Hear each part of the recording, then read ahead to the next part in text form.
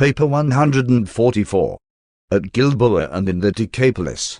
September and October were spent in retirement at a secluded camp upon the slopes of Mount Gilboa. The month of September Jesus spent here alone with his apostles, teaching and instructing them in the truths of the kingdom. There were a number of reasons why Jesus and his apostles were in retirement at this time on the borders of Samaria and the Decapolis. The Jerusalem religious rulers were very antagonistic. Herod Antipas still held John in prison, fearing either to release or execute him, while he continued to entertain suspicions that John and Jesus were in some way associated. These conditions made it unwise to plan for aggressive work in either Judea or Galilee. There was a third reason, the slowly augmenting tension between the leaders of John's disciples and the apostles of Jesus, which grew worse with the increasing number of believers. Jesus knew that the days of the preliminary work of teaching and preaching were about over, that the next move involved the beginning of the full and final effort of his life on earth, and he did not wish the launching of this undertaking to be in any manner either trying or embarrassing to John the Baptist. Jesus had therefore decided to spend some time in retirement rehearsing his apostles and then to do some quiet work in the cities of the Decapolis until John should be either executed or released to join them in a united effort. 1. The Gilboa encampment. As time passed, the 12 became more devoted to Jesus and increasingly committed to the work of the kingdom. Their devotion was in large part a matter of personal loyalty. They did not grasp his many-sided teaching.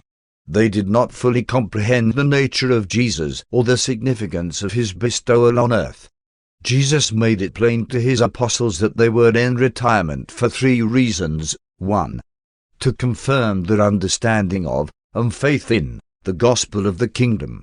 2. To allow opposition to their work in both Judea and Galilee to quiet down. 3.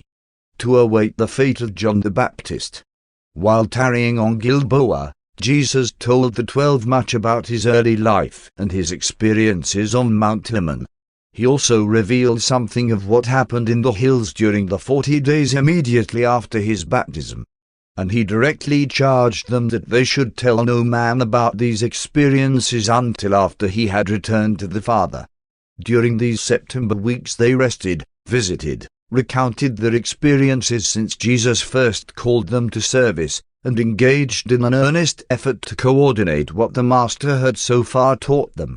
In a measure they all sensed that this would be their last opportunity for prolonged rest. They realized that their next public effort in either Judea or Galilee would mark the beginning of the final proclamation of the coming kingdom, but they had little or no settled ideas to what the kingdom would be when it came. John and Andrew thought the kingdom had already come. Peter and James believed that it was yet to come. Nathanael and Thomas frankly confessed they were puzzled. Matthew, Philip, and Simon Zealots were uncertain and confused. The twins were blissfully ignorant of the controversy, and Judas Iscariot was silent, non-committal. Much of this time Jesus was alone on the mountain near the camp. Occasionally he took with him Peter, James, or John, but more often he went off to pray or commune alone.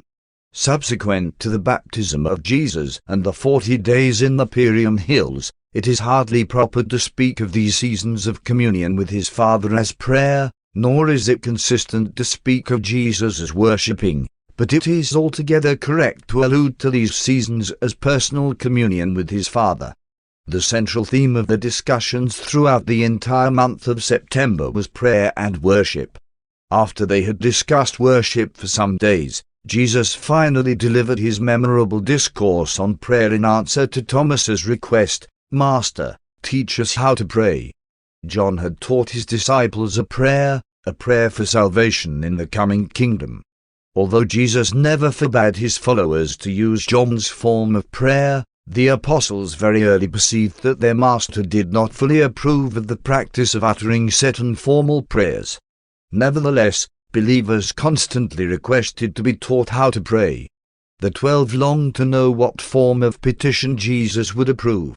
And it was chiefly because of this need for some simple petition for the common people that Jesus at this time consented, in answer to Thomas's request to teach them a suggestive form of prayer. Jesus gave this lesson one afternoon in the third week of their sojourn on Mount Gilboa. 2. The Discourse on Prayer. John indeed taught you a simple form of prayer. O Father, cleanse us from sin, show us your glory, reveal your love, and let your Spirit sanctify our hearts forevermore. Amen. He taught this prayer that you might have something to teach the multitude. He did not intend that you should use such a set and formal petition as the expression of your own souls in prayer. Prayer is entirely a personal and spontaneous expression of the attitude of the soul toward the Spirit. Prayer should be the communion of sonship and the expression of fellowship. Prayer, when indited by the Spirit, leads to cooperative spiritual progress. The ideal prayer is a form of spiritual communion which leads to intelligent worship. True praying is the sincere attitude of reaching heavenward for the attainment of your ideals. Prayer is the breath of the soul and should lead you to be persistent in your attempt to ascertain the Father's will.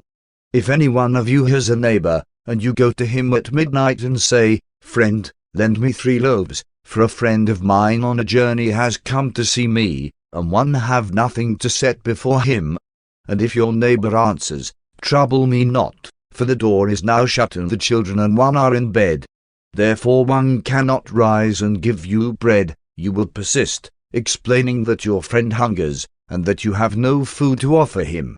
One say to you, though your neighbor will not rise and give you bread, because he is your friend, yet because of your importunity he will get up and give you as many loaves as you need. If, then, persistence will win favors even from mortal man, how much more will your persistence in the Spirit win the bread of life for you from the willing hands of the Father in heaven? Again one say to you, "Ask and it shall be given you. Seek and you shall find. Knock and it shall be opened to you. For everyone who asks receives. He who seeks finds. And to him who knocks the door of salvation will be opened.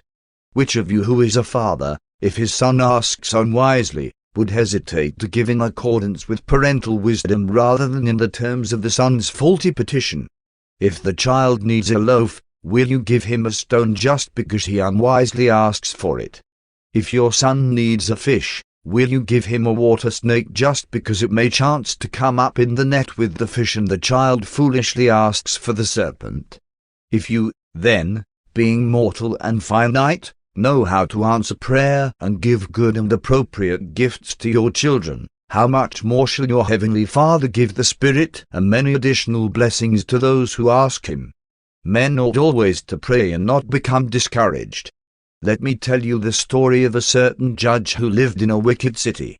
This judge feared not God nor had respect for man. Now there was a needy widow in that city who came repeatedly to this unjust judge, saying, "Protect me from my adversary." For some time he would not give ear to her, but presently he said to himself, "Though one fear not God nor have regard for man, yet because this widow ceases not to trouble me, one will vindicate her lest she wear me out by her continual coming." These stories one tell you to encourage you to persist in praying and not to intimate that your petitions will change the just and righteous Father above.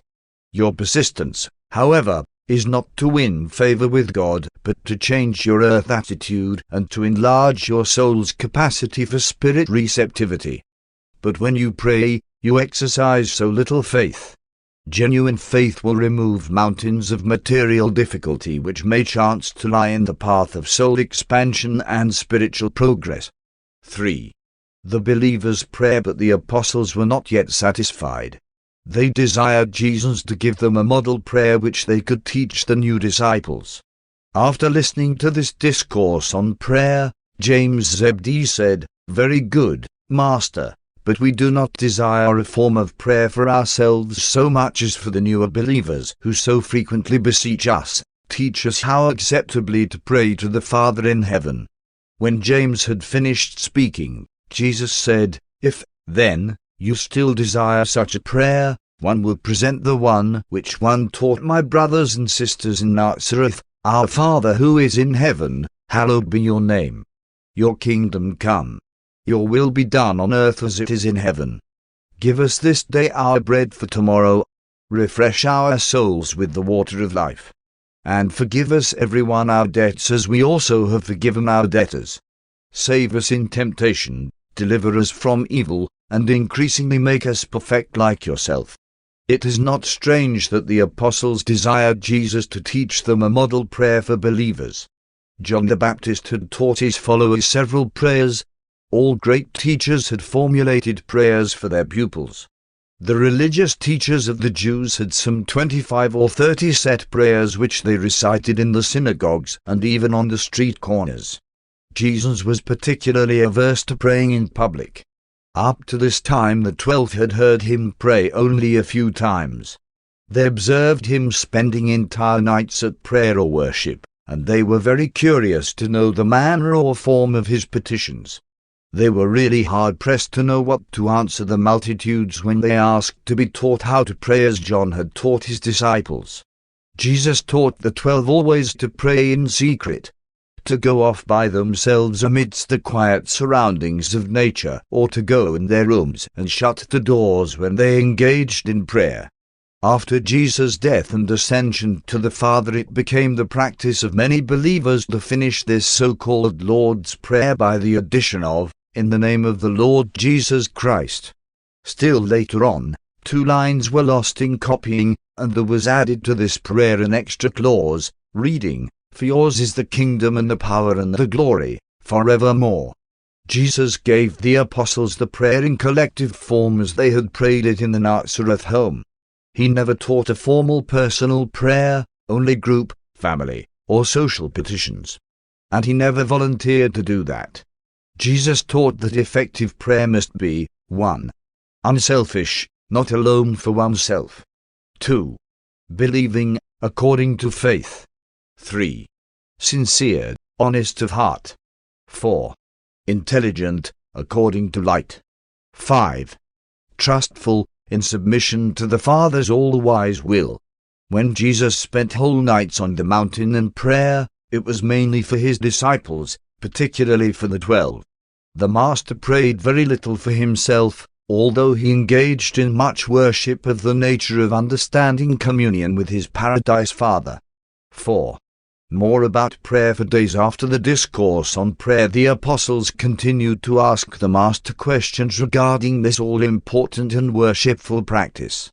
Jesus' instruction to the apostles during these days, regarding prayer and worship, may be summarized and restated in modern phraseology as follows: the earnest and longing repetition of any petition, when such a prayer is the sincere expression of a child of God and is uttered in faith, no matter how ill-advised or impossible of direct answer, never fails to expand the soul's capacity for spiritual receptivity.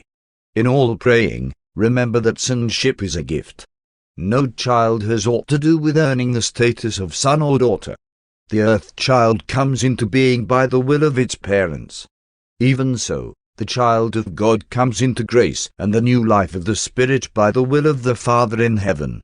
Therefore must the kingdom of heaven, divine sonship, be received as by a little child.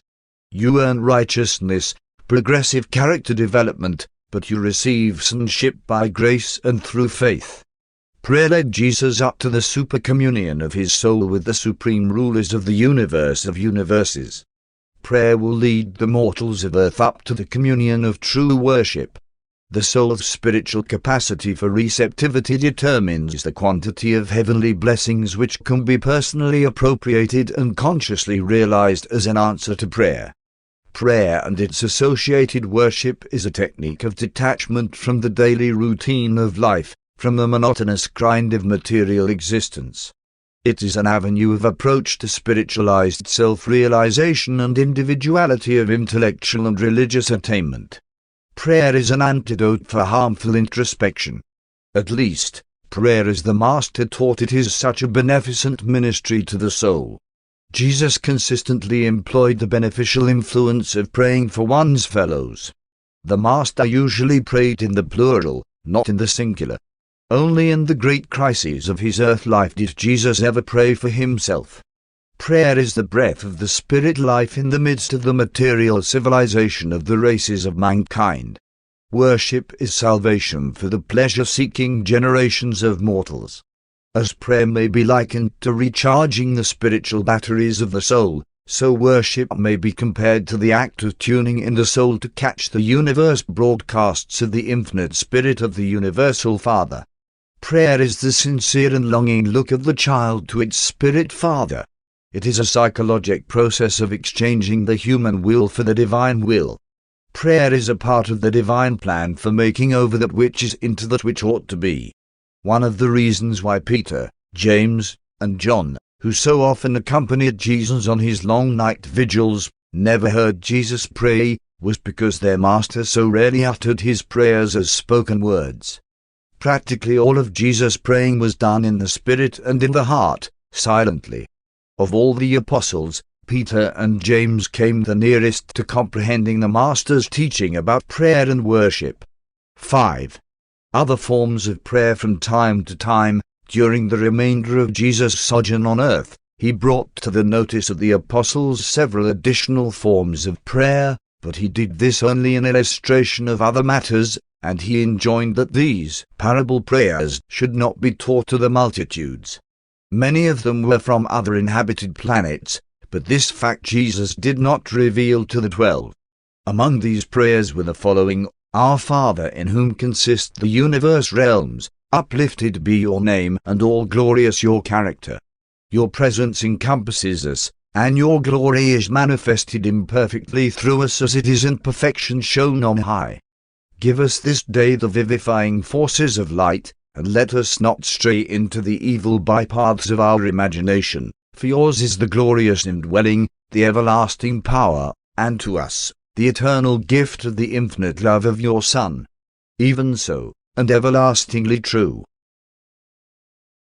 Our creative parent, who is in the center of the universe, bestow upon us your nature, and give to us your character. Make us sons and daughters of yours by grace, and glorify your name through our eternal achievement. Your adjusting and controlling spirit give to live and dwell within us, that we may do your will on this sphere as angels do your bidding in light. Sustain us this day in our progress along the path of truth. Deliver us from inertia, evil, and all sinful transgression.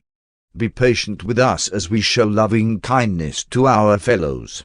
Shed abroad the spirit of your mercy in our creature hearts. Lead us by your own hand, step by step, through the uncertain maze of life, and when our end shall come, receive into your own bosom our faithful spirits. Even so, not our desires but your will be done.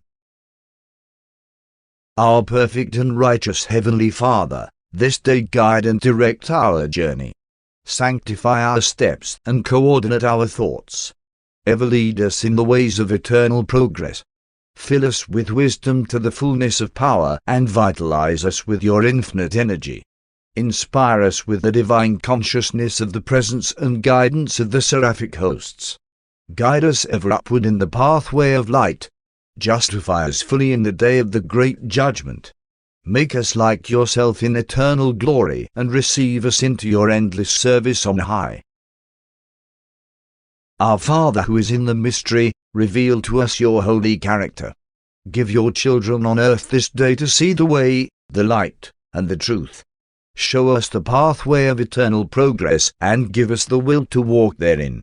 Establish within us your divine kingship, and thereby bestow upon us the full mastery of self. Let us not stray into paths of darkness and death. Lead us everlastingly beside the waters of life. Hear these our prayers for your own sake. Be pleased to make us more and more like yourself. At the end, for the sake of the divine Son, receive us into the eternal arms. Even so, not our will but yours be done. Glorious Father and Mother, in one parent combined, loyal would we be to your divine nature. Your own self to live again in and through us by the gift and bestowal of your divine Spirit, thus reproducing you imperfectly in this sphere as you are perfectly and majestically shown on high. Give us day by day your sweet ministry of brotherhood, and lead us moment by moment in the pathway of loving service. Be you ever and unfailingly patient with us, even as we show forth your patience to our children. Give us the divine wisdom that does all things well and the infinite love that is gracious to every creature. Bestow upon us your patience and loving kindness that our charity may enfold the weak of the realm. And when our career is finished, make it an honor to your name, a pleasure to your good spirit, and a satisfaction to our soul helpers. Not as we wish, our loving Father, but as you desire the eternal good of your mortal children, even so may it be. Our all-faithful source and all-powerful center, reverent and holy be the name of your all-gracious Son. Your bounties and your blessings have descended upon us, thus empowering us to perform your will and execute your bidding. Give us moment by moment the sustenance of the tree of life. Refresh us day by day with the living waters of the river thereof. Step by step lead us out of darkness and into the divine light. Renew our minds by the transformations of the indwelling Spirit, and when the mortal end shall finally come upon us, receive us to yourself and send us forth in eternity. Crown us with celestial diadems of fruitful service, and we shall glorify the Father, the Son, and the Holy Influence. Even so, throughout the universe without end. Our Father who dwells in the secret places of the universe, honored be your name, reverenced your mercy, and respected your judgment. Let the Sun of Righteousness shine upon us at noontime, while we beseech you to guide our wayward steps in the twilight. Lead us by the hand in the ways of your own choosing, and forsake us not when the path is hard and the hours are dark. Forget us not as we so often neglect and forget you. But be you merciful and love us as we desire to love you.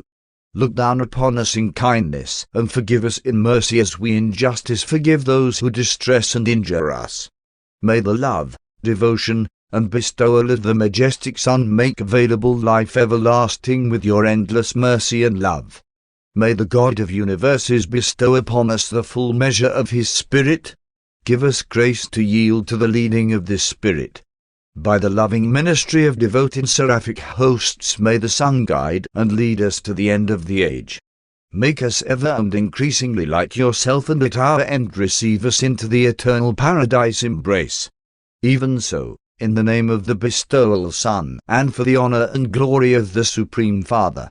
Though the apostles were not at liberty to present these prayer lessons in their public teachings, they profited much from all of these revelations in their personal religious experiences. Jesus utilized these and other prayer models as illustrations in connection with the intimate instruction of the 12, and specific permission has been granted for transcribing these 7 specimen prayers into this record.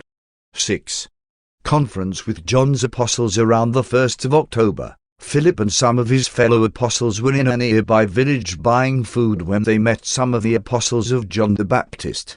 As a result of this chance meeting in the marketplace, there came about a 3 weeks conference at the Gilboa camp between the apostles of Jesus and the apostles of John, for John had recently appointed 12 of his leaders to be apostles, following the precedent of Jesus.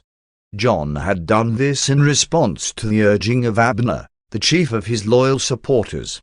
Jesus was present at the Gilboa camp throughout the first week of this joint conference, but absented himself the last 2 weeks. By the beginning of the 2nd week of this month, Abner had assembled all of his associates at the Gilboa camp and was prepared to go into council with the apostles of Jesus. For 3 weeks these 24 men were in session 3 times a day and for 6 days each week. The first week Jesus mingled with them between their forenoon, afternoon, and evening sessions. They wanted the Master to meet with them and preside over their joint deliberations, but he steadfastly refused to participate in their discussions, though he did consent to speak to them on 3 occasions. These talks by Jesus to the 24 were on sympathy, cooperation, and tolerance. Andrew and Abner alternated in presiding over these joint meetings of the 2 apostolic groups. These men had many difficulties to discuss and numerous problems to solve. Again and again would they take their troubles to Jesus, only to hear him say, "One am concerned only with your personal and purely religious problems. One am the representative of the Father to the individual, not to the group." If you are in personal difficulty in your relations with God, come to me, and one will hear you and counsel you in the solution of your problem. But when you enter upon the coordination of divergent human interpretations of religious questions and upon the socialization of religion, you are destined to solve all such problems by your own decisions. Albeit, one am ever sympathetic and always interested, and when you arrive at your conclusions touching these matters of non-spiritual import, provided you are all agreed, then one pledge in advance my full approval and hearty cooperation. And now, in order to leave you unhampered in your deliberations, one am leaving you for 2 weeks. Be not anxious about me, for one will return to you. One will be about my Father's business, for we have other realms besides this one. After thus speaking, Jesus went down the mountainside, and they saw him no more for 2 full weeks. And they never knew where he went or what he did during these days. It was some time before the 24 could settle down to the serious consideration of their problems. They were so disconcerted by the absence of the Master. However, within a week they were again in the heart of their discussions, and they could not go to Jesus for help. The first item the group agreed upon was the adoption of the prayer which Jesus had so recently taught them. It was unanimously voted to accept this prayer as the one to be taught to believers by both groups of apostles. They next decided that, as long as John lived, whether in prison or out, both groups of 12 apostles would go on with their work, and that joint meetings for 1 week would be held every 3 months at places to be agreed upon from time to time. But the most serious of all their problems was the question of baptism. Their difficulties were all the more aggravated because Jesus had refused to make any pronouncement upon the subject. They finally agreed, as long as John lived, or until they might jointly modify this decision, only the apostles of John would baptize believers, and only the apostles of Jesus would finally instruct the new disciples. Accordingly, from that time until after the death of John, 2 of the apostles of John accompanied Jesus and his apostles to baptize believers, for the joint council had unanimously voted that baptism was to become the initial step in the outward alliance with the affairs of the kingdom.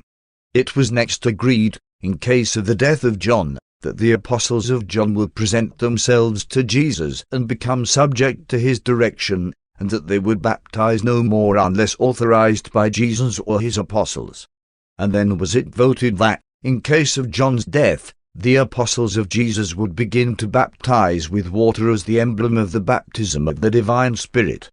As to whether or not repentance should be attached to the preaching of baptism was left optional. No decision was made binding upon the group. John's apostles preached, "Repent and be baptized." Jesus' apostles proclaimed, "Believe and be baptized." And this is the story of the first attempt of Jesus' followers to coordinate divergent efforts, compose differences of opinion, organize group undertakings, legislate on outward observances, and socialize personal religious practices. Many other minor matters were considered and their solutions unanimously agreed upon. These 24 men had a truly remarkable experience these 2 weeks when they were compelled to face problems and compose difficulties without Jesus. They learned to differ, to debate, to contend, to pray, and to compromise, and throughout it all to remain sympathetic with the other person's viewpoint and to maintain at least some degree of tolerance for his honest opinions. On the afternoon of their final discussion of financial questions, Jesus returned, heard of their deliberations, listened to their decisions, and said, "These, then, are your conclusions, and one shall help you each to carry out the spirit of your united decisions."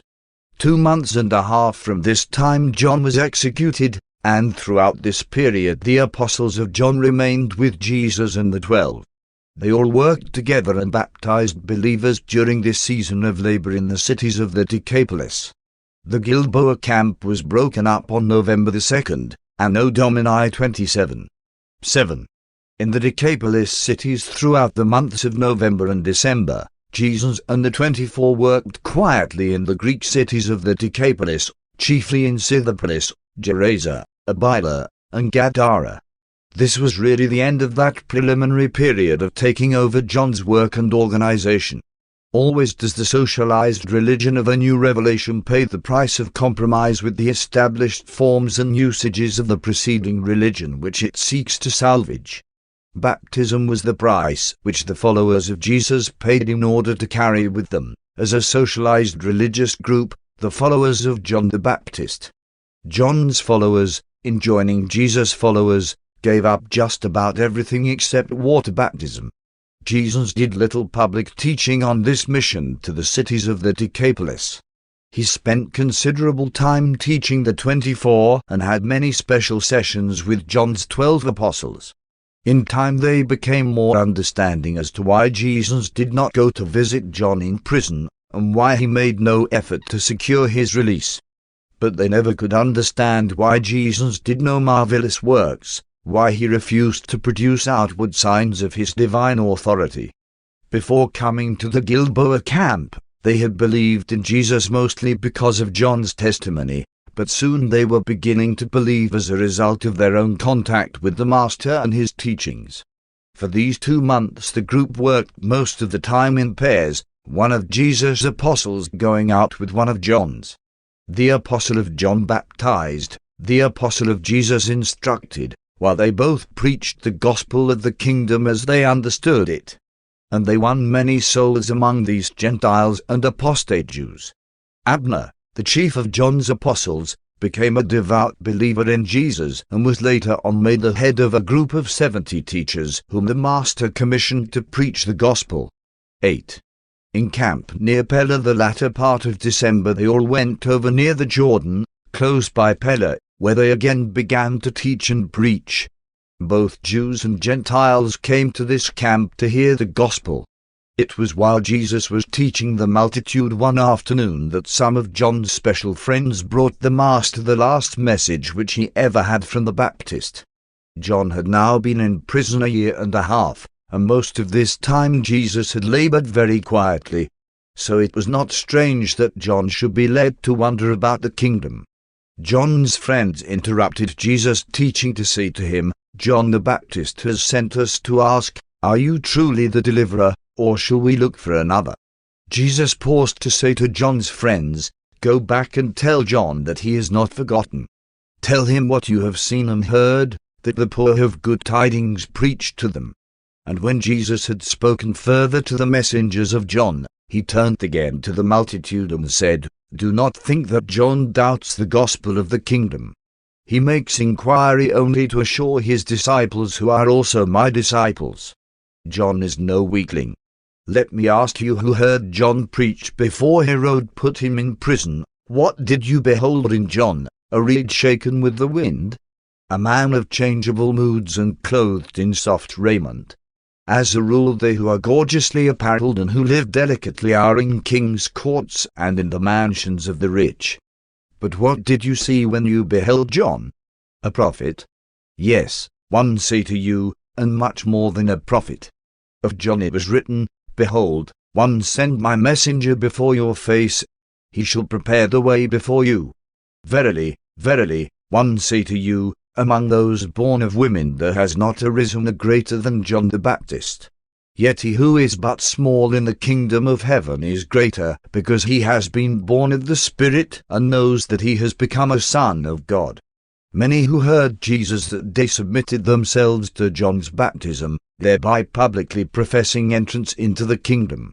And the apostles of John were firmly knit to Jesus from that day forward.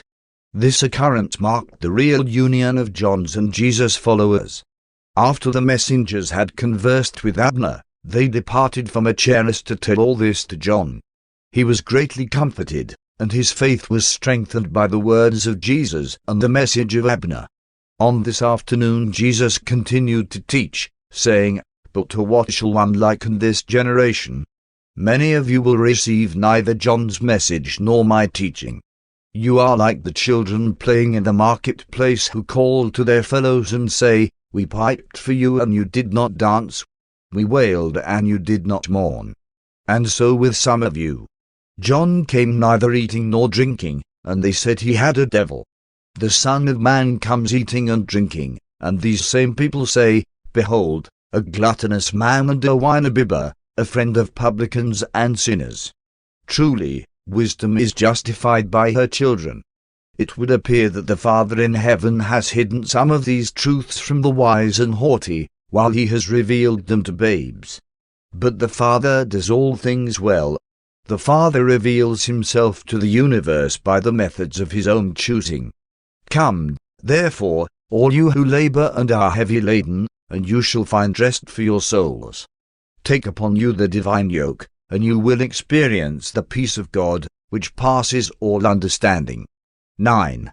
Death of John the Baptist. John the Baptist was executed by order of Herod Antipas on the evening of January the 10th, Anno Domini 28.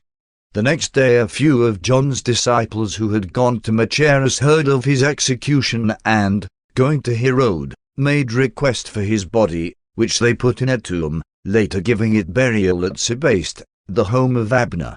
The following day, January the 12th, they started north to the camp of John's and Jesus' apostles near Pella, and they told Jesus about the death of John. When Jesus heard their report, he dismissed the multitude and, calling the 24 together, said, John is dead.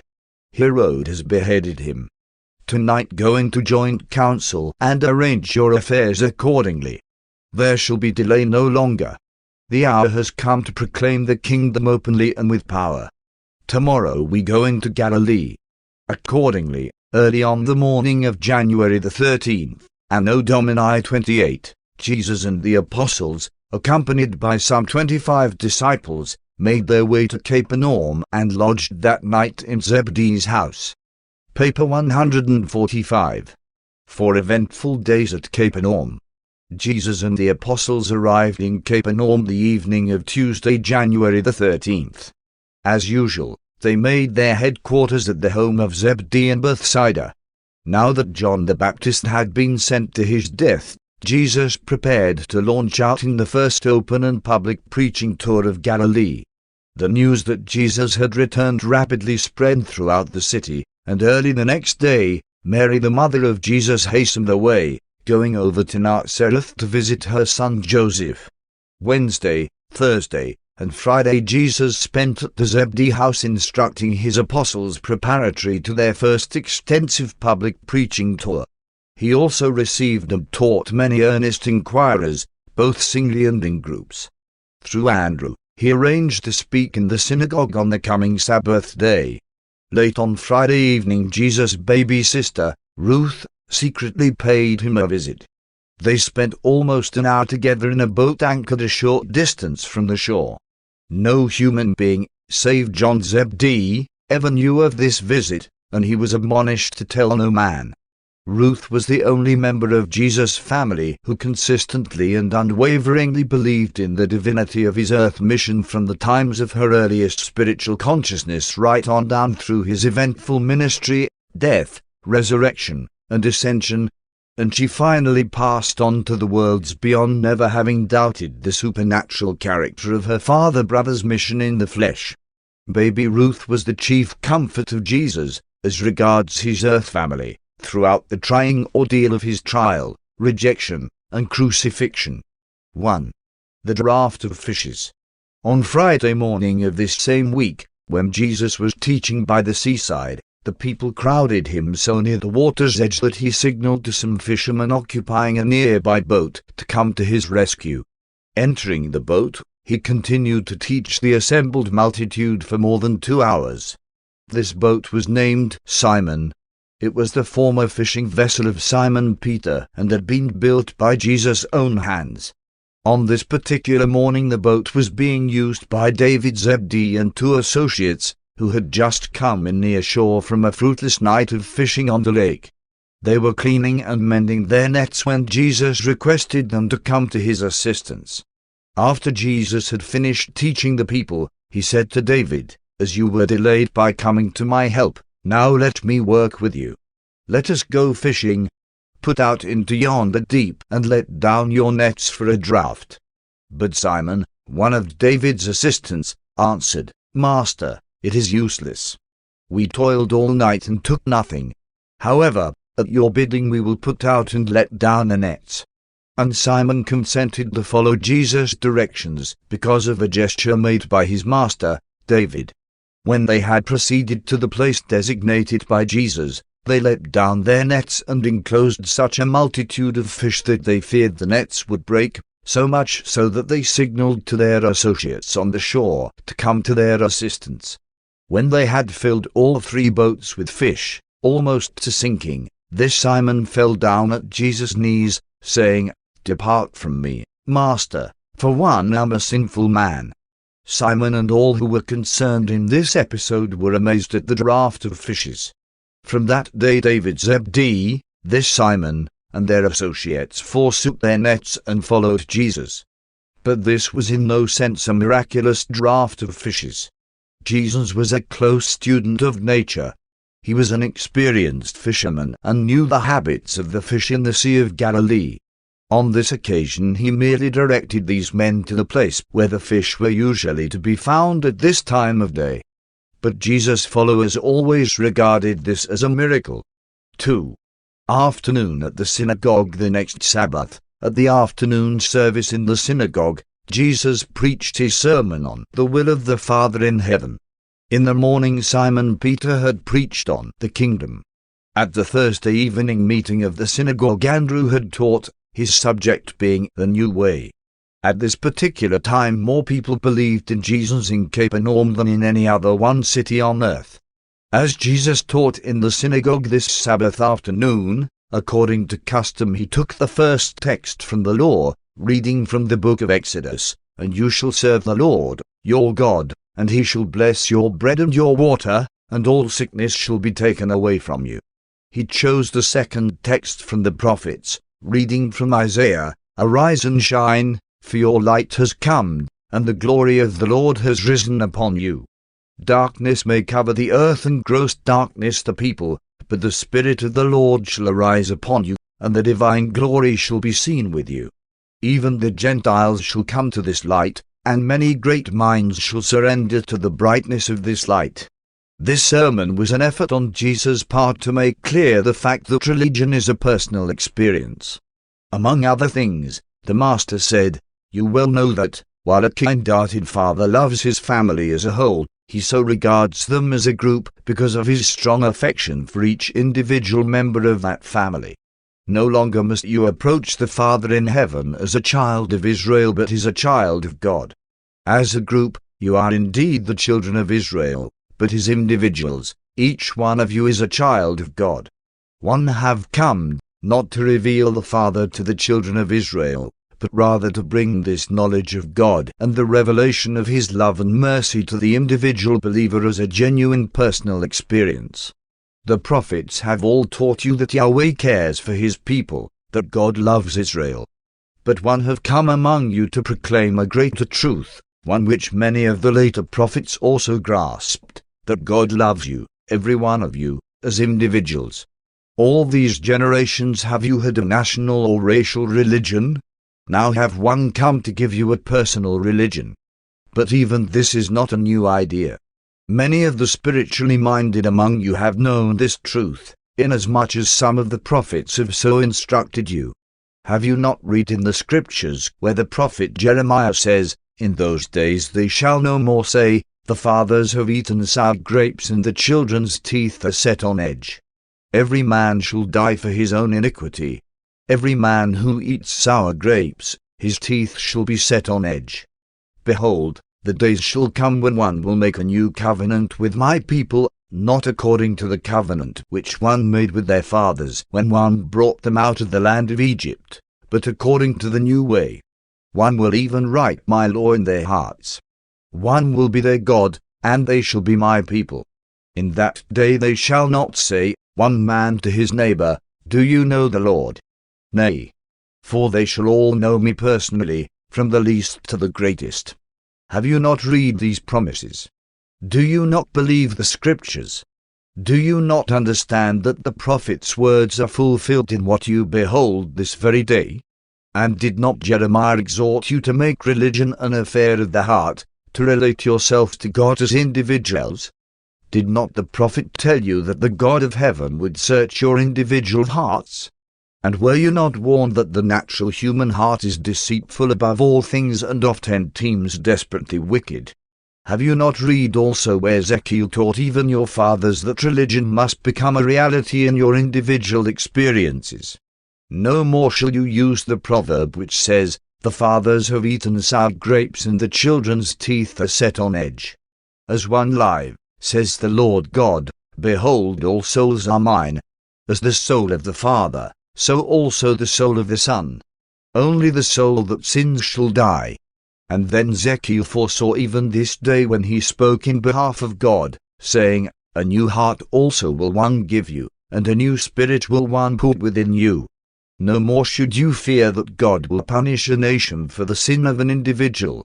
Neither will the Father in heaven punish one of his believing children for the sins of a nation, albeit the individual member of any family must often suffer the material consequences of family mistakes and group transgressions. Do you not realize that the hope of a better nation, or a better world, is bound up in the progress and enlightenment of the individual? Then the Master portrayed that the Father in heaven, after man discerns this spiritual freedom, wills that his children on earth should begin that eternal ascent of the paradise career which consists in the creature's conscious response to the divine urge of the indwelling Spirit to find the Creator, to know God and to seek to become like Him. The apostles were greatly helped by this sermon. All of them realized more fully that the gospel of the kingdom is a message directed to the individual, not to the nation. Even though the people of Capernaum were familiar with Jesus' teaching, they were astonished at his sermon on his Sabbath day. He taught, indeed, as one having authority and not as the scribes. Just as Jesus finished speaking, a young man in the congregation who had been much agitated by his words was seized with a violent epileptic attack and loudly cried out. At the end of the seizure, when recovering consciousness, he spoke in a dreamy state, saying, "What have we to do with you, Jesus of Nazareth? You are the Holy One of God. Have you come to destroy us?" Jesus bade the people be quiet and, taking the young man by the hand, said, "Come out of it," and he was immediately awakened. This young man was not possessed of an unclean spirit or demon. He was a victim of ordinary epilepsy. But he had been taught that his affliction was due to possession by an evil spirit. He believed this teaching and behaved accordingly in all that he thought or said concerning his ailment. The people all believed that such phenomena were directly caused by the presence of unclean spirits. Accordingly, they believed that Jesus had cast a demon out of this man. But Jesus did not at that time cure his epilepsy. Not until later on that day, after sundown, was this man really healed. Long after the day of Pentecost, the Apostle John, who was the last to write of Jesus' doings, avoided all reference to these so-called acts of casting out devils, and this he did in view of the fact that such cases of demon possession never occurred after Pentecost. As a result of this commonplace incident, the report was rapidly spread through Capernaum that Jesus had cast a demon out of a man and miraculously healed him in the synagogue at the conclusion of his afternoon sermon. The Sabbath was just the time for the rapid and effective spreading of such a startling rumor.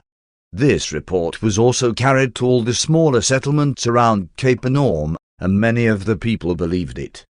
The cooking and the housework at the large Zebedee home, where Jesus and the 12 made their headquarters, was for the most part done by Simon Peter's wife and her mother. Peter's home was near that of Zebedee, and Jesus and his friends stopped there on the way from the synagogue because Peter's wife's mother had for several days been sick with chills and fever. Now it chanced that, at about the time Jesus stood over this sick woman, holding her hand, smoothing her brow, and speaking words of comfort and encouragement, the fever left her. Jesus had not yet had time to explain to his apostles that no miracle had been wrought at the synagogue, and with this incident so fresh and vivid in their minds, and recalling the water and the wine at Cana, they seized upon this coincidence as another miracle, and some of them rushed out to spread the news abroad throughout the city. Martha, Peter's mother-in-law, was suffering from malarial fever. She was not miraculously healed by Jesus at this time. Not until several hours later, after sundown, was her cure effected in connection with the extraordinary event which occurred in the front yard of the Zebedee home. And these cases are typical of the manner in which a wonder-seeking generation and a miracle-minded people unfailingly seized upon all such coincidences as the pretext for proclaiming that another miracle had been wrought by Jesus. 3. The healing at sundown. By the time Jesus and his apostles had made ready to partake of their evening meal near the end of this eventful Sabbath day, all Capernaum and its environs were agog over these reputed miracles of healing, and all who were sick or afflicted began preparations to go to Jesus or to have themselves carried there by their friends just as soon as the sun went down. According to Jewish teaching, it was not permissible even to go in quest of health during the sacred hours of the Sabbath. Therefore, as soon as the sun sank beneath the horizon, scores of afflicted men, women, and children began to make their way toward the Zebedee home in Bethsaida. One man started out with his paralyzed daughter just as soon as the sun sank behind his neighbor's house. The whole day's events had set the stage for this extraordinary sundown scene. Even the text Jesus had used for his afternoon sermon had intimated that sickness should be banished, and he had spoken with such unprecedented power and authority. His message was so compelling. While he made no appeal to human authority, he did speak directly to the consciences and souls of men. Though he did not resort to logic, legal quibbles, or clever sayings, he did make a powerful, direct, clear, and personal appeal to the hearts of his hearers. That Sabbath was a great day in the earth life of Jesus, yes, in the life of a universe. To all local universe intents and purposes, the little Jewish city of Capernaum was the real capital of Nebadan. The handful of Jews in the Capernaum synagogue were not the only beings to hear that momentous closing statement of Jesus' sermon, "Hate is the shadow of fear, revenge the mask of cowardice." Neither could his hearers forget his blessed words, declaring, "Man is the son of God, not a child of the devil." Soon after the setting of the sun, as Jesus and the apostles still lingered about the supper table, Peter's wife heard voices in the front yard and, on going to the door, saw a large company of sick folks assembling, and that the road from Capernaum was crowded by those who were on their way to seek healing at Jesus' hands. On seeing this sight, she went at once and informed her husband, who told Jesus. When the master stepped out of the front entrance of Zebedee's house, his eyes met an array of stricken and afflicted humanity. He gazed upon almost 1,000 sick and ailing human beings. At least that was the number of persons gathered together before him. Not all present were afflicted. Some had come assisting their loved ones in this effort to secure healing. The sight of these afflicted mortals, men, women, and children, suffering in large measure as a result of the mistakes and misdeeds of his own trusted sons of universe administration, peculiarly touched the human heart of Jesus and challenged the divine mercy of this benevolent Creator Son. But Jesus well knew he could never build an enduring spiritual movement upon the foundation of purely material wonders. It had been his consistent policy to refrain from exhibiting his Creator prerogatives. Not since Cana had the supernatural or miraculous attended his teaching. Still, this afflicted multitude touched his sympathetic heart and mightily appealed to his understanding affection. A voice from the front yard exclaimed, "Master, speak the word, restore our health, heal our diseases, and save our souls." No sooner had these words been uttered than a vast retinue of seraphim, physical controllers, life carriers, and midwayers, such as always attended this incarnated Creator of a universe, made themselves ready to act with creative power should their sovereign give the signal. This was one of those moments in the earth career of Jesus in which divine wisdom and human compassion were so interlocked in the judgment of the Son of Man that he sought refuge in appeal to his Father's will. When Peter implored the Master to heed their cry for help, Jesus, looking down upon the afflicted throng, answered, one have come into the world to reveal the Father and establish his kingdom. For this purpose have one lived my life to this hour. If, therefore, it should be the will of him who sent me and not inconsistent with my dedication to the proclamation of the gospel of the kingdom of heaven, one would desire to see my children made whole, but the further words of Jesus were lost in the tumult. Jesus had passed the responsibility of this healing decision to the ruling of his Father. Evidently the Father's will interposed no objection, for the words of the Master had scarcely been uttered when the assembly of celestial personalities serving under the command of Jesus' personalized thought adjuster was mightily astir. The vast retinue descended into the midst of this motley throng of afflicted mortals, and in a moment of time 683 men, women, and children were made whole, were perfectly healed of all their physical diseases and other material disorders. Such a scene was never witnessed on earth before that day, nor since. And for those of us who were present to behold this creative wave of healing, it was indeed a thrilling spectacle. But of all the beings who were astonished at this sudden and unexpected outbreak of supernatural healing, Jesus was the most surprised. In a moment when his human interests and sympathies were focused upon the scene of suffering and affliction there spread out before him, he neglected to bear in his human mind the admonitory warnings of his personalized adjuster regarding the impossibility of limiting the time element of the creator prerogatives of a creator son under certain conditions and in certain circumstances. Jesus desired to see these suffering mortals made whole if his Father's will would not thereby be violated. The personalized adjuster of Jesus instantly ruled that such an act of creative energy at that time would not transgress the will of the Paradise Father, and by such a decision, in view of Jesus' preceding expression of healing desire, the creative act was what a creator son desires and his Father wills is.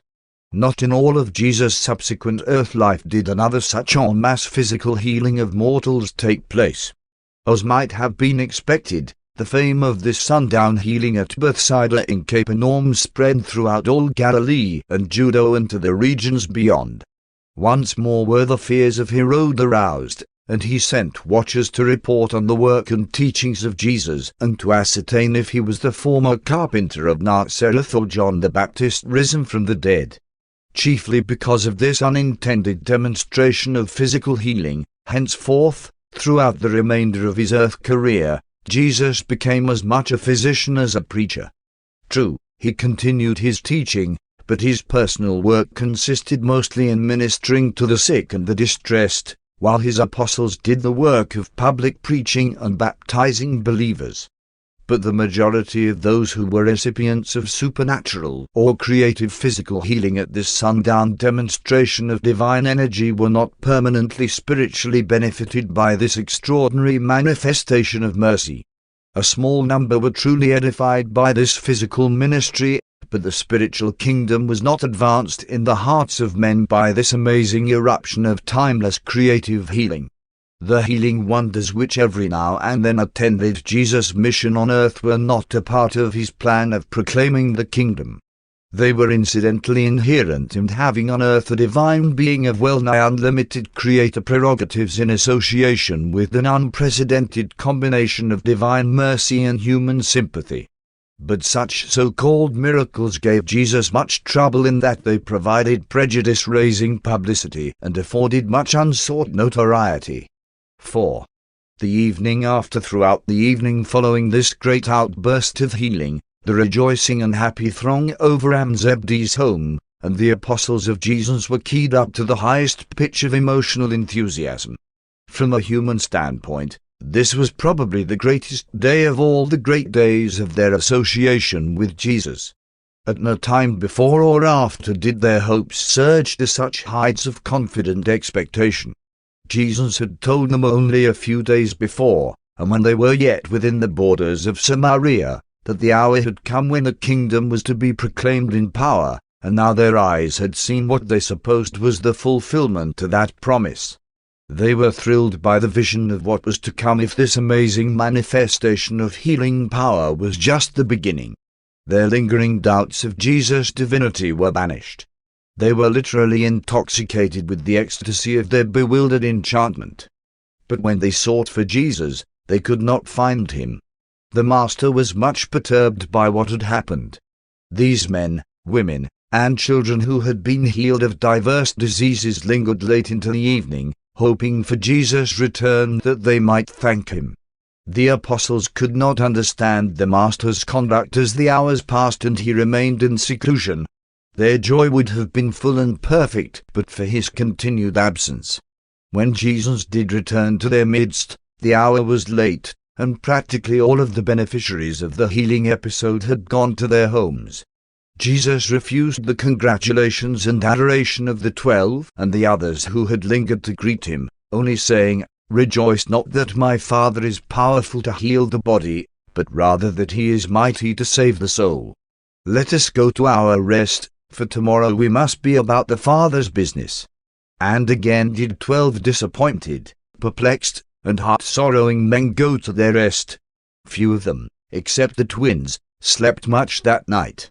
No sooner would the Master do something to cheer the souls and gladden the hearts of his apostles, than he seemed immediately to dash their hopes in pieces and utterly to demolish the foundations of their courage and enthusiasm.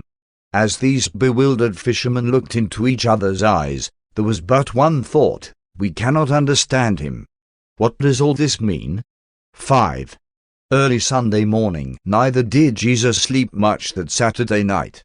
He realized that the world was filled with physical distress and overrun with material difficulties, and he contemplated the great danger of being compelled to devote so much of his time to the care of the sick and afflicted that his mission of establishing the spiritual kingdom in the hearts of men would be interfered with or at least subordinated to the ministry of things physical.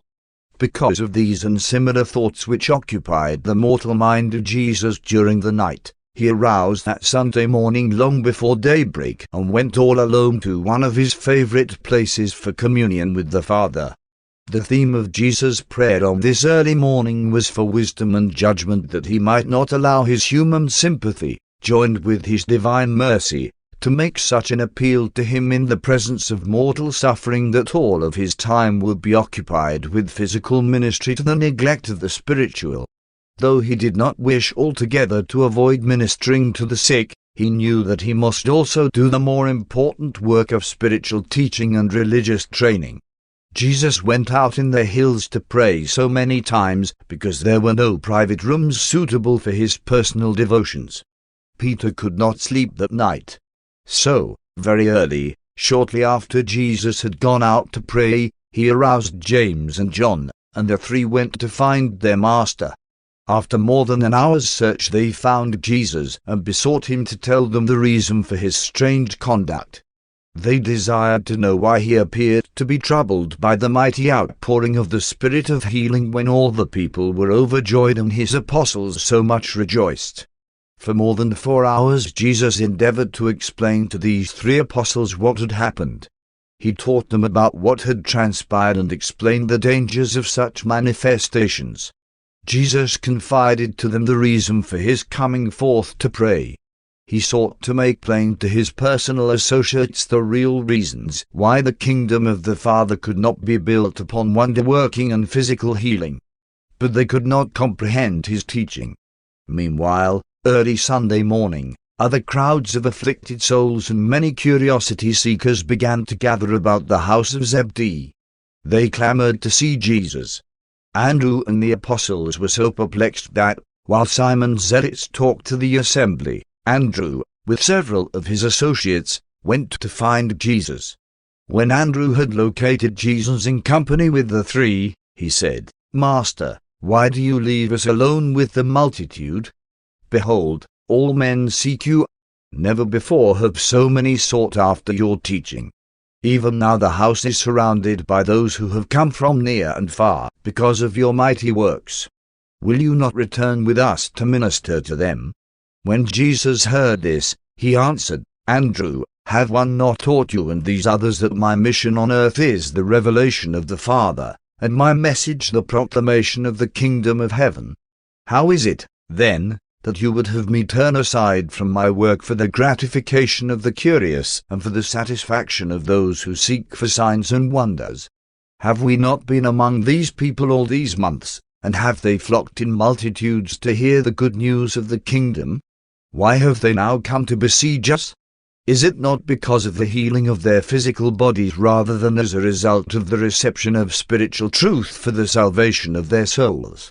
When men are attracted to us because of extraordinary manifestations, many of them come seeking not for truth and salvation, but rather in quest of healing for their physical ailments and to secure deliverance from their material difficulties. All this time one have been in Capernaum, and both in the synagogue and by the seaside have one proclaimed the good news of the kingdom to all who had ears to hear and hearts to receive the truth. It is not the will of my Father that one should return with you to cater to these curious ones, and to become occupied with the ministry of things physical to the exclusion of the spiritual. One have ordained you to preach the gospel and minister to the sick, but one must not become engrossed in healing to the exclusion of my teaching. No, Andrew, one will not return with you. Go and tell the people to believe in that which we have taught them and to rejoice in the liberty of the sons of God, and make ready for our departure for the other cities of Galilee, where the way has already been prepared for the preaching of the good tidings of the kingdom. It was for this purpose that one came forth from the Father. Go, then, and prepare for our immediate departure, while one here await your return. When Jesus had spoken, Andrew and his fellow apostles sorrowfully made their way back to Zebedee's house, dismissed the assembled multitude, and quickly made ready for the journey as Jesus had directed. And so, on the afternoon of Sunday, January the 18th, Anno Domini 28, Jesus and the apostles started out upon their first really public and open preaching tour of the cities of Galilee. On this first tour they preached the gospel of the kingdom in many cities, but they did not visit Nazareth. That Sunday afternoon, shortly after Jesus and his apostles had left for Rimmon, his brothers James and Jude came to see him, calling at Zebedee's house. About noon of that day Jude had sought out his brother James and insisted that they go to Jesus. By the time James consented to go with Jude, Jesus had already departed. The apostles were loath to leave the great interest which had been aroused at Capernaum. Peter calculated that no less than 1,000 believers could have been baptized into the kingdom. Jesus listened to them patiently, but he would not consent to return. Silence prevailed for a season, and then Thomas addressed his fellow apostles, saying, "Let's go. The Master has spoken. No matter if we cannot fully comprehend the mysteries of the kingdom of heaven, of one thing we are certain, we follow a teacher who seeks no glory for himself." And reluctantly they went forth to preach the good tidings in the cities of Galilee. Paper 146. First Preaching Tour of Galilee. The first public preaching tour of Galilee began on Sunday, January the 18th, Anno Domini 28, and continued for about 2 months, ending with the return to Capernaum on March the 17th. On this tour Jesus and the 12 apostles, assisted by the former apostles of John, preached the gospel and baptized believers in Rimmon, Jotapata, Ramah, Zebulun, Ain, Giscala, Chorazin, Madon, Cana, Nain, and Enda. In these cities they tarried and taught, while in many other smaller towns they proclaimed the gospel of the kingdom as they passed through. This was the first time Jesus permitted his associates to preach without restraint. On this tour he cautioned them on only 3 occasions.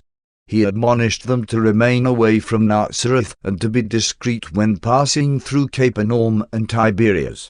It was a source of great satisfaction to the apostles at last to feel they were at liberty to preach and teach without restriction, and they threw themselves into the work of preaching the gospel, ministering to the sick, and baptizing believers, with great earnestness and joy. 1. Preaching at Rimmon. The small city of Rimmon had once been dedicated to the worship of a Babylonian god of the air, Raman.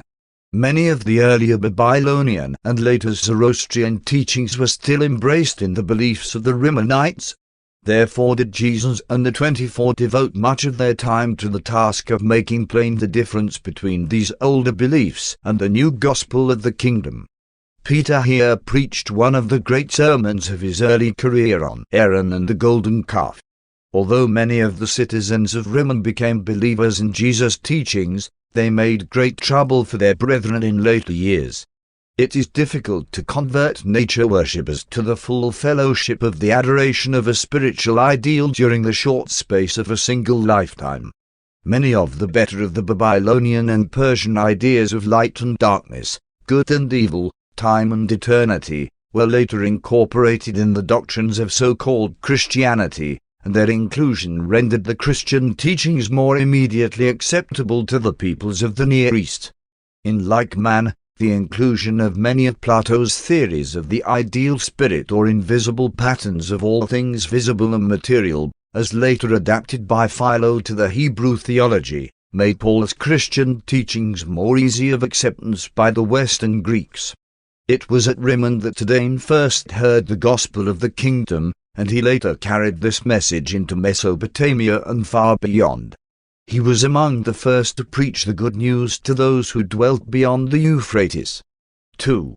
At Jotapata, while the common people of Jotapata heard Jesus and his apostles gladly and many accepted the gospel of the kingdom, it was the discourse of Jesus to the 24 on the second evening of their sojourn in this small town that distinguishes the Jotapata mission. Nathanael was confused in his mind about the Master's teachings concerning prayer, thanksgiving, and worship, and in response to his question Jesus spoke at great length in further explanation of his teaching. Summarized in modern phraseology, this discourse may be presented as emphasizing the following points. 1. The conscious and persistent regard for iniquity in the heart of man gradually destroys the prayer connection of the human soul with the spirit circuits of communication between man and his Maker. Naturally, God hears the petition of his child, but when the human heart deliberately and persistently harbors the concepts of iniquity, there gradually ensues the loss of personal communion between the earth child and his heavenly Father. 2. That prayer which is inconsistent with the known and established laws of God is an abomination to the paradise deities. If man will not listen to the gods as they speak to their creation in the laws of spirit, mind, and matter, the very act of such deliberate and conscious disdain by the creature turns the ears of spirit personalities away from hearing the personal petitions of such lawless and disobedient mortals. Jesus quoted to his apostles from the prophet Zechariah, but they refused to hearken and pulled away the shoulder and stopped their ears that they should not hear. Yes, they made their hearts adamant like a stone, lest they should hear my law and the words which one sent by my Spirit through the prophets. Therefore did the results of their evil thinking come as a great wrath upon their guilty heads. And so it came to pass that they cried for mercy, but there was no ear open to hear. And then Jesus quoted the proverb of the wise man who said, "He who turns away his ear from hearing the divine law, even his prayer shall be an abomination." 3. By opening the human end of the channel of the God-man communication, mortals make immediately available the ever-flowing stream of divine ministry to the creatures of the worlds. When man hears God's Spirit speak within the human heart, inherent in such an experience is the fact that God simultaneously hears that man's prayer. Even the forgiveness of sin operates in this same unerring fashion. The Father in heaven has forgiven you even before you have thought to ask him, but such forgiveness is not available in your personal religious experience until such a time as you forgive your fellow men. God's forgiveness in fact is not conditioned upon your forgiving your fellows, but in experience it is exactly so conditioned. And this fact of the synchrony of divine and human forgiveness was thus recognized and linked together in the prayer which Jesus taught the apostles. 4. There is a basic law of justice in the universe which mercy is powerless to circumvent. The unselfish glories of paradise are not possible of reception by a thoroughly selfish creature of the realms of time and space. Even the infinite love of God cannot force the salvation of eternal survival upon any mortal creature who does not choose to survive. Mercy has great latitude of bestowal, but, after all, there are mandates of justice which even love combined with mercy cannot effectively abrogate. Again Jesus quoted from the Hebrew Scriptures, "One have called and you refused to hear. One stretched out my hand, but no man regarded. You have set at naught all my counsel, and you have rejected my reproof, and because of this rebellious attitude it becomes inevitable that you shall call upon me and fail to receive an answer. Having rejected the way of life, you may seek me diligently in your times of suffering, but you will not find me." 5. They who would receive mercy must show mercy. "Judge not that you be not judged. With the spirit with which you judge others you also shall be judged." Mercy does not wholly abrogate universe fairness. In the end it will prove true, "Whoso stops his ears to the cry of the poor, he also shall some day cry for help, and no one will hear him." The sincerity of any prayer is the assurance of its being heard.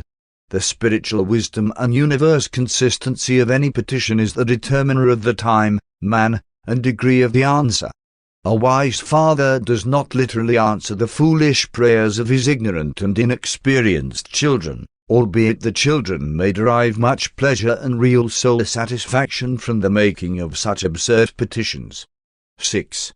When you have become wholly dedicated to the doing of the will of the Father in heaven, the answer to all your petitions will be forthcoming, because your prayers will be in full accordance with the Father's will, and the Father's will is ever manifest throughout his vast universe. What the true Son desires and the infinite Father wills is. Such a prayer cannot remain unanswered, and no other sort of petition can possibly be fully answered. 7. The cry of the righteous is the faith act of the child of God, which opens the door of the Father's storehouse of goodness, truth, and mercy, and these good gifts have long been in waiting for the Son's approach and personal appropriation. Prayer does not change the divine attitude toward man, but it does change man's attitude toward the changeless Father. The motive of the prayer gives it right of way to the divine ear, not the social, economic, or outward religious status of the one who prays. 8. Prayer may not be employed to avoid the delays of time or to transcend the handicaps of space. Prayer is not designed as a technique for aggrandizing self or for gaining unfair advantage over one's fellows. A thoroughly selfish soul cannot pray in the true sense of the word. Says Jesus, "Let your supreme delight be in the character of God, and he shall surely give you the sincere desires of your heart." Commit your way to the Lord. Trust in him, and he will act. For the Lord hears the cry of the needy, and he will regard the prayer of the destitute. 9. One have come forth from the Father. If, therefore, you are ever in doubt as to what you would ask of the Father, ask in my name, and one will present your petition in accordance with your real needs and desires, and in accordance with my Father's will. Guard against the great danger of becoming self-centered in your prayers.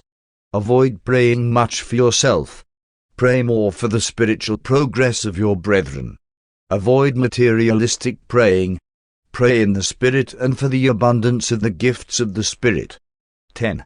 When you pray for the sick and afflicted, do not expect that your petitions will take the place of loving and intelligent ministry to the necessities of these afflicted ones. Pray for the welfare of your families, friends, and fellows, but especially pray for those who curse you, and make loving petitions for those who persecute you. But when to pray, one will not say. Only the Spirit that dwells within you may move you to the utterance of those petitions which are expressive of your inner relationship with the Father of spirits. 11. Many resort to prayer only when in trouble. Such a practice is thoughtless and misleading. True, you do well to pray when harassed, but you should also be mindful to speak as a son to your Father even when all goes well with your soul. Let your real petitions always be in secret. Do not let men hear your personal prayers. Prayers of thanksgiving are appropriate for groups of worshippers, but the prayer of the soul is a personal matter. There is but one form of prayer which is appropriate for all God's children, and that is, nevertheless, your will be done. 12. All believers in this gospel should pray sincerely for the extension of the kingdom of heaven. Of all the prayers of the Hebrew Scriptures, he commented most approvingly on the petition of the psalmist, "Create in me a clean heart, O God, and renew a right spirit within me. Purge me from secret sins, and keep back your servant from presumptuous transgression." Jesus commented at great length on the relation of prayer to careless and offending speech, quoting, "Set a watch, O Lord, before my mouth. Keep the door of my lips." The human tongue, says Jesus, is a member which few men can tame, but the Spirit within can transform this unruly member into a kindly voice of tolerance and an inspiring minister of mercy. 13. Jesus taught that the prayer for divine guidance over the pathway of earthly life was next in importance to the petition for a knowledge of the Father's will. In reality, this means a prayer for divine wisdom. Jesus never taught that human knowledge and special skill could be gained by prayer. But he did teach that prayer is a factor in the enlargement of one's capacity to receive the presence of the divine Spirit. When Jesus taught his associates to pray in the Spirit and in truth, he explained that he referred to praying sincerely and in accordance with one's enlightenment, to praying wholeheartedly and intelligently, earnestly and steadfastly. 14. Jesus warned his followers against thinking that their prayers would be rendered more efficacious by ornate repetitions, eloquent phraseology, fasting, penance, or sacrifices. But he did exhort his believers to employ prayer as a means of leading up through thanksgiving to true worship. Jesus deplored that so little of the spirit of thanksgiving was to be found in the prayers and worship of his followers. He quoted from the Scriptures on this occasion, saying, "It is a good thing to give thanks to the Lord and to sing praises to the name of the Most High, to acknowledge his loving kindness every morning and his faithfulness every night, for God has made me glad through his work. In everything one will give thanks according to the will of God." 15. And then Jesus said, "Be not constantly over-anxious about your common needs. Be not apprehensive concerning the problems of your earthly existence, but in all these things by prayer and supplication, with the spirit of sincere thanksgiving, let your needs be spread out before your Father who is in heaven." Then he quoted from the Scriptures, "One will praise the name of God with a song and will magnify him with thanksgiving. And this will please the Lord better than the sacrifice of an ox or bullock with horns and hoofs." 16. Jesus taught his followers that, when they had made their prayers to the Father, they should remain for a time in silent receptivity to afford the indwelling Spirit the better opportunity to speak to the listening soul. The Spirit of the Father speaks best to man when the human mind is in an attitude of true worship. We worship God by the aid of the Father's indwelling Spirit and by the illumination of the human mind through the ministry of truth. Worship, taught Jesus, makes one increasingly like the being who is worshipped. Worship is a transforming experience whereby the finite gradually approaches and ultimately attains the presence of the infinite. And many other truths did Jesus tell his apostles about man's communion with God, but not many of them could fully encompass his teaching. 3. The stop at Rama. Jesus had a memorable discussion with the aged Greek philosopher who taught that science and philosophy were sufficient to satisfy the needs of human experience. Jesus listened with patience and sympathy to this Greek teacher, allowing the truth of many things he said but pointing out that, when he was through, he had failed in his discussion of human existence to explain whence, why, and whither, and added, "Where you leave off, we begin." Religion is a revelation to man's soul dealing with spiritual realities which the mind alone could never discover or fully fathom. Intellectual strivings may reveal the facts of life, but the gospel of the kingdom unfolds the truths of being. You have discussed the material shadows of truth. Will you now listen while one tell you about the eternal and spiritual realities which cast these transient time shadows of the material facts of mortal existence? For more than an hour Jesus taught this Greek deceiving truths of the gospel of the kingdom. The old philosopher was susceptible to the master's mode of approach, and being sincerely honest of heart, he quickly believed this gospel of salvation. The apostles were a bit disconcerted by the open manner of Jesus' assent to many of the Greeks' propositions, but Jesus afterward privately said to them, "My children, marvel not that one was tolerant of the Greeks' philosophy. True and genuine inward certainty does not in the least fear outward analysis, nor does truth resent honest criticism. You should never forget that intolerance is the mask covering up the entertainment of secret doubts as to the trueness of one's belief. No man is at any time disturbed by his neighbor's attitude when he has perfect confidence in the truth of that which he wholeheartedly believes. Courage is the confidence of thoroughgoing honesty about those things which one professes to believe. Sincere men are unafraid of the critical examination of their true convictions and noble ideals. On the second evening at Ramah, Thomas asked Jesus this question, "Master, how can a new believer in your teaching really know, really be certain, about the truth of this gospel of the kingdom?" And Jesus said to Thomas, "Your assurance that you have entered into the kingdom family of the Father, and that you will eternally survive with the children of the kingdom, is wholly a matter of personal experience, faith in the word of truth. Spiritual assurance is the equivalent of your personal religious experience in the eternal realities of divine truth, and is otherwise equal to your intelligent understanding of truth realities, plus your spiritual faith, and minus your honest doubts. The Son is naturally endowed with the life of the Father. Having been endowed with the living Spirit of the Father, you are therefore sons of God. You survive your life in the material world of the flesh because you are identified with the Father's living Spirit, the gift of eternal life. Many, indeed, had this life before one came forth from the Father, and many more have received this Spirit because they believed my word. But one declared that, when one returned to the Father, he will send his Spirit into the hearts of all men. While you cannot observe the divine Spirit at work in your minds, there is a practical method of discovering the degree to which you have yielded the control of your soul powers to the teaching and guidance of this indwelling Spirit of the Heavenly Father, and that is the degree of your love for your fellow men. This Spirit of the Father partakes of the love of the Father, and as it dominates man, it unfailingly leads in the directions of divine worship and loving regard for one's fellows. At first you believe that you are sons of God, because my teaching has made you more conscious of the inner leadings of our Father's indwelling presence. But presently the Spirit of truth shall be poured out upon all flesh, and it will live among men and teach all men, even as one now live among you and speak to you the words of truth.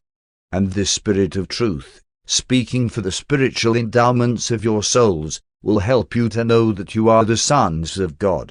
It will unfailingly bear witness with the Father's indwelling presence, your spirit, then dwelling in all men as it now dwells in some, telling you that you are in reality the sons of God.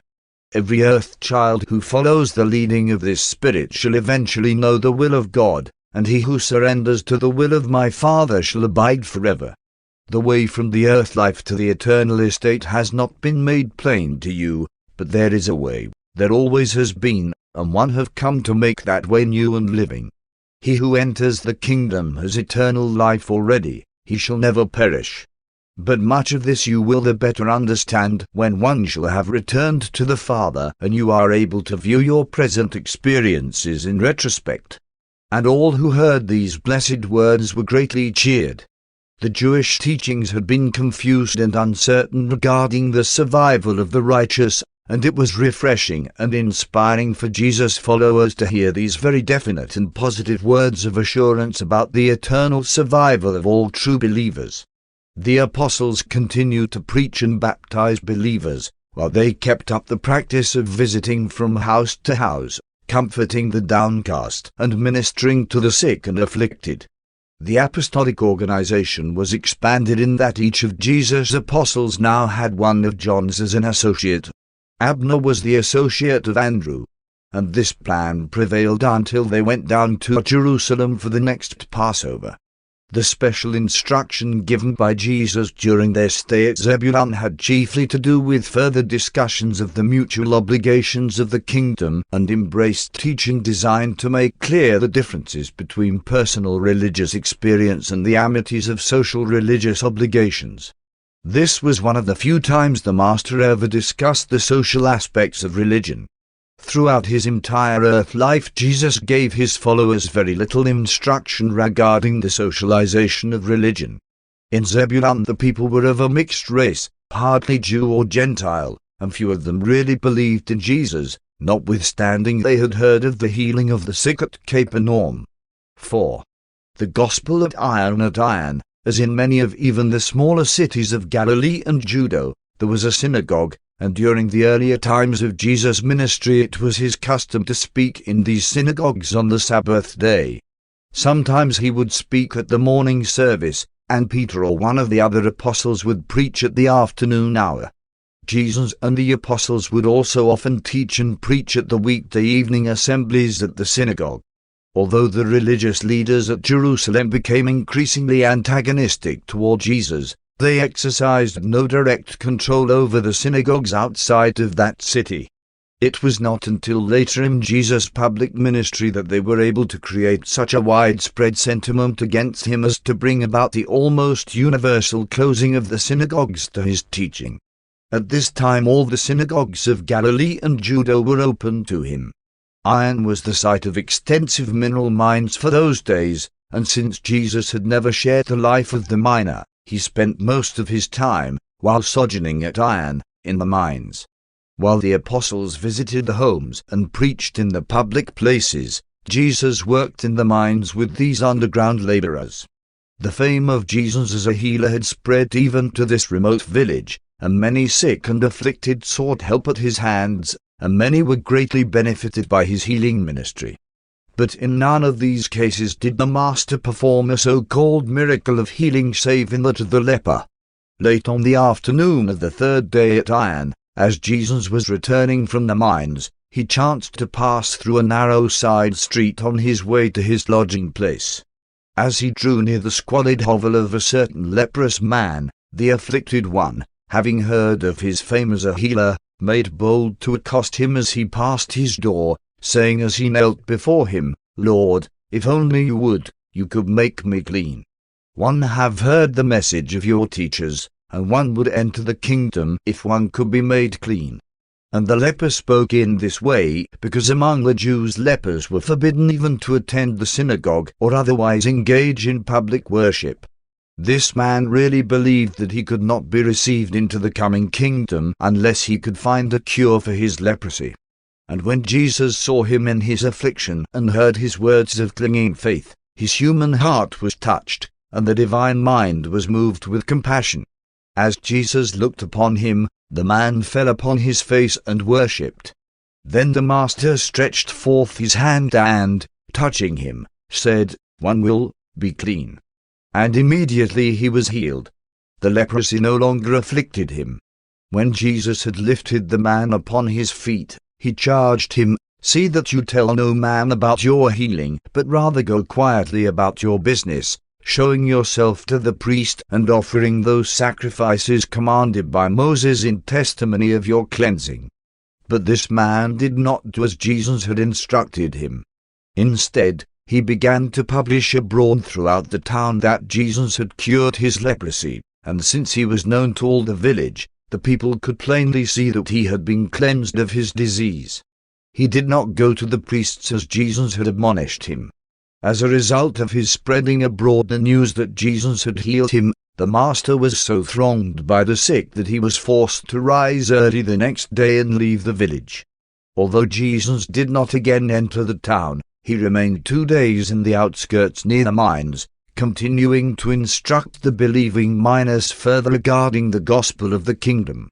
This cleansing of the leper was the first so-called miracle which Jesus had intentionally and deliberately performed up to this time. And this was a case of real leprosy. From Iron they went to Discourse, spending 2 days proclaiming the gospel, and then departed for Chorazin, where they spent almost a week preaching the good news. but they were unable to win many believers for the kingdom in Chorazin. In no place where Jesus had taught it he met with such a general rejection of his message. The sojourn at Chorazin was very depressing to most of the apostles, and Andrew and Abner had much difficulty in upholding the courage of their associates. And so, passing quietly through Capernaum, they went on to the village of Madon, where they fared little better. There prevailed in the minds of most of the apostles the idea that their failure to meet with success in these towns so recently visited was due to Jesus' insistence that they refrain, in their teaching and preaching, from referring to him as a healer. How they wished he would cleanse another leper, or in some other manner so manifest his power as to attract the attention of the people. But the Master was unmoved by their earnest urging. 5. Back in Cana the apostolic party was greatly cheered when Jesus announced, "Tomorrow we go to Cana." They knew they would have a sympathetic hearing at Cana, for Jesus was well known there. They were doing well with their work of bringing people into the kingdom when, on the third day, there arrived in Cana a certain prominent citizen of Capernaum, Titus, who was a partial believer, and whose son was critically ill. He heard that Jesus was at Cana, so he hastened over to see him. The believers at Capernaum thought Jesus could heal any sickness. When this nobleman had located Jesus in Cana, he besought him to hurry over to Capernaum and heal his afflicted son. While the apostles stood by in breathless expectancy, Jesus, looking at the father of the sick boy, said, "How long shall one bear with you? The power of God is in your midst, but except you see signs and behold wonders, you refuse to believe."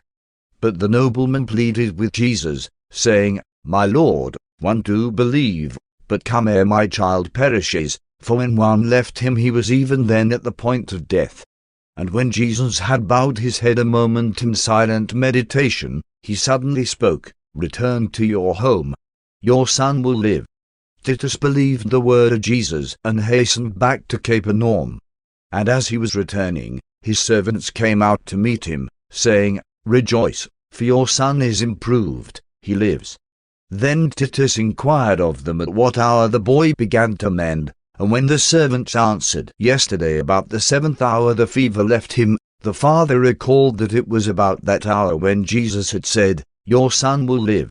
And Titus henceforth believed with a whole heart, and all his family also believed. This son became a mighty minister of the kingdom, and later yielded up his life with those who suffered in Rome. Though the entire household of Titus, their friends, and even the apostles regarded this episode as a miracle, it was not. At least this was not a miracle of curing physical disease. It was merely a case of pre-knowledge concerning the course of natural law, just such knowledge as Jesus frequently resorted to subsequent to his baptism. Again was Jesus compelled to hasten away from Cana because of the undue attention attracted by the second episode of this sort to attend his ministry in this village. The townspeople remembered the water and the wine, and now that he was supposed to have healed the nobleman's son at so great a distance, they came to him, not only bringing the sick and afflicted but also sending messengers requesting that he heal sufferers at a distance. And when Jesus saw that the whole countryside was aroused, he said, "Let us go to Nain." 6. Nain and the widow's son. These people believed in signs. They were a wonder-seeking generation. By this time the people of central and southern Galilee had become miracle-minded regarding Jesus and his personal ministry. Scores, hundreds, of honest persons suffering from purely nervous disorders and afflicted with emotional disturbances came into Jesus' presence and then returned home to their friends announcing that Jesus had healed them. And such cases of mental healing these ignorant and simple-minded people regarded as physical healing, miraculous cures. When Jesus sought to leave Cana and go to Nain, a great multitude of believers and many curious people followed after him. They were bent on beholding miracles and wonders, and they were not to be disappointed.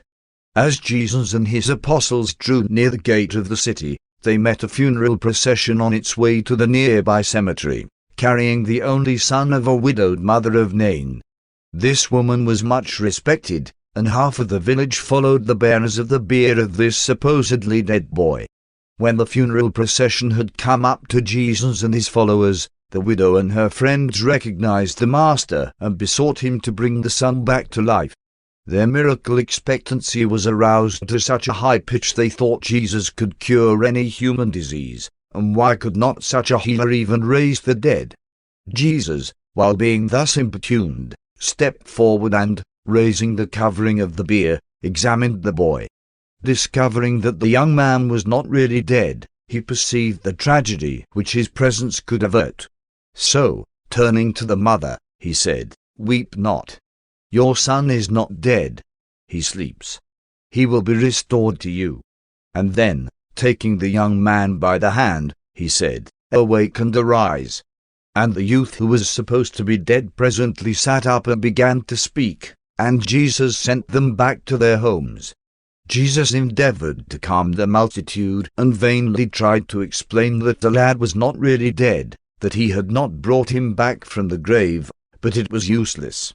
The multitude which followed him, and the whole village of Nain, were aroused to the highest pitch of emotional frenzy. Fear seized many, panic others, while still others fell to praying and wailing over their sins. And it was not until long after nightfall that the clamoring multitude could be dispersed. And, of course, notwithstanding Jesus' statement that the boy was not dead, everyone insisted that a miracle had been wrought, even the dead raised. Although Jesus told them the boy was merely in a deep sleep, they explained that that was the manner of his speaking, and called attention to the fact that he always in great modesty tried to hide his miracles. So the word went abroad throughout Galilee and into Judea that Jesus had raised the widow's son from the dead, and many who heard this report believed it. Never was Jesus able to make even all his apostles fully understand that the widow's son was not really dead when he bade him awake and arise. But he did impress them sufficiently to keep it out of all subsequent records except that of Luke, who recorded it as the episode had been related to him. And again was Jesus so besieged as a physician that he departed early the next day for Enda. 7. At Enda Jesus escaped for a few days from the clamoring multitudes in quest of physical healing. During their sojourn at this place the Master recounted for the instruction of the apostles the story of King Saul and the witch of Endor.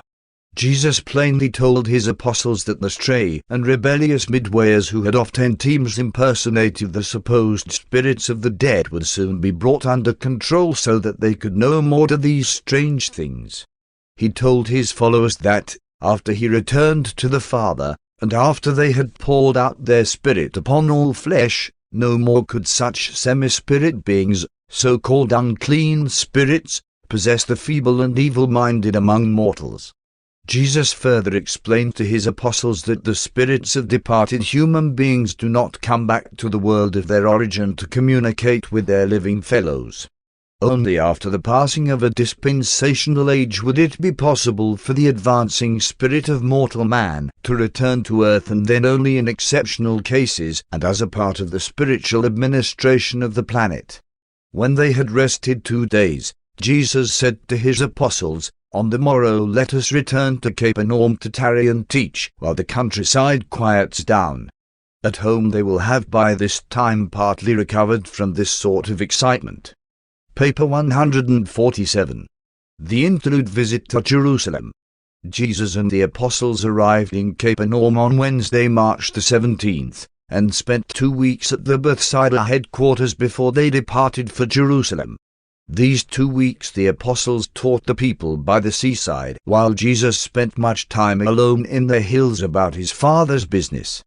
During this period Jesus, accompanied by James and John Zebedee, made 2 secret trips to Tiberias, where they met with the believers and instructed them in the gospel of the kingdom. Many of the household of Herod believed in Jesus and attended these meetings. It was the influence of these believers among Herod's official family that had helped to lessen that ruler's enmity toward Jesus. These believers at Tiberias had fully explained to Herod that the kingdom which Jesus proclaimed was spiritual in nature and not a political venture. Herod rather believed these members of his own household, and therefore did not permit himself to become unduly alarmed by the spreading abroad of the reports concerning Jesus' teaching and healing. He had no objections to Jesus' work as a healer or religious teacher. Notwithstanding the favorable attitude of many of Herod's advisers, and even of Herod himself, there existed a group of his subordinates who were so influenced by the religious leaders at Jerusalem that they remained bitter and threatening enemies of Jesus and the apostles and, later on, did much to hamper their public activities. The greatest danger to Jesus lay in the Jerusalem religious leaders and not in Herod. And it was for this very reason that Jesus and the apostles spent so much time and did most of their public preaching in Galilee rather than at Jerusalem and in Judea. 1. The centurion's servant on the day before they made ready to go to Jerusalem for the feast of the Passover, Mangus, a centurion, or captain, of the Roman guard stationed at Capernaum, came to the rulers of the synagogue, saying, "My faithful orderly is sick and at the point of death. Would you, therefore, go to Jesus in my behalf and beseech him to heal my servant?" The Roman captain did this because he thought the Jewish leaders would have more influence with Jesus. So the elders went to see Jesus, and their spokesman said, "Teacher, we earnestly request you to go over to Capernaum and save the favorite servant of the Roman centurion, who is worthy of your notice, because he loves our nation, and even built us the very synagogue wherein you have so many times spoken." And when Jesus had heard them, he said, "One will go with you." And as he went with them over to the centurion's house, and before they had entered his yard, the Roman soldier sent his friends out to greet Jesus, instructing them to say, "Lord, trouble not yourself to enter my house, for one am not worthy that you should come under my roof. Neither did one think myself worthy to come to you. Wherefore one sent the elders of your own people. But one know that you can speak the word where you stand, and my servant will be healed.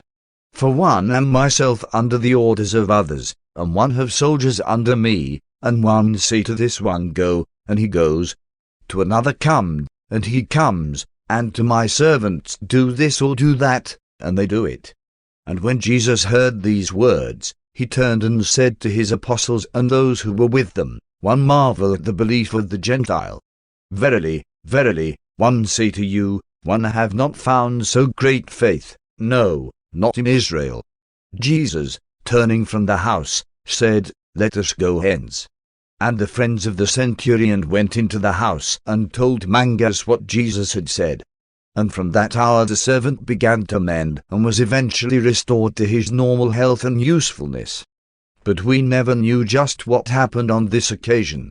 This is simply the record, and as to whether or not invisible beings ministered healing to the centurion's servant, was not revealed to those who accompanied Jesus. We only know of the fact of the servant's complete recovery. 2. The journey to Jerusalem. Early on the morning of Tuesday, March the 30th, Jesus and the apostolic party started on their journey to Jerusalem for the Passover, going by the route of the Jordan Valley. They arrived on the afternoon of Friday, April the 2nd, and established their headquarters, as usual, at Bethany. Passing through Jericho, they paused to rest while Judas made a deposit of some of their common funds in the bank of a friend of his family.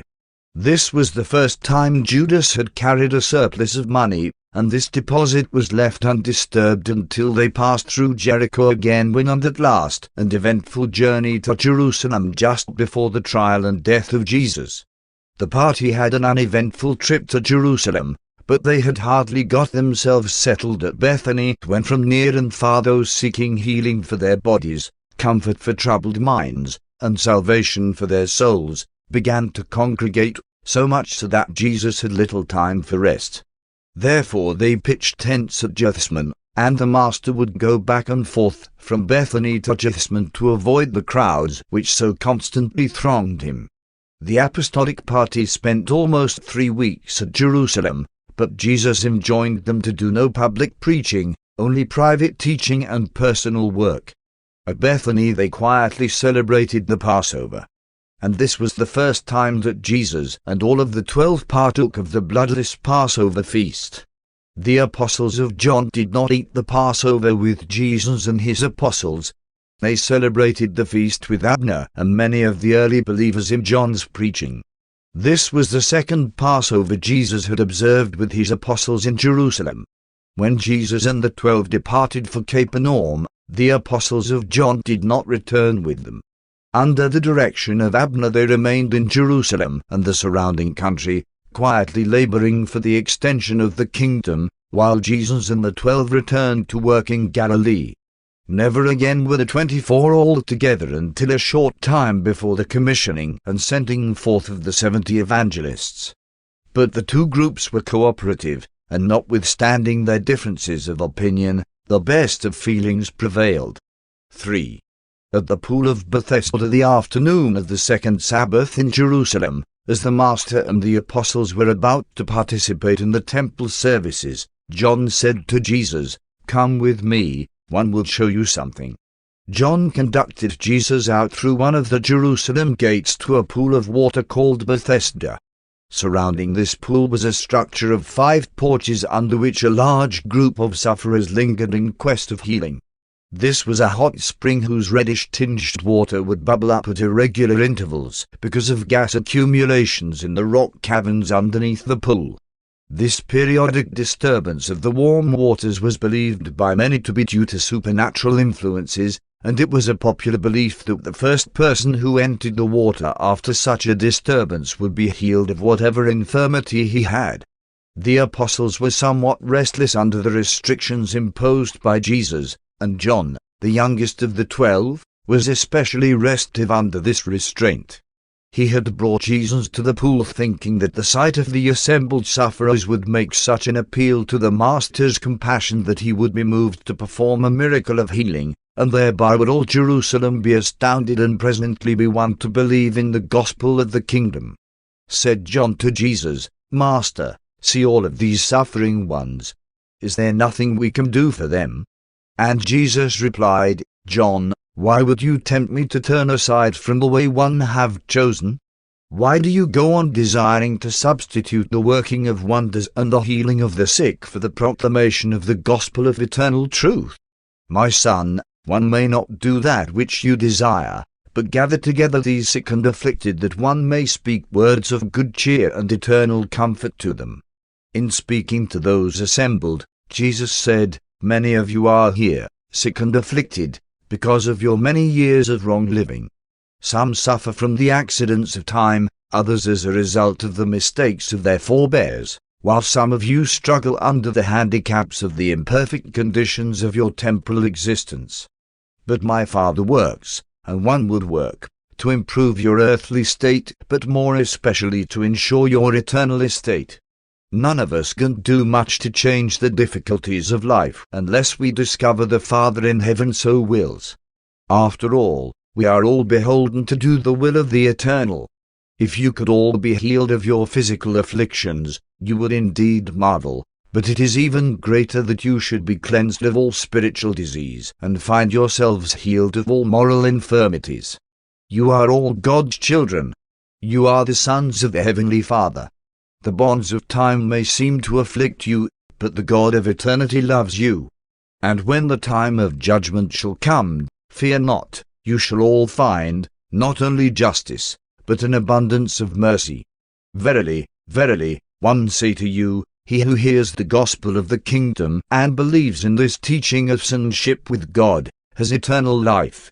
Already are such believers passing from judgment and death to light and life.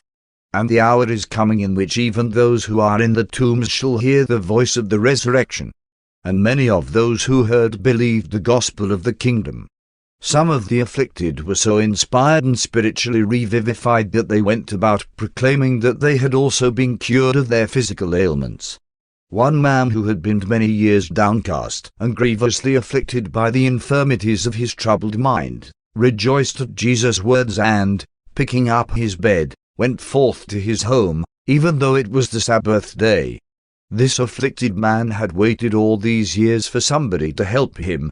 He was such a victim of the feeling of his own helplessness that he had never once entertained the idea of helping himself, which proved to be the one thing he had to do in order to effect recovery: take up his bed and walk. Then said Jesus to John, "Let us depart ere the chief priests and the scribes come upon us and take offense that we spoke words of life to these afflicted ones." And they returned to the temple to join their companions, and presently all of them departed to spend the night at Bethany. But John never told the other apostles of this visit of himself and Jesus to the pool of Bethesda on this Sabbath afternoon. 4.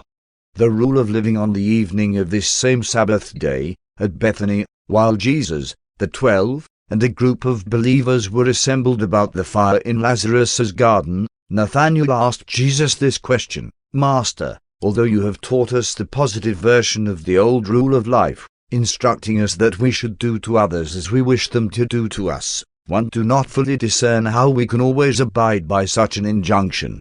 Let me illustrate my contention by citing the example of a lustful man who thus wickedly looks upon his intended consort in sin. How can we teach that this evil-intending man should do to others as he would they should do to him?" When Jesus heard Nathanael's question, he immediately stood upon his feet and, pointing his finger at the apostle, said, "Nathanael, Nathanael, what manner of thinking is going on in your heart? Do you not receive my teachings as one who has been born of the Spirit? Do you not hear the truth as men of wisdom and spiritual understanding? When one admonished you to do to others as you would have them do to you, one spoke to men of high ideals, not to those who would be tempted to distort my teaching into a license for the encouragement of evil doing." When the Master had spoken, Nathanael stood up and said, "But, Master, you should not think that one approve of such an interpretation of your teaching." One asked the question because one conjectured that many such men might thus misjudge your admonition, and one hoped you would give us further instruction regarding these matters. And then when Nathanael had sat down, Jesus continued speaking, "One will know, Nathanael, that no such idea of evil is approved in your mind, but one am disappointed in that you all so often fail to put a genuinely spiritual interpretation upon my commonplace teachings, instruction which must be given you in human language and as men must speak.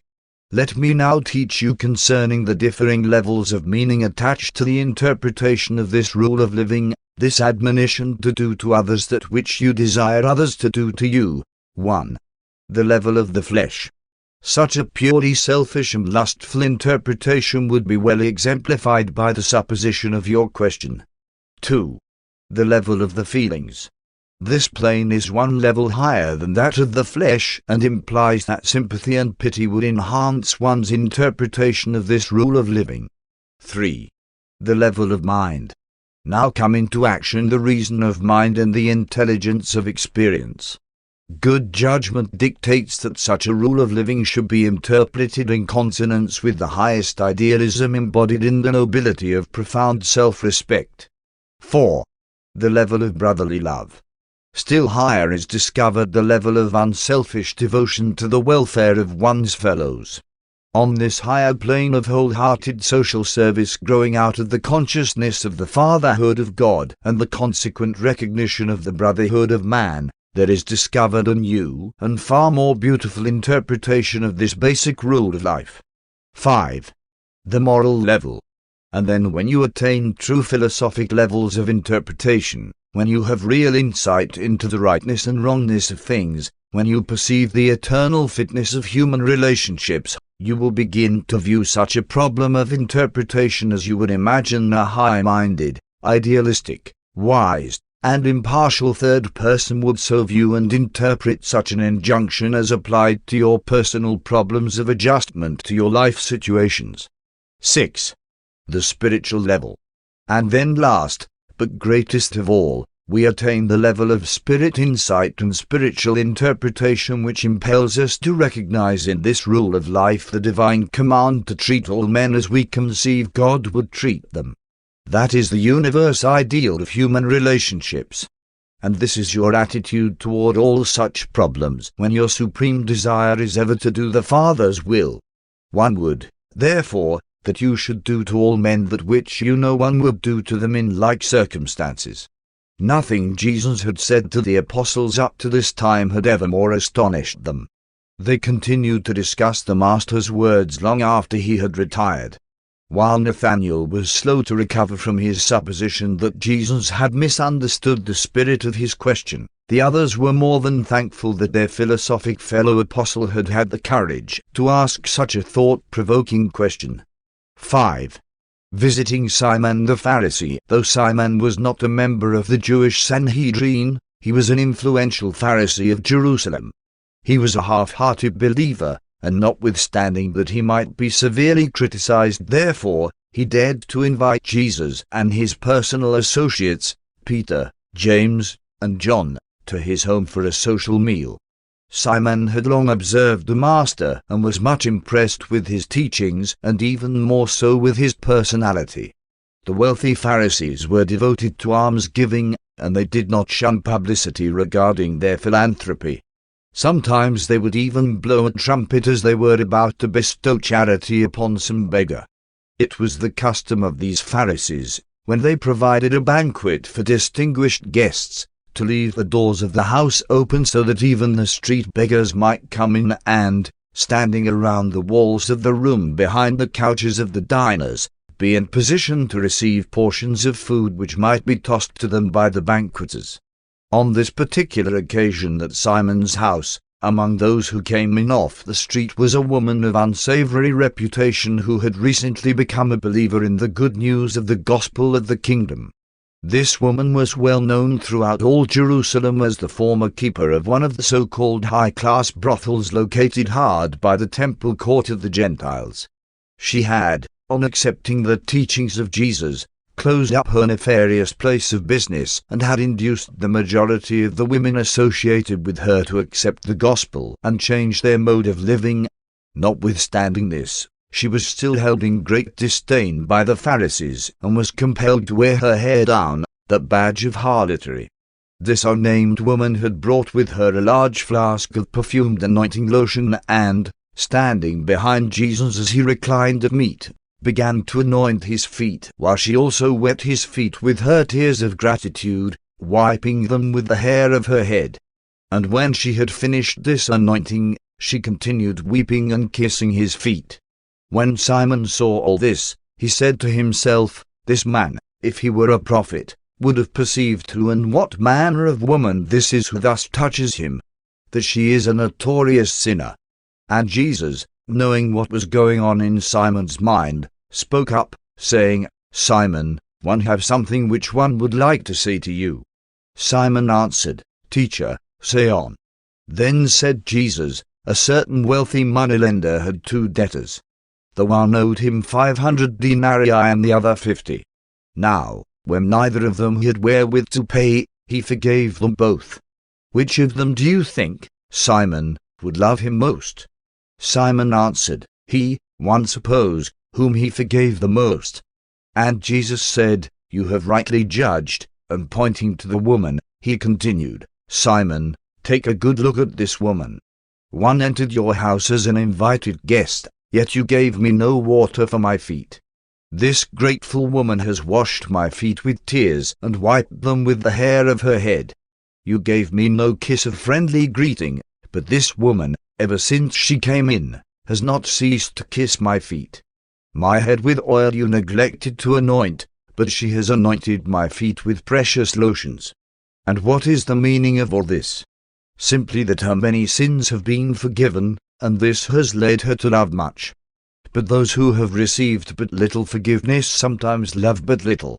And turning around toward the woman, he took her by the hand and, lifting her up, said, "You have indeed repented of your sins, and they are forgiven.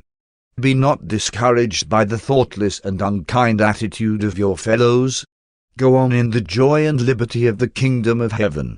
When Simon and his friends who sat at meat with him heard these words, they were the more astonished, and they began to whisper among themselves, "Who is this man that he even dares to forgive sins?" And when Jesus heard them thus murmuring, he turned to dismiss the woman, saying, "Woman, go in peace. Your faith has saved you." As Jesus arose with his friends to leave, he turned to Simon and said, "One know your heart, Simon, how you are torn betwixt faith and doubts, how you are distraught by fear and troubled by pride. But one pray for you that you may yield to the light and may experience in your station in life just such mighty transformations of mind and spirit as may be comparable to the tremendous changes which the gospel of the kingdom has already wrought in the heart of your unbidden and unwelcome guest. And one declare to all of you that the Father has opened the doors of the heavenly kingdom to all who have the faith to enter, and no man or association of men can close those doors even to the most humble soul or supposedly most flagrant sinner on earth, if such sincerely seek an entrance." And Jesus, with Peter, James, and John, took leave of their host and went to join the rest of the apostles at the camp in the Garden of Gethsemane. That same evening Jesus made the long-to-be-remembered address to the apostles regarding the relative value of status with God and progress in the eternal ascent to paradise. Says Jesus, "My children, if there exists a true and living connection between the child and the Father, the child is certain to progress continuously toward the Father's ideals. True, the child may at first make slow progress, but the progress is nonetheless sure. The important thing is not the rapidity of your progress, but rather its certainty. Your actual achievement is not so important as the fact that the direction of your progress is Godward. What you are becoming day by day is of infinitely more importance than what you are today. This transformed woman whom some of you saw at Simon's house today is, at this moment, living on a level which is vastly below that of Simon and his well-meaning associates. But while these Pharisees are occupied with the false progress of the illusion of traversing deceptive circles of meaningless ceremonial services, this woman has, in dead earnest, started out on the long and eventful search for God, and her path toward heaven is not blocked by spiritual pride and moral self-satisfaction. The woman is, humanly speaking, much farther away from God than Simon, but her soul is in progressive motion. She is on the way toward an eternal goal. There are present in this woman tremendous spiritual possibilities for the future. Some of you may not stand high in actual levels of soul and spirit, but you are making daily progress on the living way opened up, through faith, to God. There are tremendous possibilities in each of you for the future.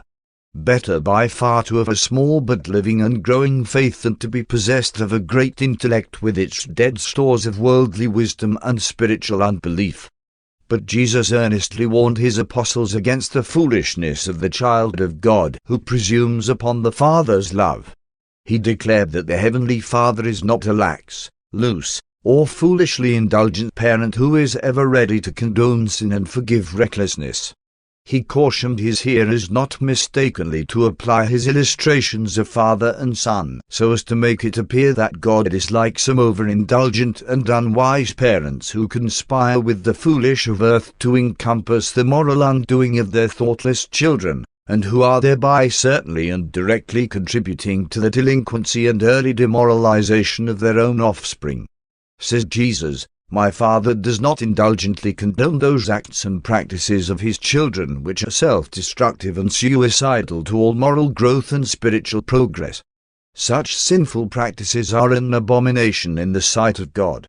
Many other semi-private meetings and banquets did Jesus attend with the high and the low, the rich and the poor, of Jerusalem before he and his apostles finally departed for Capernaum.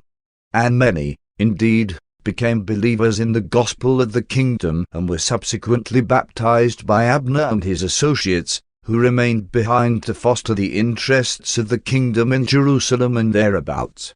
6. Returning to Capernaum the last week of April, Jesus and the 12 departed from their Bethany headquarters near Jerusalem and began their journey back to Capernaum by way of Jericho and the Jordan. The chief priests and the religious leaders of the Jews held many secret meetings for the purpose of deciding what to do with Jesus. They were all agreed that something should be done to put a stop to his teaching, but they could not agree on the method. They had hoped that the civil authorities would dispose of him as Herod had put an end to John, But they discovered that Jesus was so conducting his work that the Roman officials were not much alarmed by his preaching. Accordingly, at a meeting which was held the day before Jesus' departure for Capernaum, it was decided that he would have to be apprehended on a religious charge and be tried by the Sanhedrin.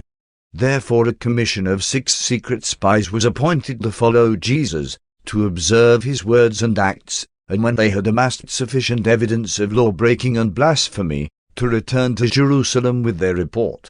These 6 Jews caught up with the apostolic party, numbering about 30, at Jericho and, under the pretense of desiring to become disciples, attached themselves to Jesus' family of followers, remaining with the group up to the time of the beginning of the second preaching tour in Galilee, whereupon 3 of them returned to Jerusalem to submit the report to the chief priests and the Sanhedrin.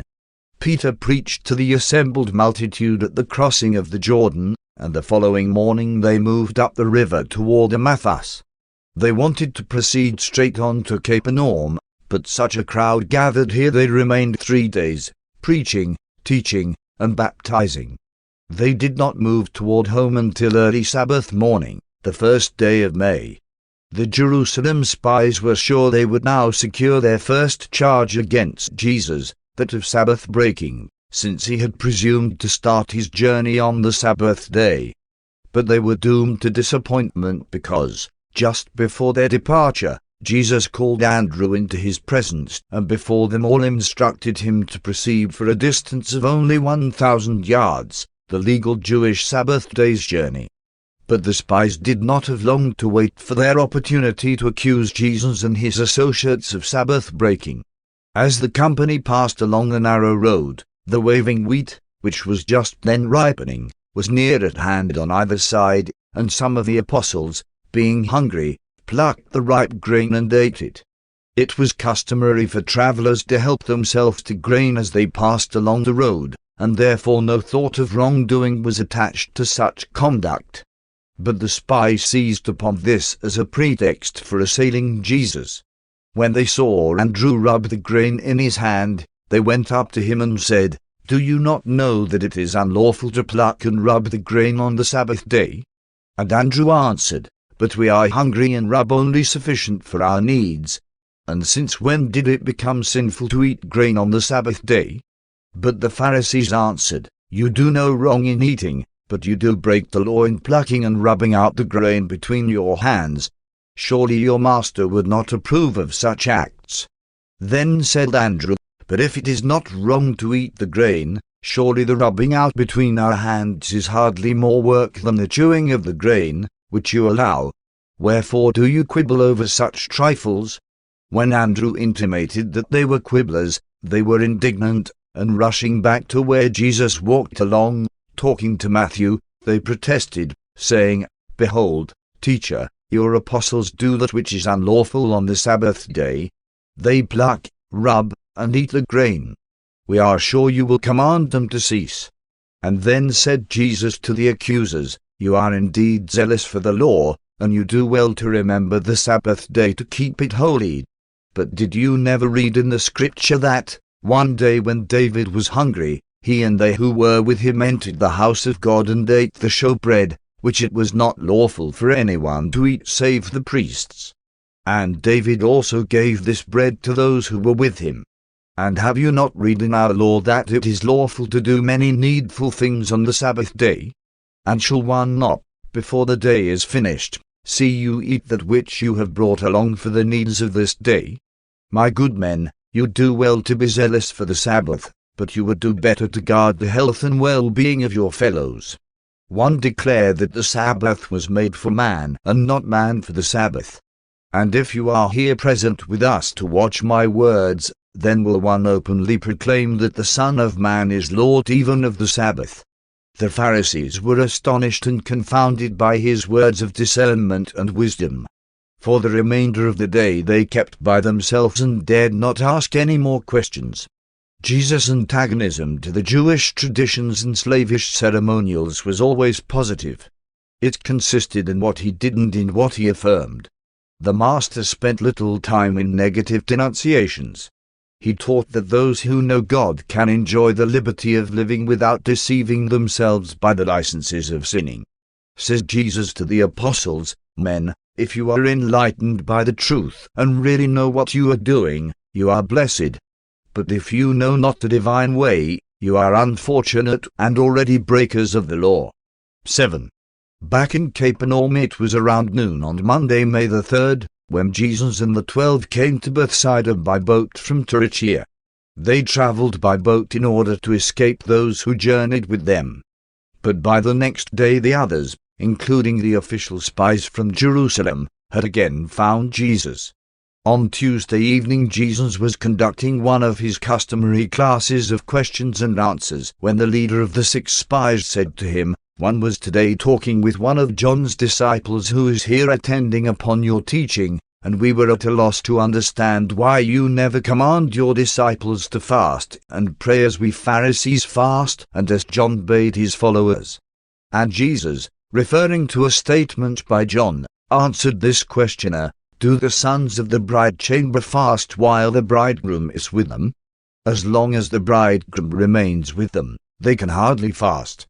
But the time is coming when the bridegroom shall be taken away, and during those times the children of the bride chamber undoubtedly will fast and pray. To pray is natural for the children of light, but fasting is not a part of the gospel of the kingdom of heaven.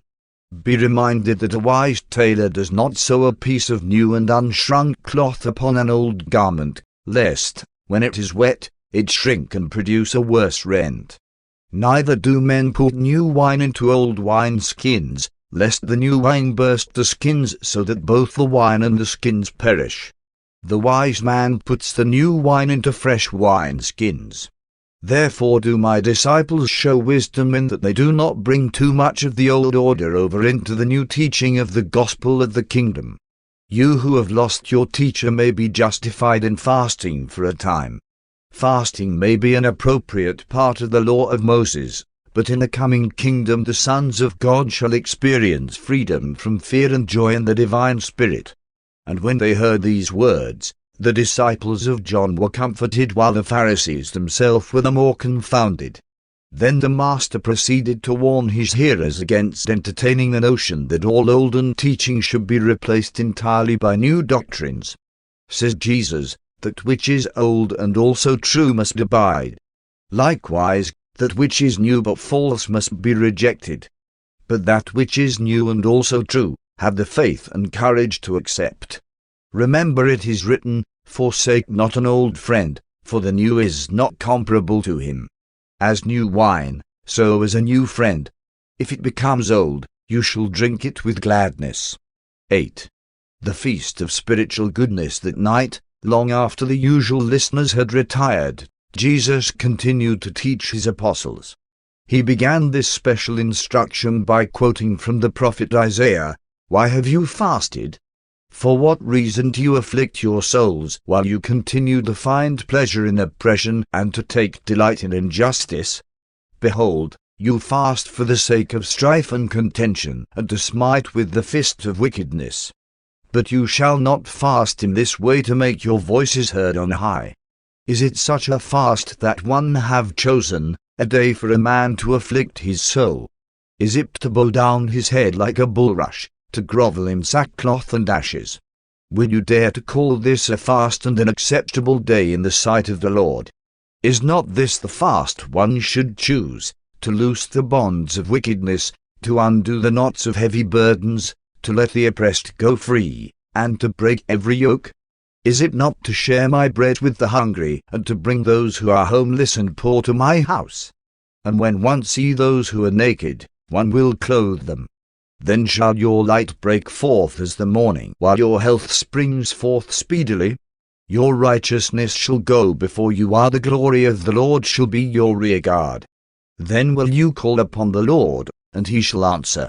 You will cry out, and he shall say, Here am one. And all this he will do if you refrain from oppression, condemnation, and vanity. The Father rather desires that you draw out your heart to the hungry, and that you minister to the afflicted souls. Then shall your light shine in obscurity, and even your darkness shall be as the noonday. Then shall the Lord guide you continually, satisfying your soul and renewing your strength. You shall become like a watered garden, like a spring whose waters fail not. And they who do these things shall restore the wasted glories. They shall raise up the foundations of many generations. They shall be called the rebuilders of broken walls, the restorers of safe paths in which to dwell. And then long into the night Jesus propounded to his apostles the truth that it was their faith that made them secure in the kingdom of the present and the future, and not their affliction of soul nor fasting of body.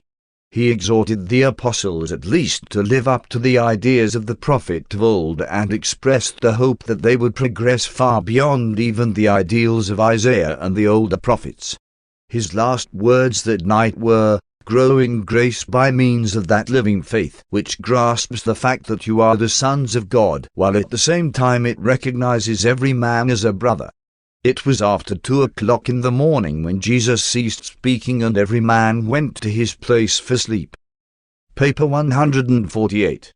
Training Evangelists at Bethsaida. From May 3 to October 3, Anno Domini 28, Jesus and the Apostolic Party were in residence at the Zebedee home at Bethsaida. Throughout this 5 months period of the dry season, an enormous camp was maintained by the seaside near the Zebedee residence, which had been greatly enlarged to accommodate the growing family of Jesus.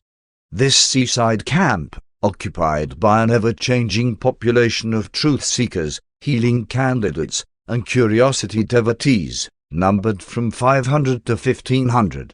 This tented city was under the general supervision of David Zebedee, assisted by the Alphaeus twins. The encampment was a model in order and sanitation as well as in its general administration. The sick of different types were segregated and were under the supervision of a believer physician, a Syrian named Elman. Throughout this period the apostles would go fishing at least 1 day a week, selling their catch to David for consumption by the seaside encampment. The funds thus received were turned over to the group treasury. The 12 were permitted to spend 1 week out of each month with their families or friends. While Andrew continued in general charge of the apostolic activities, Peter was in full charge of the school of the evangelists. The apostles all did their share in teaching groups of evangelists each forenoon, and both teachers and pupils taught the people during the afternoons. After the evening meal, 5 nights a week, the apostles conducted question classes for the benefit of the evangelists. Once a week Jesus presided at this question hour, answering the holdover questions from previous sessions. In 5 months several thousand came and went at this encampment. Interested persons from every part of the Roman Empire and from the lands east of the Euphrates were in frequent attendance. This was the longest settled and well-organized period of the Master's teaching. Jesus' immediate family spent most of this time at either Nazareth or Cana. The encampment was not conducted as a community of common interests, as was the apostolic family. David Zebedee managed this large tent city so that it became a self-sustaining enterprise, notwithstanding that no one was ever turned away. This ever-changing camp was an indispensable feature of Peter's evangelistic training school. 1. A new school of the prophets Peter, James, and Andrew were the committee designated by Jesus to pass upon applicants for admission to the school of evangelists. All the races and nationalities of the Roman world in the East, as far as India, were represented among the students in this new school of the prophets. This school was conducted on the plan of learning and doing. What the students learned during the forenoon they taught to the assembly by the seaside during the afternoon. After supper they informally discussed both the learning of the forenoon and the teaching of the afternoon. Each of the apostolic teachers taught his own view of the gospel of the kingdom. They made no effort to teach just alike. There was no standardized or dogmatic formulation of theologic doctrines. Though they all taught the same truth, each apostle presented his own personal interpretation of the Master's teaching. And Jesus upheld this presentation of the diversity of personal experience in the things of the kingdom, unfailingly harmonizing and coordinating these many and divergent views of the gospel at his weekly question hours. Notwithstanding this great degree of personal liberty in matters of teaching, Simon Peter tended to dominate the theology of the school of evangelists. Next to Peter, James Zebedee exerted the greatest personal influence. The 100 and more evangelists trained during this 5 months by the seaside represented the material from which, excepting Abner and John's apostles, the later 70 gospel teachers and preachers were drawn. The school of evangelists did not have everything in common to the same degree as did the 12. These evangelists, though they taught and preached the gospel, did not baptize believers until after they were later ordained and commissioned by Jesus as the 70 messengers of the kingdom. Only 7 of the large number healed at the sundown scene at this place were to be found among these evangelistic students. The nobleman's son of Capernaum was one of those trained for gospel service in Peter's school. 2. The Bethsaida hospital in connection with the seaside encampment, Elman, the Syrian physician, with the assistance of a corps of 25 young women and 12 men, organized and conducted for 4 months what should be regarded as the kingdom's first hospital. At this infirmary, located a short distance to the south of the main tented city, they treated the sick in accordance with all known material methods as well as by the spiritual practices of prayer and faith encouragement. Jesus visited the sick of this encampment not less than 3 times a week and made personal contact with each sufferer. As far as we know, no so-called miracles of supernatural healing occurred among the 1,000 afflicted and ailing persons who went away from this infirmary improved or cured. However, the vast majority of these benefited individuals ceased not to proclaim that Jesus had healed them.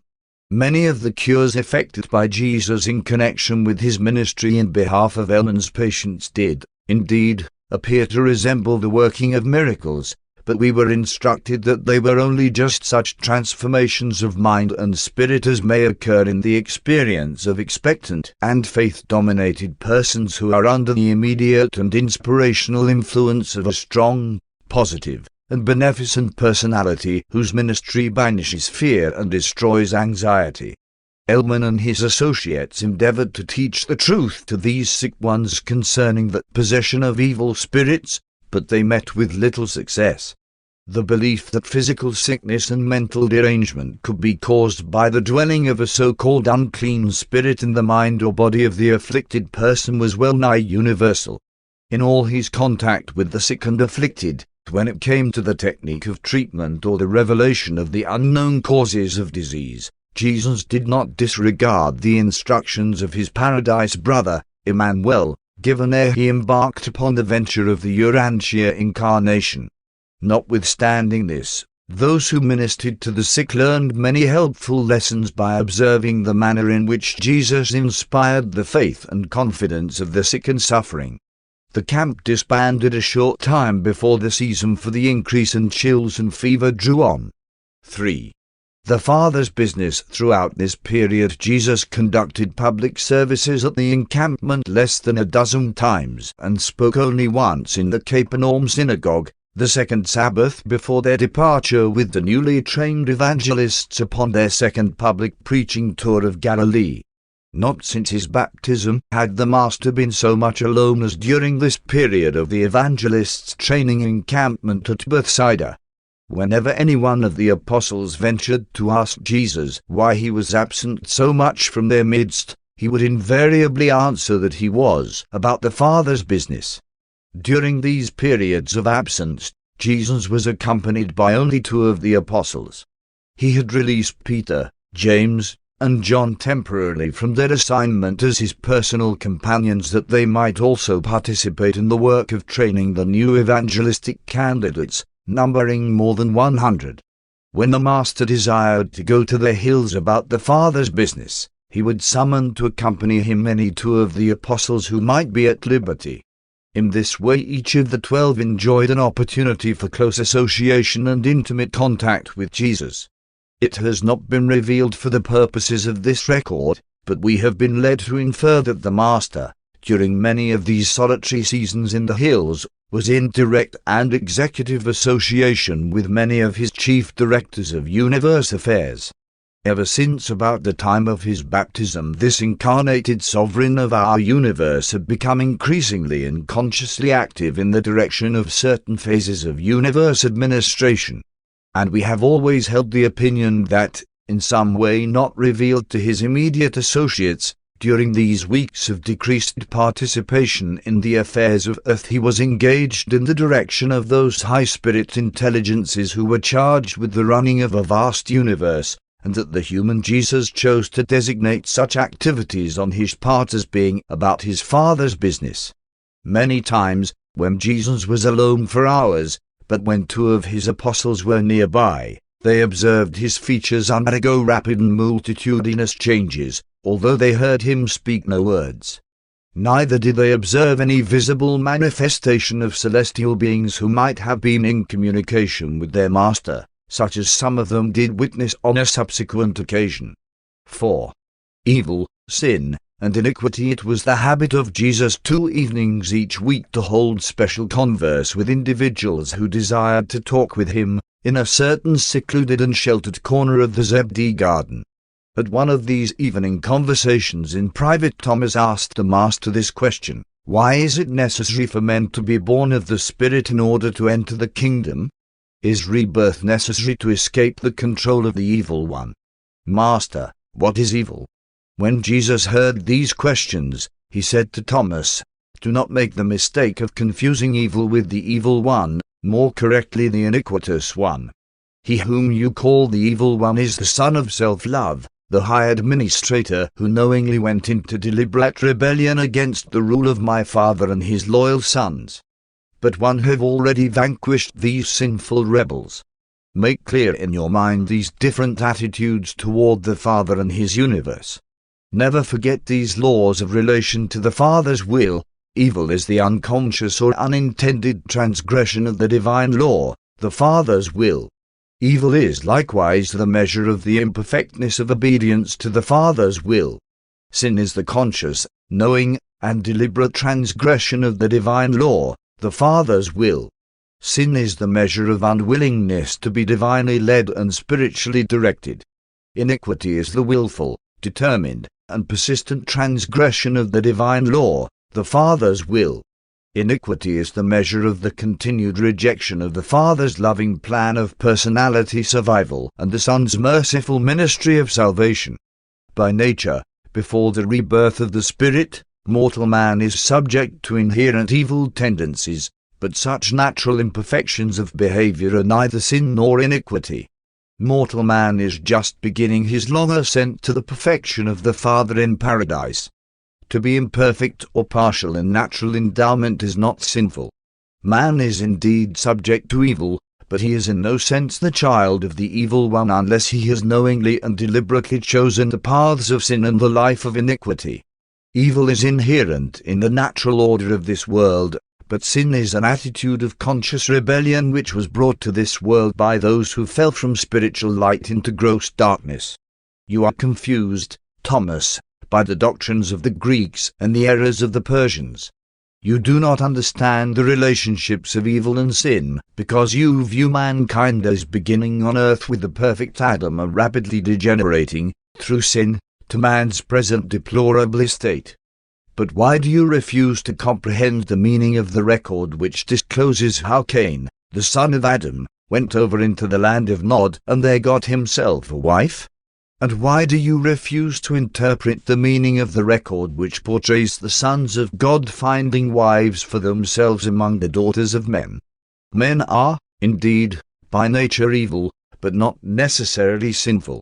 The new birth, the baptism of the Spirit, is essential to deliverance from evil and necessary for entrance into the kingdom of heaven, but none of this detracts from the fact that man is the Son of God.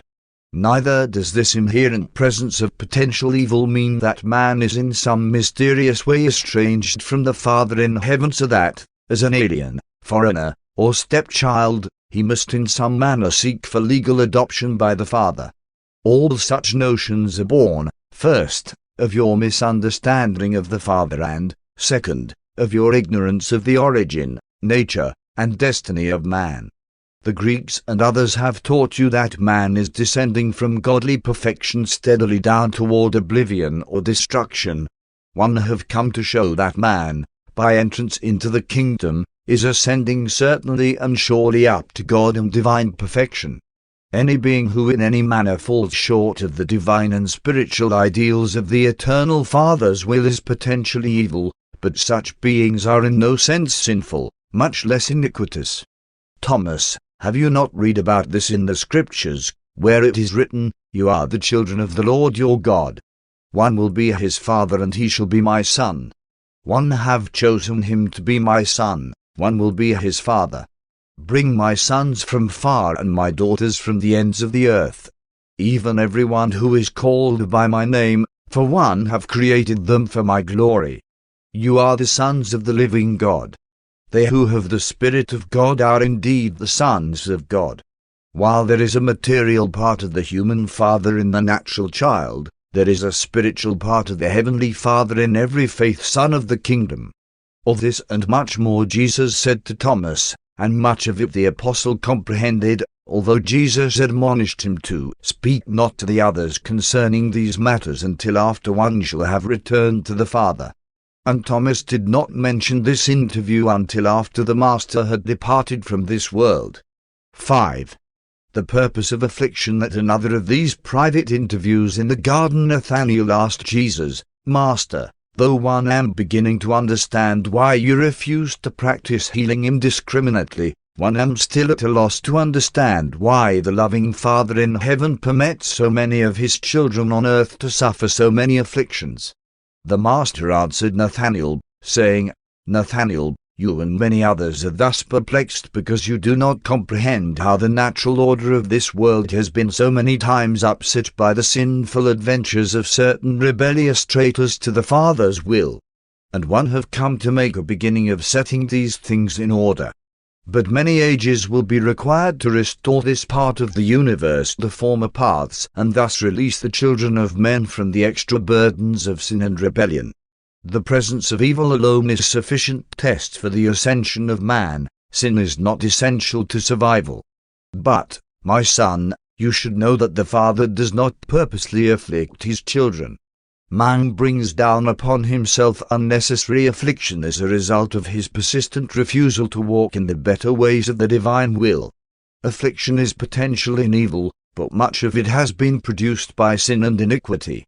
Many unusual events have transpired on this world, and it is not strange that all thinking men should be perplexed by the scenes of suffering and affliction which they witness. But of one thing you may be sure, the Father does not send affliction as an arbitrary punishment for wrongdoing.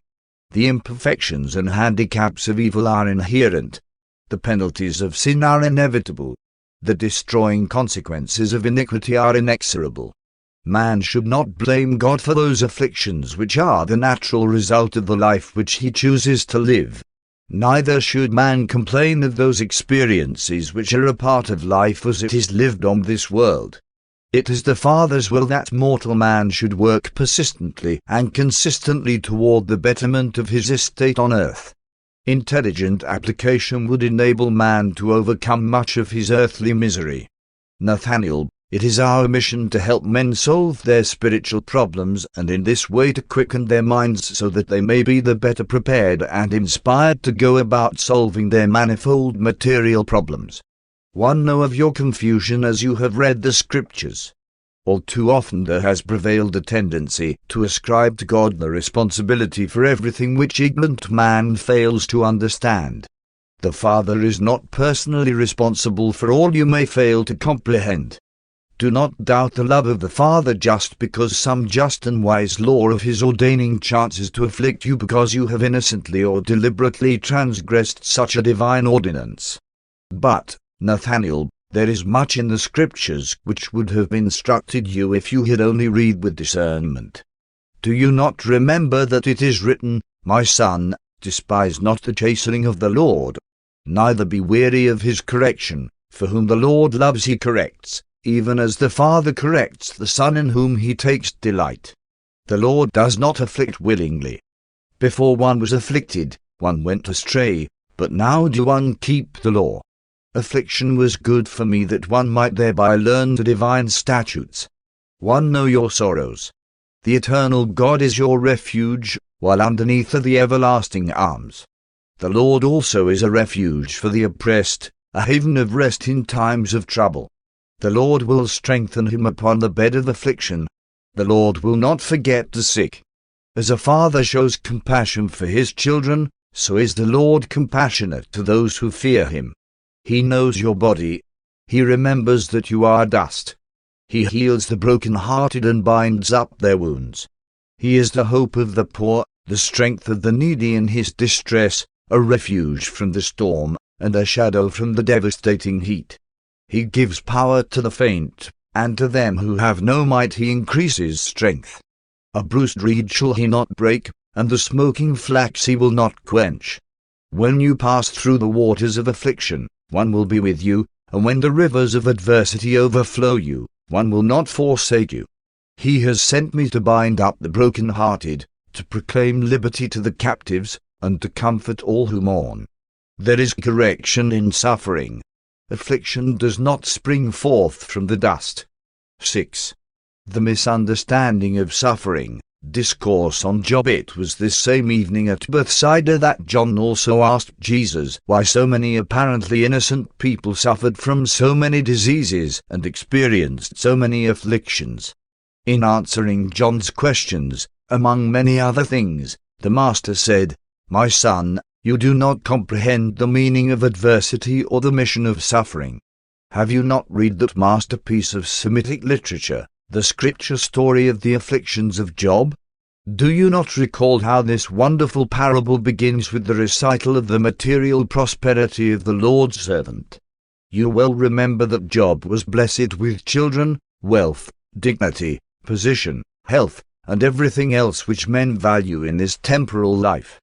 According to the time-honored teachings of the children of Abraham, such material prosperity was all sufficient evidence of divine favor. But such material possessions and such temporal prosperity do not indicate God's favor. My Father in heaven loves the poor just as much as the rich. He is no respecter of persons. Although transgression of divine law is sooner or later followed by the harvest of punishment, while men certainly eventually do reap what they sow, still you should know that human suffering is not always a punishment for antecedent sin. Both Job and his friends failed to find the true answer for their perplexities. And with the light you now enjoy, you would hardly assign to either Satan or God the parts they play in this unique parable. While Job did not, through suffering, find the resolution of his intellectual troubles or the solution of his philosophical difficulties, he did achieve great victories. Even in the very face of the breakdown of his theological defenses, he ascended to those spiritual heights where he could sincerely say, "One abhor myself." Then was there granted him the salvation of a vision of God. So even through misunderstood suffering, Job ascended to the superhuman plane of moral understanding and spiritual insight. When the suffering servant obtains a vision of God, there follows a soul peace which passes all human understanding. The first of Job's friends, Eliphaz, exhorted the sufferer to exhibit in his afflictions the same fortitude he had prescribed for others during the days of his prosperity. Said this false comforter, "Trust in your religion, Job. Remember that it is the wicked and not the righteous who suffer. You must deserve this punishment, else you would not be afflicted. You well know that no man can be righteous in God's sight. You know that the wicked never really prosper. Anyway, man seems predestined to trouble, and perhaps the Lord is only chastising you for your own good." No wonder poor Job failed to get much comfort from such an interpretation of the problem of human suffering. But the counsel of his second friend, Bildad, was even more depressing, notwithstanding its soundness from the standpoint of the then accepted theology. Says Bildad, "God cannot be unjust. Your children must have been sinners since they perished. You must be in error, else you would not be so afflicted. And if you are really righteous, God will certainly deliver you from your afflictions. You should learn from the history of God's dealings with man that the Almighty destroys only the wicked. And then you remember how Job replied to his friends, saying, "One will know that God does not hear my cry for help. How can God be just and at the same time so utterly disregard my innocence?" One am learning that one can get no satisfaction from appealing to the Almighty. Cannot you discern that God tolerates the persecution of the good by the wicked? And since man is so weak, what chance has he for consideration at the hands of an omnipotent God? God has made me as one am, and when he thus turns upon me, one am defenseless. And why did God ever create me just to suffer in this miserable fashion?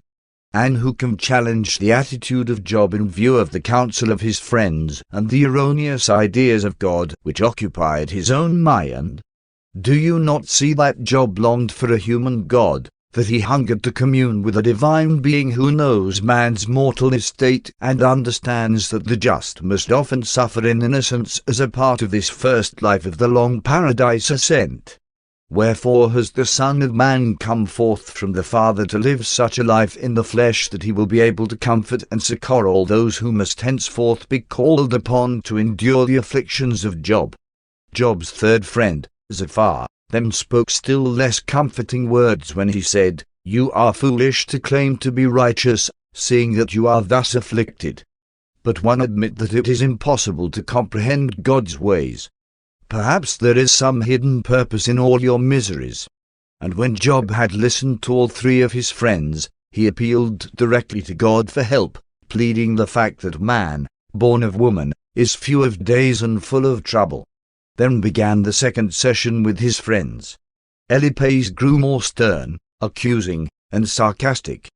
Bildad became indignant at Job's contempt for his friends. Zophar reiterated his melancholy advice. Job by this time had become disgusted with his friends and appealed again to God, and now he appealed to a just God against the God of injustice embodied in the philosophy of his friends and enshrined even in his own religious attitude. Next Job took refuge in the consolation of a future life in which the inequities of mortal existence may be more justly rectified. Failure to receive help from man drives Job to God. Then ensues the great struggle in his heart between faith and doubt. Finally, the human sufferer begins to see the light of life. His tortured soul ascends to new heights of hope and courage. He may suffer on and even die, but his enlightened soul now utters that cry of triumph, "My Vindicator lives." Job was altogether right when he challenged the doctrine that God afflicts children in order to punish their parents. Job was ever ready to admit that God is righteous, but he longed for some soul-satisfying revelation of the personal character of the Eternal. And that is our mission on earth. No more shall suffering mortals be denied the comfort of knowing the love of God and understanding the mercy of the Father in heaven. While the speech of God spoken from the whirlwind was a majestic concept for the day of its utterance, you have already learned that the Father does not thus reveal himself, but rather that he speaks within the human heart as a still, small voice, saying, "This is the way. Walk therein." Do you not comprehend that God dwells within you, that he has become what you are that he may make you what he is? Then Jesus made this final statement: the Father in heaven does not willingly afflict the children of men. Man suffers, first, from the accidents of time and the imperfections of the evil of an immature physical existence.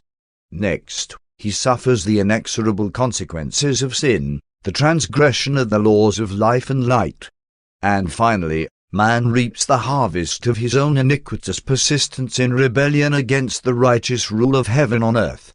But man's miseries are not a personal visitation of divine judgment.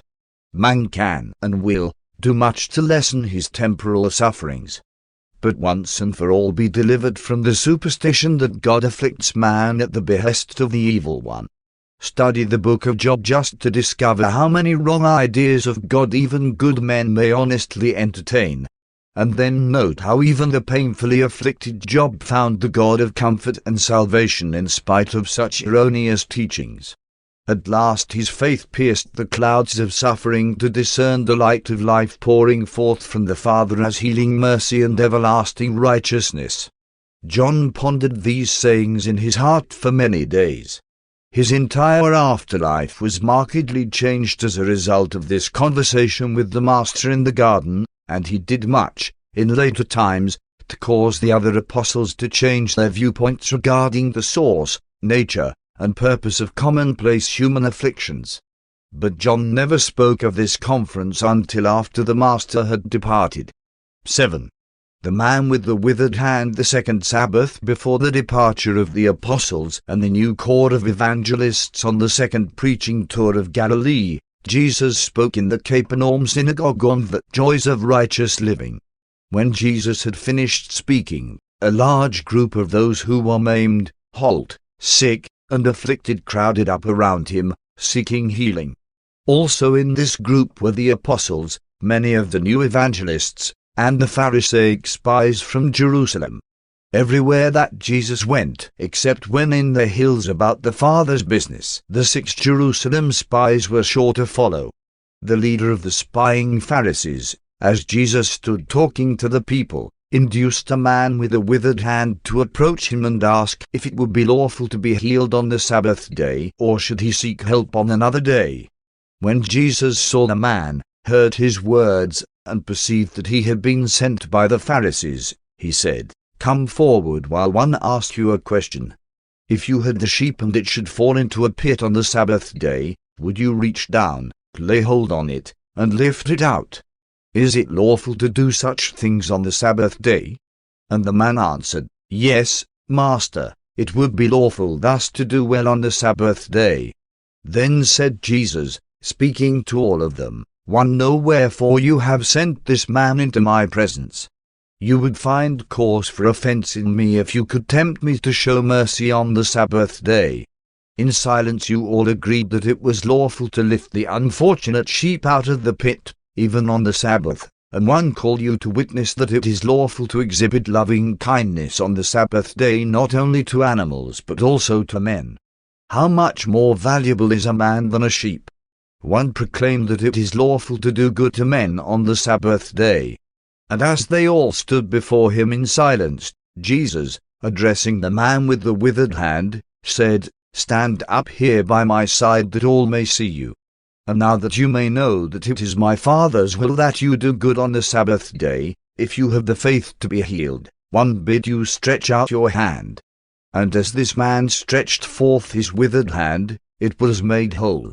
The people were minded to turn upon the Pharisees, but Jesus bade them be calm, saying, "One have just told you that it is lawful to do good on the Sabbath, to save life, but one did not instruct you to do harm and give way to the desire to kill."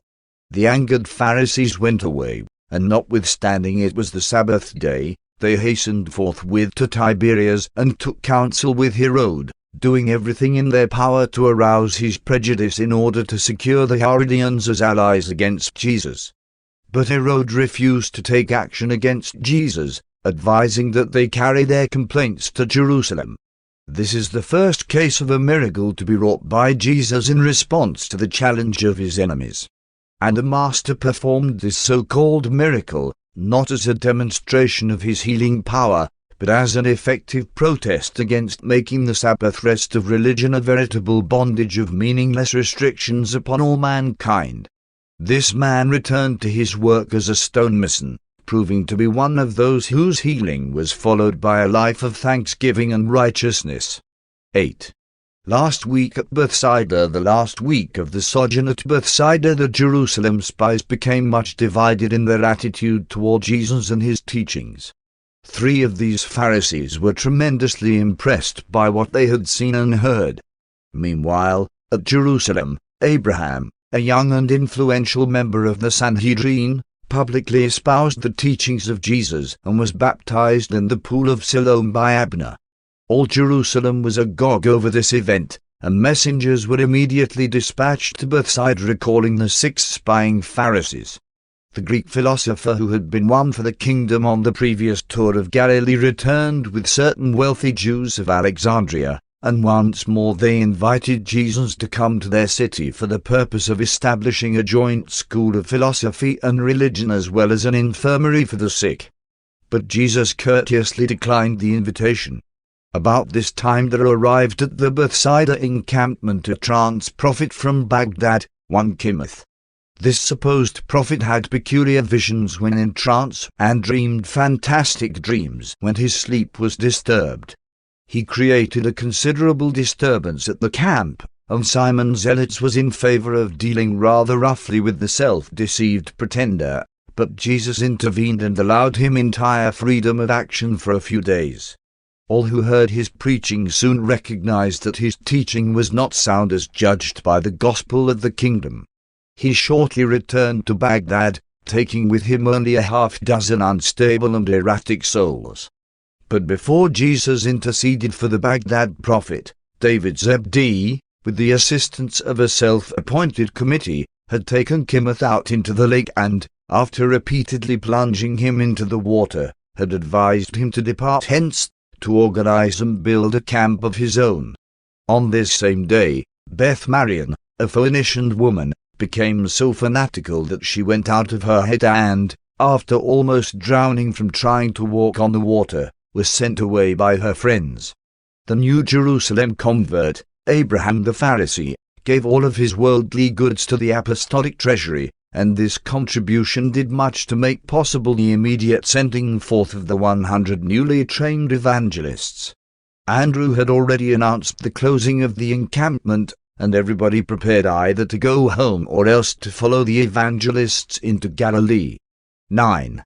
Healing the paralytic on Friday afternoon, October the 1st, when Jesus was holding his last meeting with the apostles, evangelists, and other leaders of the disbanding encampment, and with the 6 Pharisees from Jerusalem seated in the front row of this assembly in the spacious and enlarged front room of the Zebedee home, there occurred one of the strangest and most unique episodes of all Jesus' earth life. The Master was, at this time, speaking as he stood in this large room, which had been built to accommodate these gatherings during the rainy season. The house was entirely surrounded by a vast concourse of people who were straining their ears to catch some part of Jesus' discourse. While the house was thus thronged with people and entirely surrounded by eager listeners, a man long afflicted with paralysis was carried down from Capernaum on a small couch by his friends.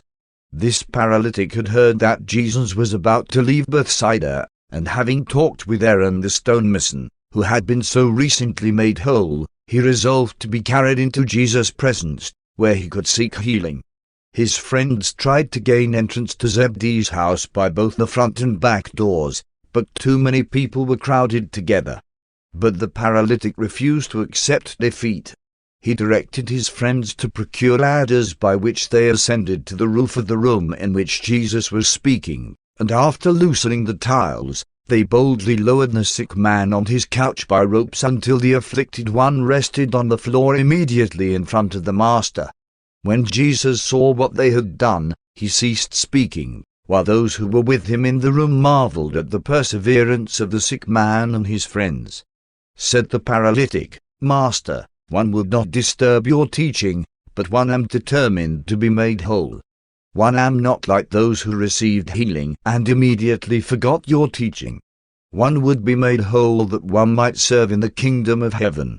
Now, notwithstanding that this man's affliction had been brought upon him by his own misspent life, Jesus, seeing his faith, said to the paralytic, "Son, fear not. Your sins are forgiven. Your faith shall save you." When the Pharisees from Jerusalem, together with other scribes and lawyers who sat with them, heard this pronouncement by Jesus, they began to say to themselves, "How dare this man thus speak? Does he not understand that such words are blasphemy? Who can forgive sin but God?" Jesus, perceiving in his spirit that they thus reasoned within their own minds and among themselves, spoke to them, saying, "Why do you so reason in your hearts? Who are you that you sit in judgment over me? What is the difference whether one say to this paralytic, 'Your sins are forgiven,' or 'Arise, take up your bed, and walk'? but that you who witness all this may finally know that the Son of Man has authority and power on earth to forgive sins. One will say to this afflicted man, Arise, take up your bed, and go to your own house. And when Jesus had thus spoken, the paralytic arose, and as they made way for him, he walked out before them all. And those who saw all these things were amazed. Peter dismissed the assemblage, while many prayed and glorified God, confessing that they had never before seen such strange happenings.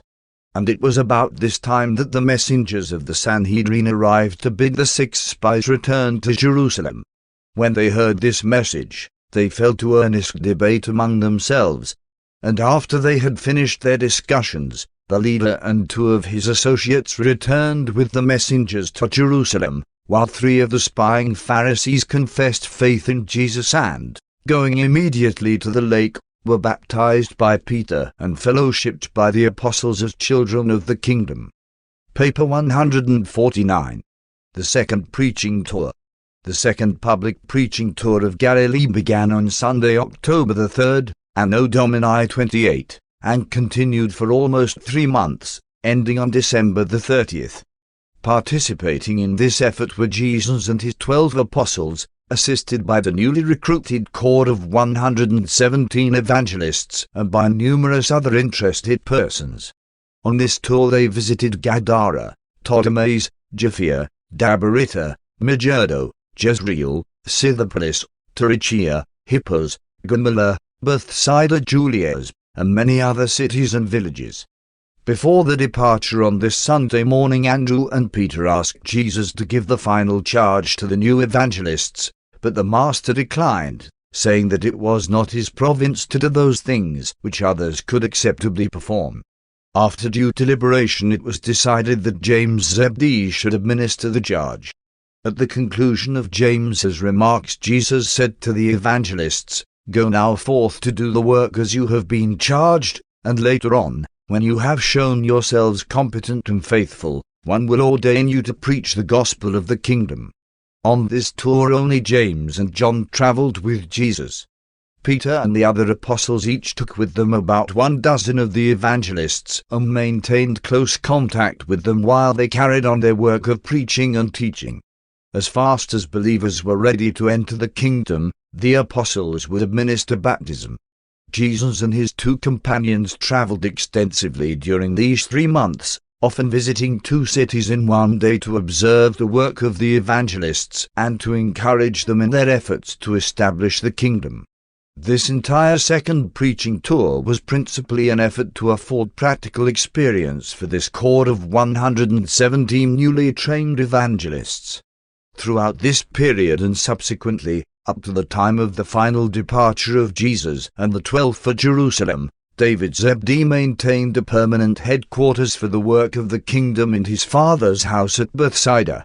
This was the clearinghouse for Jesus' work on earth and the relay station for the messenger service which David carried on between the workers in various parts of Palestine and adjacent regions.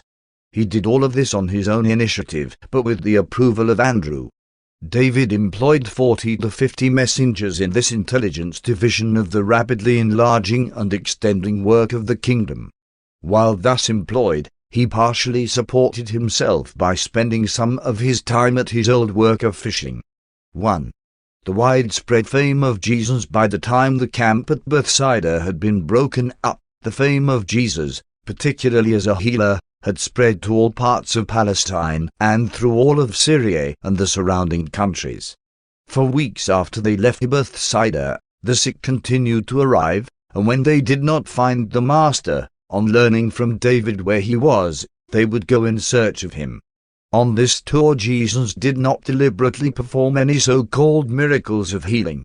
Nevertheless, scores of afflicted found restoration of health and happiness as a result of the reconstructive power of the intense faith which impelled them to seek for healing. There began to appear about the time of this mission, and continued throughout the remainder of Jesus' life on earth, a peculiar and unexplained series of healing phenomena. In the course of this 3 months tour, more than 100 men, women, and children from Judea, Idumea, Galilee, Syria, Tyre, and Sidon, and from beyond the Jordan were beneficiaries of this unconscious healing by Jesus and, returning to their homes, added to the enlargement of Jesus' fame. And they did this notwithstanding that Jesus would, every time he observed one of these cases of spontaneous healing, directly charge the beneficiary to tell no man. It was never revealed to us just what occurred in these cases of spontaneous or unconscious healing. The Master never explained to his apostles how these healings were effected, other than that on several occasions he merely said, "One perceived that power has gone forth from me." On one occasion he remarked when touched by an ailing child, "One perceived that life has gone forth from me." In the absence of direct word from the Master regarding the nature of these cases of spontaneous healing, it would be presuming on our part to undertake to explain how they were accomplished, but it will be permissible to record our opinion of all such healing phenomena. We believe that many of these apparent miracles of healing, as they occurred in the course of Jesus' earth ministry, were the result of the coexistence of the following three powerful, potent, and associated influences. 1. The presence of strong, dominant, and living faith in the heart of the human being who persistently sought healing, together with the fact that such healing was desired for its spiritual benefits rather than for purely physical restoration. 2. The existence, concomitant with such human faith, of the great sympathy and compassion of the incarnated and mercy-dominated Creator Son of God, who actually possessed in his person almost unlimited and timeless creative healing powers and prerogatives. 3. Along with the faith of the creature and the life of the Creator, it should also be noted that this God-man was the personified expression of the Father's will. If, in the contact of the human need and the divine power to meet it, the Father did not will otherwise, the two became one, and the healing occurred unconsciously to the human Jesus, but was immediately recognized by his divine nature. The explanation, then, of many of these cases of healing must be found in a great law which has long been known to us, namely, what the Creator Son desires and the Eternal Father wills is. It is, then, our opinion that, in the personal presence of Jesus, certain forms of profound human faith were literally and truly compelling in the manifestation of healing by certain creative forces and personalities of the universe who were at that time so intimately associated with the Son of Man. It therefore becomes a fact of record that Jesus did frequently suffer men to heal themselves in his presence by their powerful, personal faith.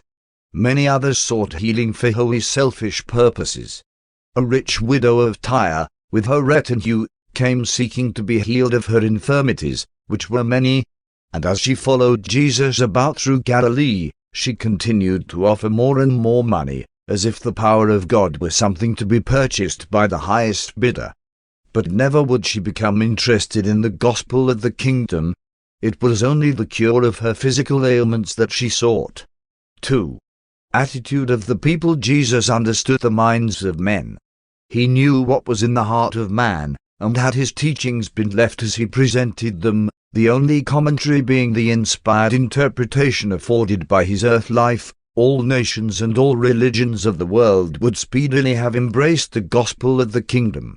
The well-meant efforts of Jesus' early followers to restate his teachings so as to make them the more acceptable to certain nations, races, and religions, only resulted in making such teachings the less acceptable to all other nations, races, and religions. The Apostle Paul, in his efforts to bring the teachings of Jesus to the favorable notice of certain groups in his day, wrote many letters of instruction and admonition. Other teachers of Jesus' gospel did likewise, but none of them realized that some of these writings would subsequently be brought together by those who would set them forth as the embodiment of the teachings of Jesus. And so, while so-called Christianity does contain more of the Master's gospel than any other religion, it does also contain much that Jesus did not teach. Aside from the incorporation of many teachings from the Persian mysteries and much of the Greek philosophy into early Christianity, two great mistakes were made. 1. The effort to connect the gospel teaching directly onto the Jewish theology, as illustrated by the Christian doctrines of the atonement, the teaching that Jesus was the sacrificed Son who would satisfy the Father's stern justice and appease the divine wrath. These teachings originated in a praiseworthy effort to make the gospel of the kingdom more acceptable to disbelieving Jews. Though these efforts failed as far as winning the Jews was concerned, they did not fail to confuse and alienate many honest souls in all subsequent generations. 2. The second great blunder of the Master's early followers, and one which all subsequent generations have persisted in perpetuating, was to organize the Christian teaching so completely about the person of Jesus. This overemphasis of the personality of Jesus in the theology of Christianity has worked to obscure his teachings, and all of this has made it increasingly difficult for Jews, Mohammedans, Hindus, and other Eastern religionists to accept the teachings of Jesus. We would not belittle the place of the person of Jesus in a religion which might bear his name, but we would not permit such consideration to eclipse his inspired life or to supplant his saving message, the fatherhood of God and the brotherhood of man. The teachers of the religion of Jesus should approach other religions with the recognition of the truths which are held in common, many of which come directly or indirectly from Jesus' message, while they refrain from placing so much emphasis on the differences. While, at that particular time, the fame of Jesus rested chiefly upon his reputation as a healer, it does not follow that it continued so to rest. As time passed, more and more he was sought for spiritual help.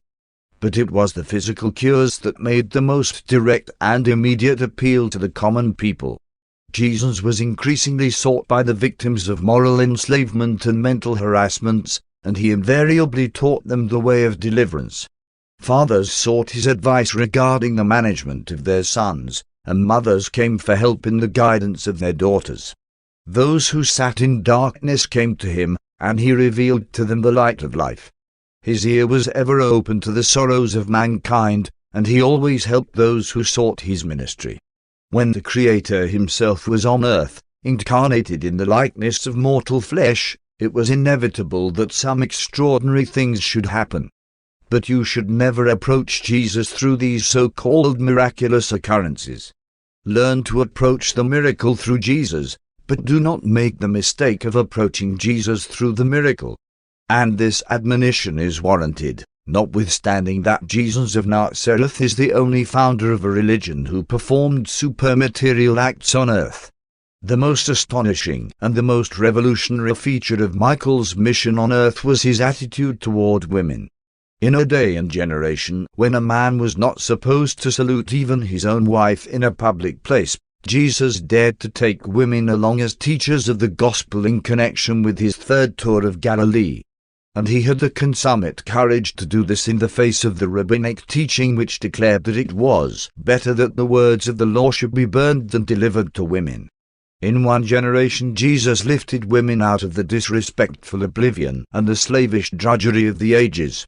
And it is the one shameful thing about the religion that presumed to take Jesus' name that it lacked the moral courage to follow this noble example in its subsequent attitude toward women. As Jesus mingled with the people, they found him entirely free from the superstitions of that day. He was free from religious prejudices. He was never intolerant. He had nothing in his heart resembling social antagonism.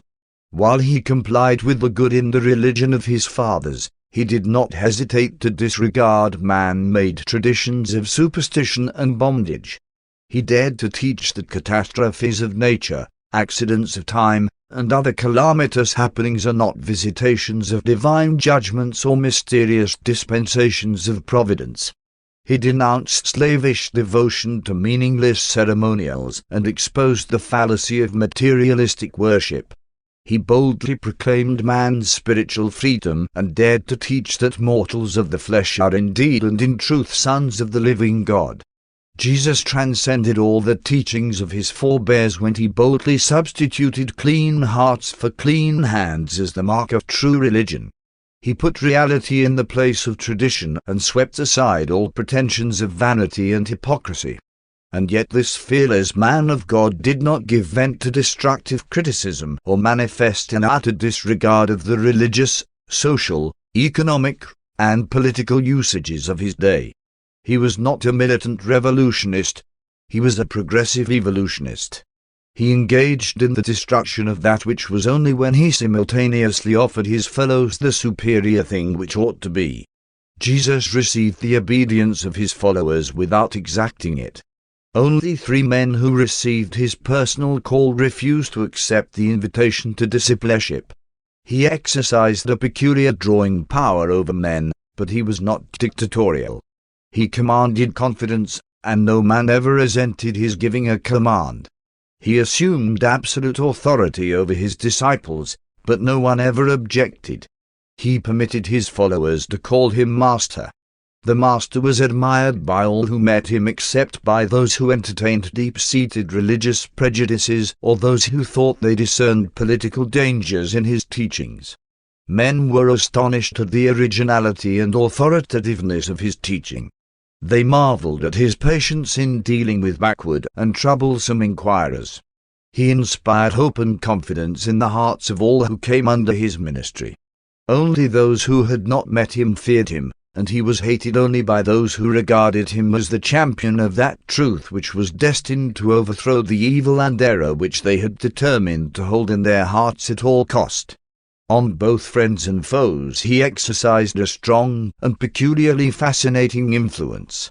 Multitudes would follow him for weeks, just to hear his gracious words and behold his simple life. Devoted men and women loved Jesus with a well-nigh superhuman affection. And the better they knew him, the more they loved him. And all this is still true. Even today and in all future ages, the more man comes to know this God-man, the more he will love and follow after him. 3. Hostility of the religious leaders. Notwithstanding the favorable reception of Jesus and his teachings by the common people, the religious leaders at Jerusalem became increasingly alarmed and antagonistic. The Pharisees had formulated a systematic and dogmatic theology. Jesus was a teacher who taught as the occasion served. He was not a systematic teacher. Jesus taught not so much from the law as from life, by parables. And when he employed a parable for illustrating his message, he designed to utilize just one feature of the story for that purpose. Many wrong ideas concerning the teachings of Jesus may be secured by attempting to make allegories out of his parables. The religious leaders at Jerusalem were becoming well-nigh frantic as a result of the recent conversion of young Abraham and by the desertion of the 3 spies who had been baptized by Peter, and who were now out with the evangelists on this second preaching tour of Galilee. The Jewish leaders were increasingly blinded by fear and prejudice, while their hearts were hardened by the continued rejection of the appealing truths of the gospel of the kingdom. When men shut off the appeal to the Spirit that dwells within them, there is little that can be done to modify their attitude. When Jesus first met with the evangelists at the Bethsaida camp, in concluding his address, he said, "You should remember that in body and mind, emotionally, men react individually. The only uniform thing about men is the indwelling spirit.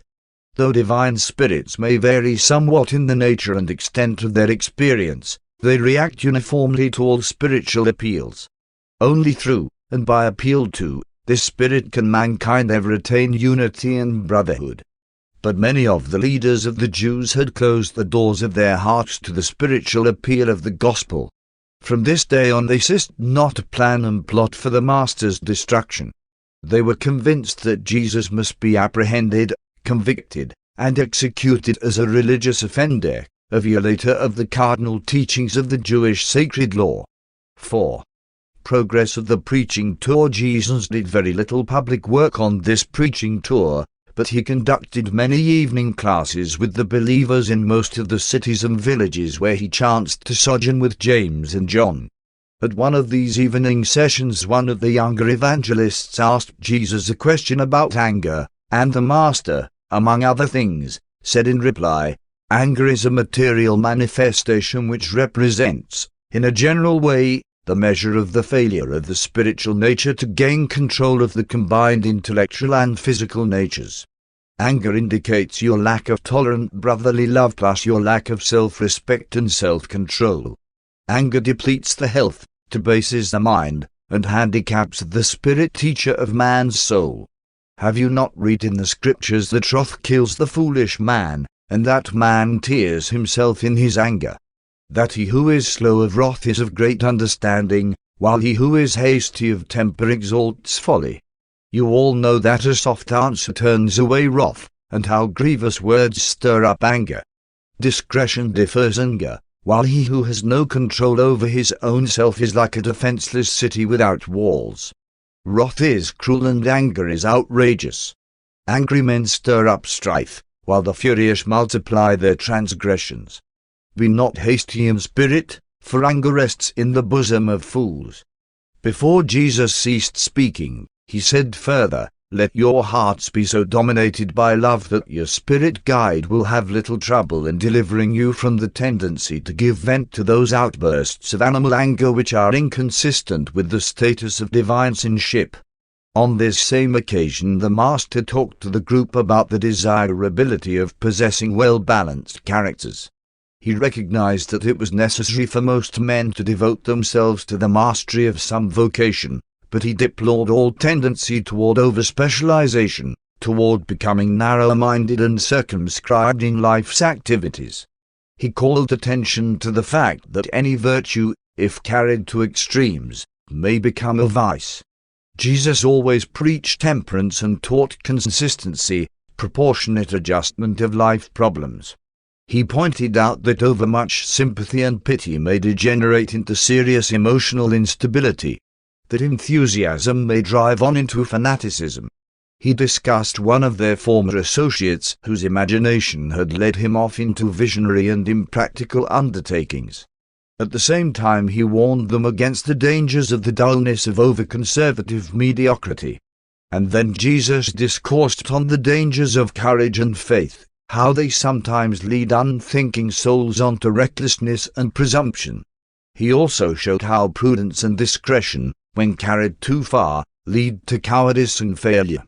He exhorted his hearers to strive for originality, while they shunned all tendency toward eccentricity. He pleaded for sympathy without sentimentality, piety without sanctimoniousness. He taught reverence free from fear and superstition. It was not so much what Jesus taught about the balanced character that impressed his associates as the fact that his own life was such an eloquent exemplification of his teaching. He lived in the midst of stress and storm, but he never wavered. His enemies continually laid snares for him, but they never entrapped him. The wise and learned endeavored to trip him, but he did not stumble. They sought to embroil him in debate, but his answers were always enlightening, dignified, and final. When he was interrupted in his discourses with multitudinous questions, his answers were always significant and conclusive. Never did he resort to ignoble tactics in meeting the continuous pressure of his enemies, who did not hesitate to employ every sort of false, unfair, and unrighteous mode of attack upon him. While it is true that many men and women must assiduously apply themselves to some definite pursuit as a livelihood vocation, it is nevertheless wholly desirable that human beings should cultivate a wide range of cultural familiarity with life as it is lived on earth. Truly educated persons are not satisfied with remaining in ignorance of the lives and doings of their fellows. 5. Lesson regarding contentment. When Jesus was visiting the group of evangelists working under the supervision of Simon's zealots, during their evening conference Simon asked the Master, "Why are some persons so much more happy and contented than others? Is contentment a matter of religious experience?" Among other things, Jesus said in answer to Simon's question, "Simon, some persons are naturally more happy than others. Much, very much, depends upon the willingness of man to be led and directed by the Father Spirit which lives within him. Have you not read in the Scriptures the words of the wise man, 'The spirit of man is the candle of the Lord, searching all the inward parts'? And also that such spirit-led mortals say, 'The lines are fallen to me in pleasant places.' Yes, one have a goodly heritage. A little that a righteous man has is better than the riches of many wicked. For a good man shall be satisfied from within himself." A merry heart makes a cheerful countenance, and is a continual feast. Better is a little with the reverence of the Lord than great treasure and trouble therewith. Better is a dinner of herbs where love is than a fatted ox and hatred therewith. Better is a little with righteousness than great revenues without rectitude. A merry heart does good like a medicine. Better is a handful with composure than a superabundance with sorrow and vexation of spirit. Much of man's sorrow is born of the disappointment of his ambitions and the wounding of his pride. Although men owe a duty to themselves to make the best of their lives on earth, having thus sincerely exerted themselves, they should cheerfully accept their lot and exercise ingenuity in making the most of that which has fallen to their hands. All too many of man's troubles take origin in the fierce soil of his own natural heart. The wicked flee when no man pursues.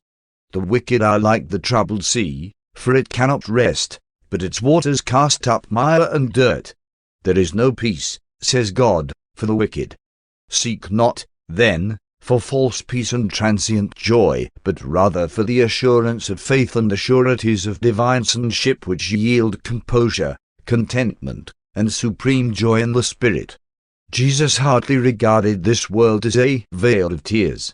He rather looked upon it as the birth sphere of the eternal and immortal spirits of paradise ascension, the vale of soul-making.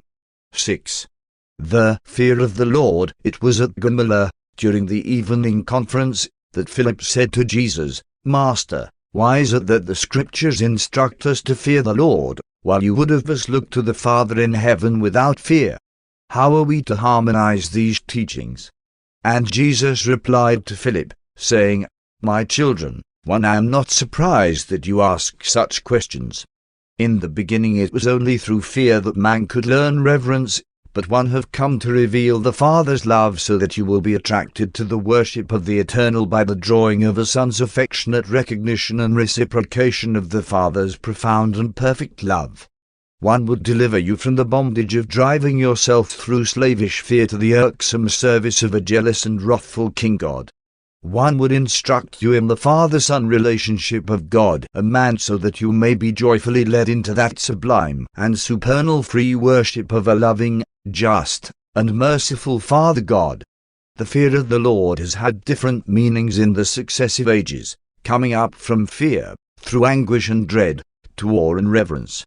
And now from reverence one would lead you up, through recognition, realization, and appreciation, to love. When man recognizes only the works of God, he is led to fear the Supreme. But when man begins to understand and experience the personality and character of the living God, he is led increasingly to love such a good and perfect, universal and eternal Father.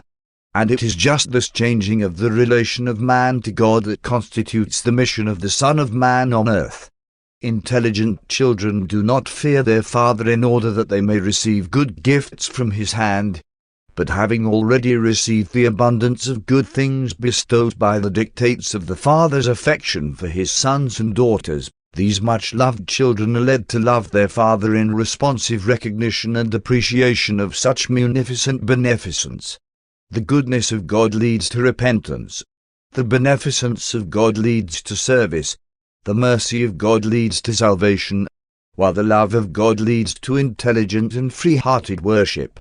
Your forebears feared God, because he was mighty and mysterious. You shall adore him because he is magnificent in love, plenteous in mercy, and glorious in truth. The power of God engenders fear in the heart of man, but the nobility and righteousness of his personality beget reverence, love, and willing worship. A dutiful and affectionate son does not fear or dread even a mighty and noble father. One have come into the world to put love in the place of fear, joy in the place of sorrow, confidence in the place of dread, loving service and appreciative worship in the place of slavish bondage and meaningless ceremonies. But it is still true of those who sit in darkness that the fear of the Lord is the beginning of wisdom. But when the light has more fully come, the sons of God are led to praise the Infinite for what he is rather than to fear him for what he does. When children are young and unthinking, they must necessarily be admonished to honor their parents, but when they grow older and become somewhat more appreciative of the benefits of the parental ministry and protection, they are led up, through understanding, respect and increasing affection, to that level of experience where they actually love their parents for what they are more than for what they have done.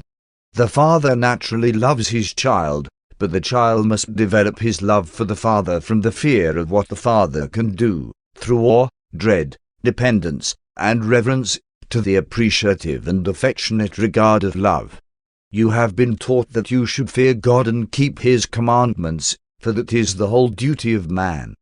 But one have come to give you a new and higher commandment. One would teach you to love God and learn to do his will, for that is the highest privilege of the liberated sons of God. Your fathers were taught to fear God, the Almighty King. One teach you, love God, the all-merciful Father. In the kingdom of heaven, which one have come to declare, there is no high and mighty king. This kingdom is a divine family. The universally recognized and unreservedly worshipped center and head of this far-flung brotherhood of intelligent beings is my Father and your Father. One am his son, and you are also his sons. Therefore it is eternally true that you and one are brethren in the heavenly estate, and all the more so since we have become brethren in the flesh of the earthly life.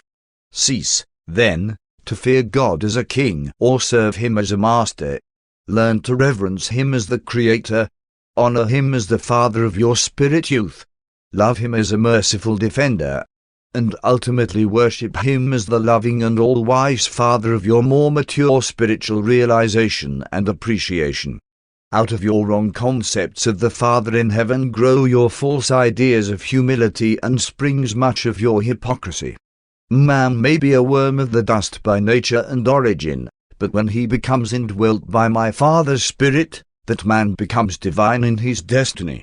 The bestowal spirit of my Father will surely return to the divine source and universe level of origin, and the human soul of mortal man which shall have become the reborn child of this indwelling spirit shall certainly ascend with the divine spirit to the very presence of the eternal Father.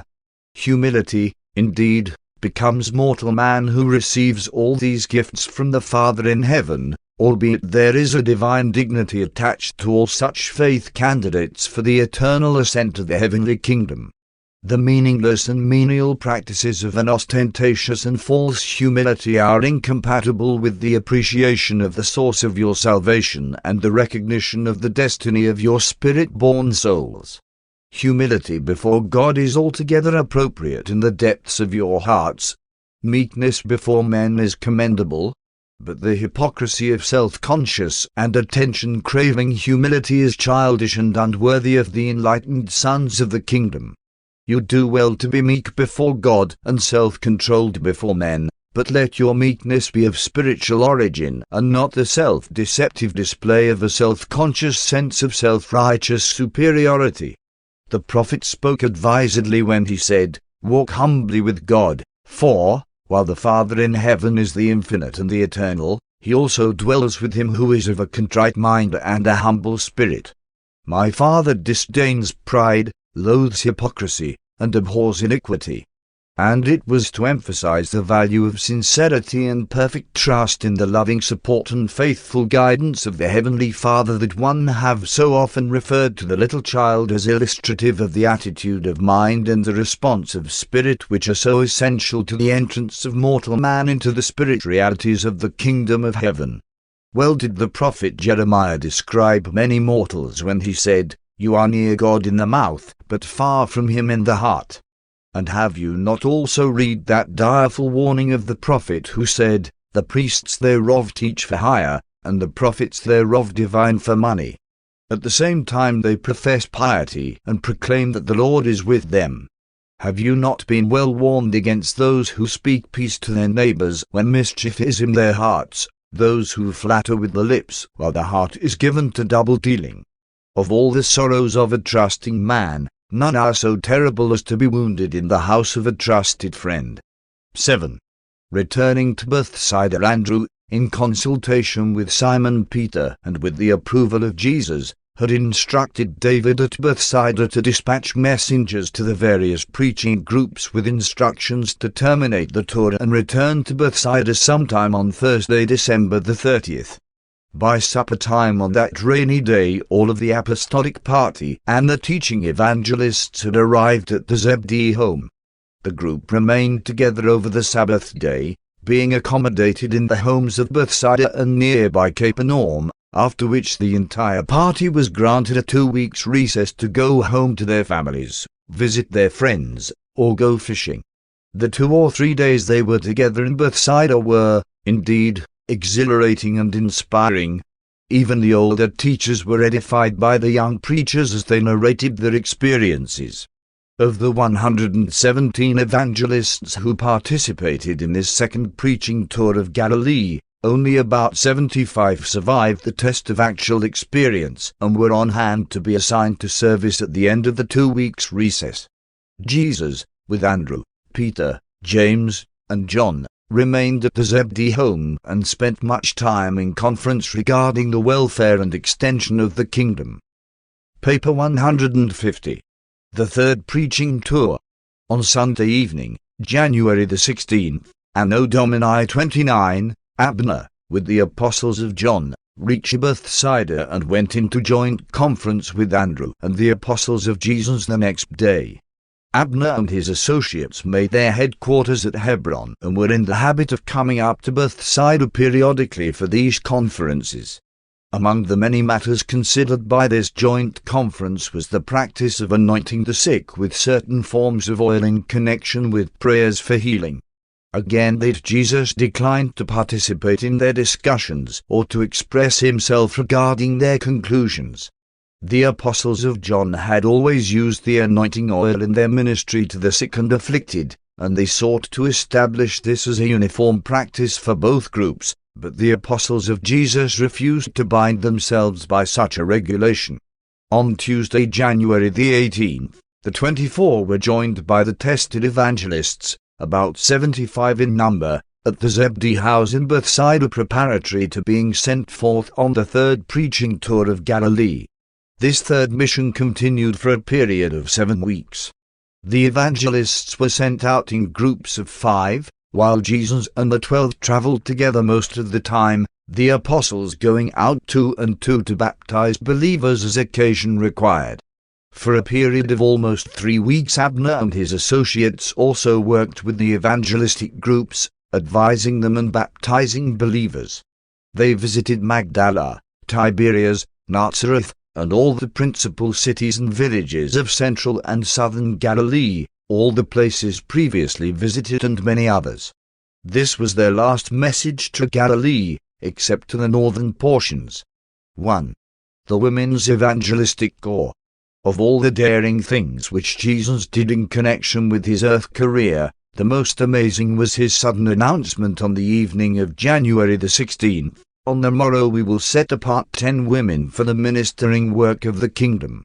At the beginning of the 2 weeks period during which the apostles and the evangelists were to be absent from Bethsaida on their furlough, Jesus requested David to summon his parents back to their home and to dispatch messengers calling to Bethsaida 10 devout women who had served in the administration of the former encampment and the tented infirmary. These women had all listened to the instruction given the young evangelists, but it had never occurred to either themselves or their teachers that Jesus would dare to commission women to teach the gospel of the kingdom and minister to the sick.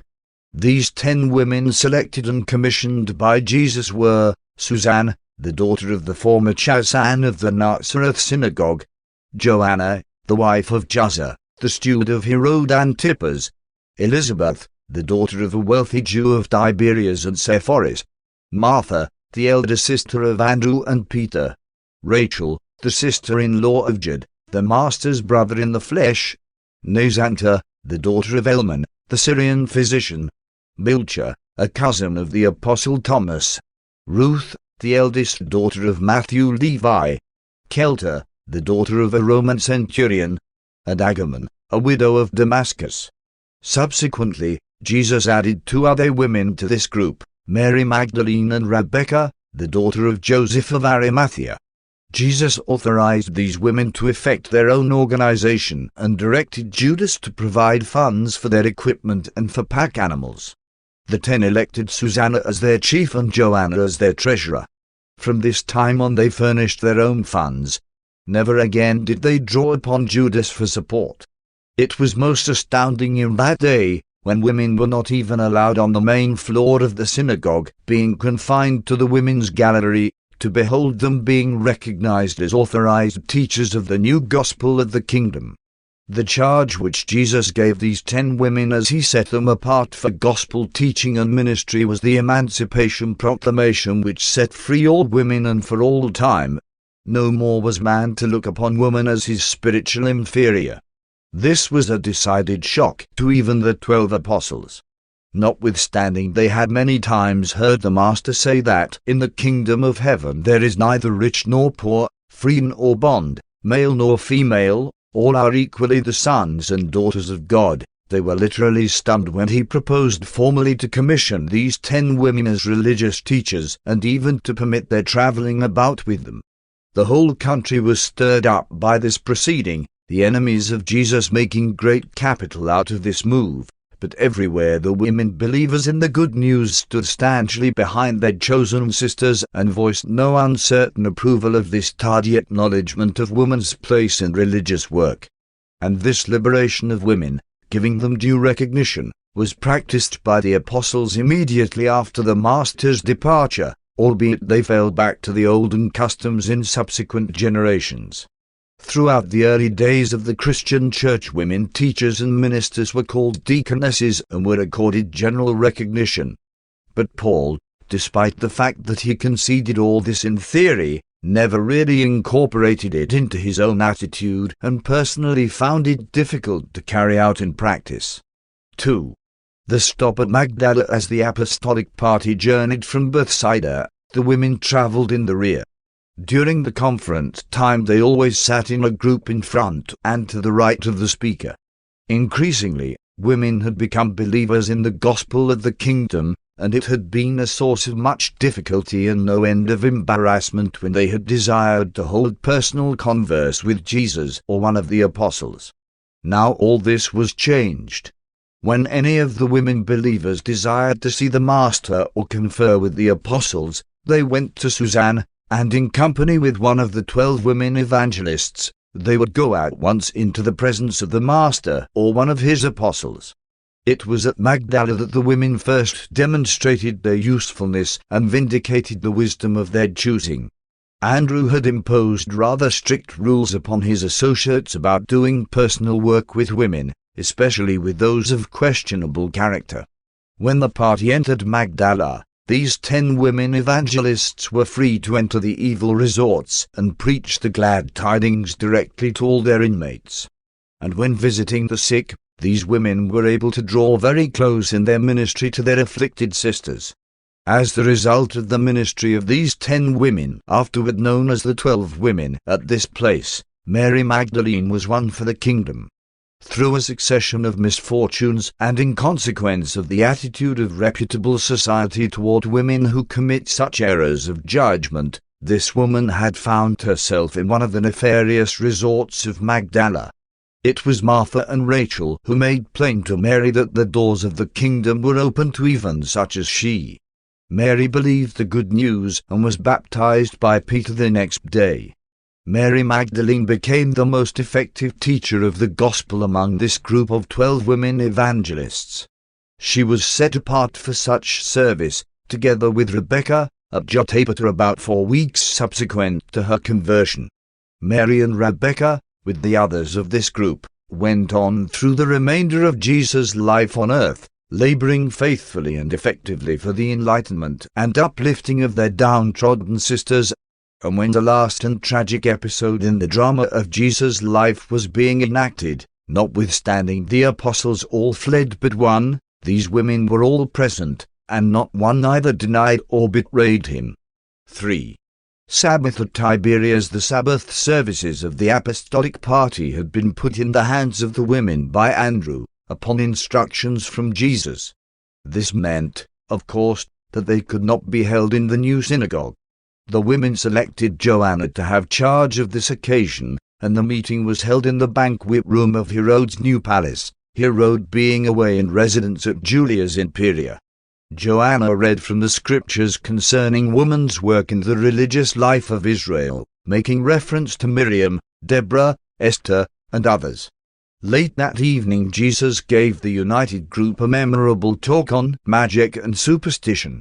In those days the appearance of a bright and supposedly new star was regarded as a token indicating that the great man had been born on earth. Such a star having then recently been observed, Andrew asked Jesus if these beliefs were well-founded. In the long answer to Andrew's question, the Master entered upon a thoroughgoing discussion of the whole subject of human superstition. The statement which Jesus made at this time may be summarized in modern phraseology as follows. 1.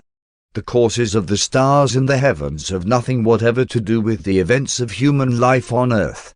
Astronomy is a proper pursuit of science, but astrology is a mass of superstitious error which has no place in the gospel of the kingdom. 2.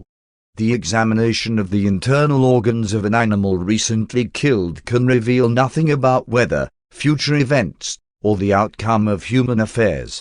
3. The spirits of the dead do not come back to communicate with their families or their one-time friends among the living. 4.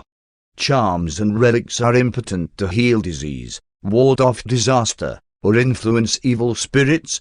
The belief in all such material means of influencing the spiritual world is nothing but gross superstition. 5. Casting lots, while it may be a convenient way of settling many minor difficulties, is not a method designed to disclose the divine will. Such outcomes are purely matters of material chance. The only means of communion with the spiritual world is embraced in the spirit endowment of mankind, the indwelling spirit of the Father, together with the outpoured spirit of the Son and the omnipresent influence of the infinite Spirit. 6. Divination, sorcery, and witchcraft are superstitions of ignorant minds, as also are the delusions of magic. The belief in magic numbers, omens of good luck, and harbingers of bad luck, is pure and unfounded superstition. 7. The interpretation of dreams is largely a superstitious and groundless system of ignorant and fantastic speculation. The gospel of the kingdom must have nothing in common with the soothsayer priests of primitive religion. 8. The spirits of good or evil cannot dwell within material symbols of clay, wood, or metal. Idols are nothing more than the material of which they are made. 9. The practices of the enchanters, the wizards, the magicians, and the sorcerers were derived from the superstitions of the Egyptians, the Assyrians, the Babylonians, and the ancient Canaanites. Amulets and all sorts of incantations are futile, either to win the protection of good spirits or to ward off supposed evil spirits. 10. He exposed and denounced their belief in spells, ordeals, bewitching, cursing, signs, mandrakes, knotted cords, and all other forms of ignorant and enslaving superstition. 4. Sending the apostles out 2 and 2 the next evening, having gathered together the 12 apostles, the apostles of John, and the newly commissioned women's group, Jesus said, "You see for yourselves that the harvest is plenteous, but the laborers are few. Let us all, therefore, pray the Lord of the harvest that he send forth still more laborers into his fields." While one remained to comfort and instruct the younger teachers, one would send out the older ones 2 and 2 that they may pass quickly over all Galilee preaching the gospel of the kingdom while it is yet convenient and peaceful. Then he designated the pairs of apostles as he desired them to go forth, and they were Andrew and Peter, James and John Zebedee, Philip and Nathanael, Thomas and Matthew, James and Judas Alphaeus, Simon Zealots and Judas Iscariot. Jesus arranged a date for meeting the 12 at Nazareth, and in parting, he said, "On this mission go not to any city of the Gentiles, neither go into Samaria, but go instead to the lost sheep of the house of Israel. Preach the gospel of the kingdom and proclaim the saving truth that man is a son of God." Remember that the disciple is hardly above his master nor a servant greater than his Lord. It is enough for the disciple to be equal with his master and the servant to become like his Lord. If some people have dared to call the master of the house an associate of Beelzebub, how much more shall they so regard those of his household? But you should not fear these unbelieving enemies. One declare to you that there is nothing covered up that is not going to be revealed. There is nothing hidden that shall not be known. What one have taught you privately, that preach with wisdom in the open. What one have revealed to you in the inner chamber, that you are to proclaim in due season from the housetops. And one say to you, my friends and disciples, be not afraid of those who can kill the body, but who are not able to destroy the soul. Rather put your trust in him who is able to sustain the body and save the soul. Are not 2 sparrows sold for a penny? And yet one declare that not one of them is forgotten in God's sight. Know you not that the very hairs of your head are all numbered? Fear not, therefore, you are of more value than a great many sparrows. Be not ashamed of my teaching. Go forth proclaiming peace and goodwill, but be not deceived, peace will not always attend your preaching. One came to bring peace on earth, but when men reject my gift, division and turmoil result. When all of a family receive the gospel of the kingdom, truly peace abides in that house.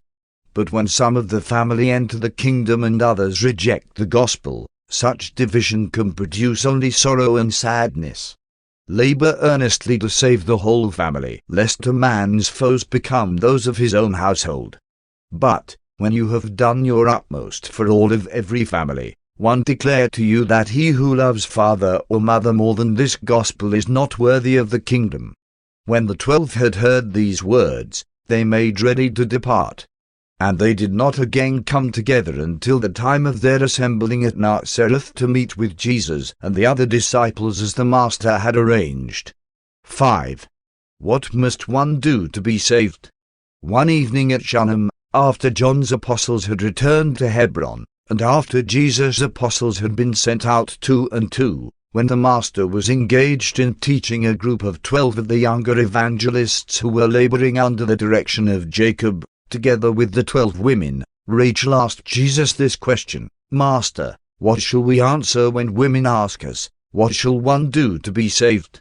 When Jesus heard this question, he answered, when men and women ask what shall we do to be saved, you shall answer, believe this gospel of the kingdom, accept divine forgiveness. By faith recognize the indwelling Spirit of God, whose acceptance makes you a son of God. Have you not read in the Scriptures where it says, in the Lord have one righteousness and strength? Also where the Father says, my righteousness is near, my salvation has gone forth, and my arms shall enfold my people. My soul shall be joyful in the love of my God, for he has clothed me with the garments of salvation and has covered me with the robe of his righteousness. Have you not also read of the Father that his name shall be called the Lord our righteousness? Take away the filthy rags of self-righteousness and clothe my Son with the robe of divine righteousness and eternal salvation. It is forever true, the just shall live by faith. Entrance into the Father's kingdom is wholly free, but progress, growth in grace, is essential to continuance therein. Salvation is the gift of the Father and is revealed by his sons. Acceptance by faith on your part makes you a partaker of the divine nature, a son or a daughter of God. By faith you are justified. By faith are you saved. And by this same faith are you eternally advanced in the way of progressive and divine perfection.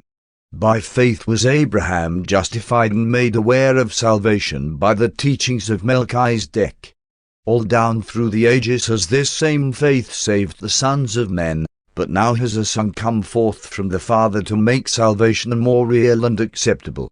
When Jesus had left off speaking, there was great rejoicing among those who had heard these gracious words, and they all went on in the days that followed proclaiming the gospel of the kingdom with new power and with renewed energy and enthusiasm.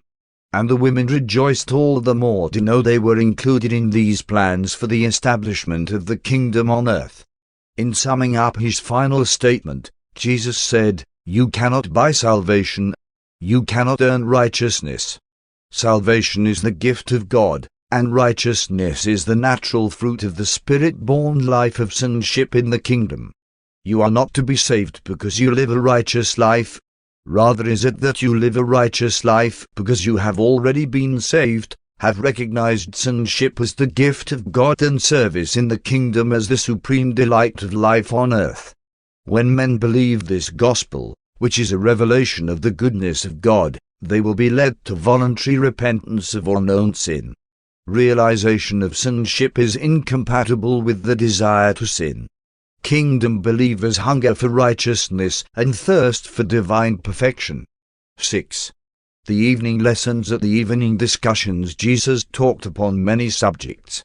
During the remainder of this tour, before they all reunited at Nazareth, he discussed the love of God, dreams and visions, malice, humility and meekness, courage and loyalty, music and worship, service and obedience, pride and presumption, forgiveness in relation to repentance, peace and perfection, evil speaking and envy, evil, sin, and temptation, doubts and unbelief, wisdom and worship.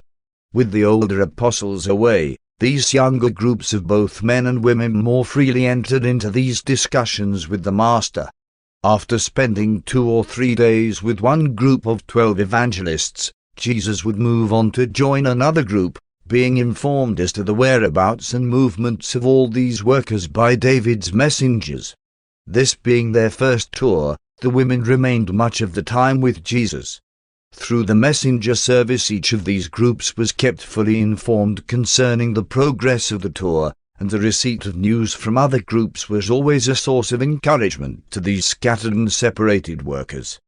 Before their separation, it had been arranged that the 12 apostles, together with the evangelists and the women's corps, should assemble at Nazareth to meet the Master on Friday, March the 4th. Accordingly, about this time, from all parts of central and southern Galilee, these various groups of apostles and evangelists began moving toward Nazareth. By mid-afternoon, Andrew and Peter, the last to arrive, had reached the encampment prepared by the early arrivals and situated on the highlands to the north of the city. And this was the first time Jesus had visited Nazareth since the beginning of his public ministry. 7. The sojourn at Nazareth. This Friday afternoon Jesus walked about Nazareth quite unobserved and wholly unrecognized. He passed by the home of his childhood and the carpenter's shop and spent a half-hour on the hill which he so much enjoyed when a lad. Not since the day of his baptism by John in the Jordan had the Son of Man had such a flood of human emotion stirred up within his soul. While coming down from the mount, he heard the familiar sounds of the trumpet blast announcing the going down of the sun, just as he had so many times heard it when a boy growing up in Nazareth. Before returning to the encampment, he walked down by the synagogue where he had gone to school and indulged his mind in many reminiscences of his childhood days. Earlier in that day Jesus had sent Thomas to arrange with the ruler of the synagogue for his preaching at the Sabbath morning service. The people of Nazareth were never reputed for piety and righteous living. As the years passed, this village became increasingly contaminated by the low moral standards of nearby Sepphoris. Throughout Jesus' youth and young manhood there had been a division of opinion in Nazareth regarding him. There was much resentment when he moved to Capernaum. While the inhabitants of Nazareth had heard much about the doings of their former carpenter, they were offended that he had never included his native village in any of his earlier preaching tours. They had indeed heard of Jesus' fame, but the majority of the citizens were angry because he had done none of his great works in the city of his youth. For months the people of Nazareth had discussed Jesus much, but their opinions were, on the whole, unfavorable to him. Thus did the Master find himself in the midst of, not a welcome homecoming, but a decidedly hostile and hypercritical atmosphere. But this was not all. His enemies, knowing that he was to spend this Sabbath day in Nazareth and supposing that he would speak in the synagogue, had hired numerous rough and uncouth men to harass him and in every way possible make trouble. Most of the older of Jesus' friends, including the doting Chaz and teacher of his youth, were dead or had left Nazareth, and the younger generation was prone to resent his fame with strong jealousy.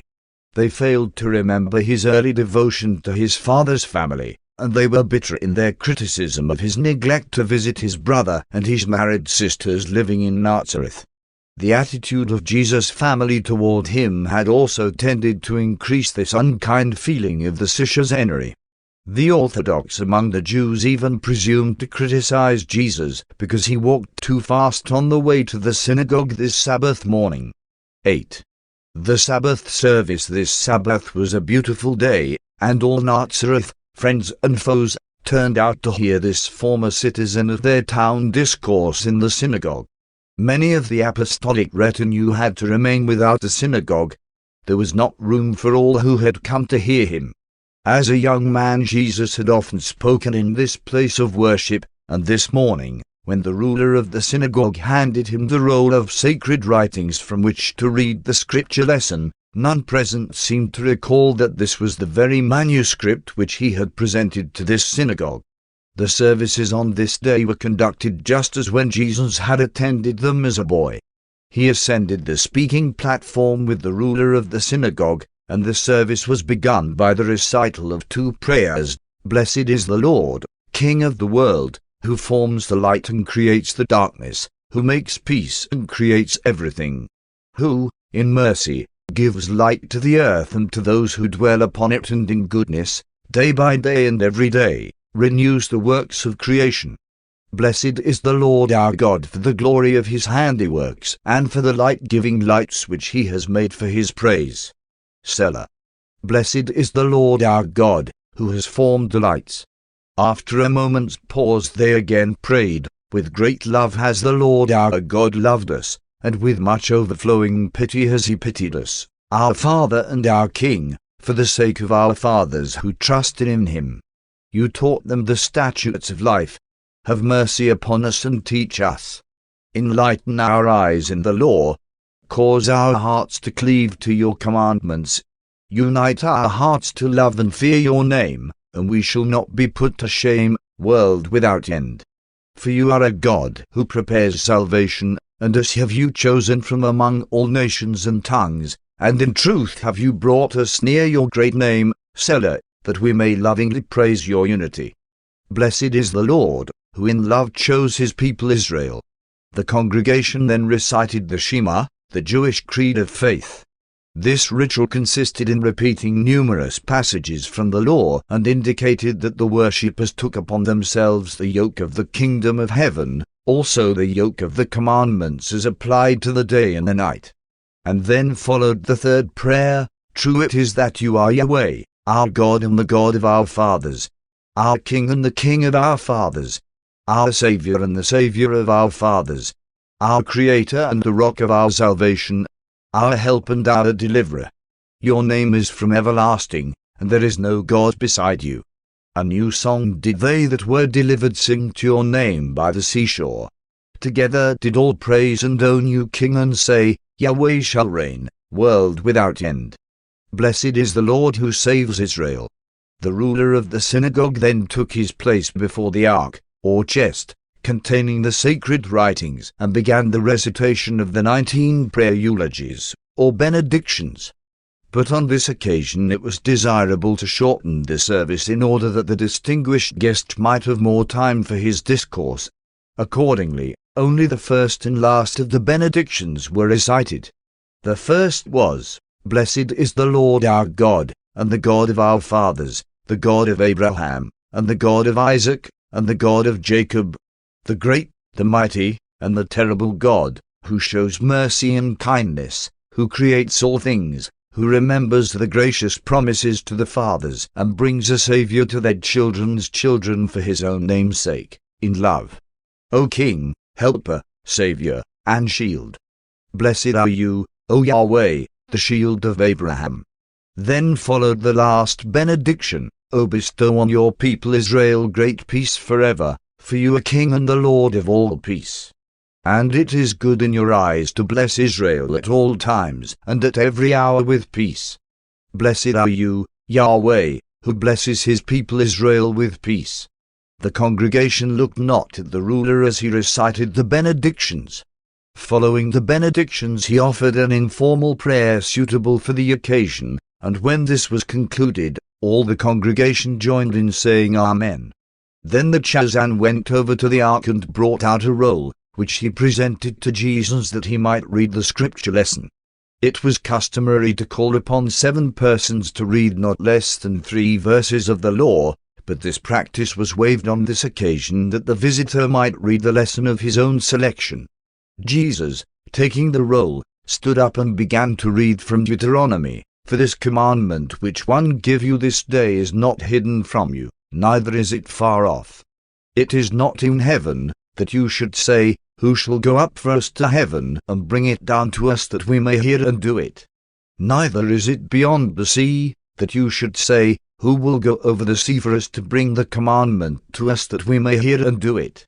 No, the word of life is very near to you, even in your presence and in your heart, that you may know and obey it." And when he had ceased reading from the law, he turned to Isaiah and began to read, "The Spirit of the Lord is upon me because he has anointed me to preach good tidings to the poor. He has sent me to proclaim release to the captives and the recovering of sight to the blind, to set at liberty those who are bruised and to proclaim the acceptable year of the Lord." Jesus closed the book and, after handing it back to the ruler of the synagogue, sat down and began to discourse to the people. He began by saying, "Today are these scriptures fulfilled." And then Jesus spoke for almost 15 minutes on the sons and daughters of God. Many of the people were pleased with the discourse, and they marveled at his graciousness and wisdom. It was customary in the synagogue, after the conclusion of the formal service, for the speaker to remain so that those who might be interested could ask him questions. Accordingly, on this Sabbath morning Jesus stepped down into the crowd which pressed forward to ask questions. In this group were many turbulent individuals whose minds were bent on mischief, while about the fringe of this crowd there circulated those debased men who had been hired to make trouble for Jesus. Many of the disciples and evangelists who had remained without now pressed into the synagogue and were not slow to recognize that trouble was brewing. They sought to lead the Master away, but he would not go with them. 9. The Nazareth rejection. Jesus found himself surrounded in the synagogue by a great throng of his enemies and a sprinkling of his own followers, and in reply to their rude questions and sinister banterings he half-humorously remarked, "Yes, one am Joseph's son. One am the carpenter, and one am not surprised that you remind me of the proverb, 'Physician, heal yourself,' and that you challenge me to do in Nazareth what you have heard one did at Capernaum. But one call you to witness that even the Scriptures declare that a prophet is not without honor save in his own country and among his own people." But they jostled him and, pointing accusing fingers at him, said, "You think you are better than the people of Nazareth? You moved away from us, but your brother is a common workman, and your sisters still live among us. We know your mother, Mary. Where are they today? We hear big things about you, but we notice that you do no wonders when you come back." Jesus answered them, "One loved the people who dwell in the city where one grew up, and one would rejoice to see you all enter the kingdom of heaven, but the doing of the works of God is not for me to determine. The transformations of grace are wrought in response to the living faith of those who are the beneficiaries." Jesus would have good-naturedly managed the crowd and effectively disarmed even his violent enemies had it not been for the tactical blunder of one of his own apostles, Simon Zealots, who, with the help of Nahor, one of the younger evangelists, had meanwhile gathered together a group of Jesus' friends from among the crowd and, assuming a belligerent attitude, had served notice on the enemies of the Master to go hence. Jesus had long taught the apostles that a soft answer turns away wrath, but his followers were not accustomed to seeing their beloved teacher, whom they so willingly called Master, treated with such discourtesy and disdain. It was too much for them, and they found themselves giving expression to passionate and vehement resentment, all of which only tended to arouse the mob spirit in this ungodly and uncouth assembly. And so, under the leadership of hirelings, these ruffians laid hold upon Jesus and rushed him out of the synagogue to the brow of a nearby precipitous hill, where they were minded to shove him over the edge to his death below. But just as they were about to push him over the edge of the cliff, Jesus turned suddenly upon his captors and, facing them, quietly folded his arms. He said nothing, but his friends were more than astonished when, as he started to walk forward, the mob parted and permitted him to pass on unmolested. Jesus, followed by his disciples, proceeded to their encampment, where all this was recounted. And they made ready that evening to go back to Capernaum early the next day, as Jesus had directed. This turbulent ending of the third public preaching tour had a sobering effect upon all of Jesus' followers. They were beginning to realize the meaning of some of the Master's teachings. They were awaking to the fact that the kingdom would come only through much sorrow and bitter disappointment. They left Nazareth this Sunday morning, and traveling by different routes, they all finally assembled at Bethsaida by noon on Thursday, March the 10th. They came together as a sober and serious group of disillusioned preachers of the gospel of truth, and not as an enthusiastic and all-conquering band of triumphant crusaders. Paper 151. Tarrying and Teaching by the Seaside. By March the 10th all of the preaching and teaching groups had foregathered at Bethsaida. Thursday night and Friday many of them went out to fish, while on the Sabbath day they attended the synagogue to hear an aged Jew of Damascus discourse on the glory of Father Abraham. Jesus spent most of this Sabbath day alone in the hills. That Saturday night the Master talked for more than an hour to the assembled groups on the mission of adversity and the spiritual value of disappointment. This was a memorable occasion, and his hearers never forgot the lesson he imparted. Jesus had not fully recovered from the sorrow of his recent rejection at Nazareth. The apostles were aware of a peculiar sadness mingled with his usual cheerful demeanor. James and John were with him much of the time, Peter being more than occupied with the many responsibilities having to do with the welfare and direction of the new corps of evangelists. This time of waiting before starting for the Passover at Jerusalem, the women spent in visiting from house to house, teaching the gospel, and ministering to the sick in Capernaum and the surrounding cities and villages. 1. The Parable of the Sower. About this time Jesus first began to employ the parable method of teaching the multitudes that so frequently gathered about him. Since Jesus had talked with the apostles and others long into the night, on this Sunday morning very few of the group were up for breakfast. So he went out by the seaside and sat alone in the boat, the old fishing boat of Andrew and Peter, which was always kept at his disposal, and meditated on the next move to be made in the work of extending the kingdom. But the Master was not to be alone for long. Very soon the people from Capernaum and nearby villages began to arrive, and by 10 o'clock that morning almost 1,000 were assembled on shore near Jesus' boat and were clamoring for attention. Peter was now up and, making his way to the boat, said to Jesus, "Master, shall one talk to them?" But Jesus answered, "No, Peter, one will tell them a story." And then Jesus began the recital of the parable of the sower, one of the first of a long series of such parables which he taught the throngs that followed after him. This boat had an elevated seat on which he sat, for it was the custom to sit when teaching, while he talked to the crowd assembled along the shore.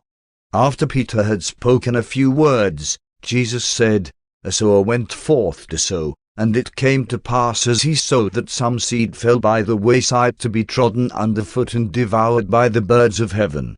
Other seed fell upon the rocky places where there was little earth, and immediately it sprang up because there was no depth to the soil, but as soon as the sun shone, it withered because it had no root whereby to secure moisture.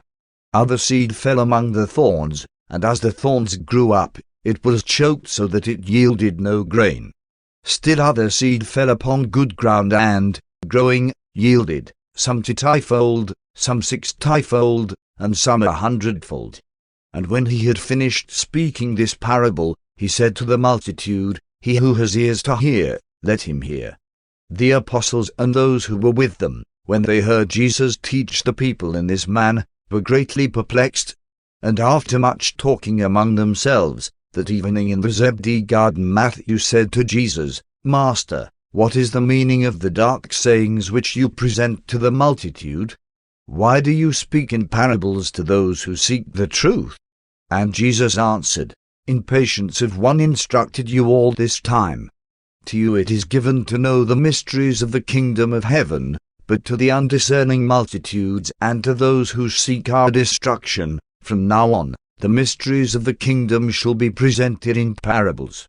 And this we will do so that those who really desire to enter the kingdom may discern the meaning of the teaching and thus find a salvation, while those who listen only to ensnare us may be the more confounded in that they will see without seeing and will hear without hearing. My children, do you not perceive the law of the Spirit which decrees that to him who has shall be given so that he shall have an abundance, but from him who has not shall be taken away even that which he has? Therefore will one henceforth speak to the people much in parables, to the end that our friends and those who desire to know the truth may find that which they seek, while our enemies and those who love not the truth may hear without understanding. Many of these people follow not in the way of the truth. The prophet did, indeed, describe all such undiscerning souls when he said, For this people's heart has waxed gross, and their ears are dull of hearing, and their eyes they have closed, lest they should discern the truth, and understand it in their hearts. The apostles did not fully comprehend the significance of the Master's words. As Andrew and Thomas talked further with Jesus, Peter and the other apostles withdrew to another portion of the garden where they engaged in earnest and prolonged discussion. 2. Interpretation of the parable. Peter and the group about him came to the conclusion that the parable of the sower was an allegory, that each feature had some hidden meaning, and so they decided to go to Jesus and ask for an explanation. Accordingly, Peter approached the Master, saying, We are not able to penetrate the meaning of this parable, and we desire that you explain it to us, since you say it is given us to know the mysteries of the kingdom. And when Jesus heard this, he said to Peter, My son, one desire to withhold nothing from you, but first suppose you tell me what you have been talking about.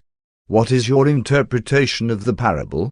After a moment of silence, Peter said, Master, we have talked much concerning the parable, and this is the interpretation one have decided upon. The sower is the gospel preacher. The seed is the word of God.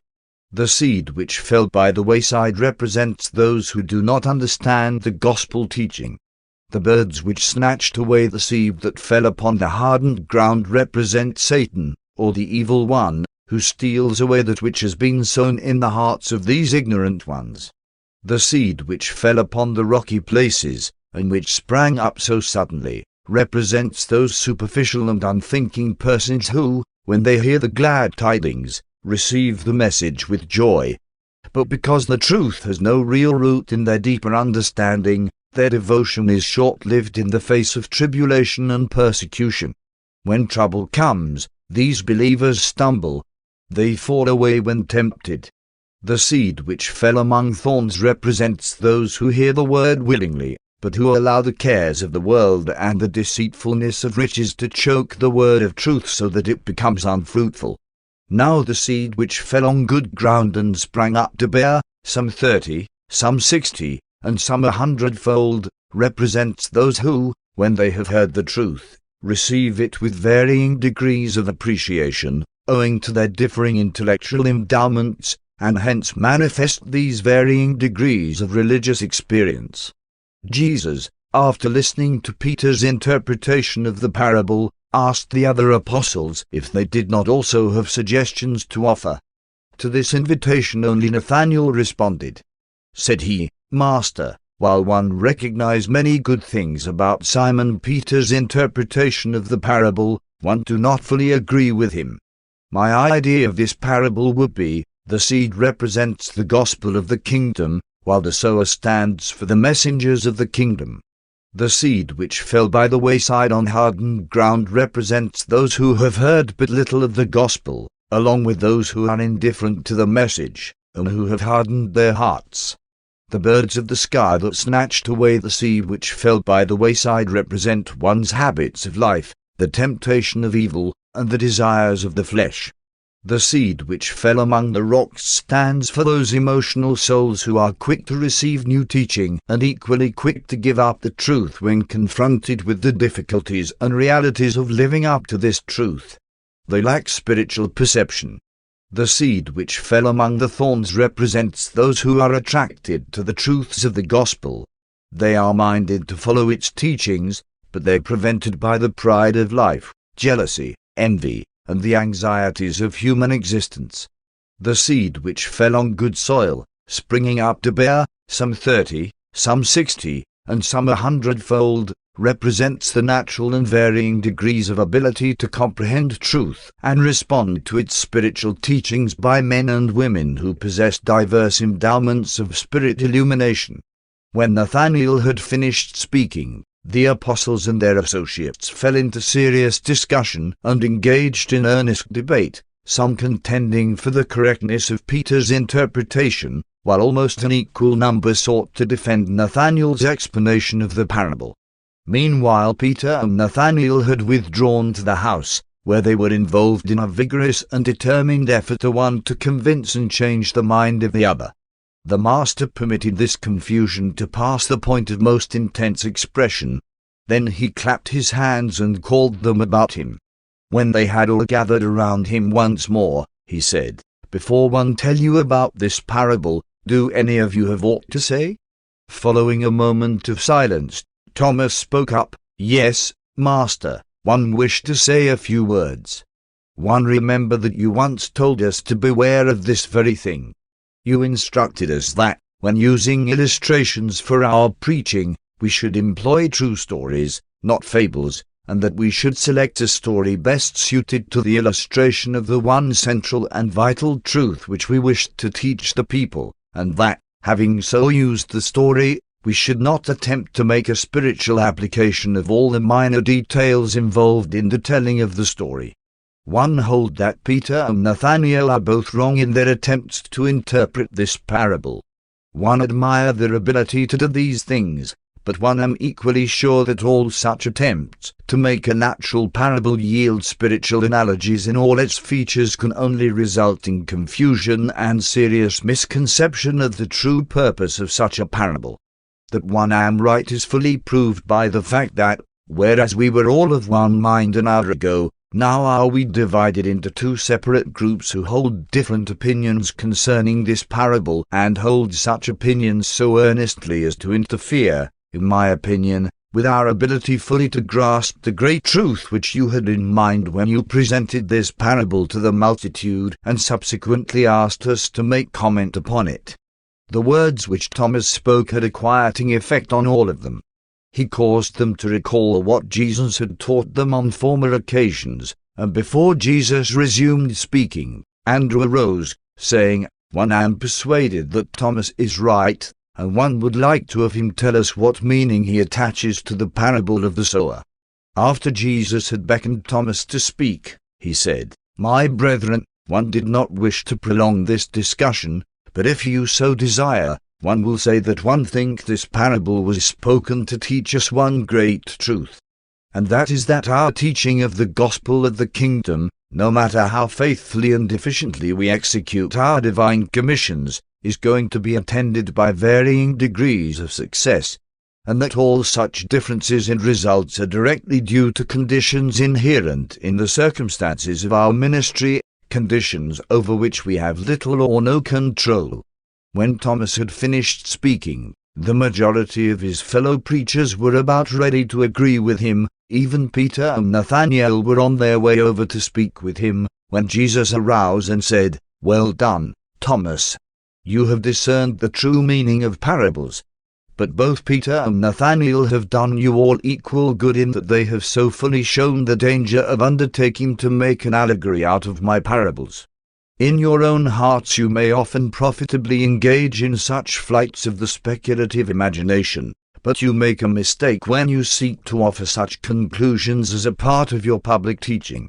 Now that the tension was over, Peter and Nathanael congratulated each other on their interpretations, and with the exception of the Alphaeus twins, each of the apostles ventured to make an interpretation of the parable of the sower before they retired for the night. Even Judas Iscariot offered a very plausible interpretation. The 12 would often, among themselves, attempt to figure out the Master's parables as they would an allegory, but never again did they regard such speculations seriously. This was a very profitable session for the apostles and their associates, especially so since from this time on Jesus more and more employed parables in connection with his public teaching. 3. More about parables. The apostles were parable-minded, so much so that the whole of the next evening was devoted to the further discussion of parables. Jesus introduced the evening's conference by saying, "My beloved, you must always make a difference in teaching so as to suit your presentation of truth to the minds and hearts before you. When you stand before a multitude of varying intellects and temperaments, you cannot speak different words for each class of hearers, but you can tell a story to convey your teaching, and each group, even each individual, will be able to make his own interpretation of your parable in accordance with his own intellectual and spiritual endowments. You are to let your light shine, but do so with wisdom and discretion. No man, when he lights a lamp, covers it up with a vessel or puts it under the bed. He puts his lamp on a stand where all can behold the light. Let me tell you that nothing is hid in the kingdom of heaven which shall not be made manifest, neither are there any secrets which shall not ultimately be made known. Eventually, all these things shall come to light. Think not only of the multitudes and how they hear the truth. Take heed also to yourselves how you hear. Remember that one have many times told you, to him who has shall be given more, while from him who has not shall be taken away even that which he thinks he has." The continued discussion of parables and further instruction as to their interpretation may be summarized and expressed in modern phraseology as follows. 1. Jesus advised against the use of either fables or allegories in teaching the truths of the gospel. He did recommend the free use of parables, especially nature parables. He emphasized the value of utilizing the analogy existing between the natural and the spiritual worlds as a means of teaching truth. He frequently alluded to the natural as the unreal and fleeting shadow of spirit realities. 2. Jesus narrated 3 or 4 parables from the Hebrew Scriptures, calling attention to the fact that this method of teaching was not wholly new.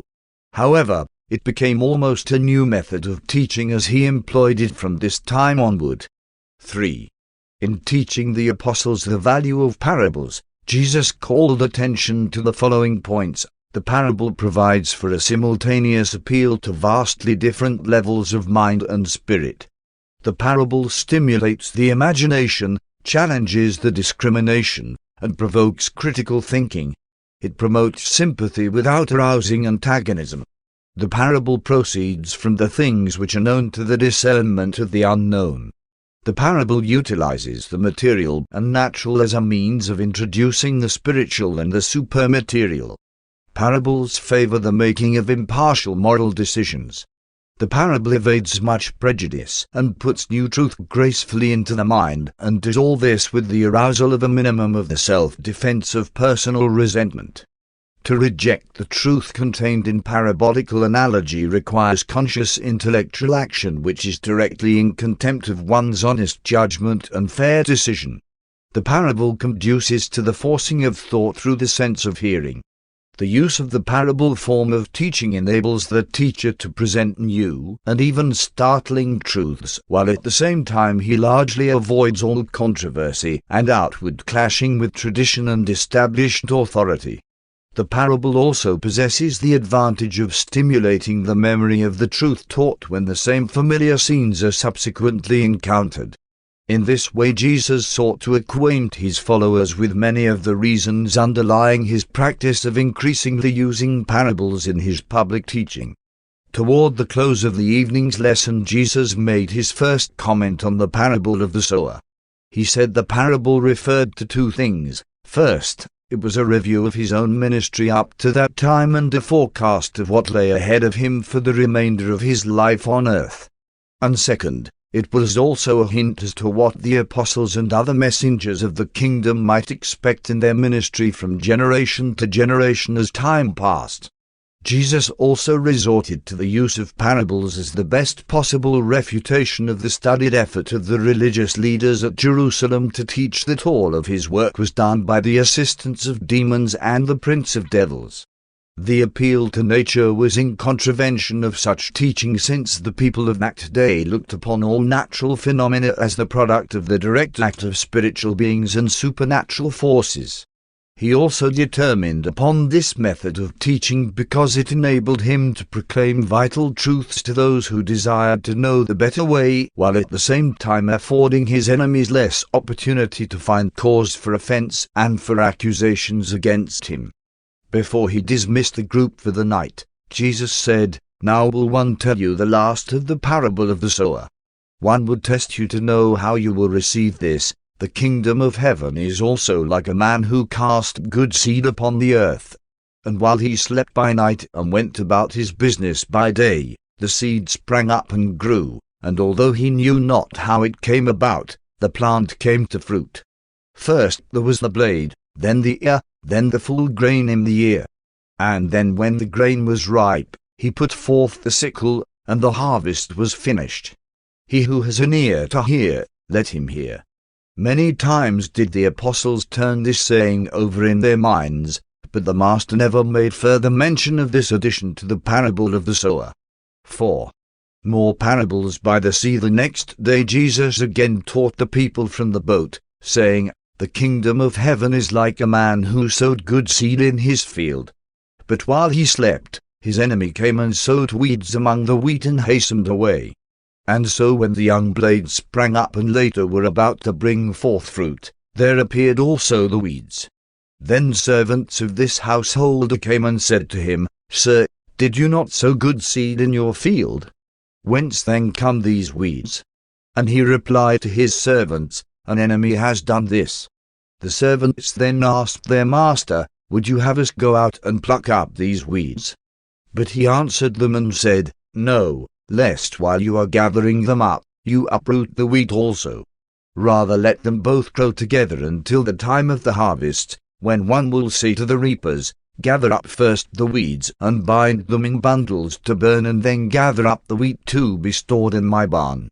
After the people had asked a few questions, Jesus spoke another parable. "The kingdom of heaven is like a grain of mustard seed, which a man sowed in his field. Now a mustard seed is the least of seeds, but when it is full grown, it becomes the greatest of all herbs, and is like a tree, so that the birds of heaven are able to come and rest in the branches thereof. The kingdom of heaven is also like leaven, which a woman took and hid in 3 measures of meal, and in this way it came about that all of the meal was leavened. The kingdom of heaven is also like a treasure hidden in a field, which a man discovered. In his joy he went forth to sell all he had, that he might have the money to buy the field. The kingdom of heaven is also like a merchant seeking goodly pearls, and having found one pearl of great price, he went out and sold everything he possessed, that he might be able to buy the extraordinary pearl. Again, the kingdom of heaven is like a sweep net which was cast into the sea, and it gathered up every kind of fish. Now, when the net was filled, the fishermen drew it up on the beach, where they sat down and sorted out the fish, gathering the good into vessels, while the bad they threw away. Many other parables spoke Jesus to the multitudes. In fact, from this time forward he seldom taught the masses except by this means. After speaking to a public audience in parables, he would, during the evening classes, more fully and explicitly expound his teachings to the apostles and the evangelists. 5. The visit to Caesarea. The multitude continued to increase throughout the week. On Sabbath Jesus hastened away to the hills, but when Sunday morning came, the crowds returned.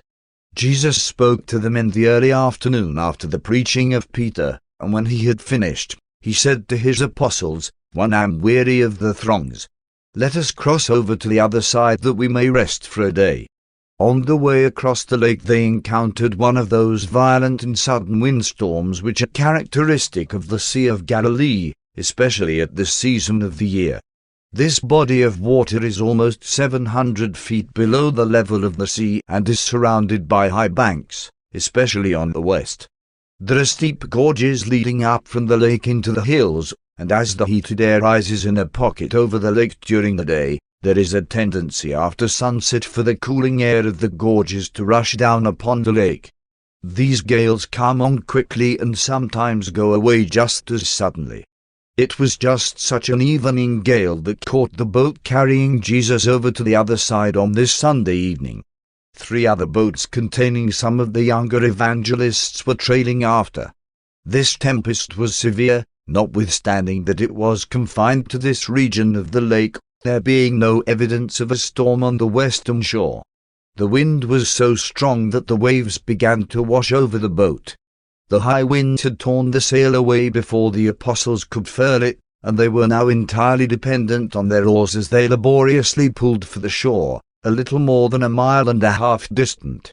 Meanwhile Jesus lay asleep in the stern of the boat under a small overhead shelter. The Master was weary when they left Bethsaida, and it was to secure rest that he had directed them to sail him across to the other side. These ex-fishermen were strong and experienced oarsmen, but this was one of the worst gales they had ever encountered. Although the wind and the waves tossed their boat about as though it were a toy ship, Jesus slumbered on undisturbed. Peter was at the right hand or near the stern. When the boat began to fill with water, he dropped his oar and, rushing over to Jesus, shook him vigorously in order to awaken him, and when he was aroused, Peter said, "Master, don't you know we are in a violent storm? If you do not save us, we will all perish." As Jesus came out in the rain, he looked first at Peter, and then peering into the darkness at the struggling oarsman, he turned his glance back upon Simon Peter, who, in his agitation, had not yet returned to his oar, and said, "Why are all of you so filled with fear? Where is your faith? Peace, be quiet." Jesus had hardly uttered this rebuke to Peter and the other apostles. He had hardly bidden Peter seek peace wherewith to quiet his troubled soul, when the disturbed atmosphere, having established its equilibrium, settled down into a great calm. The angry waves almost immediately subsided, while the dark clouds, having spent themselves in a short shower, vanished, and the stars of heaven shone overhead. All this was purely coincidental as far as we can judge, but the apostles, particularly Simon Peter, never ceased to regard the episode as a nature miracle. It was especially easy for the men of that day to believe in nature miracles inasmuch as they firmly believed that all nature was a phenomenon directly under the control of spirit forces and supernatural beings.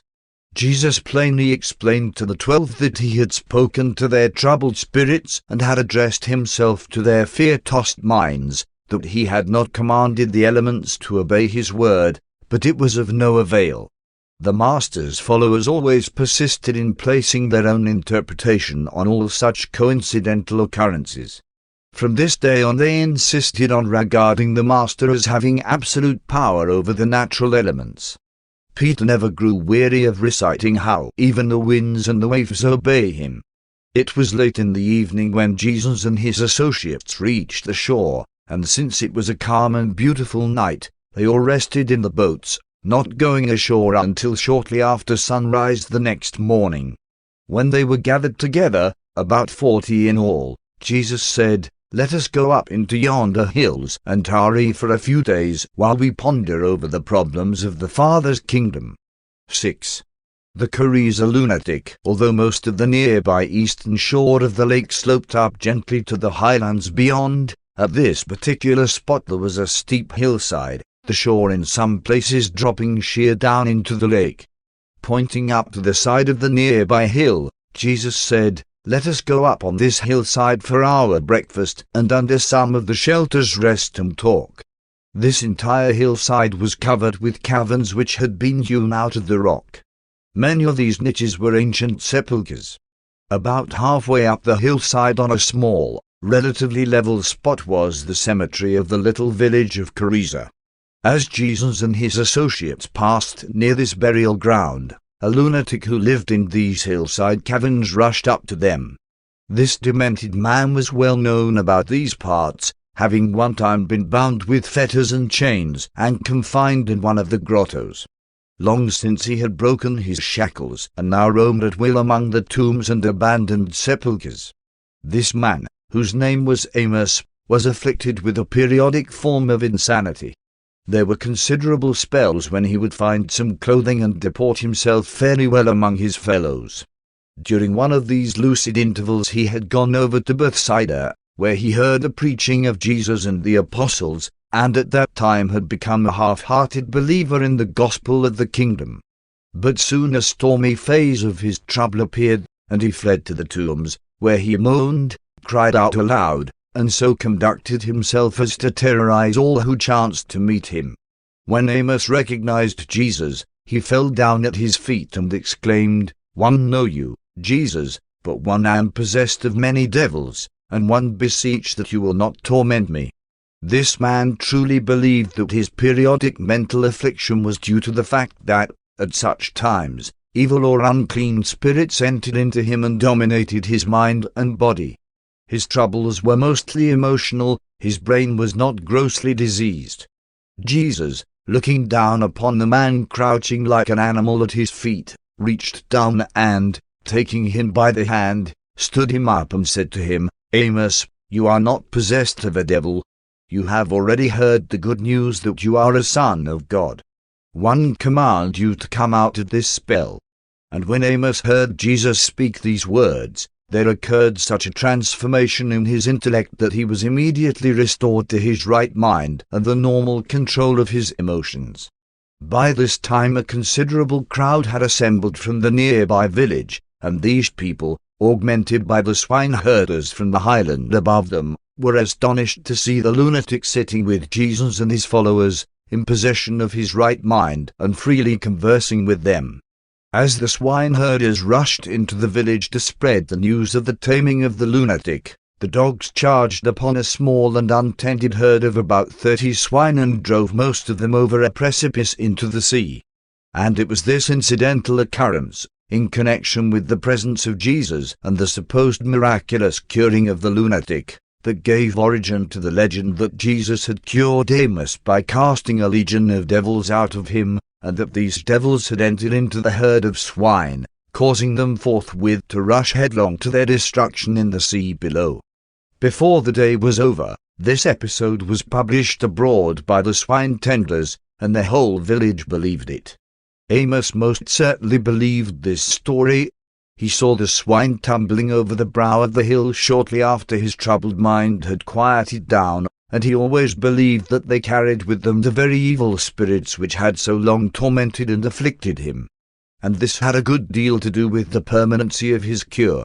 It is equally true that all of Jesus' apostles, save Thomas, believed that the episode of the swine was directly connected with the cure of Amos. Jesus did not obtain the rest he was looking for. Most of that day he was thronged by those who came in response to the word that Amos had been cured, and who were attracted by the story that the demons had gone out of the lunatic into the herd of swine. And so, after only one night of rest, early Tuesday morning Jesus and his friends were awakened by a delegation of these swine-raising Gentiles who had come to urge that he depart from their midst. Said their spokesman to Peter and Andrew, "Fishermen of Galilee, depart from us and take your prophet with you. We know he is a holy man, but the gods of our country do not know him, and we stand in danger of losing many swine. The fear of you has descended upon us, so that we pray you to go hence." And when Jesus heard them, he said to Andrew, "Let us return to our place." As they were about to depart, Amos besought Jesus to permit him to go back with them, but the master would not consent. Says Jesus to Amos, "Forget not that you are a son of God. Return to your own people and show them what great things God has done for you." And Amos went about publishing that Jesus had cast a legion of devils out of his troubled soul, and that these evil spirits had entered into a herd of swine, driving them to quick destruction. And he did not stop until he had gone into all the cities of the Decapolis, declaring what great things Jesus had done for him. Paper 152 Events leading up to the Capernaum crisis. The story of the cure of Amos, the Chorazin lunatic, had already reached Bethsaida and Capernaum, so that a great crowd was waiting for Jesus when his boat landed that Tuesday forenoon. Among this throng were the new observers from the Jerusalem Sanhedrin who had come down to Capernaum to find cause for the Master's apprehension and conviction. As Jesus spoke with those who had assembled to greet him, Jairus, one of the rulers of the synagogue, made his way through the crowd and, falling down at his feet, took him by the hand and besought that he would hasten away with him, saying, "Master, my little daughter, an only child, lies in my home at the point of death. Pray that you will come and heal her." When Jesus heard the request of this father, he said, "One will go with you." As Jesus went along with Jairus, the large crowd which had heard the father's request followed on to see what would happen. Shortly before they reached the ruler's house, as they hastened through a narrow street and as the throng jostled him, Jesus suddenly stopped, exclaiming, "Someone touched me." And when those who were near him denied that they had touched him, Peter spoke up, "Master, you can see that this crowd presses you, threatening to crush us, and yet you say someone has touched me. What do you mean?" Then Jesus said, "One asked who touched me, for one perceived that living energy had gone forth from me." As Jesus looked about him, his eyes fell upon a nearby woman, who, coming forward, knelt at his feet and said, "For years one have been afflicted with a scourging hemorrhage. One have suffered many things from many physicians. One have spent all my substance, but none could cure me. Then one heard of you, and one thought if one may but touch the hem of his garment, one shall certainly be made whole. And so one pressed forward with the crowd as it moved along until, standing near you, Master, one touched the border of your garment, and one was made whole. One know that one have been healed of my affliction." When Jesus heard this, he took the woman by the hand and, lifting her up, said, "Daughter, your faith has made you whole. Go in peace." It was her faith and not her touch that made her whole. And this case is a good illustration of many apparently miraculous cures which attended upon Jesus' earth career, but which he in no sense consciously willed. The passing of time demonstrated that this woman was really cured of her malady. Her faith was of the sort that laid direct hold upon the creative power resident in the Master's person. With the faith she had, it was only necessary to approach the Master's person. It was not at all necessary to touch his garment. That was merely the superstitious part of her belief. Jesus called this woman, Veronica of Caesarea Philippi, into his presence to correct two errors which might have lingered in her mind, or which might have persisted in the minds of those who witnessed this healing. He did not want Veronica to go away thinking that her fear in attempting to steal her cure had been honored, or that her superstition in associating the touch of his garment with her healing had been effective. He desired all to know that it was her pure and living faith that had wrought the cure. 1. At Jairus' house. Jairus was, of course, terribly impatient of this delay in reaching his home, so they now hastened on at quickened pace. Even before they entered the ruler's yard, one of his servants came out, saying, "Trouble not the master. Your daughter is dead."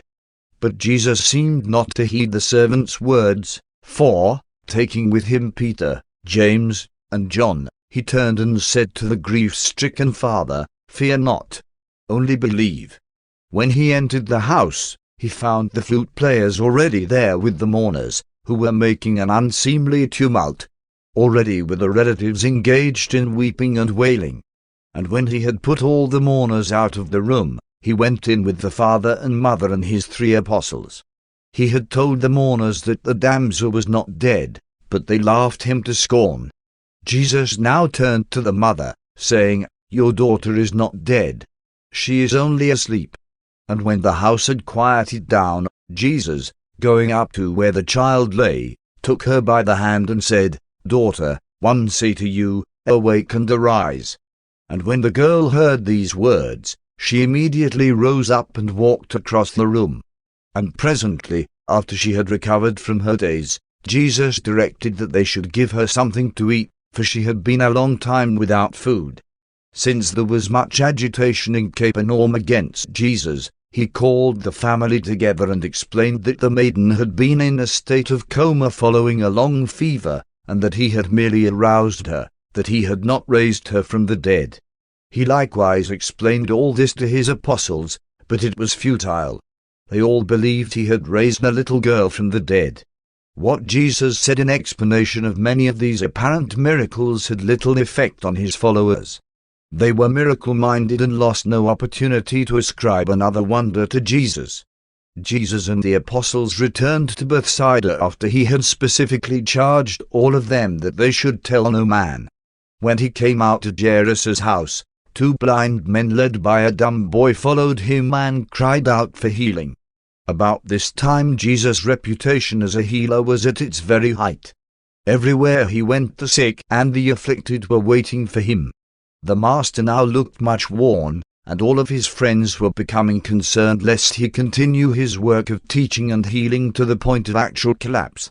Jesus' apostles, let alone the common people, could not understand the nature and attributes of this God-man. Neither has any subsequent generation been able to evaluate what took place on earth in the person of Jesus of Nazareth.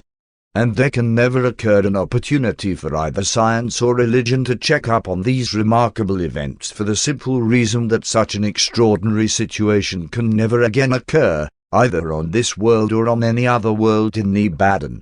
Never again, on any world in this entire universe, will a being appear in the likeness of mortal flesh, at the same time embodying all the attributes of creative energy combined with spiritual endowments which transcend time and most other material limitations.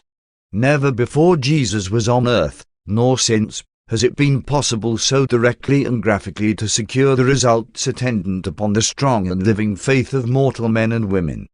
To repeat these phenomena, we would have to go into the immediate presence of Michael, the Creator, and find him as he was in those days, the Son of Man. Likewise, today, while his absence prevents such material manifestations, you should refrain from placing any sort of limitation on the possible exhibition of his spiritual power. Though the Master is absent as a material being, he is present as a spiritual influence in the hearts of men. By going away from the world, Jesus made it possible for his Spirit to live alongside that of his Father, which indwells the minds of all mankind. 2. Feeding the 5,000, Jesus continued to teach the people by day, while he instructed the apostles and evangelists at night. On Friday he declared a furlough of 1 week that all his followers might go home or to their friends for a few days before preparing to go up to Jerusalem for the Passover. But more than 1/2 of his disciples refused to leave him, and the multitude was daily increasing in size, so much so that David Zebedee desired to establish a new encampment, but Jesus refused consent.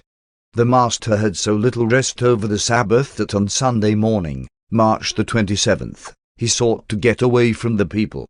Some of the evangelists were left to talk to the multitude, while Jesus and the 12 planned to escape, unnoticed, to the opposite shore of the lake, where they proposed to obtain much-needed rest in a beautiful park south of Bethsaida Julia's. This region was a favorite resorting place for Capernaum folks. They were all familiar with these parks on the eastern shore. But the people would not have it so. They saw the direction taken by Jesus' boat, and hiring every craft available, they started out in pursuit. Those who could not obtain boats fared forth on foot to walk around the upper end of the lake. By late afternoon more than 1,000 persons had located the Master in one of the parks, and he spoke to them briefly, being followed by Peter. Many of these people had brought food with them, and after eating the evening meal, they gathered about in small groups while Jesus' apostles and disciples taught them. Monday afternoon the multitude had increased to more than 3,000. And still, way into the evening, the people continued to flock in, bringing all manner of sick folks with them. Hundreds of interested persons had made their plans to stop over at Capernaum to see and hear Jesus on their way to the Passover, and they simply refused to be disappointed. By Wednesday noon about 5,000 men, women, and children were assembled here in this park to the south of Bethsaida Julia's. The weather was pleasant, it being near the end of the rainy season in this locality. Philip had provided a 3 days' supply of food for Jesus and the 12, which was in the custody of the Mark lad, their boy of all chores. By afternoon of this, the third day for almost half of this multitude, the food the people had brought with them was nearly exhausted. David Zebedee had no tented city here to feed and accommodate the crowds. Neither had Philip made food provision for such a multitude. But the people, even though they were hungry, would not go away. It was being quietly whispered about that Jesus, desiring to avoid trouble with both Herod and the Jerusalem leaders, had chosen this quiet spot outside the jurisdiction of all his enemies as the proper place to be crowned king. The enthusiasm of the people was rising every hour. Not a word was said to Jesus, though, of course, he knew all that was going on. Even the 12 apostles were still tainted with such notions, and especially the younger evangelists. The apostles who favored this attempt to proclaim Jesus king were Peter, John, Simon Zealots, and Judas Iscariot. Those opposing the plan were Andrew, James, Nathanael, and Thomas. Matthew, Philip, and the Alphaeus twins were non-committal. The ringleader of this plot to make him king was Joab, one of the young evangelists. This was the stage setting about 5 o'clock on Wednesday afternoon, when Jesus asked James Alphaeus to summon Andrew and Philip. Says Jesus, "What shall we do with the multitude? They have been with us now 3 days, and many of them are hungry. They have no food." Philip and Andrew exchanged glances, and then Philip answered, "Master, you should send these people away so that they may go to the villages around about and buy themselves food." And Andrew, fearing the materialization of the king plot, quickly joined with Philip, saying, "Yes, Master, one think it best that you dismiss the multitude so that they may go their way and buy food while you secure rest for a season." By this time others of the 12 had joined the conference. Then said Jesus, "But one do not desire to send them away hungry. Can you not feed them?" This was too much for Philip, and he spoke right up, "Master, in this country place where can we buy bread for this multitude? 200 denarii worth would not be enough for lunch." Before the apostles had an opportunity to express themselves, Jesus turned to Andrew and Philip, saying, "One do not want to send these people away. Here they are, like sheep without a shepherd. One would like to feed them. What food have we with us?" While Philip was conversing with Matthew and Judas, Andrew sought out the Mark lad to ascertain how much was left of their store of provisions.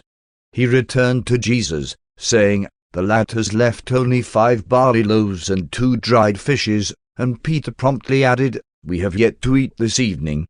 For a moment Jesus stood in silence. There was a faraway look in his eyes. The apostles said nothing. Jesus turned suddenly to Andrew and said, "Bring me the loaves and fishes." And when Andrew had brought the basket to Jesus, the Master said, "Direct the people to sit down on the grass in companies of 100, and appoint a leader over each group, while you bring all of the evangelists here with us."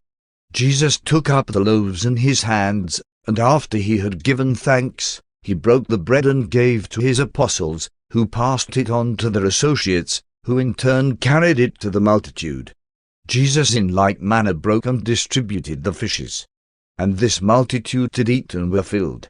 And when they had finished eating, Jesus said to the disciples, "Gather up the broken pieces that remain over so that nothing will be lost."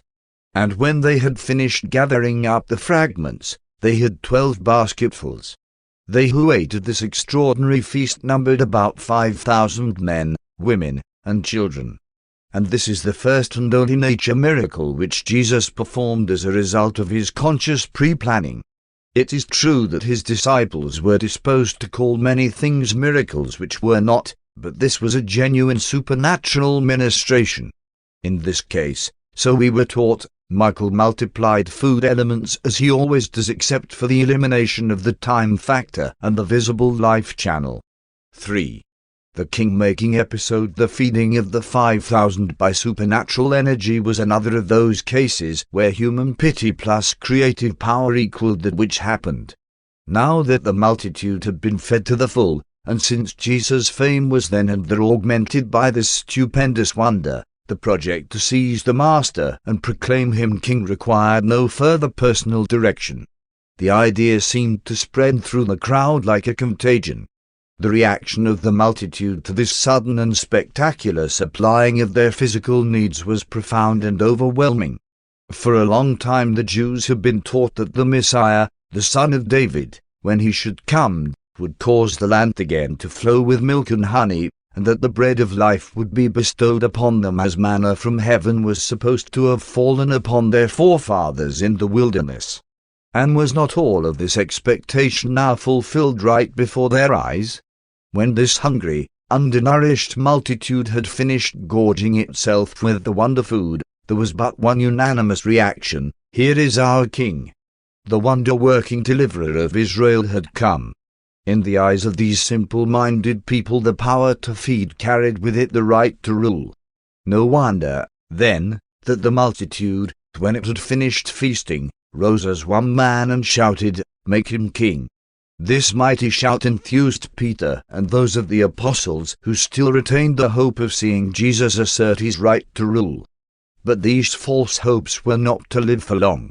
This mighty shout of the multitude had hardly ceased to reverberate from the nearby rocks when Jesus stepped upon a huge stone and, lifting up his right hand to command their attention, said, "My children, you mean well, but you are short-sighted and material-minded." There was a brief pause. This stalwart Galilean was there majestically posed in the enchanting glow of that eastern twilight.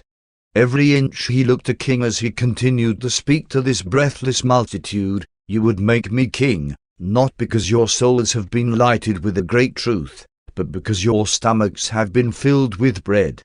How many times have one told you that my kingdom is not of this world? This kingdom of heaven which we proclaim is a spiritual brotherhood, and no man rules over it seated upon a material throne. My Father in heaven is the all-wise and the all-powerful ruler over this spiritual brotherhood of the sons of God on earth. Have once so failed in revealing to you the Father of spirits that you would make a king of his Son in the flesh. Now all of you go hence to your own homes. If you must have a king, let the Father of lights be enthroned in the heart of each of you as the Spirit ruler of all things." These words of Jesus sent the multitude away stunned and disheartened. Many who had believed in him turned back and followed him no more from that day. The apostles were speechless. They stood in silence gathered about the 12 baskets of the fragments of food. Only the chore boy, the marked lad, spoke, and he refused to be our king. Jesus, before going off to be alone in the hills, turned to Andrew and said, "Take your brethren back to Zebedee's house and pray with them, especially for your brother, Simon Peter." 4. Simon Peter's night vision. The apostles, without their master, sent off by themselves, entered the boat and in silence began to row toward Bethsaida on the western shore of the lake. None of the 12 was so crushed and downcast as Simon Peter. Hardly a word was spoken. They were all thinking of the Master alone in the hills. Had he forsaken them? He had never before sent them all away and refused to go with them. What could all this mean?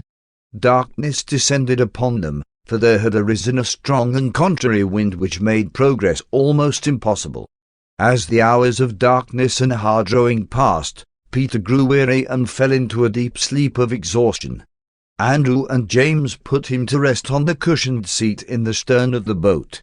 While the other apostles toiled against the wind and the waves, Peter dreamed a dream. He saw a vision of Jesus coming to them walking on the sea. When the Master seemed to walk on by the boat, Peter cried out, "Save us, Master, save us." And those who were in the rear of the boat heard him say some of these words. As this apparition of the night season continued in Peter's mind, he dreamed that he heard Jesus say, "Be of good cheer. It is one. Be not afraid."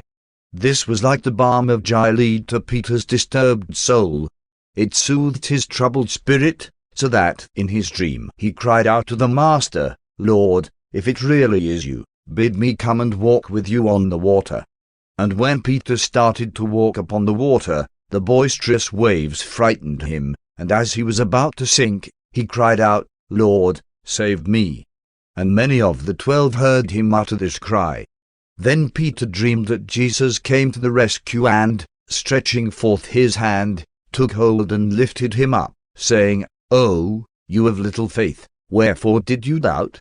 In connection with the latter part of his dream, Peter aroused from the seat whereon he slept and actually stepped overboard and into the water. And he awakened from his dream as Andrew, James, and John reached down and pulled him out of the sea. To Peter this experience was always real. He sincerely believed that Jesus came to them that night. He only partially convinced John Mark, which explains why Mark left a portion of the story out of his narrative. Luke, the physician, who made careful search into these matters, concluded that the episode was a vision of Peter's and therefore refused to give place to this story in the preparation of his narrative. 5. Back in Bethsaida Thursday morning, before daylight, they anchored their boat offshore near Zebedee's house and sought sleep until about noontime. Andrew was first up and, going for a walk by the sea, found Jesus, in company with Gilboa, sitting on a stone by the water's edge. Notwithstanding that many of the multitude and the young evangelists searched all night and much of the next day about the eastern hills for Jesus, shortly after midnight he and the Mark lad had started to walk around the lake and across the river, back to Bethsaida. Of the 5,000 who were miraculously fed, and who, when their stomachs were full and their hearts empty, would have made him king, only about 500 persisted in following after him. But before these received word that he was back in Bethsaida, Jesus asked Andrew to assemble the 12 apostles and their associates, including the women, saying, "One desired to speak with them." And when all were ready, Jesus said, "How long shall one bear with you? Are you all slow of spiritual comprehension and deficient in living faith? All these months have one taught you the truths of the kingdom, and yet are you dominated by material motives instead of spiritual considerations? Have you not even read in the Scriptures where Moses exhorted the unbelieving children of Israel, saying, 'Fear not, stand still and see the salvation of the Lord'? Said the singer, 'Put your trust in the Lord. Be patient, wait upon the Lord and be of good courage. He shall strengthen your heart. Cast your burden on the Lord, and he shall sustain you. Trust him at all times and pour out your heart to him, for God is your refuge. He who dwells in the secret place of the Most High shall abide under the shadow of the Almighty. It is better to trust the Lord than to put confidence in human princes.' And now do you all see that the working of miracles and the performance of material wonders will not win souls for the spiritual kingdom? We fed the multitude, but it did not lead them to hunger for the bread of life, neither to thirst for the waters of spiritual righteousness.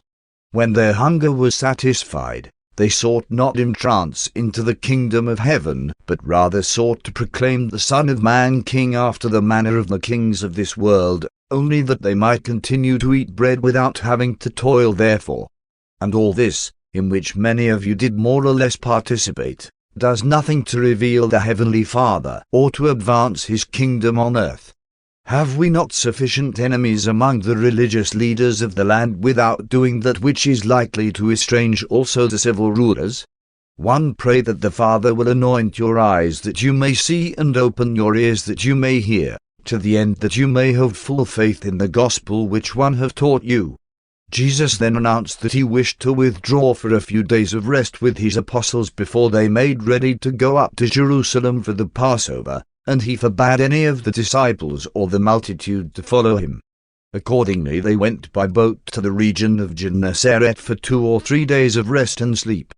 Jesus was preparing for a great crisis of his life on earth, and he therefore spent much time in communion with the Father in heaven. The news of the feeding of the 5,000 and the attempt to make Jesus king aroused widespread curiosity and stirred up the fears of both the religious leaders and the civil rulers throughout all Galilee and Judea. While this great miracle did nothing to further the gospel of the kingdom in the souls of material-minded and half-hearted believers, it did serve the purpose of bringing to a head the miracle-seeking and king-craving proclivities of Jesus' immediate family of apostles and close disciples. This spectacular episode brought an end to the early era of teaching, training, and healing, thereby preparing the way for the inauguration of this last year of proclaiming the higher and more spiritual phases of the new gospel of the kingdom, divine sonship, spiritual liberty, and eternal salvation. 6. At Gennesaret, while resting at the home of a wealthy believer in the Gennesaret region, Jesus held informal conferences with the 12 every afternoon. The ambassadors of the kingdom were a serious, sober, and chastened group of disillusioned men. But even after all that had happened, and as subsequent events disclosed, these 12 men were not yet fully delivered from their inbred and long-cherished notions about the coming of the Jewish Messiah. Events of the preceding few weeks had moved too swiftly for these astonished fishermen to grasp their full significance. It requires time for men and women to effect radical and extensive changes in their basic and fundamental concepts of social conduct, philosophic attitudes, and religious convictions. While Jesus and the 12 were resting at Gennesaret, the multitudes dispersed, some going to their homes, others going on up to Jerusalem for the Passover. In less than 1 month's time the enthusiastic and open followers of Jesus, who numbered more than 50,000 in Galilee alone, shrank to less than 500. Jesus desired to give his apostles such an experience with the fickleness of popular acclaim that they would not be tempted to rely on such manifestations of transient religious hysteria after he should leave them alone in the work of the kingdom, but he was only partially successful in this effort. The second night of their sojourn at Gennesaret, the Master again told the apostles the parable of the sower and added these words, "You see, my children, the appeal to human feelings is transitory and utterly disappointing. The exclusive appeal to the intellect of man is likewise empty and barren. It is only by making your appeal to the Spirit which lives within the human mind that you can hope to achieve lasting success and accomplish those marvelous transformations of human character that are presently shown in the abundant yielding of the genuine fruits of the Spirit in the daily lives of all who are thus delivered from the darkness of doubt by the birth of the Spirit into the light of faith, the kingdom of heaven." Jesus taught the appeal to the emotions as the technique of arresting and focusing the intellectual attention. He designated the mind thus aroused and quickened as the gateway to the soul, where there resides that spiritual nature of man which must recognize truth and respond to the spiritual appeal of the gospel in order to afford the permanent results of true character transformations. Jesus thus endeavored to prepare the apostles for the impending shock, the crisis in the public attitude toward him which was only a few days distant. He explained to the 12 that the religious rulers of Jerusalem would conspire with Herod Antipas to effect their destruction. The 12 began to realize more fully, though not finally, that Jesus was not going to sit on David's throne. They saw more fully that spiritual truth was not to be advanced by material wonders. They began to realize that the feeding of the 5,000 and the popular movement to make Jesus king was the apex of the miracle-seeking, wonder-working expectance of the people and the height of Jesus acclaimed by the populace. They vaguely discerned and dimly foresaw the approaching times of spiritual sifting and cruel adversity. These 12 men were slowly awaking to the realization of the real nature of their task as ambassadors of the kingdom, and they began to gird themselves for the trying and testing ordeals of the last year of the Master's ministry on earth. Before they left Gennesaret, Jesus instructed them regarding the miraculous feeding of the 5,000, telling them just why he engaged in this extraordinary manifestation of creative power, and also assuring them that he did not thus yield to his sympathy for the multitude until he had ascertained that it was according to the Father's will. 7. At Jerusalem, Sunday, April the 3rd, Jesus, accompanied only by the 12 apostles, started from Bethsaida on the journey to Jerusalem. To avoid the multitudes and to attract as little attention as possible, they journeyed by way of Gerasa and Philadelphia. He forbade them to do any public teaching on this trip. Neither did he permit them to teach or preach while sojourning in Jerusalem. They arrived at Bethany, near Jerusalem, late on Wednesday evening, April the 6th. For this one night they stopped at the home of Lazarus, Martha, and Mary, but the next day they separated. Jesus, with John, stayed at the home of a believer named Simon, near the house of Lazarus in Bethany. Judas Iscariot and Simon Zealot stopped with friends in Jerusalem, while the rest of the apostles sojourned, 2 and 2, in different homes. Jesus entered Jerusalem only once during this Passover, and that was on the great day of the feast. Many of the Jerusalem believers were brought out by Abner to meet Jesus at Bethany. During this sojourn at Jerusalem, the 12 learned how bitter the feeling was becoming toward their master. They departed from Jerusalem all believing that a crisis was impending. On Sunday, April the 24th, Jesus and the apostles left Jerusalem for Bethsaida, going by way of the coast cities of Joppa, Caesarea, and Ptolemais.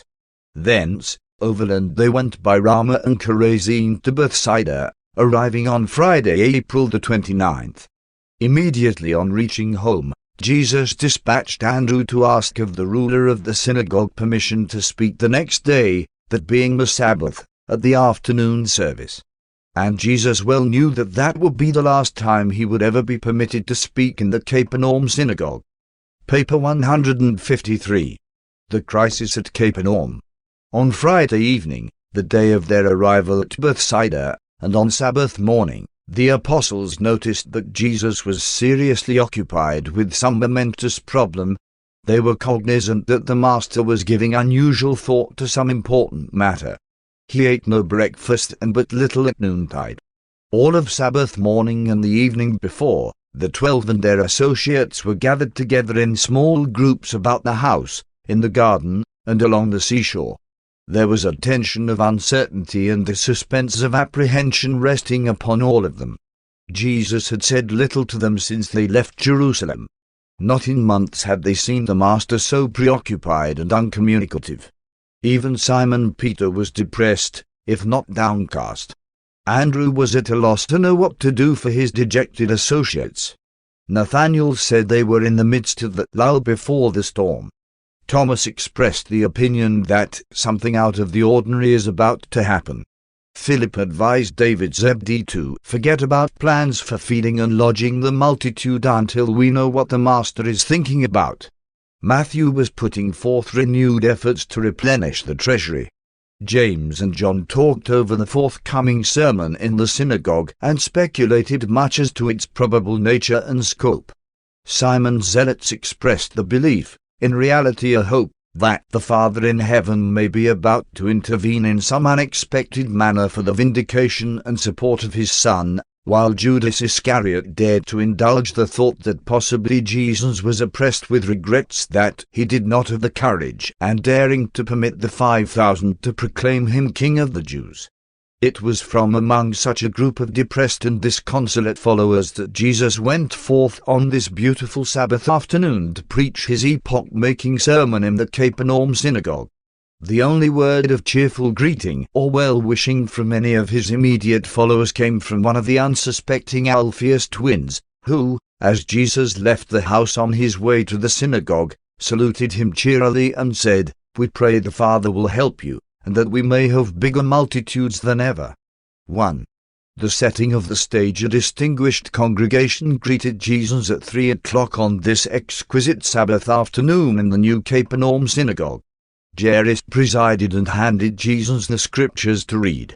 The day before, 53 Pharisees and Sadducees had arrived from Jerusalem. More than 30 of the leaders and rulers of the neighboring synagogues were also present. These Jewish religious leaders were acting directly under orders from the Sanhedrin at Jerusalem, and they constituted the Orthodox vanguard which had come to inaugurate open warfare on Jesus and his disciples. Sitting by the side of these Jewish leaders, in the synagogue seats of honor, were the official observers of Herod Antipas, who had been directed to ascertain the truth concerning the disturbing reports that an attempt had been made by the populace to proclaim Jesus the King of the Jews, over in the domains of his brother Philip. Jesus comprehended that he faced the immediate declaration of avowed and open warfare by his increasing enemies, and he elected boldly to assume the offensive. At the feeding of the 5,000 he had challenged their ideas of the material Messiah. Now he chose again openly to attack their concept of the Jewish deliverer. This crisis, which began with the feeding of the 5,000, and which terminated with this Sabbath afternoon sermon, was the outward turning of the tide of popular fame and acclaim. Henceforth, the work of the kingdom was to be increasingly concerned with the more important task of winning lasting spiritual converts for the truly religious brotherhood of mankind. This sermon marks the crisis in the transition from the period of discussion, controversy, and decision to that of open warfare and final acceptance or final rejection. The Master well knew that many of his followers were slowly but surely preparing their minds finally to reject him. He likewise knew that many of his disciples were slowly but certainly passing through that training of mind and that discipline of soul which would enable them to triumph over doubt and courageously to assert their full-fledged faith in the gospel of the kingdom. Jesus fully understood how men prepare themselves for the decisions of a crisis and the performance of sudden deeds of courageous choosing by the slow process of the reiterated choosing between the recurring situations of good and evil. He subjected his chosen messengers to repeated rehearsals in disappointment and provided them with frequent and testing opportunities for choosing between the right and the wrong way of meeting spiritual trials. He knew he could depend on his followers, when they met the final test, to make their vital decisions in accordance with prior and habitual mental attitudes and spirit reactions. This crisis in Jesus' earth life began with the feeding of the 5,000 and ended with this sermon in the synagogue. The crisis in the lives of the apostles began with this sermon in the synagogue and continued for a whole year, ending only with the Master's trial and crucifixion. As they sat there in the synagogue that afternoon before Jesus began to speak, there was just one great mystery, just one supreme question, in the minds of all. Both his friends and his foes pondered just one thought, and it was, why did he himself so deliberately and effectively turn back the tide of popular enthusiasm? And it was immediately before and immediately after this sermon that the doubts and disappointments of his disgruntled adherents grew into unconscious opposition and eventually turned into actual hatred. It was after this sermon in the synagogue that Judas Iscariot entertained his first conscious thought of deserting. But he did, for the time being, effectively master all such inclinations. Everyone was in a state of perplexity. Jesus had left them dumbfounded and confounded. He had recently engaged in the greatest demonstration of supernatural power to characterize his whole career. The feeding of the 5,000 was the one event of his earth life which made the greatest appeal to the Jewish concept of the expected Messiah. But this extraordinary advantage was immediately and unexplainedly offset by his prompt and unequivocal refusal to be made king. On Friday evening, and again on Sabbath morning, the Jerusalem leaders had labored long and earnestly with Jairus to prevent Jesus speaking in the synagogue, but it was of no avail. Jairus' only reply to all this pleading was, "One have granted this request, and one will not violate my word." 2. The epochal sermon. Jesus introduced this sermon by reading from the law as found in Deuteronomy, "But it shall come to pass, if this people will not hearken to the voice of God, that the curses of transgression shall surely overtake them. The Lord shall cause you to be smitten by your enemies. You shall be removed into all the kingdoms of the earth." And the Lord shall bring you and the king you have set up over you into the hands of a strange nation. You shall become an astonishment, a proverb, and a byword among all nations. Your sons and your daughters shall go into captivity. The strangers among you shall rise high in authority, while you are brought very low. And these things shall be upon you and your seed forever, because you would not hearken to the word of the Lord. Therefore shall you serve your enemies who shall come against you. You shall endure hunger and thirst and wear this alien yoke of iron. The Lord shall bring against you a nation from afar, from the end of the earth, a nation whose tongue you shall not understand, a nation of fierce countenance, a nation which will have little regard for you. And they shall besiege you in all your towns until the high fortified walls wherein you have trusted come down, and all the land shall fall into their hands. And it shall come to pass that you will be driven to eat the fruit of your own bodies, the flesh of your sons and daughters, during this time of siege, because of the straitness wherewith your enemies shall press you. And when Jesus had finished this reading, he turned to the prophets and read from Jeremiah, If you will not hearken to the words of my servants the prophets whom one have sent you, then will one make this house like Sheol, and one will make this city a curse to all the nations of the earth. And the priests and the teachers heard Jeremiah speak these words in the house of the Lord. And it came to pass that, when Jeremiah had made an end of speaking all that the Lord had commanded him to speak to all the people, the priests and teachers laid hold of him, saying, You shall surely die. And all the people crowded around Jeremiah in the house of the Lord. And when the princes of Judah heard these things, they sat in judgment on Jeremiah. Then spoke the priests and the teachers to the princes and to all the people, saying, This man is worthy to die, for he has prophesied against our city, and you have heard him with your own ears. Then spoke Jeremiah to all the princes and to all the people, The Lord sent me to prophesy against this house and against this city all the words which you have heard. Now, therefore, amend your ways and reform your doings, and obey the voice of the Lord your God, that you may escape the evil which has been pronounced against you. As for me, behold, one am in your hands. Do with me as seems good and right in your eyes. But know you for certain that, if you put me to death, you shall bring innocent blood upon yourselves and upon this people, for of a truth the Lord has sent me to speak all these words in your ears. The priests and teachers of that day sought to kill Jeremiah, but the judges would not consent, albeit, for his words of warning, they did let him down by cords in a filthy dungeon until he sank in mire up to his armpits. That is what this people did to the prophet Jeremiah when he obeyed the Lord's command to warn his brethren of their impending political downfall. Today, one desire to ask you, what will the chief priests and religious leaders of this people do with the man who dares to warn them of the day of their spiritual doom? Will you also seek to put to death the teacher who dares to proclaim the word of the Lord, and who fears not to point out wherein you refuse to walk in the way of light which leads to the entrance to the kingdom of heaven? What is it you seek as evidence of my mission on earth? We have left you undisturbed in your positions of influence and power, while we preached glad tidings to the poor and the outcast. We have made no hostile attack upon that which you hold in reverence, but have rather proclaimed new liberty for man's fear-ridden soul. One came into the world to reveal my Father, and to establish on earth the spiritual brotherhood of the sons of God, the kingdom of heaven. And notwithstanding that one have so many times reminded you that my kingdom is not of this world, still has my Father granted you many manifestations of material wonders in addition to more evidential spiritual transformations and regenerations. What new sign is it that you seek at my hands? One declare that you already have sufficient evidence to enable you to make your decision.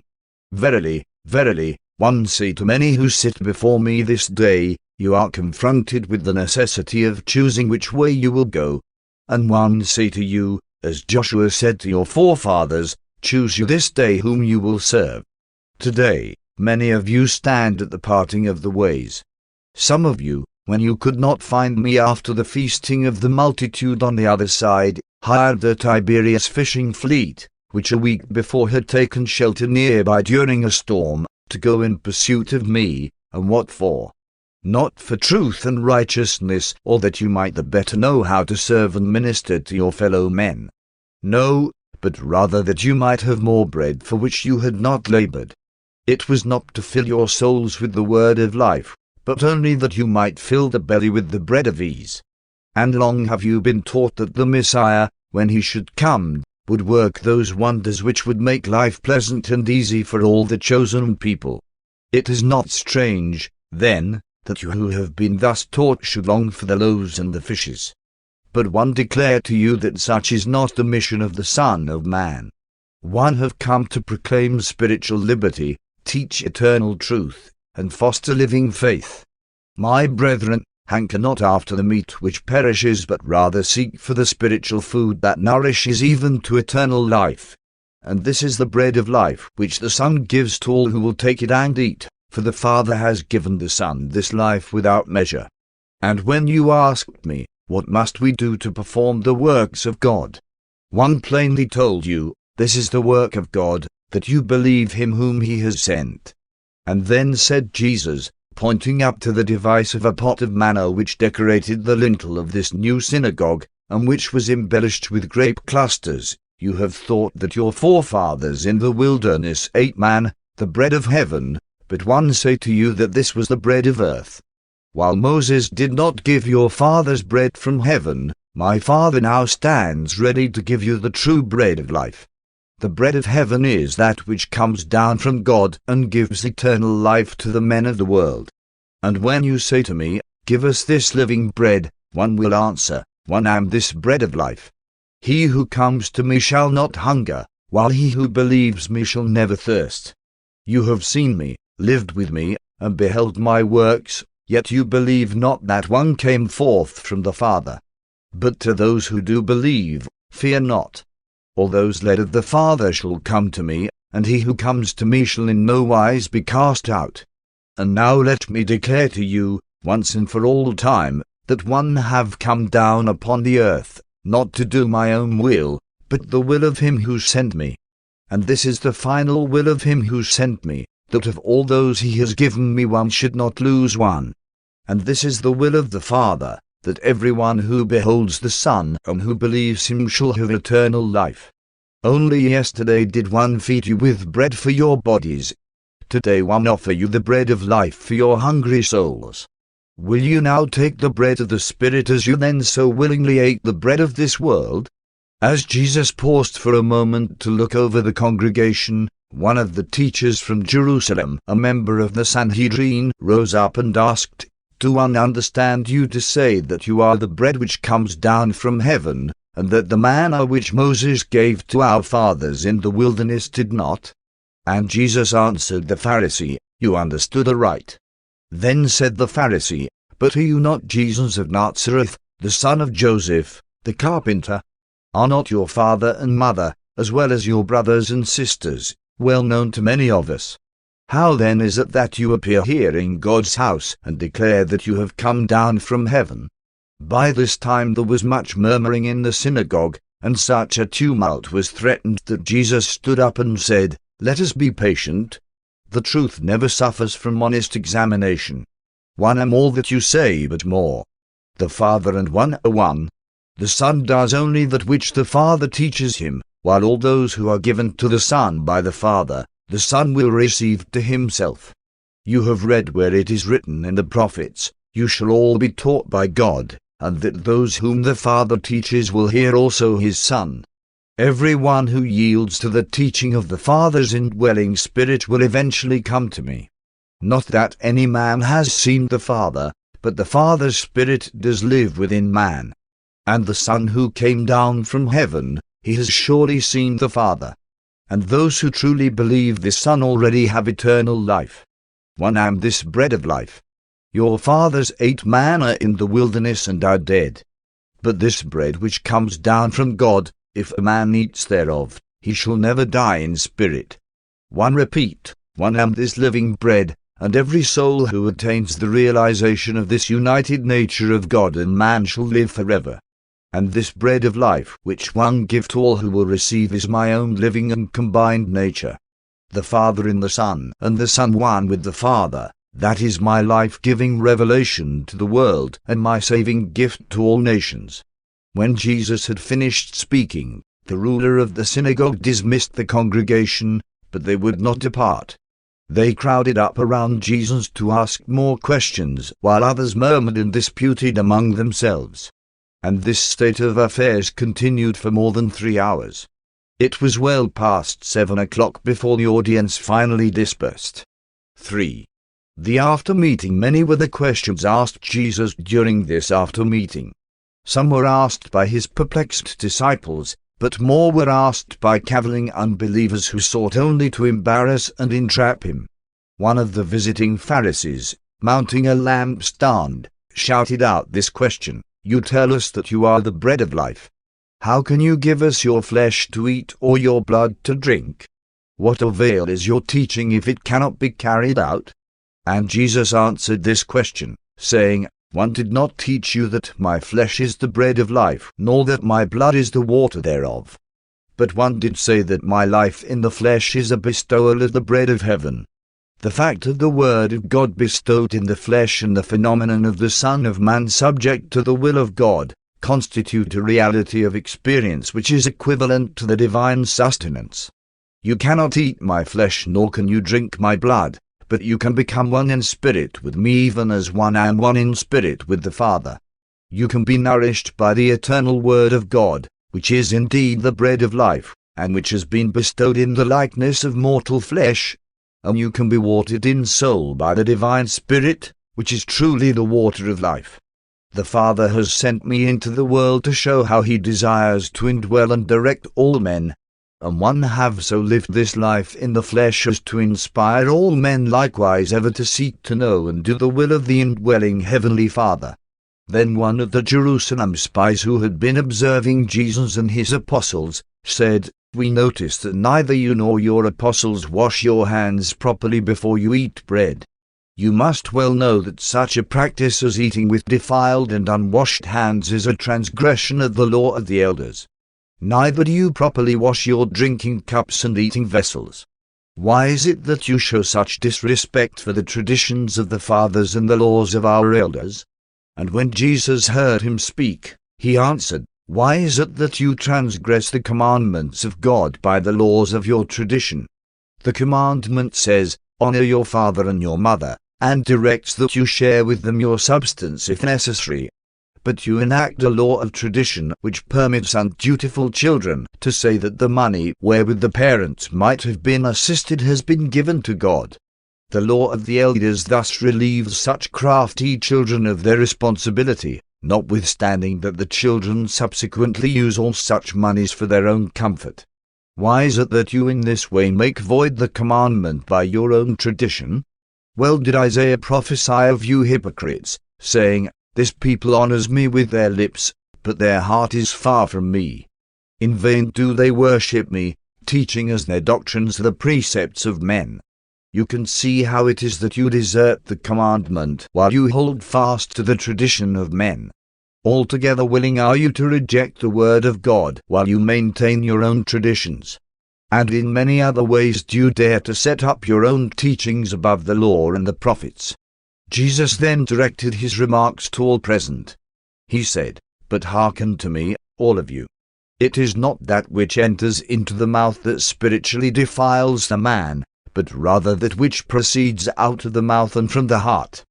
But even the apostles failed fully to grasp the meaning of his words, for Simon Peter also asked him, "Lest some of your hearers be unnecessarily offended, would you explain to us the meaning of these words?" And then said Jesus to Peter, "Are you also hard of understanding? Know you not that every plant which my heavenly Father has not planted shall be rooted up? Turn now your attention to those who would know the truth. You cannot compel men to love the truth. Many of these teachers are blind guides. And you know that, if the blind lead the blind, both shall fall into the pit. But hearken while one tell you the truth concerning those things which morally defile and spiritually contaminate men. One declare it is not that which enters the body by the mouth or gains access to the mind through the eyes and ears, that defiles the man. Man is only defiled by that evil which may originate within the heart, and which finds expression in the words and deeds of such unholy persons. Do you not know it is from the heart that there come forth evil thoughts, wicked projects of murder, theft, and adulteries, together with jealousy, pride, anger, revenge, railings, and false witness? And it is just such things that defile men, and not that they eat bread with ceremonially unclean hands. The Pharisaic commissioners of the Jerusalem Sanhedrin were now almost convinced that Jesus must be apprehended on a charge of blasphemy or on one of flouting the sacred law of the Jews. Wherefore their efforts to involve him in the discussion of, and possible attack upon, some of the traditions of the elders, or so-called oral laws of the nation. No matter how scarce water might be, these traditionally enslaved Jews would never fail to go through with the required ceremonial washing of the hands before every meal. It was their belief that it is better to die than to transgress the commandments of the elders. The spies asked this question because it had been reported that Jesus had said, "Salvation is a matter of clean hearts rather than of clean hands." But such beliefs, when they once become a part of one's religion, are hard to get away from. Even many years after this day, the Apostle Peter was still held in the bondage of fear to many of these traditions about things clean and unclean, only being finally delivered by experiencing an extraordinary and vivid dream.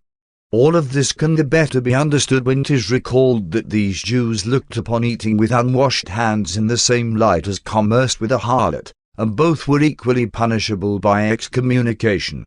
Thus did the Master elect to discuss and expose the folly of the whole rabbinic system of rules and regulations which was represented by the oral law, the traditions of the elders, all of which were regarded as more sacred and more binding upon the Jews than even the teachings of the Scriptures. And Jesus spoke out with less reserve, because he knew the hour had come when he could do nothing more to prevent an open rupture of relations with these religious leaders. 4. Last words in the synagogue. In the midst of the discussions of this after-meeting, one of the Pharisees from Jerusalem brought to Jesus a distraught youth who was possessed of an unruly and rebellious spirit.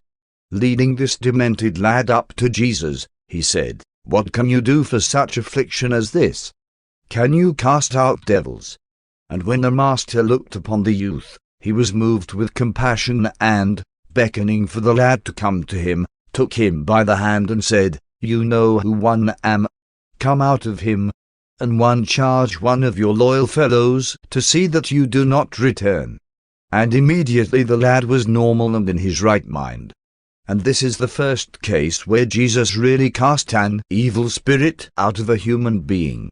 All of the previous cases were only supposed possession of the devil, but this was a genuine case of demoniac possession, even such as sometimes occurred in those days and right up to the day of Pentecost, when the Master's Spirit was poured out upon all flesh, making it forever impossible for these few celestial rebels to take such advantage of certain unstable types of human beings.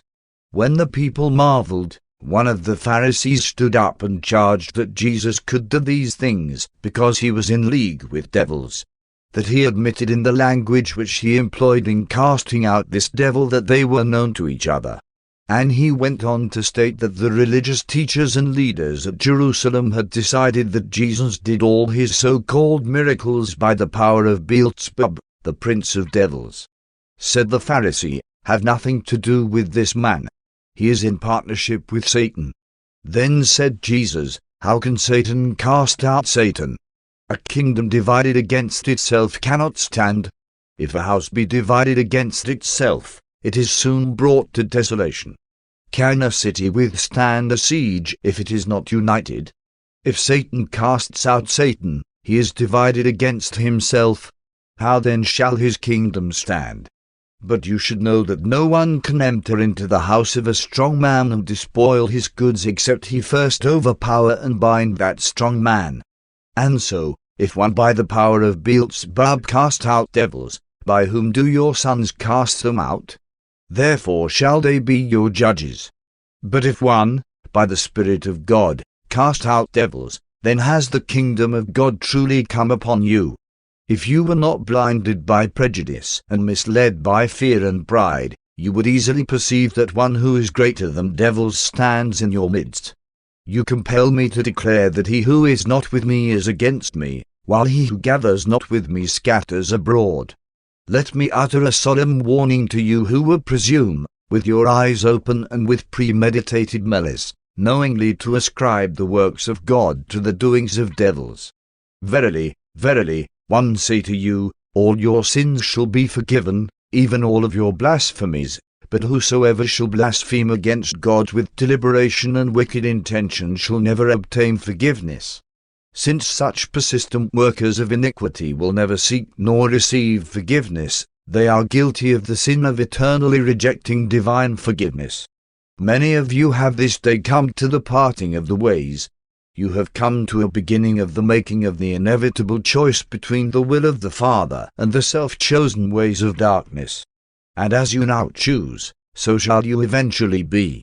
You must either make the tree good and its fruit good, or else will the tree become corrupt and its fruit corrupt.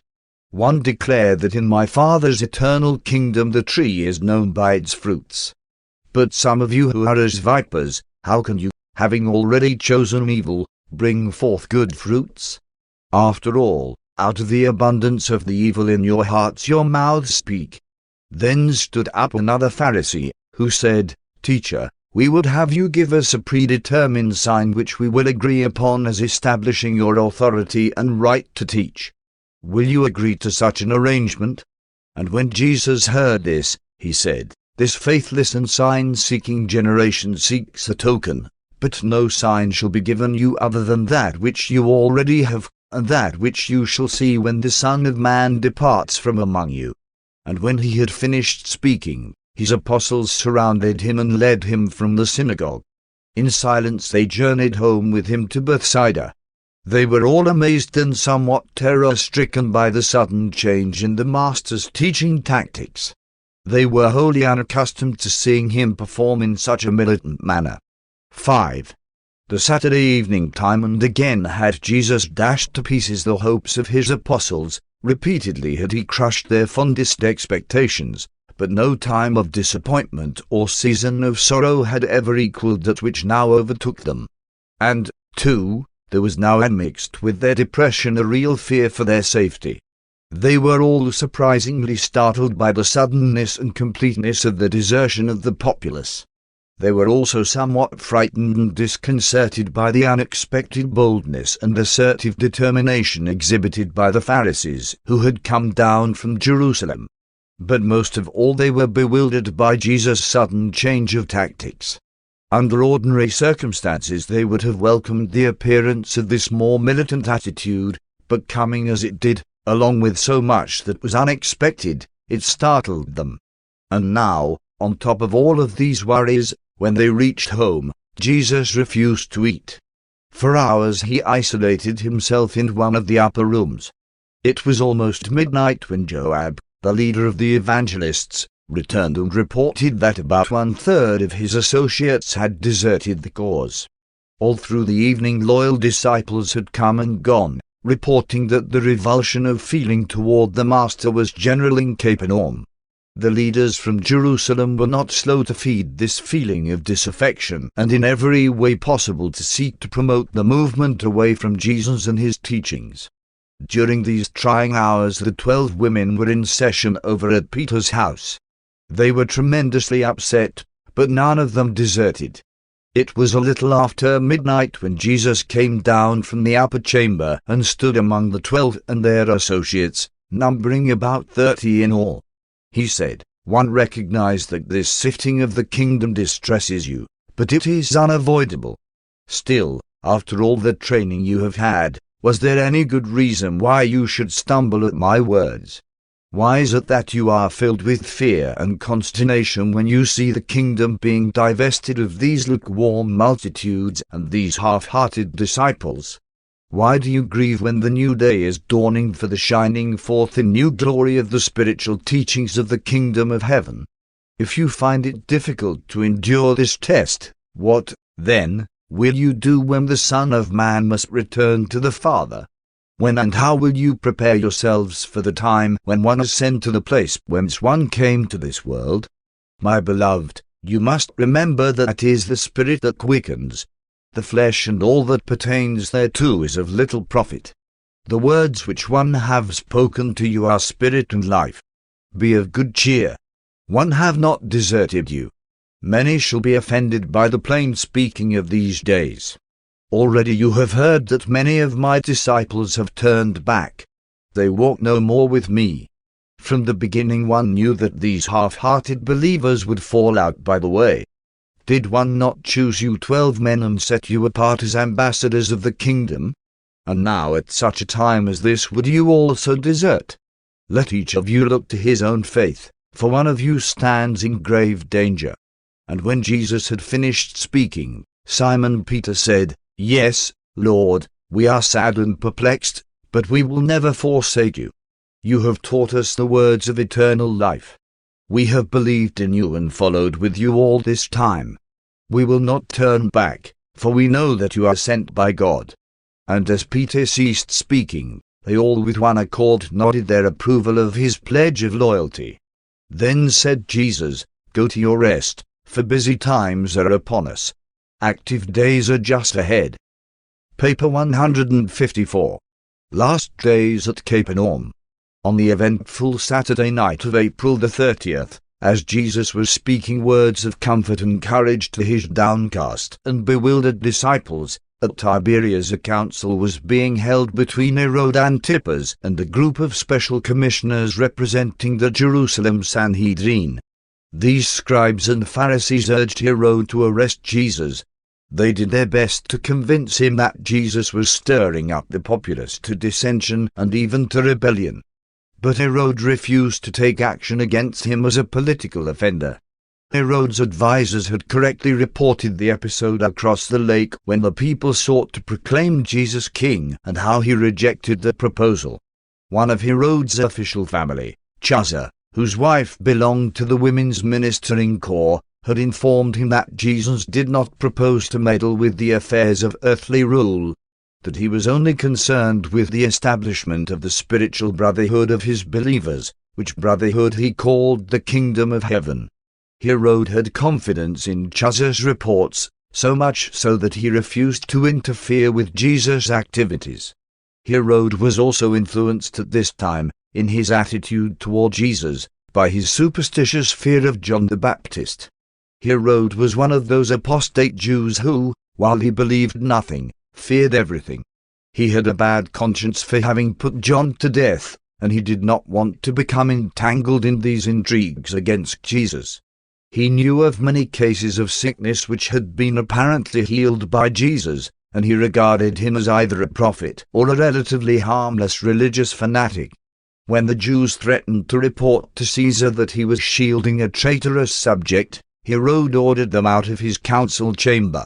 Thus matters rested for 1 week, during which time Jesus prepared his followers for the impending dispersion. 1. A week of council from May the 1st to May the 7th. Jesus held intimate council with his followers at the Zebedee house. Only the tried and trusted disciples were admitted to these conferences. At this time there were only about 100 disciples who had the moral courage to brave the opposition of the Pharisees and openly declare their adherence to Jesus. With this group he held sessions morning, afternoon, and evening. Small companies of inquirers assembled each afternoon by the seaside, where some of the evangelists or apostles discoursed to them. These groups seldom numbered more than 50. On Friday of this week official action was taken by the rulers of the Capernaum synagogue, closing the house of God to Jesus and all his followers. This action was taken at the instigation of the Jerusalem Pharisees. Jairus resigned as chief ruler and openly aligned himself with Jesus. The last of the seaside meetings was held on Sabbath afternoon, May the 7th. Jesus talked to less than 150 who had assembled at that time. This Saturday night marked the time of the lowest ebb in the tide of popular regard for Jesus and his teachings. From then on there was a steady, slow, but more healthful and dependable growth in favorable sentiment. A new following was built up which was better grounded in spiritual faith and true religious experience. The more or less composite and compromising transition stage between the materialistic concepts of the kingdom held by the Master's followers and those more idealistic and spiritual concepts taught by Jesus had now definitely ended. From now on there was a more open proclamation of the gospel of the kingdom in its larger scope and in its far-flung spiritual implications. 2. A week of rest. Sunday, May the 8th, Anno Domini 29, at Jerusalem, the Sanhedrin passed a decree closing all the synagogues of Palestine to Jesus and his followers. This was a new and unprecedented usurpation of authority by the Jerusalem Sanhedrin. Theretofore each synagogue had existed and functioned as an independent congregation of worshippers and was under the rule and direction of its own board of governors. Only the synagogues of Jerusalem had been subject to the authority of the Sanhedrin. This summary action of the Sanhedrin was followed by the resignation of 5 of its members. 100 messengers were immediately dispatched to convey and enforce this decree. Within the short space of 2 weeks every synagogue in Palestine had bowed to this manifesto of the Sanhedrin except the synagogue at Hebron. The rulers of the Hebron synagogue refused to acknowledge the right of the Sanhedrin to exercise such jurisdiction over their assembly. This refusal to accede to the Jerusalem decree was based on their contention of congregational autonomy rather than on sympathy with Jesus' cause. Shortly thereafter the Hebron synagogue was destroyed by fire. This same Sunday morning, Jesus declared a week's holiday, urging all of his disciples to return to their homes or friends to rest their troubled souls and speak words of encouragement to their loved ones. He said, "Go to your several places to play or fish while you pray for the extension of the kingdom." This week of rest enabled Jesus to visit many families and groups about the seaside. He also went fishing with David Zebedee on several occasions, and while he went about alone much of the time, there always lurked nearby 2 or 3 of David's most trusted messengers, who had no uncertain orders from their chief respecting the safeguarding of Jesus. There was no public teaching of any sort during this week of rest. This was the week that Nathanael and James Zebedee suffered from more than a slight illness. For 3 days and nights they were acutely afflicted with a painful digestive disturbance. On the 3rd night Jesus sent Salome, James's mother, to her rest, while he ministered to his suffering apostles. Of course Jesus could have instantly healed these 2 men, but that is not the method of either the Son or the Father in dealing with these commonplace difficulties and afflictions of the children of men on the evolutionary worlds of time and space. Never once, throughout all of his eventful life in the flesh, did Jesus engage in any sort of supernatural ministration to any member of his earth family or in behalf of any one of his immediate followers. Universal difficulties must be met and planetary obstacles must be encountered as a part of the experience training provided for the growth and development, the progressive perfection, of the evolving souls of mortal creatures. The spiritualization of the human soul requires intimate experience with the educational solving of a wide range of real universe problems. The animal nature and the lower forms of will creatures do not progress favorably in environmental ease. Problematic situations, coupled with exertion stimuli, conspire to produce those activities of mind, soul, and spirit which contribute mightily to the achievement of worthy goals of mortal progression and to the attainment of higher levels of spirit destiny. 3. The Second Tiberias Conference on May the 16th. The Second Conference at Tiberias between the authorities at Jerusalem and Herod Antipas was convened. Both the religious and the political leaders from Jerusalem were in attendance. The Jewish leaders were able to report to Herod that practically all the synagogues in both Galilee and Judea were closed to Jesus' teachings. A new effort was made to have Herod placed Jesus under arrest, but he refused to do their bidding. On May the 18th, however, Herod did agree to the plan of permitting the Sanhedrin authorities to seize Jesus and carry him to Jerusalem to be tried on religious charges, provided the Roman ruler of Judah concurred in such an arrangement. Meanwhile, Jesus' enemies were industriously spreading the rumor throughout Galilee that Herod had become hostile to Jesus, and that he meant to exterminate all who believed in his teachings.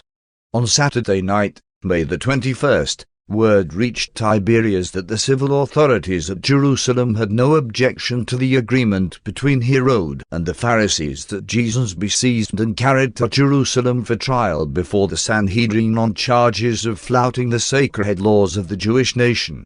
Accordingly, just before midnight of this day, Herod signed the decree which authorized the officers of the Sanhedrin to seize Jesus within Herod's domains and forcibly to carry him to Jerusalem for trial.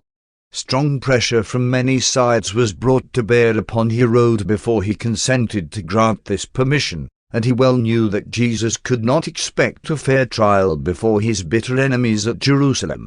4. Saturday night in Capernaum. On this same Saturday night, in Capernaum, a group of 50 leading citizens met at the synagogue to discuss the momentous question, "What shall we do with Jesus?" They talked and debated until after midnight, but they could not find any common ground for agreement.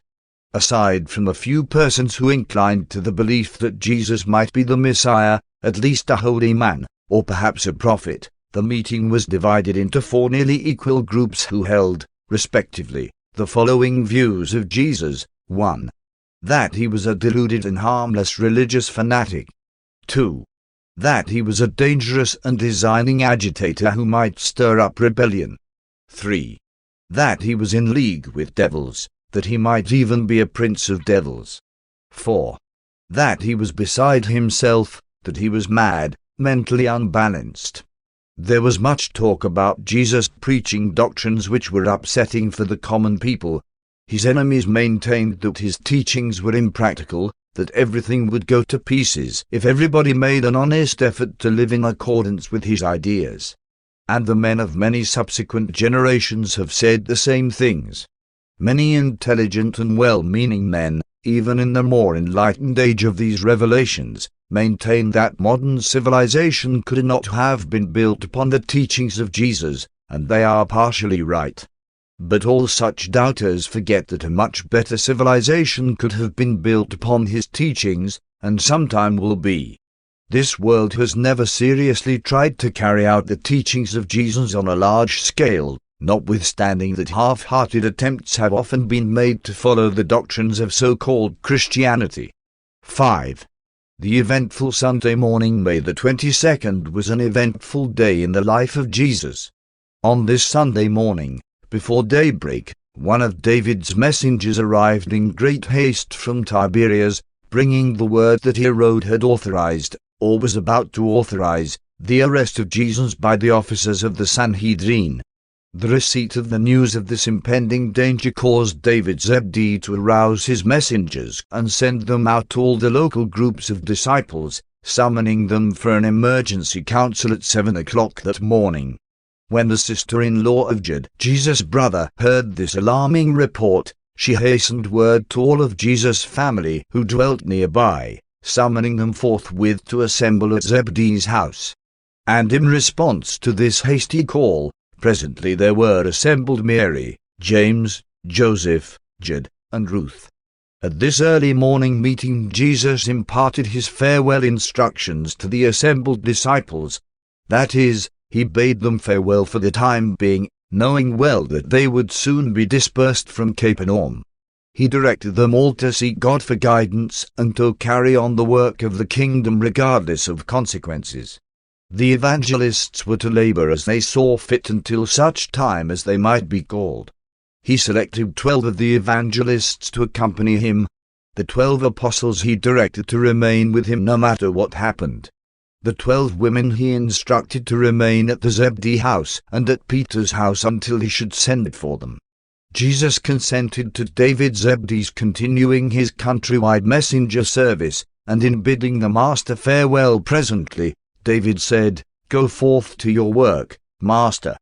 Don't let the bigots catch you, and never doubt that the messengers will follow after you. My men will never lose contact with you, and through them you shall know of the kingdom in other parts, and by them we will all know about you. Nothing that might happen to me will interfere with this service, for one have appointed first and second leaders, even a third. One am neither a teacher nor a preacher, but it is in my heart to do this, and none can stop me." About 7:30 this morning Jesus began his parting address to almost 100 believers who had crowded indoors to hear him. This was a solemn occasion for all present, but Jesus seemed unusually cheerful. He was once more like his normal self. The seriousness of weeks had gone, and he inspired all of them with his words of faith, hope, and courage. 6. Jesus' family arrives. It was about 8 o'clock on this Sunday morning when 5 members of Jesus' Earth family arrived on the scene in response to the urgent summons of Jesus' sister-in-law. Of all his family in the flesh, only one, Ruth, believed wholeheartedly and continuously in the divinity of his mission on earth. Jude and James, and even Joseph, still retained much of their faith in Jesus, but they had permitted pride to interfere with their better judgment and real spiritual inclinations. Mary was likewise torn between love and fear, between mother love and family pride. Though she was harassed by doubts, she could never quite forget the visit of Gabriel ere Jesus was born. The Pharisees had been laboring to persuade Mary that Jesus was beside himself, demented. They urged her to go with her sons and seek to dissuade him from further efforts at public teaching. They assured Mary that soon Jesus' health would break, and that only dishonor and disgrace could come upon the entire family as a result of allowing him to go on. And so, when the word came from Jude's sister-in-law, all 5 of them started at once for Zebedee's house, having been together at Mary's home, where they had met with the Pharisees the evening before. They had talked with the Jerusalem leaders long into the night, and all were more or less convinced that Jesus was acting strangely, that he had acted strangely for some time. While Ruth could not explain all of his conduct, she insisted that he had always treated his family fairly and refused to agree to the program of trying to dissuade him from further work. On the way to Zebedee's house they talked these things over and agreed among themselves to try to persuade Jesus to come home with them. "For," says Mary, no one could influence my son if he would only come home and listen to me."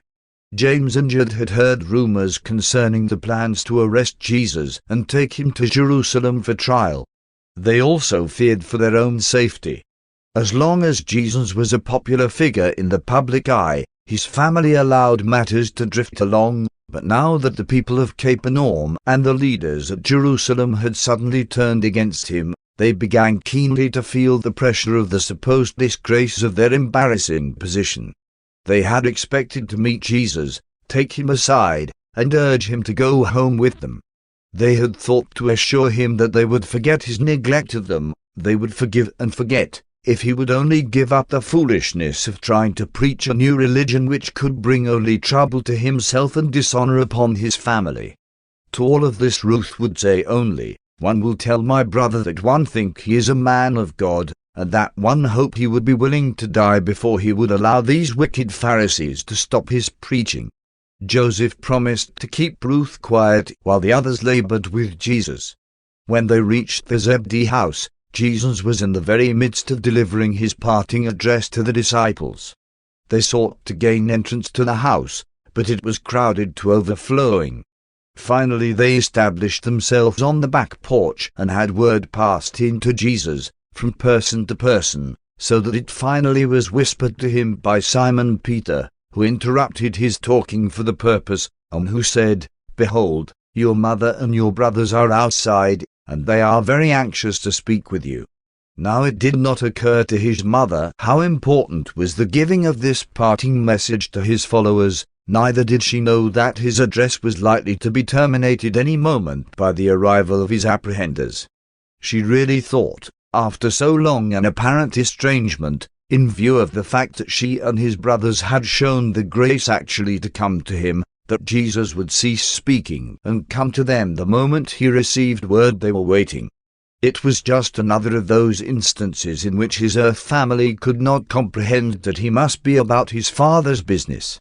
And so Mary and his brothers were deeply hurt when, notwithstanding that he paused in his speaking to receive the message, instead of his rushing out to greet them, they heard his musical voice speak with increased volume, "Say to my mother and my brothers that they should have no fear for me. The Father who sent me into the world will not forsake me, neither shall any harm come upon my family. Bid them be of good courage and put their trust in the Father of the kingdom. But, after all, who is my mother and who are my brothers?"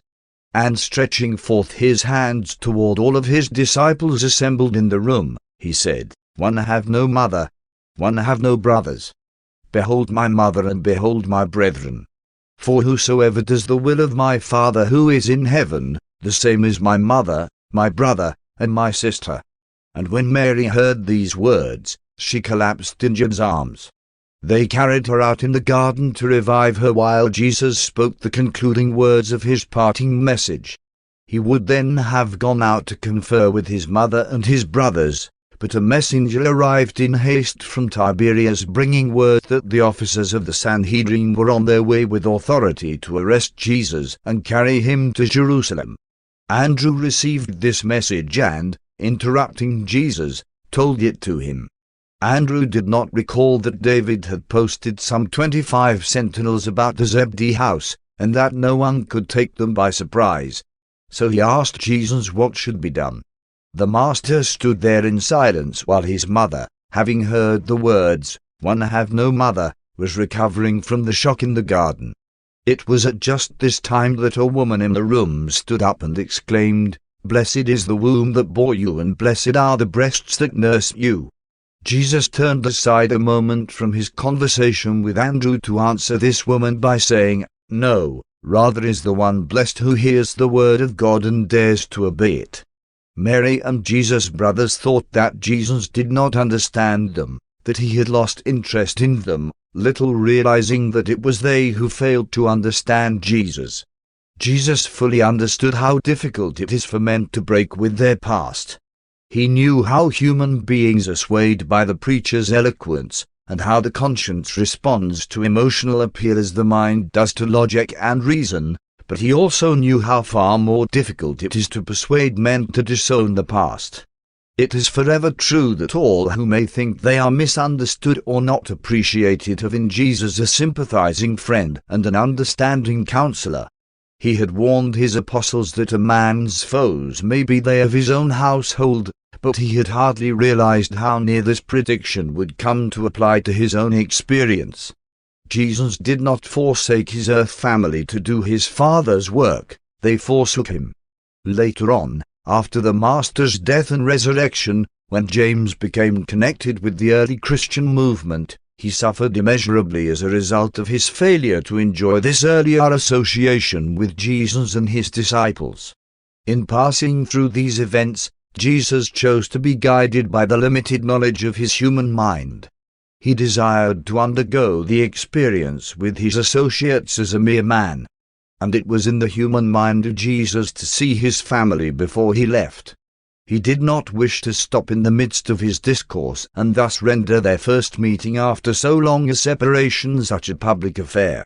He had intended to finish his address and then have a visit with them before leaving, but this plan was thwarted by the conspiracy of events which immediately followed. The haste in their flight was augmented by the arrival of a party of David's messengers at the rear entrance of the Zebedee home. The commotion produced by these men frightened the apostles into thinking that these new arrivals might be their apprehenders, and in fear of immediate arrest, they hastened through the front entrance to the waiting boat.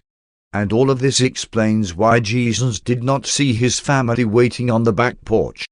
But he did say to David Zebedee as he entered the boat in hasty flight, "Tell my mother and my brothers that one appreciate their coming, and that one intended to see them. Admonish them to find no offense in me, but rather to seek for a knowledge of the will of God, and for grace and courage to do that will." 7.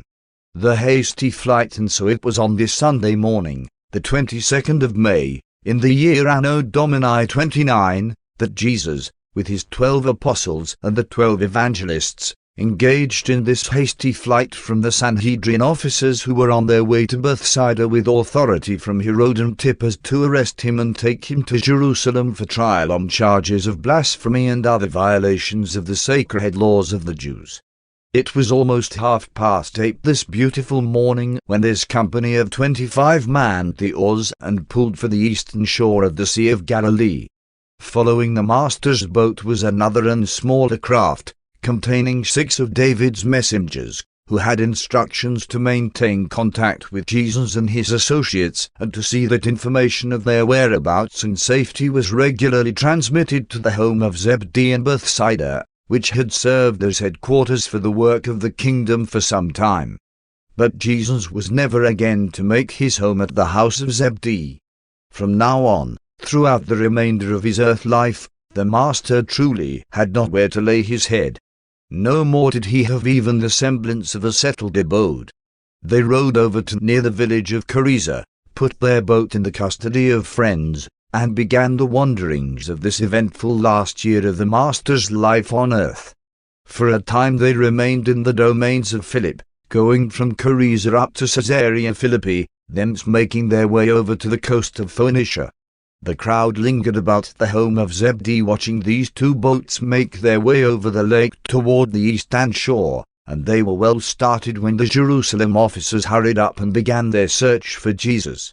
They refused to believe he had escaped them, and while Jesus and his party were journeying northward through Batanea, the Pharisees and their assistants spent almost a full week vainly searching for him in the neighborhood of Capernaum. Jesus' family returned to their home in Capernaum and spent almost a week in talking, debating, and praying. They were filled with confusion and consternation. They enjoyed no peace of mind until Thursday afternoon, when Ruth returned from a visit to the Zebedee house, where she learned from David that her brother was safe and in good health and making his way toward the Phoenician coast. Paper 155. Fleeing through northern Galilee soon after landing near Cariza on this eventful Sunday, Jesus and the 24 went a little way to the north, where they spent the night in a beautiful park south of Bethsaida Julia's. They were familiar with this camping place, having stopped there in days gone by. Before retiring for the night, the Master called his followers around him and discussed with them the plans for their projected tour through Batanea and northern Galilee to the Phoenician coast. 1. Why do the heathen rage? Says Jesus, you should all recall how the psalmist spoke of these times, saying, why do the heathen rage and the peoples plot in vain?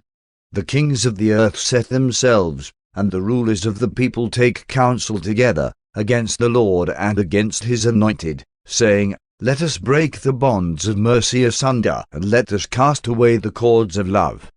Today you see this fulfilled before your eyes. But you shall not see the remainder of the psalmist's prophecy fulfilled, for he entertained erroneous ideas about the Son of Man and his mission on earth. My kingdom is founded on love, proclaimed in mercy, and established by unselfish service. My Father does not sit in heaven laughing in derision at the heathen. He is not wrathful in his great displeasure. True is the promise that the Son shall have these so-called heathen, in reality his ignorant and untaught brethren, for an inheritance. And one will receive these Gentiles with open arms of mercy and affection. All this loving kindness shall be shown the so-called heathen, notwithstanding the unfortunate declaration of the record which intimates that the triumphant Son shall break them with a rod of iron and dash them to pieces like a potter's vessel. The psalmist exhorted you to serve the Lord with fear. One bid you enter into the exalted privileges of divine sonship by faith. He commands you to rejoice with trembling. One bid you rejoice with assurance. He says, kiss the Son, lest he be angry, and you perish when his wrath is kindled. But you who have lived with me well know that anger and wrath are not a part of the establishment of the kingdom of heaven in the hearts of men. But the psalmist did glimpse the true light when, in finishing this exhortation, he said, blessed are they who put their trust in this Son. Jesus continued to teach the 24, saying, The heathen are not without excuse when they rage at us. Because their outlook is small and narrow, they are able to concentrate their energies enthusiastically. Their goal is near and more or less visible. Wherefore do they strive with valiant and effective execution. You who have professed entrance into the kingdom of heaven are altogether too vacillating and indefinite in your teaching conduct. The heathen strike directly for their objectives. You are guilty of too much chronic yearning. If you desire to enter the kingdom, why do you not take it by spiritual assault, even as the heathen take a city they lay siege to? You are hardly worthy of the kingdom when your service consists so largely in an attitude of regretting the past, whining over the present, and vainly hoping for the future. Why do the heathen rage? Because they know not the truth. Why do you languish in futile yearning? Because you obey not the truth. Cease your useless yearning, and go forth bravely doing that which concerns the establishment of the kingdom. In all that you do, become not one-sided and over-specialized. The Pharisees who seek our destruction verily think they are doing God's service. They have become so narrow by tradition that they are blinded by prejudice and hardened by fear. Consider the Greeks, who have a science without religion, while the Jews have a religion without science. And when men become thus misled into accepting a narrow and confused disintegration of truth, their only hope of salvation is to become truth-coordinated, converted. Let me emphatically state this eternal truth. If you, by truth coordination, learn to exemplify in your lives this beautiful awareness of righteousness, your fellow men will then seek after you that they may gain what you have so acquired. The measure wherewith truth-seekers are drawn to you represents the measure of your truth endowment, your righteousness. The extent to which you have to go with your message to the people is, in a way, the measure of your failure to live the whole or righteous life, the truth-coordinated life. And many other things the Master taught his apostles and the evangelists before they bade him good night and sought rest upon their pillows. 2. The evangelists in Chorazin on Monday morning, May the 23rd, Jesus directed Peter to go over to Chorazin with the 12 evangelists while he, with the 11, departed for Caesarea Philippi, going by way of the Jordan to the Damascus-Capernaum road, thence northeast to the junction with the road to Caesarea Philippi, and then on into that city, where they tarried and taught for 2 weeks. They arrived during the afternoon of Tuesday, May the 24th. Peter and the evangelists sojourned in Chorazin for 2 weeks, preaching the gospel of the kingdom to a small but earnest company of believers. But they were not able to win many new converts. No city of all Galilee yielded so few souls for the kingdom as Chorazin. In accordance with Peter's instructions, the 12 evangelists had less to say about healing, things physical, while they preached and taught with increased vigor the spiritual truths of the heavenly kingdom. These 2 weeks at Chorazin constituted a veritable baptism of adversity for the 12 evangelists in that it was the most difficult and unproductive period in their careers up to this time. Being thus deprived of the satisfaction of winning souls for the kingdom, each of them the more earnestly and honestly took stock of his own soul and its progress in the spiritual paths of the new life. When it appeared that no more people were minded to seek entrance into the kingdom, Peter, on Tuesday, June the 7th, called his associates together and departed for Caesarea Philippi to join Jesus and the apostles. They arrived about noontime on Wednesday and spent the entire evening in rehearsing their experiences among the unbelievers of Chorazin. During the discussions of this evening, Jesus made further reference to the parable of the sower and taught them much about the meaning of the apparent failure of life undertakings. 3. At Caesarea Philippi, although Jesus did no public work during this 2 weeks sojourn near Caesarea Philippi, the apostles held numerous quiet evening meetings in the city, and many of the believers came out to the camp to talk with the Master. Very few were added to the group of believers as a result of this visit. Jesus talked with the apostles each day, and they more clearly discerned that a new phase of the work of preaching the kingdom of heaven was now beginning. They were commencing to comprehend that the kingdom of heaven is not meat and drink, but the realization of the spiritual joy of the acceptance of divine sonship. The sojourn at Caesarea Philippi was a real test to the 11 apostles. It was a difficult 2 weeks for them to live through. They were well nigh depressed, and they missed the periodic stimulation of Peter's enthusiastic personality. In these times it was truly a great and testing adventure to believe in Jesus and go forth to follow after him.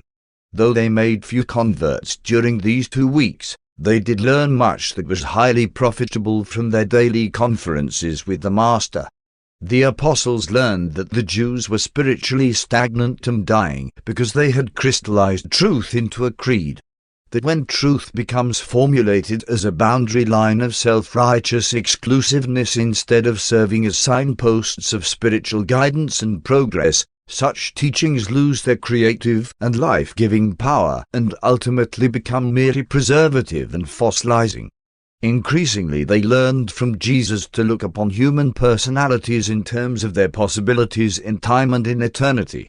They learned that many souls can best be led to love the unseen God by being first taught to love their brethren whom they can see. And it was in this connection that new meaning became attached to the Master's pronouncement concerning unselfish service for one's fellows. Inasmuch as you did it to one of the least of my brethren, you did it to me. One of the great lessons of this sojourn at Caesarea had to do with the origin of religious traditions, with the grave danger of allowing a sense of sacredness to become attached to non-sacred things, common ideas, or everyday events. From one conference they emerged with the teaching that true religion was man's heartfelt loyalty to his highest and truest convictions.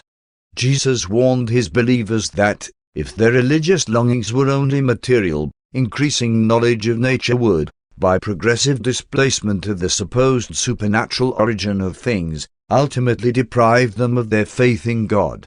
But that, if their religion were spiritual, never could the progress of physical science disturb their faith in eternal realities and divine values.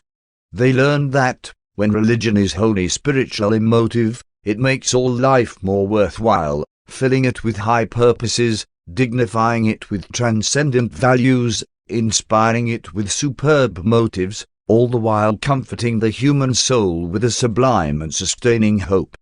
True religion is designed to lessen the strain of existence. It releases faith and courage for daily living and unselfish serving. Faith promotes spiritual vitality and righteous fruitfulness. Jesus repeatedly taught his apostles that no civilization could long survive the loss of the best in its religion. And he never grew weary of pointing out to the 12 the great danger of accepting religious symbols and ceremonies in the place of religious experience. His whole earth life was consistently devoted to the mission of thawing out the frozen forms of religion into the liquid liberties of enlightened sonship. 4. On the way to Phoenicia on Thursday morning, June the 9th, after receiving word regarding the progress of the kingdom brought by the messengers of David from Bethsaida, this group of 25 teachers of truth left Caesarea Philippi to begin their journey to the Phoenician coast. They passed around the marsh country, by way of Luz, to the point of junction with the Magdala-Mount Lebanon Trail Road, thence to the crossing with the road leading to Sidon, arriving there Friday afternoon. While pausing for lunch under the shadow of an overhanging ledge of rock, near Luz, Jesus delivered one of the most remarkable addresses which his apostles ever listened to throughout all their years of association with him. No sooner had they seated themselves to break bread than Simon Peter asked Jesus, "Master, since the Father in heaven knows all things, and since his Spirit is our support in the establishment of the kingdom of heaven on earth, why is it that we flee from the threats of our enemies? Why do we refuse to confront the foes of truth?" But before Jesus had begun to answer Peter's question, Thomas broke in, asking, "Master, one should really like to know just what is wrong with the religion of our enemies at Jerusalem. What is the real difference between their religion and ours? Why is it we are at such diversity of belief when we all profess to serve the same God?" And when Thomas had finished, Jesus said, while one would not ignore Peter's question, knowing full well how easy it would be to misunderstand my reasons for avoiding an open clash with the rulers of the Jews at just this time, still it will prove more helpful to all of you if one choose rather to answer Thomas's question, and that one will proceed to do when you have finished your lunch. 5. The Discourse on True Religion. This memorable discourse on religion, summarized and restated in modern phraseology, gave expression to the following truths: while the religions of the world have a double origin, natural and revelatory, at any one time and among any one people there are to be found three distinct forms of religious devotion. And these three manifestations of the religious urge are: 1. Primitive religion. The semi-natural and instinctive urge to fear mysterious energies and worship superior forces, chiefly a religion of the physical nature, the religion of fear. 2. The religion of civilization. The advancing religious concepts and practices of the civilizing races, the religion of the mind, the intellectual theology of the authority of established religious tradition. 3. True religion, the religion of revelation. The revelation of supernatural values, a partial insight into eternal realities, a glimpse of the goodness and beauty of the infinite character of the Father in heaven. The religion of the Spirit is demonstrated in human experience. The religion of the physical senses and the superstitious fears of natural man, the Master refused to belittle, though he deplored the fact that so much of this primitive form of worship should persist in the religious forms of the more intelligent races of mankind. Jesus made it clear that the great difference between the religion of the mind and the religion of the Spirit is that, while the former is upheld by ecclesiastical authority, the latter is wholly based on human experience. And then the Master, in his hour of teaching, went on to make clear these truths: until the races become highly intelligent and more fully civilized, there will persist many of those childlike and superstitious ceremonies which are so characteristic of the evolutionary religious practices of primitive and backward peoples. Until the human race progresses to the level of a higher and more general recognition of the realities of spiritual experience, large numbers of men and women will continue to show a personal preference for those religions of authority which require only intellectual assent, in contrast to the religion of the Spirit, which entails active participation of mind and soul in the faith adventure of grappling with the rigorous realities of progressive human experience. The acceptance of the traditional religions of authority presents the easy way out for man's urge to seek satisfaction for the longings of his spiritual nature. The settled, crystallized, and established religions of authority afford a ready refuge to which the distracted and distraught soul of man may flee when harassed by fear and tormented by uncertainty. Such a religion requires of its devotees, as the price to be paid for its satisfactions and assurances, only a passive and purely intellectual assent.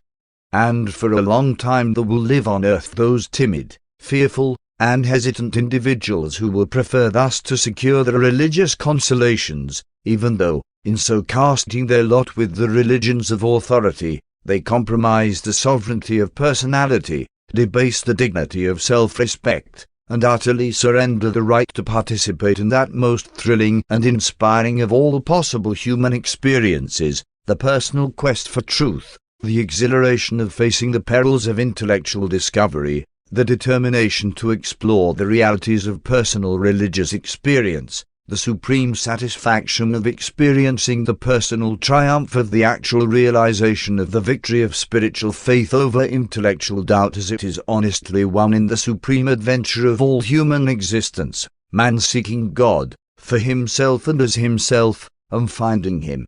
The religion of the Spirit means effort, struggle, conflict, faith, determination, love, loyalty, and progress.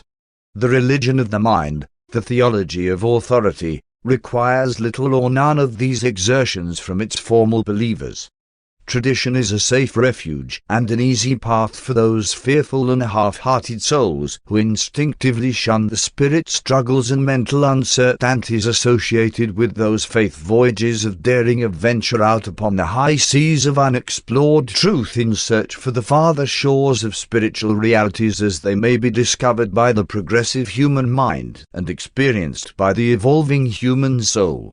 And Jesus went on to say, at Jerusalem the religious leaders have formulated the various doctrines of their traditional teachers and the prophets of other days into an established system of intellectual beliefs, a religion of authority. The appeal of all such religions is largely to the mind. And now are we about to enter upon a deadly conflict with such a religion, since we will so shortly begin the bold proclamation of a new religion, a religion which is not a religion in the present-day meaning of that word, a religion that makes its chief appeal to the divine spirit of my Father, which resides in the mind of man, a religion which shall derive its authority from the fruits of its acceptance that will so certainly appear in the personal experience of all who really and truly become believers in the truths of this higher spiritual communion. Pointing out each of the 24 and calling them by name, Jesus said, "And now, which one of you would prefer to take this easy path of conformity to an established and fossilized religion, as defended by the Pharisees at Jerusalem, rather than to suffer the difficulties and persecutions attendant upon the mission of proclaiming a better way of salvation to men, while you realize the satisfaction of discovering for yourself the beauties of the realities of a living and personal experience in the eternal truths and supreme grandeurs of the kingdom of heaven? Are you fearful, soft, and ease-seeking? Are you afraid to trust your future in the hands of the God of truth, whose sons you are? Are you distrustful of the Father, whose children you are?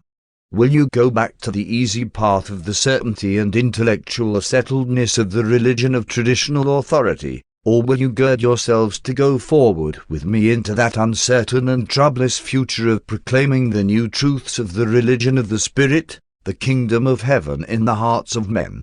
All 24 of his hearers roused to their feet, intending to signify their united and loyal response to this, one of the few emotional appeals which Jesus ever made to them. But he raised his hand and stopped them, saying, "Go now apart by yourselves, each man alone with the Father, and there find the unemotional answer to my question, and having found such a true and sincere attitude of soul, speak that answer freely and boldly to my Father and your Father, whose infinite life of love is the very spirit of the religion we proclaim." The evangelists and apostles went apart by themselves for a short time. Their spirits were uplifted, their minds were inspired, and their emotions mightily stirred by what Jesus had said. But when Andrew called them together, the Master said only, "Let us resume our journey. We go into Phoenicia to tarry for a season, and all of you should pray the Father to transform your emotions of mind and body into the higher loyalties of mind and the more satisfying experiences of the Spirit." As they journeyed on down the road, the 24 were silent, but presently they began to talk one with another, and by 3 o'clock that afternoon they could not go farther. They came to a halt, and Peter, going up to Jesus, said, "Master, you have spoken to us the words of life and truth. We would hear more. We beseech you to speak to us further concerning these matters." 6. The second discourse on religion. And so, while they paused in the shade of the hillside, Jesus continued to teach them regarding the religion of the Spirit, in substance saying, "You have come out from among those of your fellows who choose to remain satisfied with the religion of mind, who crave security and prefer conformity. You have elected to exchange your feelings of authoritative certainty for the assurances of the spirit of adventurous and progressive faith. You have dared to protest against the grueling bondage of institutional religion and to reject the authority of the traditions of record which are now regarded as the Word of God. Our Father did indeed speak through Moses, Elijah, Isaiah, Amos, and Hosea, but he did not cease to minister words of truth to the world when these prophets of old made an end of their utterances. My Father is no respecter of races or generations, in that the word of truth is vouchsafed one age and withheld from another. Commit not the folly of calling that divine which is wholly human, and fail not to discern the words of truth which come not through the traditional oracles of supposed inspiration. One have called upon you to be born again, to be born of the Spirit. One have called you out of the darkness of authority and the lethargy of tradition into the transcendent light of the realization of the possibility of making for yourself the greatest discovery possible for the human soul to make, the supernal experience of finding God for yourself, in yourself, and of doing all this as a fact in your own personal experience. And so may you pass from death to life, from the authority of tradition to the experience of knowing God. Thus will you pass from darkness to light, from a racial faith inherited to a personal faith achieved by actual experience. And thereby will you progress from a theology of mind handed down by your ancestors to a true religion of spirit which shall be built up in your souls as an eternal endowment. Your religion shall change from the mere intellectual belief in traditional authority to the actual experience of that living faith which is able to grasp the reality of God and all that relates to the divine Spirit of the Father. The religion of the mind ties you hopelessly to the past. The religion of the Spirit consists in progressive revelation and ever beckons you on toward higher and holier achievements in spiritual ideals and eternal realities. While the religion of authority may impart a present feeling of settled security, you pay for such a transient satisfaction the price of the loss of your spiritual freedom and religious liberty. My Father does not require of you as the price of entering the kingdom of heaven that you should force yourself to subscribe to a belief in things which are spiritually repugnant, unholy, and untruthful. It is not required of you that your own sense of mercy, justice, and truth should be outraged by submission to an outworn system of religious forms and ceremonies. The religion of the Spirit leaves you forever free to follow the truth wherever the leadings of the Spirit may take you. And who can judge, perhaps this Spirit may have something to impart to this generation which other generations have refused to hear? Shame on those false religious teachers who would drag hungry souls back into the dim and distant past and there leave them. And so are these unfortunate persons doomed to become frightened by every new discovery, while they are discomfited by every new revelation of truth. The prophet who said, "He will be kept in perfect peace, whose mind is stayed on God," was not a mere intellectual believer in authoritative theology. This truth-knowing human had discovered God. He was not merely talking about God. One admonish you to give up the practice of always quoting the prophets of old and praising the heroes of Israel, and instead aspire to become living prophets of the Most High and spiritual heroes of the coming kingdom. To honor the God-knowing leaders of the past may indeed be worthwhile, but why, in so doing, should you sacrifice the supreme experience of human existence, finding God for yourselves and knowing Him in your own souls? Every race of mankind has its own mental outlook upon human existence. Therefore must the religion of the mind ever run true to these various racial viewpoints. Never can the religions of authority come to unification. Human unity and mortal brotherhood can be achieved only by and through the superior endowment of the religion of the Spirit. Racial minds may differ, but all mankind is indwelt by the same divine and eternal Spirit. The hope of human brotherhood can only be realized when, and as, the divergent mind religions of authority become impregnated with, and overshadowed by, the unifying and ennobling religion of the Spirit, the religion of personal spiritual experience. The religions of authority can only divide men and set them in conscientious array against each other. The religion of the Spirit will progressively draw men together and cause them to become understandingly sympathetic with one another. The religions of authority require of men uniformity in belief, but this is impossible of realization in the present state of the world. The religion of the Spirit requires only unity of experience, uniformity of destiny, making full allowance for diversity of belief. The religion of the Spirit requires only uniformity of insight, not uniformity of viewpoint and outlook. The religion of the Spirit does not demand uniformity of intellectual views, only unity of spirit feeling. The religions of authority crystallize into lifeless creeds. The religion of the Spirit grows into the increasing joy and liberty of ennobling deeds of loving service and merciful ministration. But watch, lest any of you look with disdain upon the children of Abraham, because they have fallen on these evil days of traditional barrenness. Our forefathers gave themselves up to the persistent and passionate search for God, and they found him as no other whole race of men have ever known him since the times of Adam, who knew much of this as he was himself a son of God. My father has not failed to mark the long and untiring struggle of Israel, ever since the days of Moses, to find God and to know God. For weary generations the Jews have not ceased to toil, sweat, groan, travail, and endure the sufferings and experience the sorrows of a misunderstood and despised people, all in order that they might come a little nearer the discovery of the truth about God. And, notwithstanding all the failures and falterings of Israel, our fathers progressively, from Moses to the times of Amos and Hosea, did reveal increasingly to the whole world an ever clearer and more truthful picture of the eternal God. And so was the way prepared for the still greater revelation of the Father, which you have been called to share. Never forget there is only one adventure which is more satisfying and thrilling than the attempt to discover the will of the living God, and that is the supreme experience of honestly trying to do that divine will. And fail not to remember that the will of God can be done in any earthly occupation. Some callings are not holy and others secular. All things are sacred in the lives of those who are Spirit-led, that is, subordinated to truth, ennobled by love, dominated by mercy, and restrained by fairness, justice.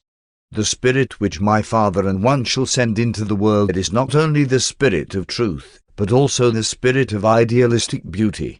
You must cease to seek for the Word of God only on the pages of the olden records of theological authority. Those who are born of the Spirit of God shall henceforth discern the Word of God regardless of whence it appears to take origin. Divine truth must not be discounted because the channel of its bestowal is apparently human. Many of your brethren have minds which accept the theory of God, while they spiritually fail to realize the presence of God. And that is just the reason why one have so often taught you that the kingdom of heaven can best be realized by acquiring the spiritual attitude of a sincere child. It is not the mental immaturity of the child that one commend to you, but rather the spiritual simplicity of such an easy-believing and fully trusting little one. It is not so important that you should know about the fact of God as that you should increasingly grow in the ability to feel the presence of God. When you once begin to find God in your soul, presently you will begin to discover Him in other men's souls and eventually in all the creatures and creations of a mighty universe. But what chance does the Father have to appear as a God of supreme loyalties and divine ideals in the souls of men who give little or no time to the thoughtful contemplation of such eternal realities? While the mind is not the seat of the spiritual nature, it is indeed the gateway thereto. But do not make the mistake of trying to prove to other men that you have found God. You cannot consciously produce such valid proof, albeit there are two positive and powerful demonstrations of the fact that you are God-knowing, and they are, 1. The fruits of the Spirit of God showing forth in your daily routine life. 2. The fact that your entire life plan furnishes positive proof that you have unreservedly risked everything you are and have on the adventure of survival after death in the pursuit of the hope of finding the God of eternity, whose presence you have foretasted in time.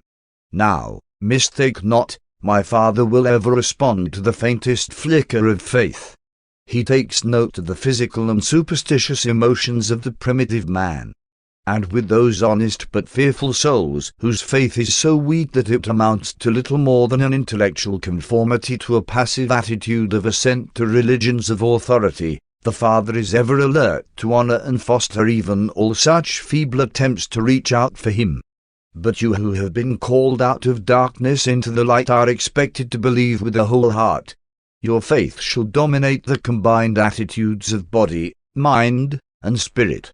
You are my apostles, and to you religion shall not become a theologic shelter to which you may flee in fear of facing the rugged realities of spiritual progress and idealistic adventure, but rather shall your religion become the fact of real experience which testifies that God has found you, idealized, ennobled, and spiritualized you, and that you have enlisted in the eternal adventure of finding the God who has thus found and sonshiped you.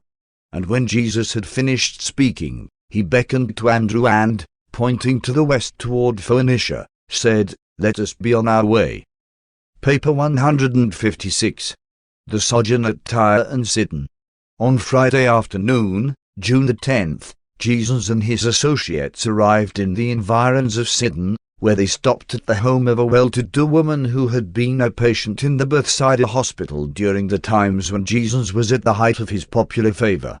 The evangelists and the apostles were lodged with her friends in the immediate neighborhood, and they rested over the Sabbath day amid these refreshing surroundings. They spent almost 2.5 weeks in Sidon and vicinity before they prepared to visit the coast cities to the north. This June Sabbath day was one of great quiet.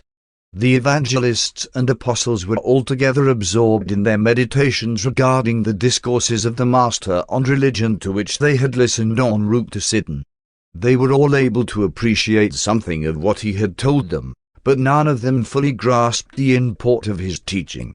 1. The Syrian woman.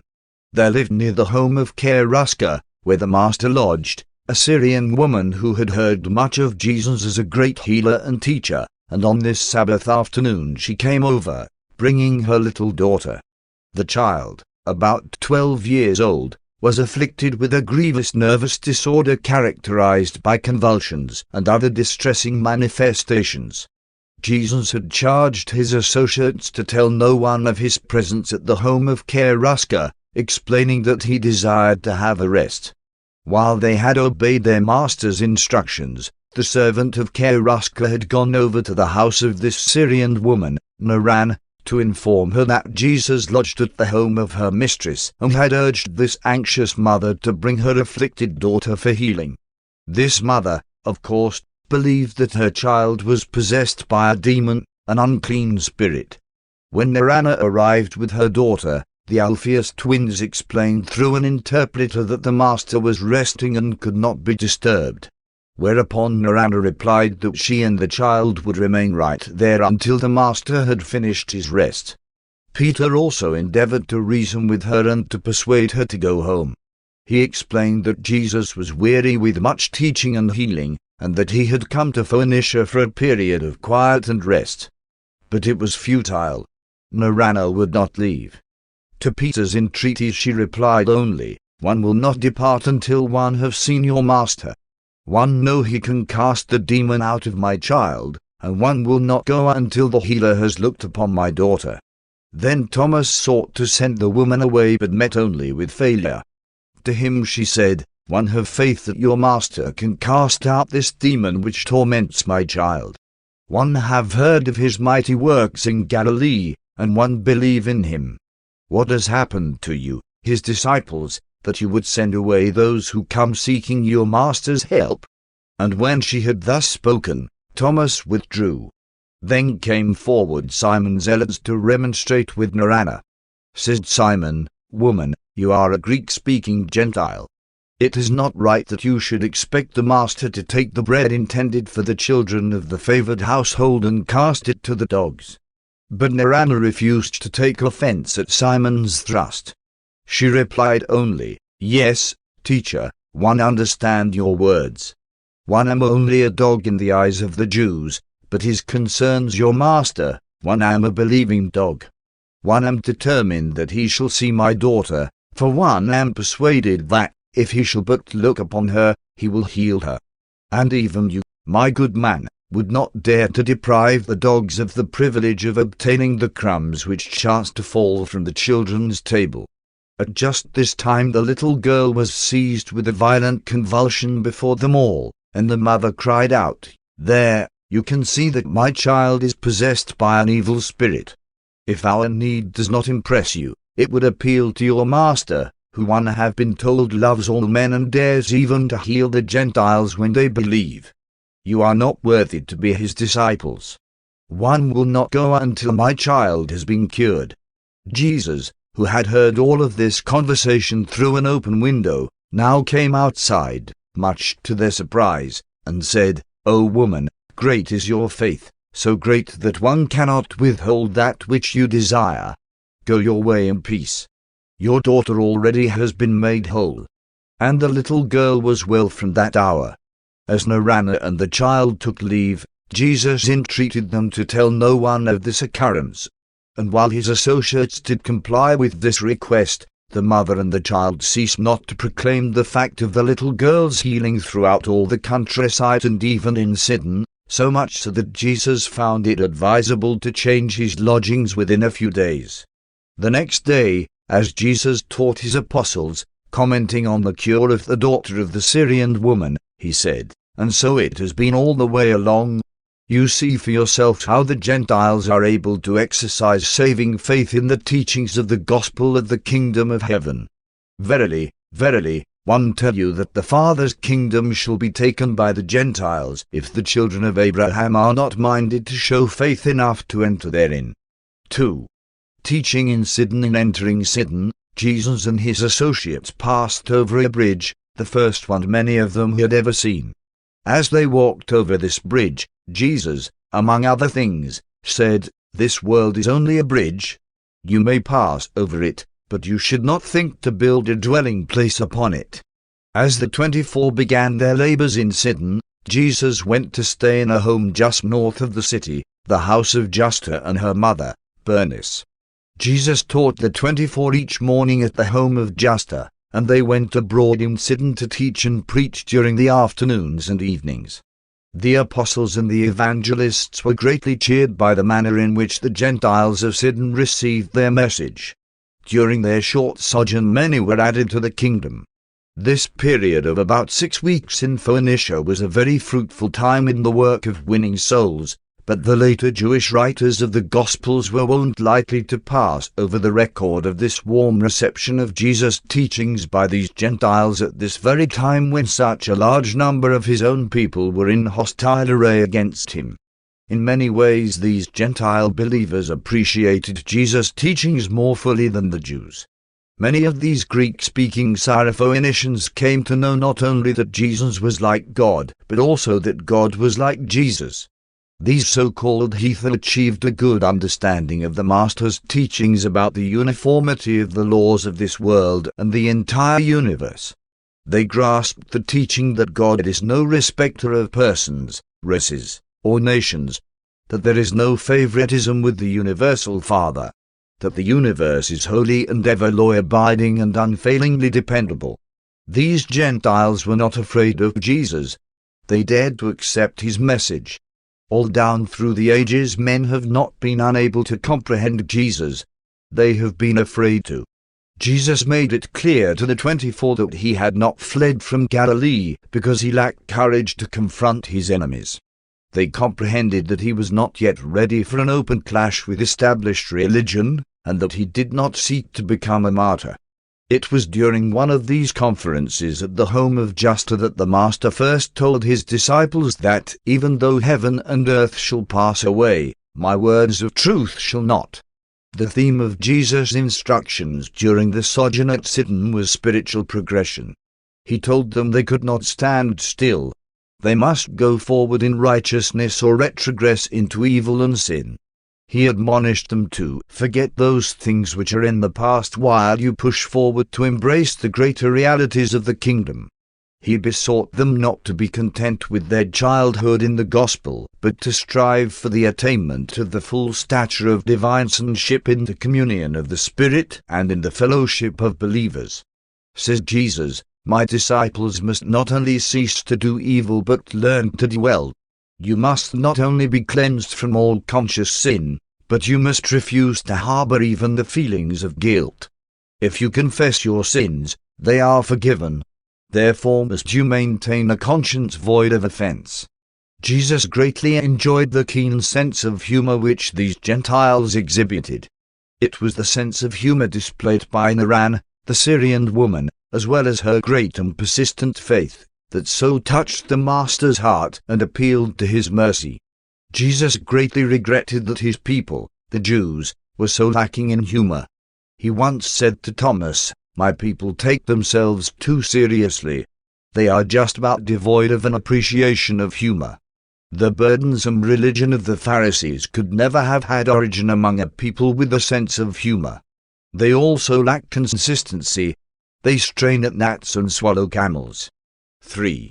The journey up the coast on Tuesday, June the 28th, the Master and his associates left Sidon, going up the coast to Porphyron and Heldeu. They were well received by the Gentiles, and many were added to the kingdom during this week of teaching and preaching. The apostles preached in Porphyron, and the evangelists taught in Heldeu. While the 24 were thus engaged in their work, Jesus left them for a period of 3 or 4 days, paying a visit to the coast city of Beirut, where he visited with a Syrian named Malach, who was a believer, and who had been at Bethsaida the year before. On Wednesday, July the 6th, they all returned to Sidon and tarried at the home of Justa until Sunday morning, when they departed for Tyre, going south along the coast by way of Sarepta, arriving at Tyre on Monday, July the 11th. By this time the apostles and the evangelists were becoming accustomed to working among these so-called Gentiles, who were in reality mainly descended from the earlier Canaanite tribes of still earlier Semitic origin. All of these peoples spoke the Greek language. It was a great surprise to the apostles and evangelists to observe the eagerness of these Gentiles to hear the gospel and to note the readiness with which many of them believed. 4. At Tyre from July the 11th to July the 24th they taught in Tyre. Each of the apostles took with him one of the evangelists, and thus 2 and 2 they taught and preached in all parts of Tyre and its environs. The polyglot population of this busy seaport heard them gladly, and many were baptized into the outward fellowship of the kingdom.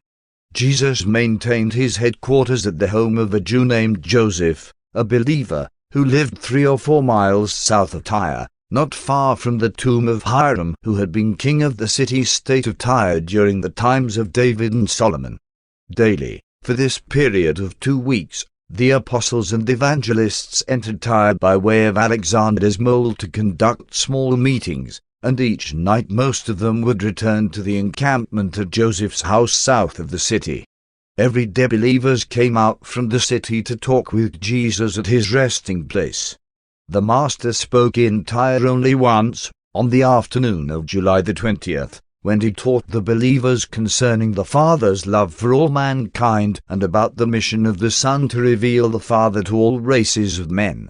There was such an interest in the gospel of the kingdom among these Gentiles that, on this occasion, the doors of the Melch temple were opened to him, and it is interesting to record that in subsequent years a Christian church was built on the very site of this ancient temple.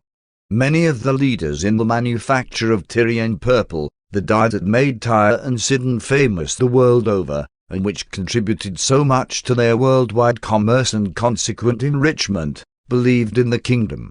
When, shortly thereafter, the supply of the sea animals which were the source of this dye began to diminish, these dye makers went forth in search of new habitats of these shellfish. And thus migrating to the ends of the earth, they carried with them the message of the fatherhood of God and the brotherhood of man, the gospel of the kingdom. 5. Jesus teaching at Tyre on this Wednesday afternoon. In the course of his address, Jesus first told his followers the story of the white lily which rears its pure and snowy head high into the sunshine, while its roots are grounded in the slime and muck of the darkened soil beneath. Likewise, said he, mortal man, while he has his roots of origin, and being in the animal soil of human nature, can by faith raise his spiritual nature up into the sunlight of heavenly truth, and actually bear the noble fruits of the Spirit. It was during this same sermon that Jesus made use of his first and only parable having to do with his own trade, carpentry. In the course of his admonition to build well the foundations for the growth of a noble character of spiritual endowments, he said, In order to yield the fruits of the Spirit, you must be born of the Spirit. You must be taught by the Spirit and be led by the Spirit if you would live the Spirit-filled life among your fellows.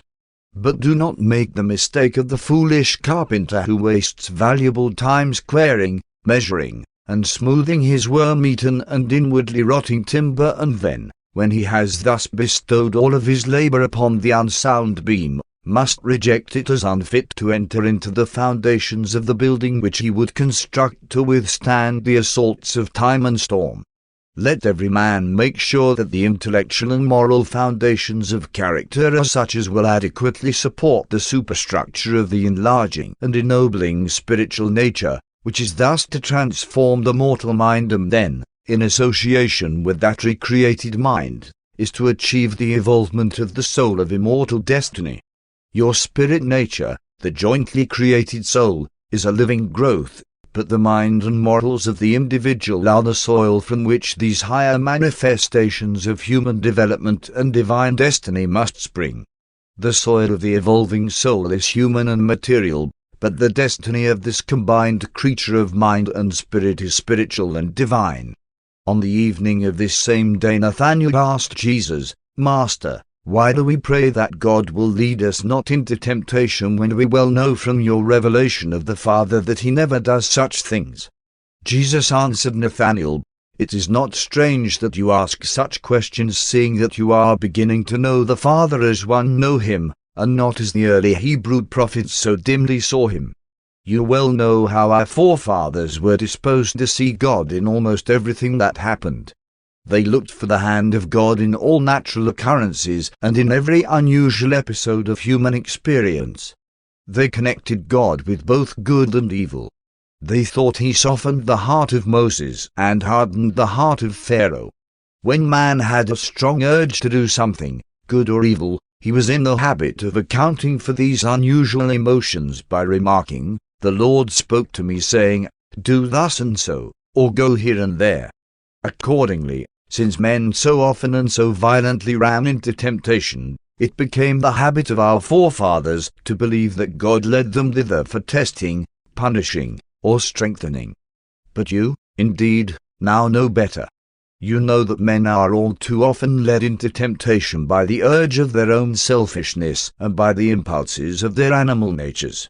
When you are in this way tempted, one admonish you that, while you recognize temptation honestly and sincerely for just what it is, you intelligently redirect the energies of spirit, mind, and body, which are seeking expression, into higher channels and toward more idealistic goals.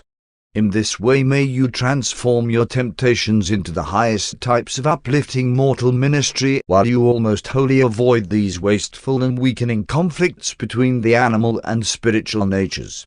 But let me warn you against the folly of undertaking to surmount temptation by the effort of supplanting one desire by another and supposedly superior desire through the mere force of the human will. If you will be truly triumphant over the temptations of the lesser and lower nature, you must come to that place of spiritual advantage where you have really and truly developed an actual interest in, and love for, those higher and more idealistic forms of conduct which your mind is desirous of substituting for these lower and less idealistic habits of behavior that you recognize as temptation. You will in this way be delivered through spiritual transformation rather than be increasingly overburdened with the deceptive suppression of mortal desires. The old and the inferior will be forgotten in the love for the new and the superior. Beauty is always triumphant over ugliness in the hearts of all who are illuminated by the love of truth. There is mighty power in the expulsive energy of a new and sincere spiritual affection. And again one say to you, be not overcome by evil, but rather overcome evil with good. Long into the night the apostles and evangelists continued to ask questions, and from the many answers we would present the following thoughts, restated in modern phraseology. Forceful ambition, intelligent judgment, and seasoned wisdom are the essentials of material success. Leadership is dependent on natural ability, discretion, willpower, and determination. Spiritual destiny is dependent on faith, love, and devotion to truth, hunger and thirst for righteousness, the wholehearted desire to find God and to be like Him. Do not become discouraged by the discovery that you are human. Human nature may tend toward evil, but it is not inherently sinful. Be not downcast by your failure wholly to forget some of your regrettable experiences. The mistakes which you fail to forget in time will be forgotten in eternity. Lighten your burdens of soul by speedily acquiring a long-distance view of your destiny, a universe expansion of your career. Make not the mistake of estimating the soul's worth by the imperfections of the mind or by the appetites of the body. Judge not the soul nor evaluate its destiny by the standard of a single unfortunate human episode. Your spiritual destiny is conditioned only by your spiritual longings and purposes. Religion is the exclusively spiritual experience of the evolving immortal soul of the God-knowing man, but moral power and spiritual energy are mighty forces which may be utilized in dealing with difficult social situations and in solving intricate economic problems. These moral and spiritual endowments make all levels of human living richer and more meaningful. You are destined to live a narrow and mean life if you learn to love only those who love you. Human love may indeed be reciprocal, but divine love is outgoing in all its satisfaction-seeking. The less of love in any creature's nature, the greater the love need, and the more does divine love seek to satisfy such need. Love is never self-seeking, and it cannot be self-bestowed. Divine love cannot be self-contained. It must be unselfishly bestowed. Kingdom believers should possess an implicit faith, a whole-souled belief, in the certain triumph of righteousness. Kingdom builders must be undoubting of the truth of the gospel of eternal salvation. Believers must increasingly learn how to step aside from the rush of life, escape the harassments of material existence, while they refresh the soul, inspire the mind, and renew the spirit by worshipful communion. God-knowing individuals are not discouraged by misfortune or downcast by disappointment. Believers are immune to the depression consequent upon purely material upheavals. Spirit livers are not perturbed by the episodes of the material world. Candidates for eternal life are practitioners of an invigorating and constructive technique for meeting all of the vicissitudes and harassments of mortal living. Every day a true believer lives, he finds it easier to do the right thing. Spiritual living mightily increases true self-respect. But self-respect is not self-admiration. Self-respect is always coordinate with the love and service of one's fellows. It is not possible to respect yourself more than you love your neighbor. The one is the measure of the capacity for the other. As the days pass, every true believer becomes more skillful in alluring his fellows into the love of eternal truth. Are you more resourceful in revealing goodness to humanity today than you were yesterday? Are you a better righteousness recommender this year than you were last year? Are you becoming increasingly artistic in your technique of leading hungry souls into the spiritual kingdom? Are your ideals sufficiently high to ensure your eternal salvation, while your ideas are so practical as to render you a useful citizen to function on earth in association with your mortal fellows? In the spirit, your citizenship is in heaven. In the flesh, you are still citizens of the earth kingdoms. Render to the Caesars the things which are material, and to God those which are spiritual. The measure of the spiritual capacity of the evolving soul is your faith in truth and your love for man, but the measure of your human strength of character is your ability to resist the holding of grudges, and your capacity to withstand brooding in the face of deep sorrow. Defeat is the true mirror in which you may honestly view your real self. As you grow older in years and more experienced in the affairs of the kingdom, are you becoming more tactful in dealing with troublesome mortals and more tolerant in living with stubborn associates? Tact is the fulcrum of social leverage, and tolerance is the earmark of a great soul. If you possess these rare and charming gifts, as the days pass you will become more alert and expert in your worthy efforts to avoid all unnecessary social misunderstandings. Such wise souls are able to avoid much of the trouble which is certain to be the portion of all who suffer from lack of emotional adjustment, those who refuse to grow up, and those who refuse to grow old gracefully. Avoid dishonesty and unfairness in all your efforts to preach truth and proclaim the gospel. Seek no unearned recognition and crave no undeserved sympathy. Love, freely receive from both divine and human sources regardless of your deserts, and love freely in return. But in all other things related to honor and adulation seek only that which honestly belongs to you. The God-conscious mortal is certain of salvation. He is unafraid of life. He is honest and consistent. He knows how bravely to endure unavoidable suffering. He is uncomplaining when faced by inescapable hardship. The true believer does not grow weary in well-doing just because he is thwarted. Difficulty whets the ardor of the truth lover, while obstacles only challenge the exertions of the undaunted kingdom builder. And many other things Jesus taught them before they made ready to depart from Tyre. The day before Jesus left Tyre for the return to the region of the Sea of Galilee, he called his associates together and directed the 12 evangelists to go back by a route different from that which he and the 12 apostles were to take. And after the evangelists here left Jesus, they were never again so intimately associated with him. 6.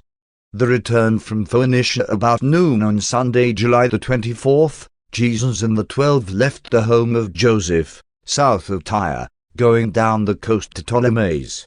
Here they tarried for a day, speaking words of comfort to the company of believers resident there.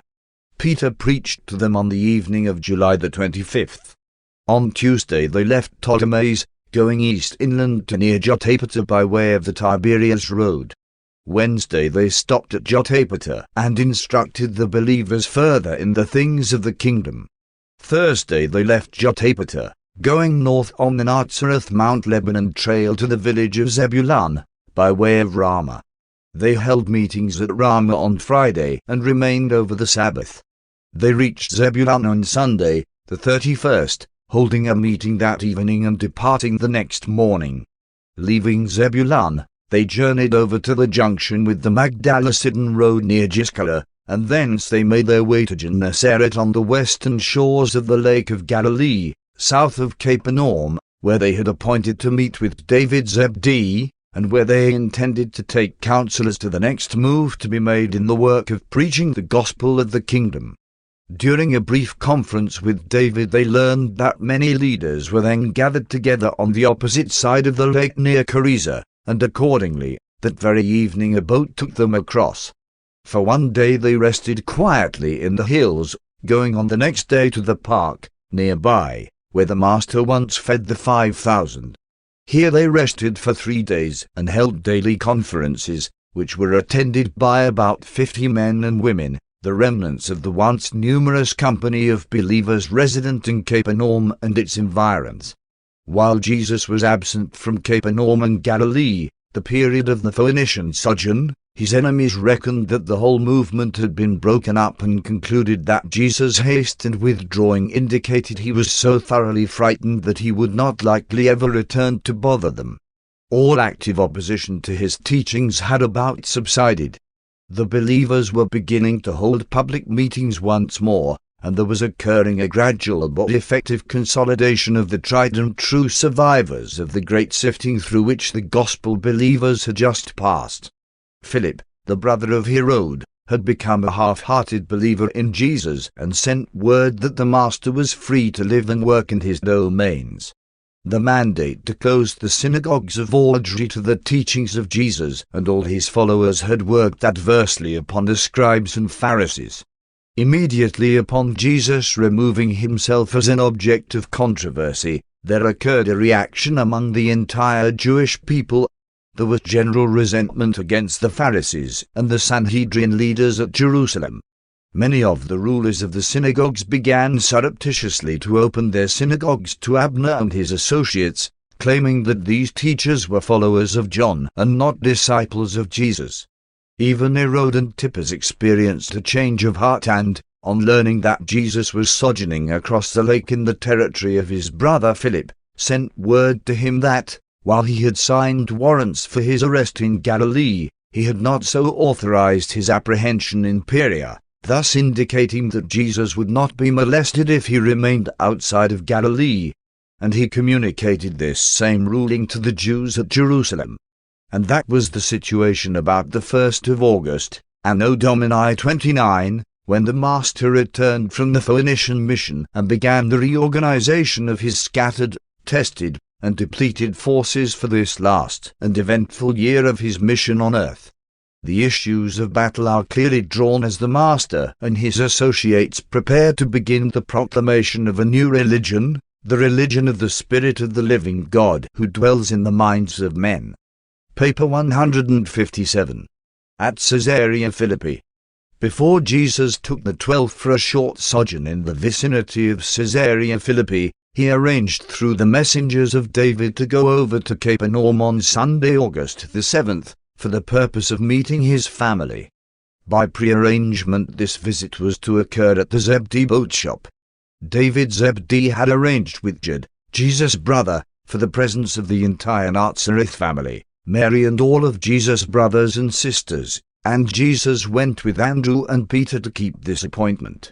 It was certainly the intention of Mary and the children to keep this engagement, but it so happened that a group of the Pharisees, knowing that Jesus was on the opposite side of the lake in Philip's domains, decided to call upon Mary to learn what they could of his whereabouts. The arrival of these Jerusalem emissaries greatly perturbed Mary, and noting the tension and nervousness of the entire family, they concluded that Jesus must have been expected to pay them a visit. Accordingly, they installed themselves in Mary's home and, after summoning reinforcements, waited patiently for Jesus' arrival. And this, of course, effectively prevented any of the family from attempting to keep their appointment with Jesus. Several times during the day both Jude and Ruth endeavored to elude the vigilance of the Pharisees in their efforts to send word to Jesus, but it was of no avail. Early in the afternoon, David's messengers brought Jesus word that the Pharisees were encamped on the doorstep of his mother's house, and therefore he made no attempt to visit his family. And so again, through no fault of either, Jesus and his earth family failed to make contact. 1. The temple tax collector. As Jesus, with Andrew and Peter, tarried by the lake near the boat shop, a temple tax collector came upon them and, recognizing Jesus, called Peter to one side and said, "Does not your master pay the temple tax?" Peter was inclined to show indignation at the suggestion that Jesus should be expected to contribute to the maintenance of the religious activities of his sworn enemies, but, noting a peculiar expression on the face of the tax collector, he rightly surmised that it was the purpose to entrap them in the act of refusing to pay the customary half-shekel for the support of the temple services at Jerusalem. Accordingly, Peter replied, "Why, of course the master pays the temple tax. You wait by the gate, and one will presently return with the tax." Now Peter had spoken hastily. Judas carried their funds, and he was across the lake. Neither he, his brother, nor Jesus had brought along any money. And knowing that the Pharisees were looking for them, they could not well go to Bethsaida to obtain money. When Peter told Jesus about the collector and that he had promised him the money, Jesus said, "If you have promised, then should you pay. But wherewith will you redeem your promise? Will you again become a fisherman that you may honor your word? Nevertheless, Peter, it is well in the circumstances that we pay the tax. Let us give these men no occasion for offense at our attitude. We will wait here while you go with the boat and cast for the fish, and when you have sold them at yonder market, pay the collector for all three of us." All of this had been overheard by the secret messenger of David who stood nearby, and who then signaled to an associate, fishing near the shore, to come in quickly. When Peter made ready to go out in the boat for a catch, this messenger and his fisherman friend presented him with several large baskets of fish and assisted him in carrying them to the fish merchant nearby, who purchased the catch, paying sufficient, with what was added by the messenger of David, to meet the temple tax for the three. The collector accepted the tax, foregoing the penalty for tardy payment, because they had been for some time absent from Galilee. It is not strange that you have a record of Peter's catching a fish with a shekel in its mouth. In those days there were current many stories about finding treasures in the mouths of fishes. Such tales of near miracles were commonplace. So, as Peter left them to go toward the boat, Jesus remarked, half humorously, "Strange that the sons of the king must pay tribute." Usually it is the stranger who is taxed for the upkeep of the court, but it behooves us to afford no stumbling block for the authorities. Go hence. Maybe you will catch the fish with the shekel in its mouth. Jesus having thus spoken, and Peter so soon appearing with the temple tax, it is not surprising that the episode became later expanded into a miracle as recorded by the writer of Matthew's Gospel. Jesus, with Andrew and Peter, waited by the seashore until nearly sundown. Messengers brought them word that Mary's house was still under surveillance. Therefore, when it grew dark, the three waiting men entered their boat and slowly rowed away toward the eastern shore of the Sea of Galilee. 2.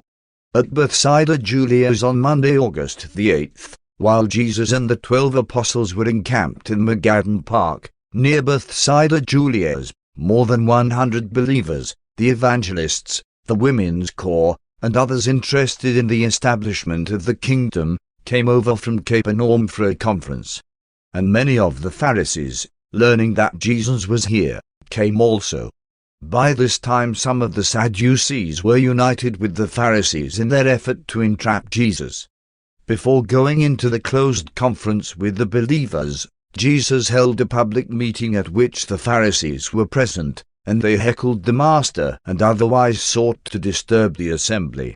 Said the leader of the disturbers, "Teacher, we would like you to give us a sign of your authority to teach, and then, when the same shall come to pass, all men will know that you have been sent by God." And Jesus answered them, "When it is evening, you say it will be fair weather, for the heaven is red.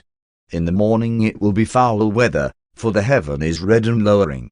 When you see a cloud rising in the west, you say showers will come. When the wind blows from the south, you say scorching heat will come. How is it that you so well know how to discern the face of the heavens, but are so utterly unable to discern the signs of the times?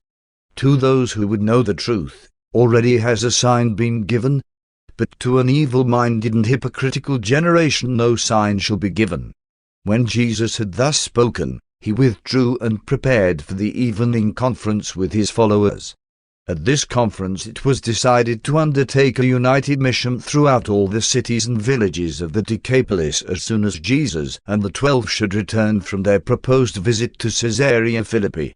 The Master participated in planning for the Decapolis mission and, in dismissing the company, said, "One say to you, beware of the leaven of the Pharisees and the Sadducees. Be not deceived by their show of much learning and by their profound loyalty to the forms of religion. Be only concerned with the spirit of living truth and the power of true religion.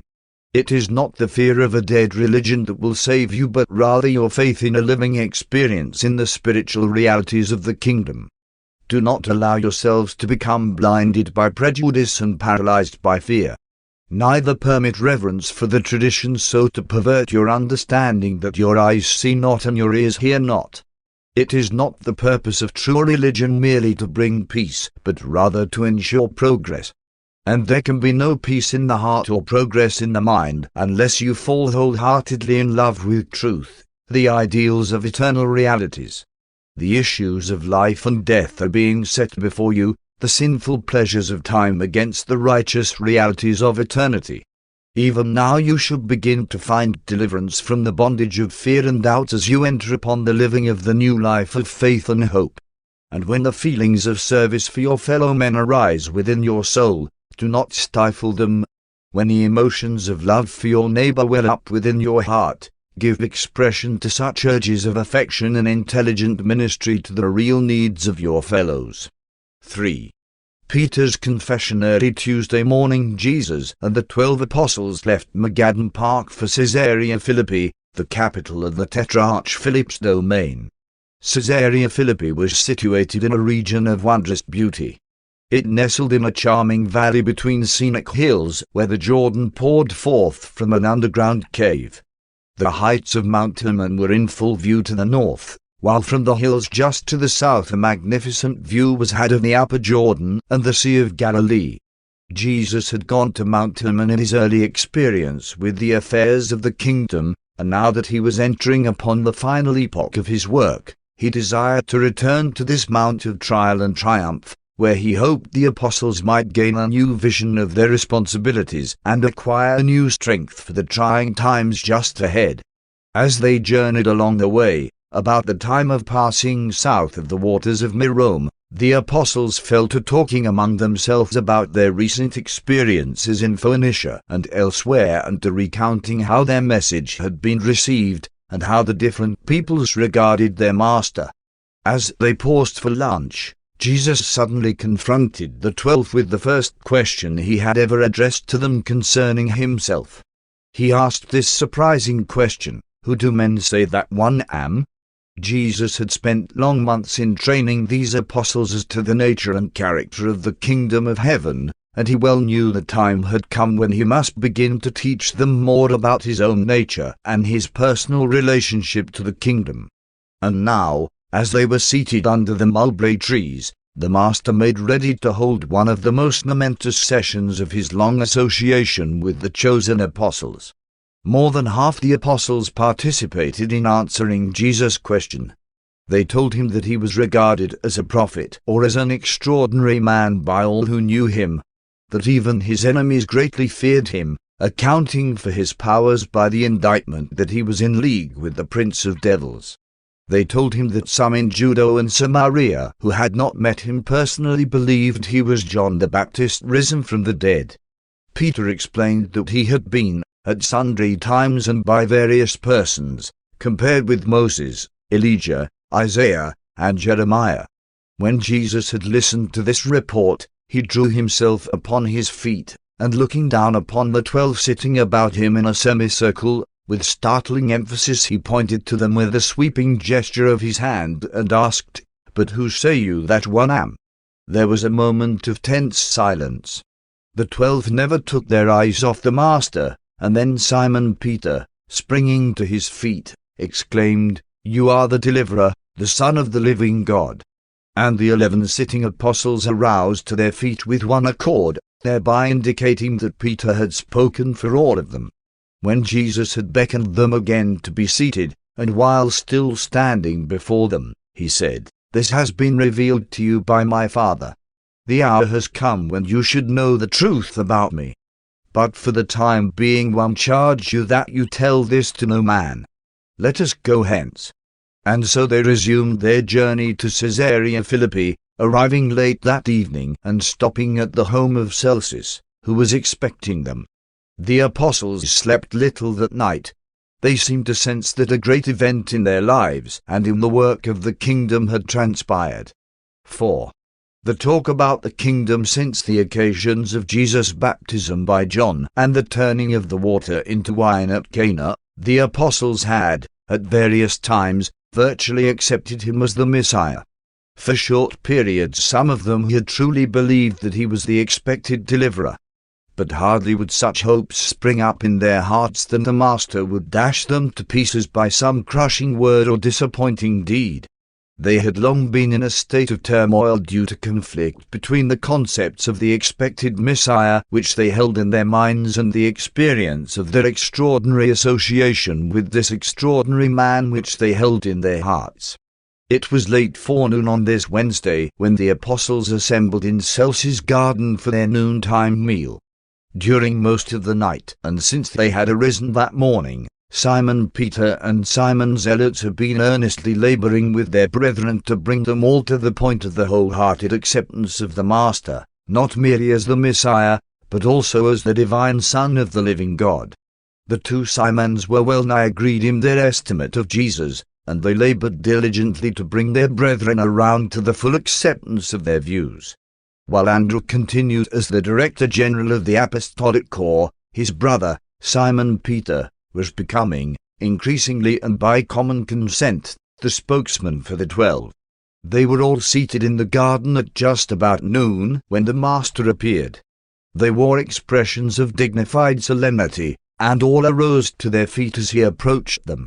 Jesus relieved the tension by that friendly and fraternal smile which was so characteristic of him when his followers took themselves, or some happening related to themselves, too seriously. With a commanding gesture he indicated that they should be seated.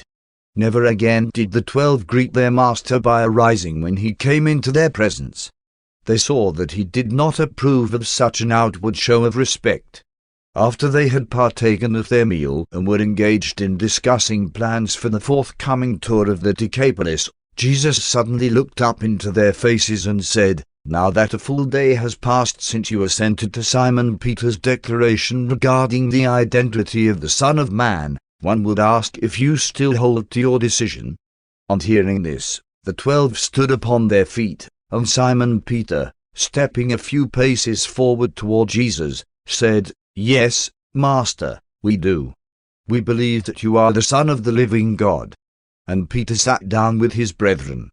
Jesus, still standing, then said to the 12, "You are my chosen ambassadors, but one know that, in the circumstances, you could not entertain this belief as a result of mere human knowledge. This is a revelation of the Spirit of my Father to your inmost souls. And when, therefore, you make this confession by the insight of the Spirit of my Father which dwells within you, one am led to declare that upon this foundation will one build the brotherhood of the kingdom of heaven.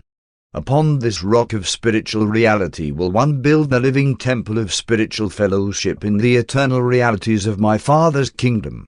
All the forces of evil and the hosts of sin shall not prevail against this human fraternity of the divine Spirit. And while my Father's Spirit shall ever be the divine guide and mentor of all who enter the bonds of this Spirit fellowship, to you and your successors one now deliver the keys of the outward kingdom, the authority over things temporal, the social and economic features of this association of men and women as fellows of the kingdom." And again he charged them, for the time being, that they should tell no man that he was the Son of God. Jesus was beginning to have faith in the loyalty and integrity of his apostles. The Master conceived that a faith which could stand what his chosen representatives had recently passed through would undoubtedly endure the fiery trials which were just ahead and emerge from the apparent wreckage of all their hopes into the new light of a new dispensation, and thereby be able to go forth to enlighten a world sitting in darkness. On this day the Master began to believe in the faith of his apostles, save one. And ever since that day this same Jesus has been building that living temple upon that same eternal foundation of his divine sonship, and those who thereby become self-conscious sons of God are the human stones which constitute this living temple of sonship, erecting to the glory and honor of the wisdom and love of the eternal Father of spirits.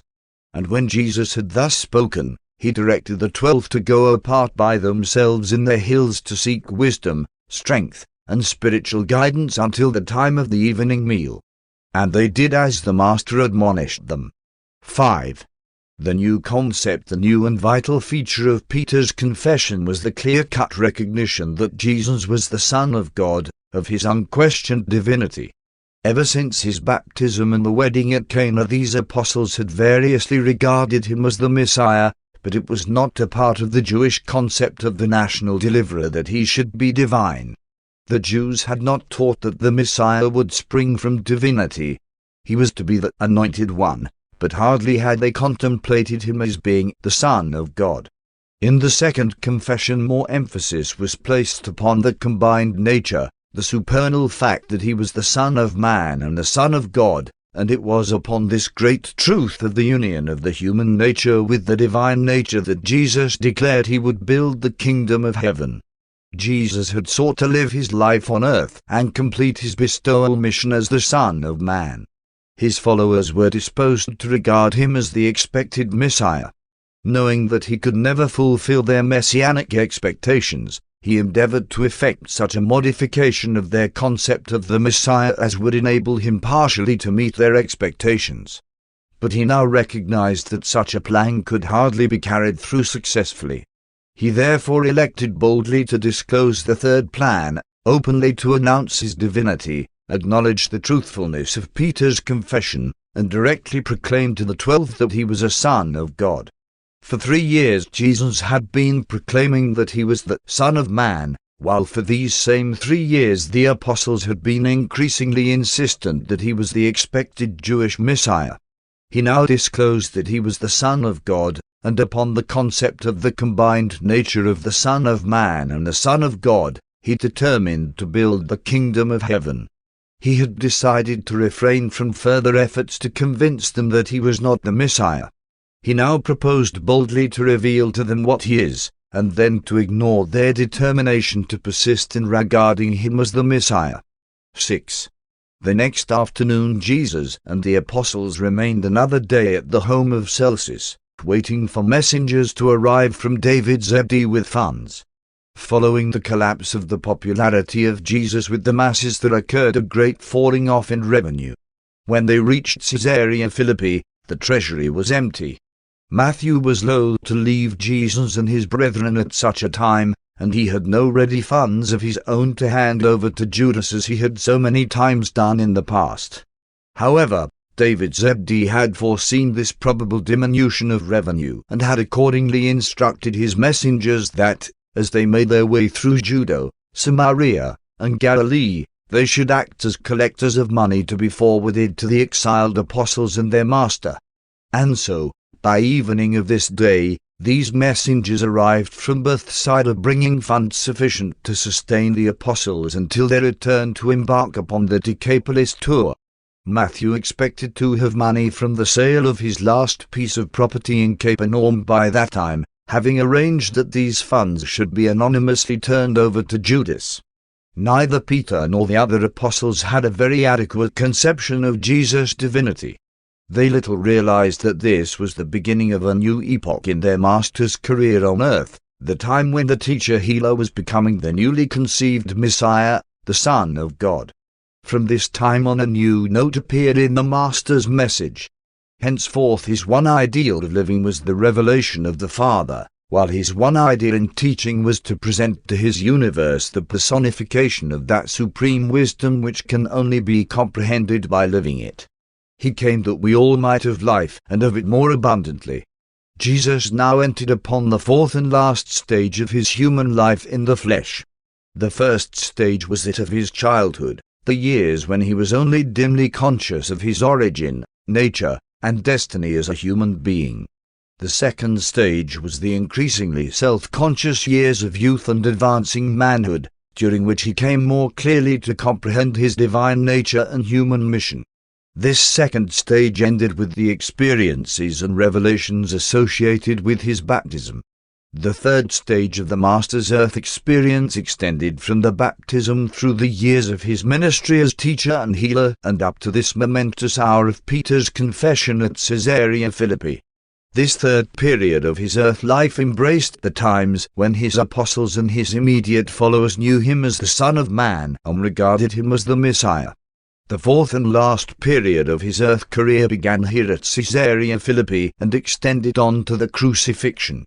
This stage of his ministry was characterized by his acknowledgement of divinity and embraced the labors of his last year in the flesh. During the fourth period, while the majority of his followers still regarded him as the Messiah, he became known to the apostles as the Son of God. Peter's confession marked the beginning of the new period of the more complete realization of the truth of his supreme ministry as a bestowal son on Urantia and for an entire universe, and the recognition of that fact, at least hazily, by his chosen ambassadors. Thus did Jesus exemplify in his life what he taught in his religion, the growth of the spiritual nature by the technique of living progress. He did not place emphasis, as did his later followers, upon the incessant struggle between the soul and the body. He rather taught that the spirit was easy victor over both and effective in the profitable reconciliation of much of this intellectual and instinctual warfare. A new significance attaches to all of Jesus' teachings from this point on. Before Caesarea Philippi he presented the gospel of the kingdom as its master teacher. After Caesarea Philippi he appeared not merely as a teacher, but as the divine representative of the eternal Father, who is the center and circumference of this spiritual kingdom, and it was required that he do all this as a human being, the Son of Man. Jesus had sincerely endeavored to lead his followers into the spiritual kingdom as a teacher, then as a teacher-healer, but they would not have it so. He well knew that his earth mission could not possibly fulfill the messianic expectations of the Jewish people. The olden prophets had portrayed a Messiah which he could never be. He sought to establish the Father's kingdom as the Son of Man, but his followers would not go forward in the adventure. Jesus, seeing this, then elected to meet his believers part-way, and in so doing prepared openly to assume the role of the bestowal Son of God. Accordingly, the apostles heard much that was new as Jesus talked to them this day in the garden. And some of these pronouncements sounded strange even to them. Among other startling announcements they listened to such as the following: "From this time on, if any man would have fellowship with us, let him assume the obligations of sonship and follow me. And when one am no more with you, think not that the world will treat you better than it did your master. If you love me, prepare to prove this affection by your willingness to make the supreme sacrifice. And mark well my words, one have not come to call the righteous, but sinners. The Son of Man came not to be ministered to, but to minister and to bestow his life as the gift for all. One declare to you that one have come to seek and to save those who are lost. No man in this world now sees the Father except the Son who came forth from the Father. But if the Son be lifted up, he will draw all men to himself, and whosoever believes this truth of the combined nature of the Son shall be endowed with life that is more than age-abiding. We may not yet proclaim openly that the Son of Man is the Son of God, but it has been revealed to you. Wherefore do one speak boldly to you concerning these mysteries. Though one stand before you in this physical presence, one came forth from God the Father. Before Abraham was, one am. One did come forth from the Father into this world as you have known me, and one declare to you that one must presently leave this world and return to the work of my Father.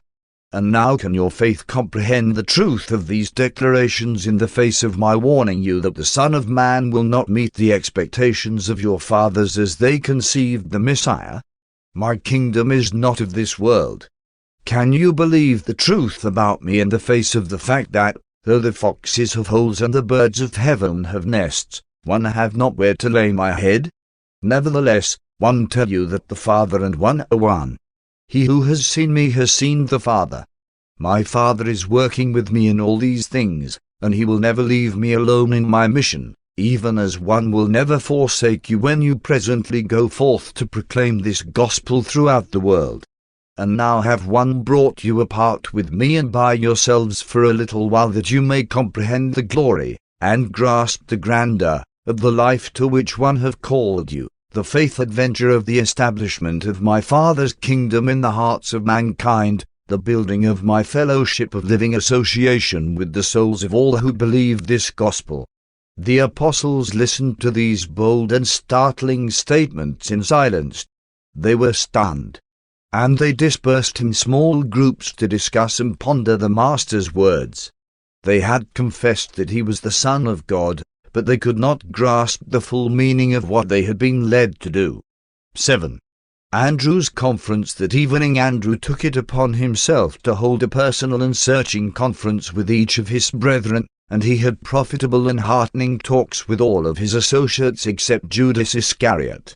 Andrew had never enjoyed such intimate personal association with Judas as with the other apostles, and therefore had not thought it of serious account that Judas never had freely and confidentially related himself to the head of the apostolic corps. But Andrew was now so worried by Judas's attitude that, later on that night, after all the apostles were fast asleep, he sought out Jesus and presented his cause for anxiety to the Master. Says Jesus, "It is not amiss, Andrew, that you have come to me with this matter, but there is nothing more that we can do. Only go on placing the utmost confidence in this apostle. and say nothing to his brethren concerning this talk with me." And that was all Andrew could elicit from Jesus. Always had there been some strangeness between this Judean and his Galilean brethren.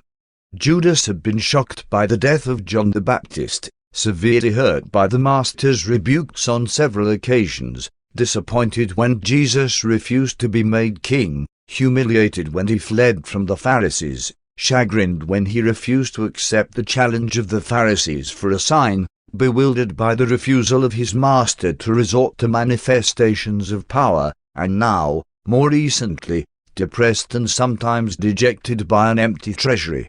And Judas missed the stimulus of the multitudes. Each of the other apostles was, in some unvarying measure, likewise affected by these selfsome trials and tribulations, but they loved Jesus. At least they must have loved the Master more than did Judas, for they went through with him to the bitter end. Being from Judah, Judas took personal offense at Jesus' recent warning to the apostles to beware the leaven of the Pharisees. He was disposed to regard this statement as a veiled reference to himself. But the great mistake of Judas was, time and again, when Jesus would send his apostles off by themselves to pray, Judas, instead of engaging in sincere communion with the spiritual forces of the universe, indulged in thoughts of human fear while he persisted in the entertainment of subtle doubts about the mission of Jesus, as well as giving in to his unfortunate tendency to harbor feelings of revenge. And now Jesus would take his apostles along with him to Mount Hermon, where he had appointed to inaugurate his fourth phase of earth ministry as the Son of God. Some of them were present at his baptism in the Jordan and had witnessed the beginning of his career as the Son of Man, and he desired that some of them should also be present to hear his authority for the assumption of the new and public role of a Son of God. Accordingly, on the morning of Friday, August the 12th, Jesus said to the 12, "Lay in provisions and prepare yourselves for a journey to yonder mountain, where the Spirit bids me go to be endowed for the finish of my work on earth. And one would take my brethren along that they may also be strengthened for the trying times of going with me through this experience." Paper 158. The Mount of Transfiguration. It was near sundown on Friday afternoon, August the 12th, Anno Domini 29, when Jesus and his associates reached the foot of Mount Hermon, near the very place where the lad Tiglath once waited while the Master ascended the mountain alone to settle the spiritual destinies of Urantia and technically to terminate the Lucifer rebellion. And here they sojourned for 2 days in spiritual preparation for the events so soon to follow. In a general way, Jesus knew beforehand what was to transpire on the mountain, and he much desired that all his apostles might share this experience. It was to fit them for this revelation of himself that he tarried with them at the foot of the mountain.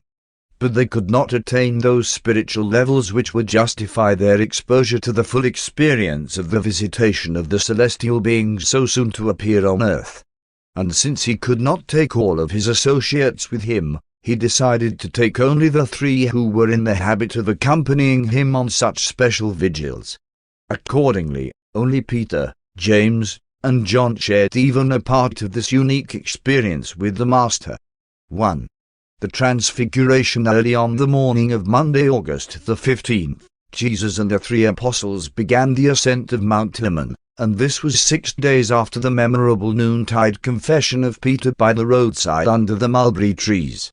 Jesus had been summoned to go up on the mountain, apart by himself, for the transaction of important matters having to do with the progress of his bestowal in the flesh, as this experience was related to the universe of his own creation. It is significant that this extraordinary event was timed to occur while Jesus and the apostles were in the lands of the Gentiles, and that it actually transpired on a mountain of the Gentiles. They reached their destination, about halfway up the mountain, shortly before noon, and while eating lunch, Jesus told the 3 apostles something of his experience in the hills to the east of Jordan shortly after his baptism, and also some more of his experience on Mount Hermon in connection with his former visit to this lonely retreat. When a boy, Jesus used to ascend the hill near his home and dream of the battles which had been fought by the armies of empires on the plain of Israel. Now he ascended Mount Hermon to receive the endowment which was to prepare him to descend upon the plains of the Jordan to enact the closing scenes of the drama of his bestowal on Urantia. The Master could have relinquished the struggle this day on Mount Hermon and returned to his rule of the universe domains, but he not only chose to meet the requirements of his order of divine sonship embraced in the mandate of the eternal Son on Paradise, but he also elected to meet the last and full measure of the present will of his Paradise Father. On this day in August 3 of his apostles saw him decline to be invested with full universal authority. They looked on in amazement as the celestial messengers departed, leaving him alone to finish out his earth life as the Son of Man and the Son of God. The faith of the apostles was at a high point at the time of the feeding of the 5,000, and then it rapidly fell almost to zero.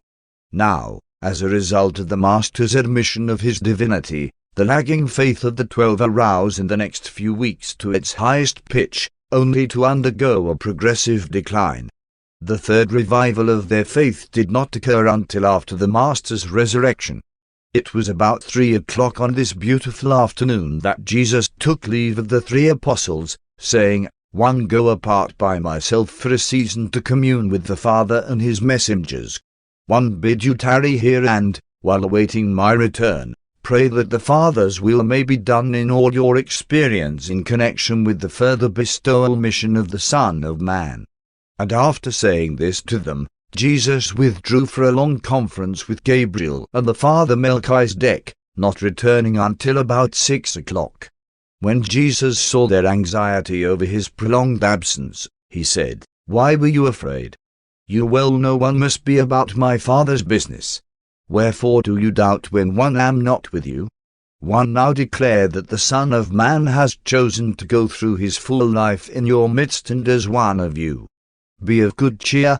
One will not leave you until my work is finished." As they partook of their meager evening meal, Peter asked the Master, "How long do we remain on this mountain away from our brethren?"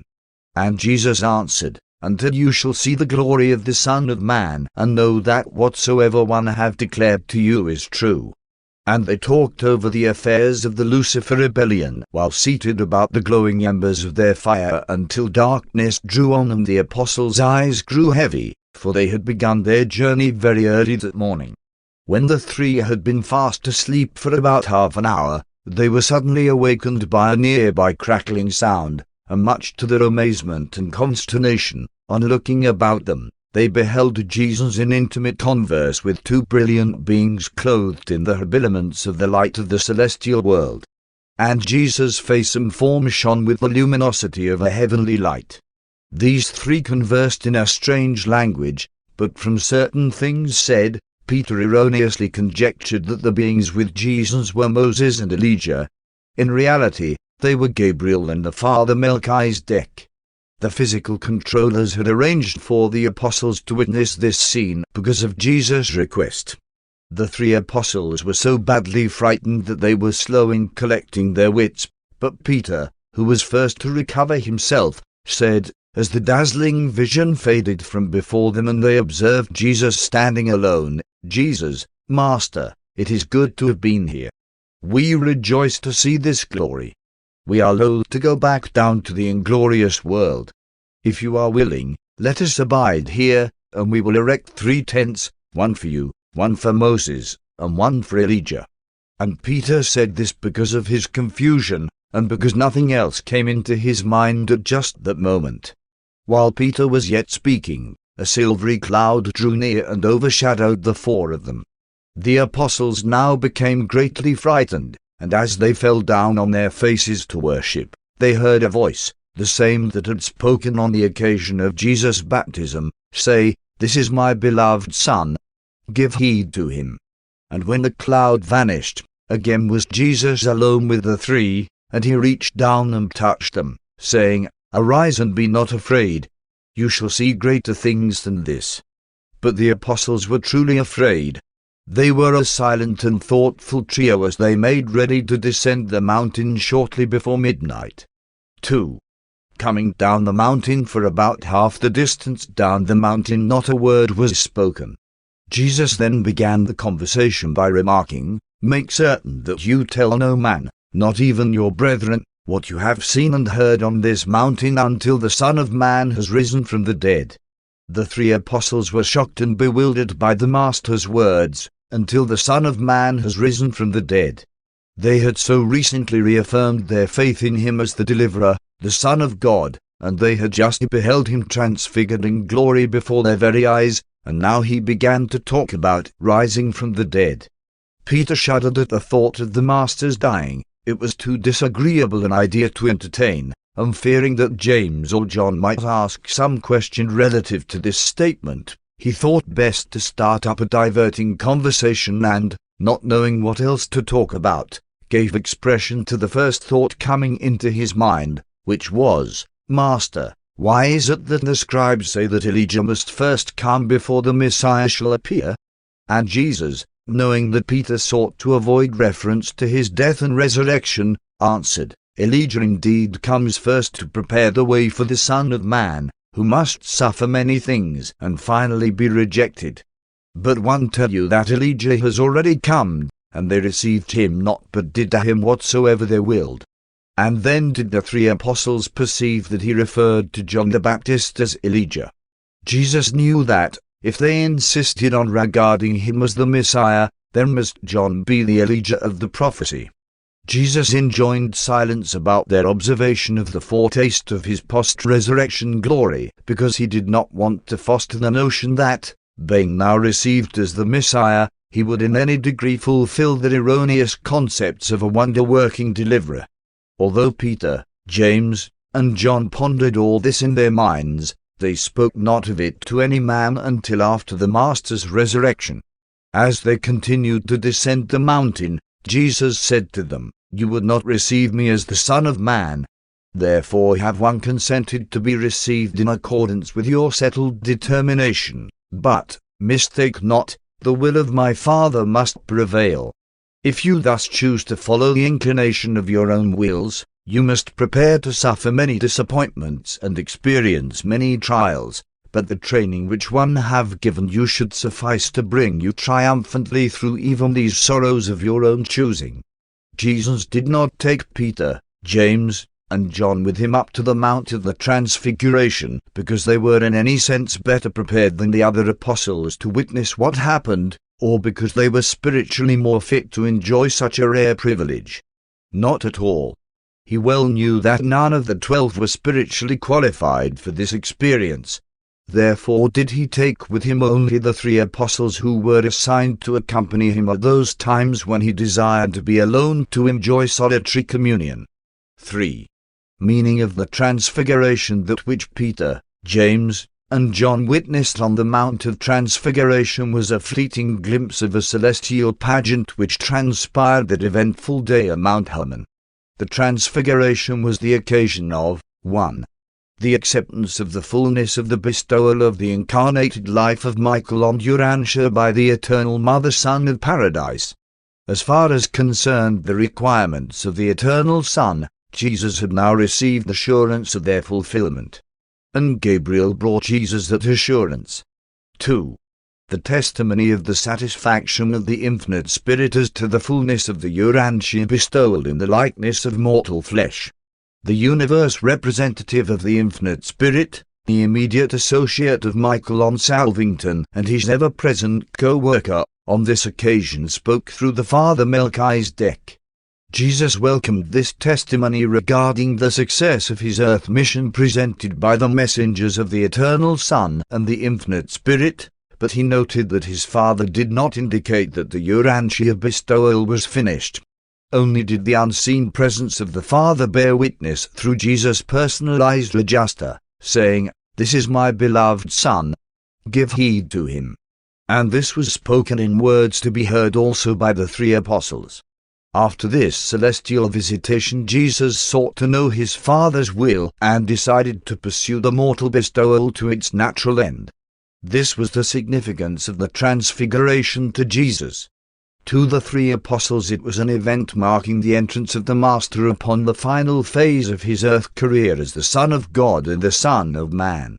After the formal visitation of Gabriel and the Father Melchizedek, Jesus held informal converse with these, his sons of ministry, and communed with them concerning the affairs of the universe.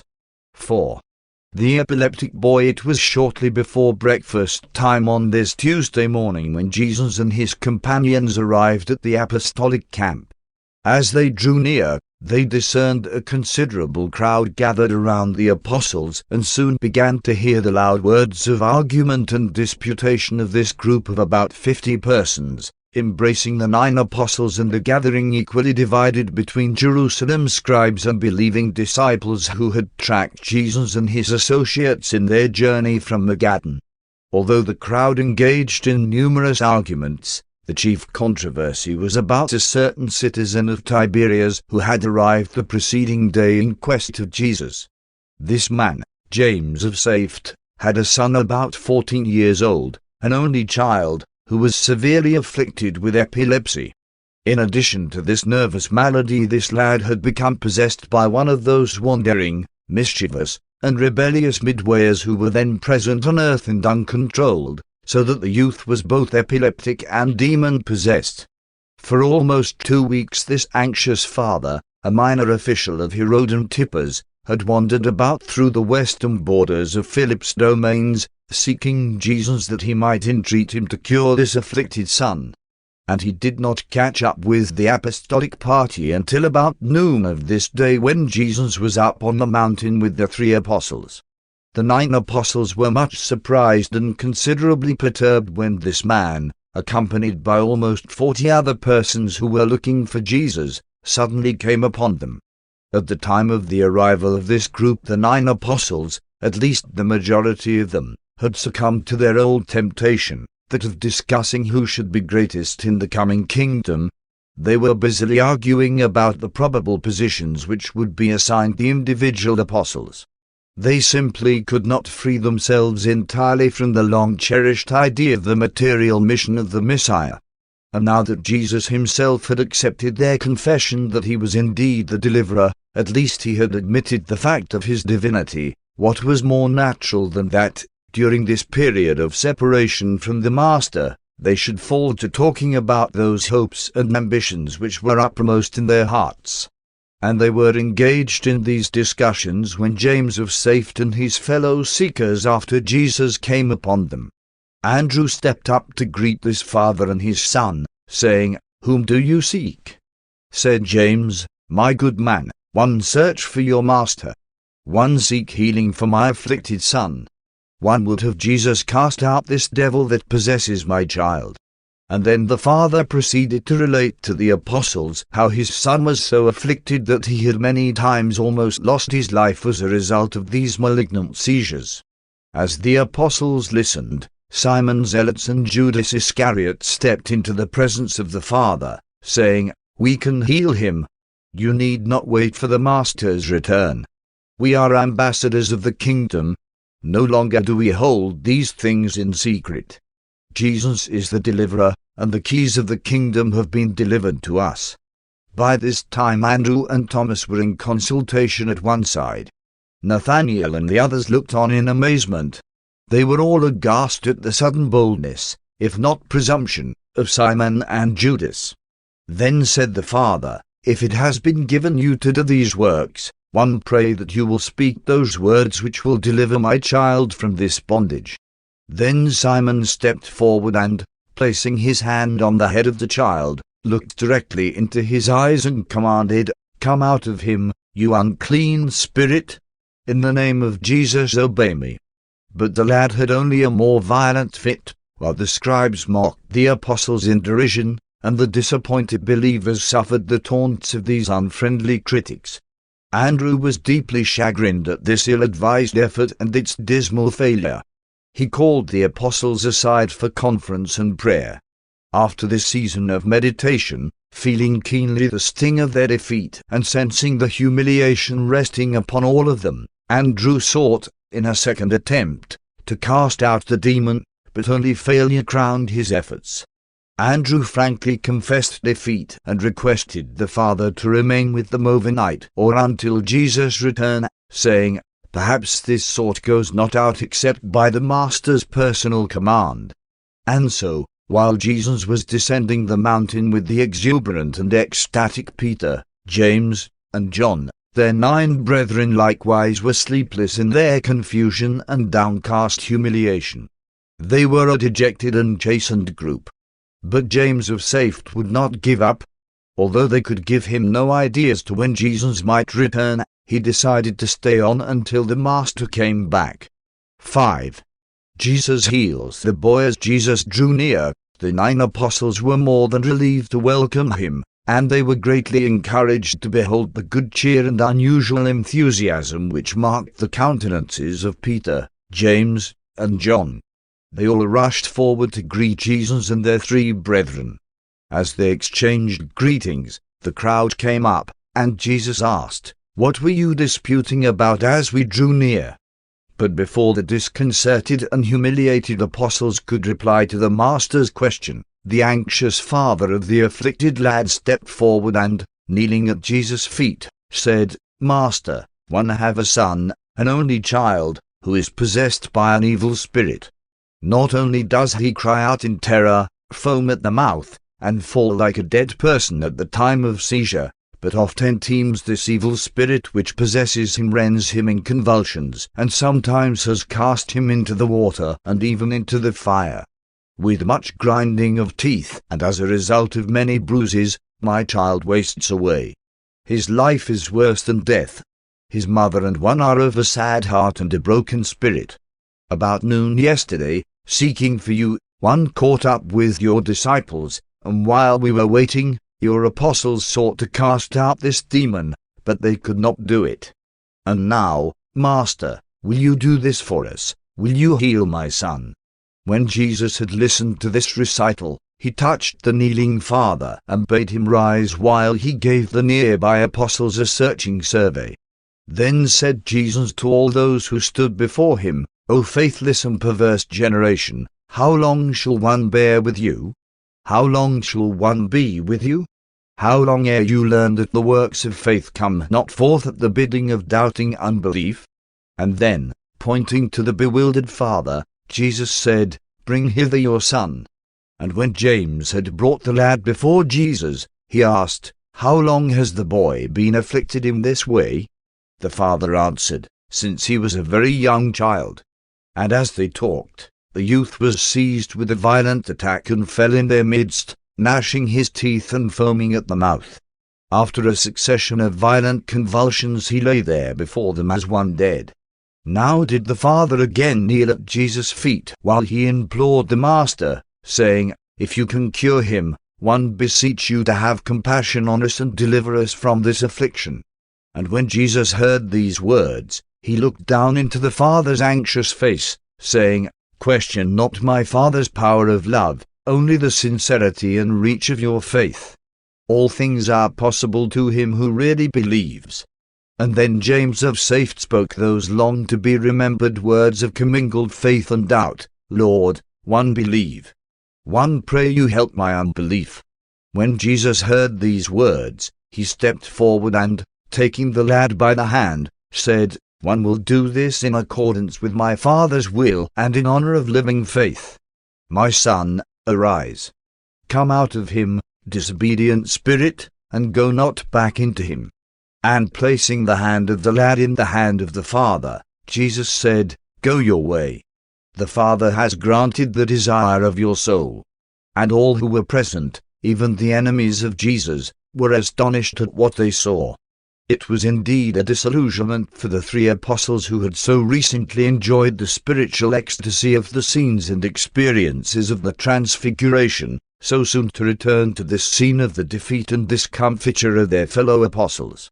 But it was ever so with these 12 ambassadors of the kingdom. They never failed to alternate between exaltation and humiliation in their life experiences. This was a true healing of a double affliction, a physical ailment and a spirit malady.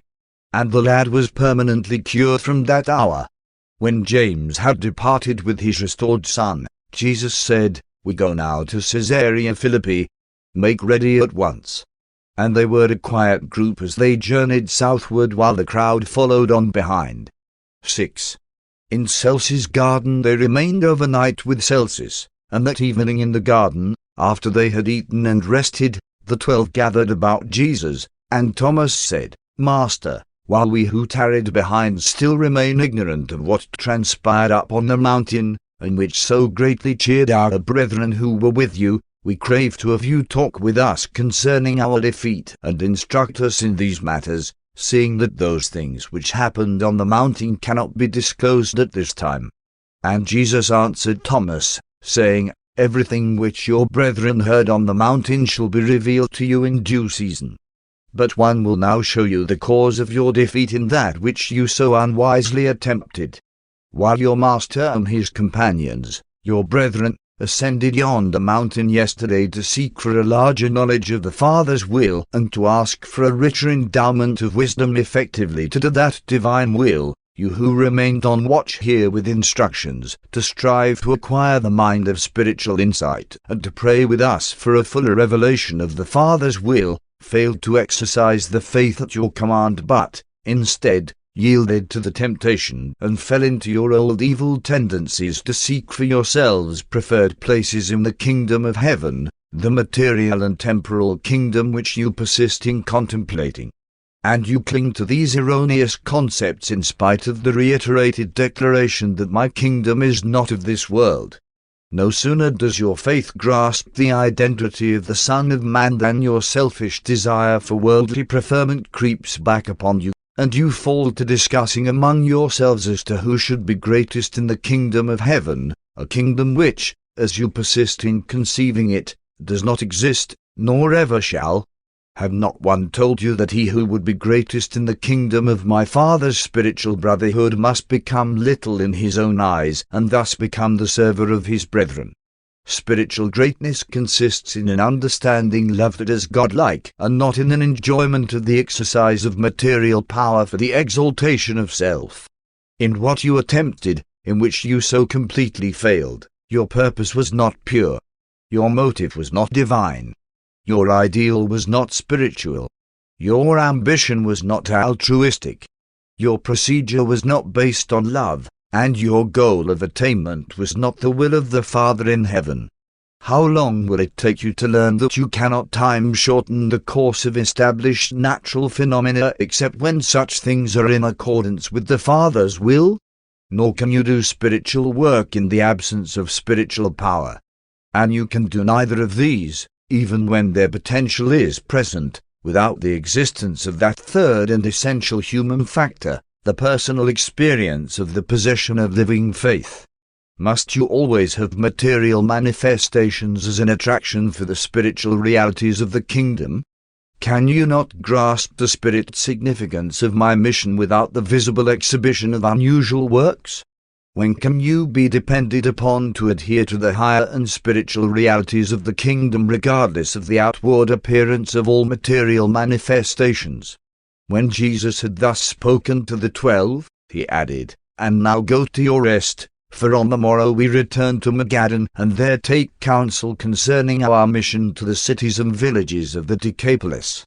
And in the conclusion of this day's experience, let me declare to each of you that which one spoke to your brethren on the mountain, and let these words find a deep lodgment in your hearts. The Son of Man now enters upon the last phase of the bestowal. We are about to begin those labors which shall presently lead to the great and final testing of your faith and devotion, when one shall be delivered into the hands of the men who seek my destruction. And remember what one am saying to you, the Son of Man will be put to death, but he shall rise again." They retired for the night, sorrowful. They were bewildered. They could not comprehend these words. And while they were afraid to ask aught concerning what he had said, they did recall all of it subsequent to his resurrection.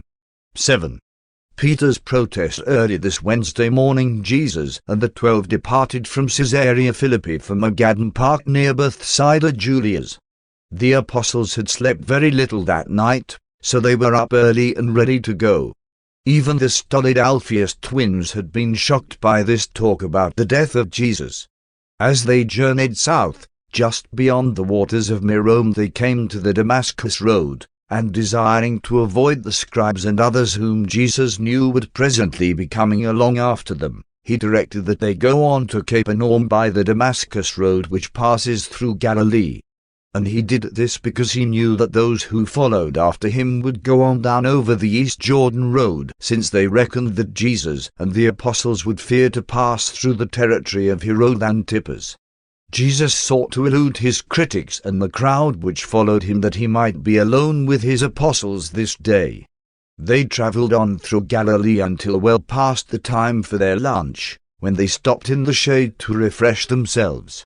And after they had partaken of food, Andrew, speaking to Jesus, said, "Master, my brethren do not comprehend your deep sayings. We have come fully to believe that you are the Son of God, and now we hear these strange words about leaving us, about dying. We do not understand your teaching. Are you speaking to us in parables? We pray you to speak to us directly and in undisguised form." In answer to Andrew, Jesus said, "My brethren, it is because you have confessed that one am the Son of God that one am constrained to begin to unfold to you the truth about the end of the bestowal of the Son of Man on earth. You insist on clinging to the belief that one am the Messiah, and you will not abandon the idea that the Messiah must sit upon a throne in Jerusalem. Wherefore do one persist in telling you that the Son of Man must presently go to Jerusalem, suffer many things, be rejected by the scribes, the elders, and the chief priests, and after all this be killed and raised from the dead? And one speak not a parable to you. One speak the truth to you that you may be prepared for these events when they suddenly come upon us." And while he was yet speaking, Simon Peter, rushing impetuously toward him, laid his hand upon the Master's shoulder and said, "Master, be it far from us to contend with you, but one declare that these things shall never happen to you." Peter spoke thus because he loved Jesus, but the Master's human nature recognized in these words of well-meant affection the subtle suggestion of temptation that he changed his policy of pursuing to the end his earth bestowal in accordance with the will of his paradise Father. And it was because he detected the danger of permitting the suggestions of even his affectionate and loyal friends to dissuade him, that he turned upon Peter and the other apostles, saying, "Get you behind me. You savor of the spirit of the adversary, the tempter. When you talk in this manner, you are not on my side, but rather on the side of our enemy. In this way do you make your love for me a stumbling block to my doing the Father's will. Mind not the ways of men, but rather the will of God." After they had recovered from the first shock of Jesus' stinging rebuke, and before they resumed their journey, the Master spoke further, "If any man would come after me, let him disregard himself, take up his responsibilities daily, and follow me. For whosoever would save his life selfishly, shall lose it, but whosoever loses his life for my sake and the gospel's, shall save it. What does it profit a man to gain the whole world and lose his own soul? What would a man give in exchange for eternal life? Be not ashamed of me and my words in this sinful and hypocritical generation, even as one will not be ashamed to acknowledge you when in glory one appear before my Father in the presence of all the celestial hosts. Nevertheless, many of you now standing before me shall not taste death till you see this kingdom of God come with power." And thus did Jesus make plain to the 12 the painful and conflicting path which they must tread if they would follow him. What a shock these words were to these Galilean fishermen who persisted in dreaming of an earthly kingdom with positions of honor for themselves. But their loyal hearts were stirred by this courageous appeal, and not one of them was minded to forsake him. Jesus was not sending them alone into the conflict. He was leading them. He asked only that they bravely follow. Slowly the 12 were grasping the idea that Jesus was telling them something about the possibility of his dying. They only vaguely comprehended what he said about his death, while his statement about rising from the dead utterly failed to register in their minds. As the days passed, Peter, James, and John, recalling their experience upon the Mount of the Transfiguration, arrived at a fuller understanding of certain of these matters. In all the association of the 12 with their master, only a few times did they see that flashing eye and hear such swift words of rebuke as were administered to Peter and the rest of them on this occasion.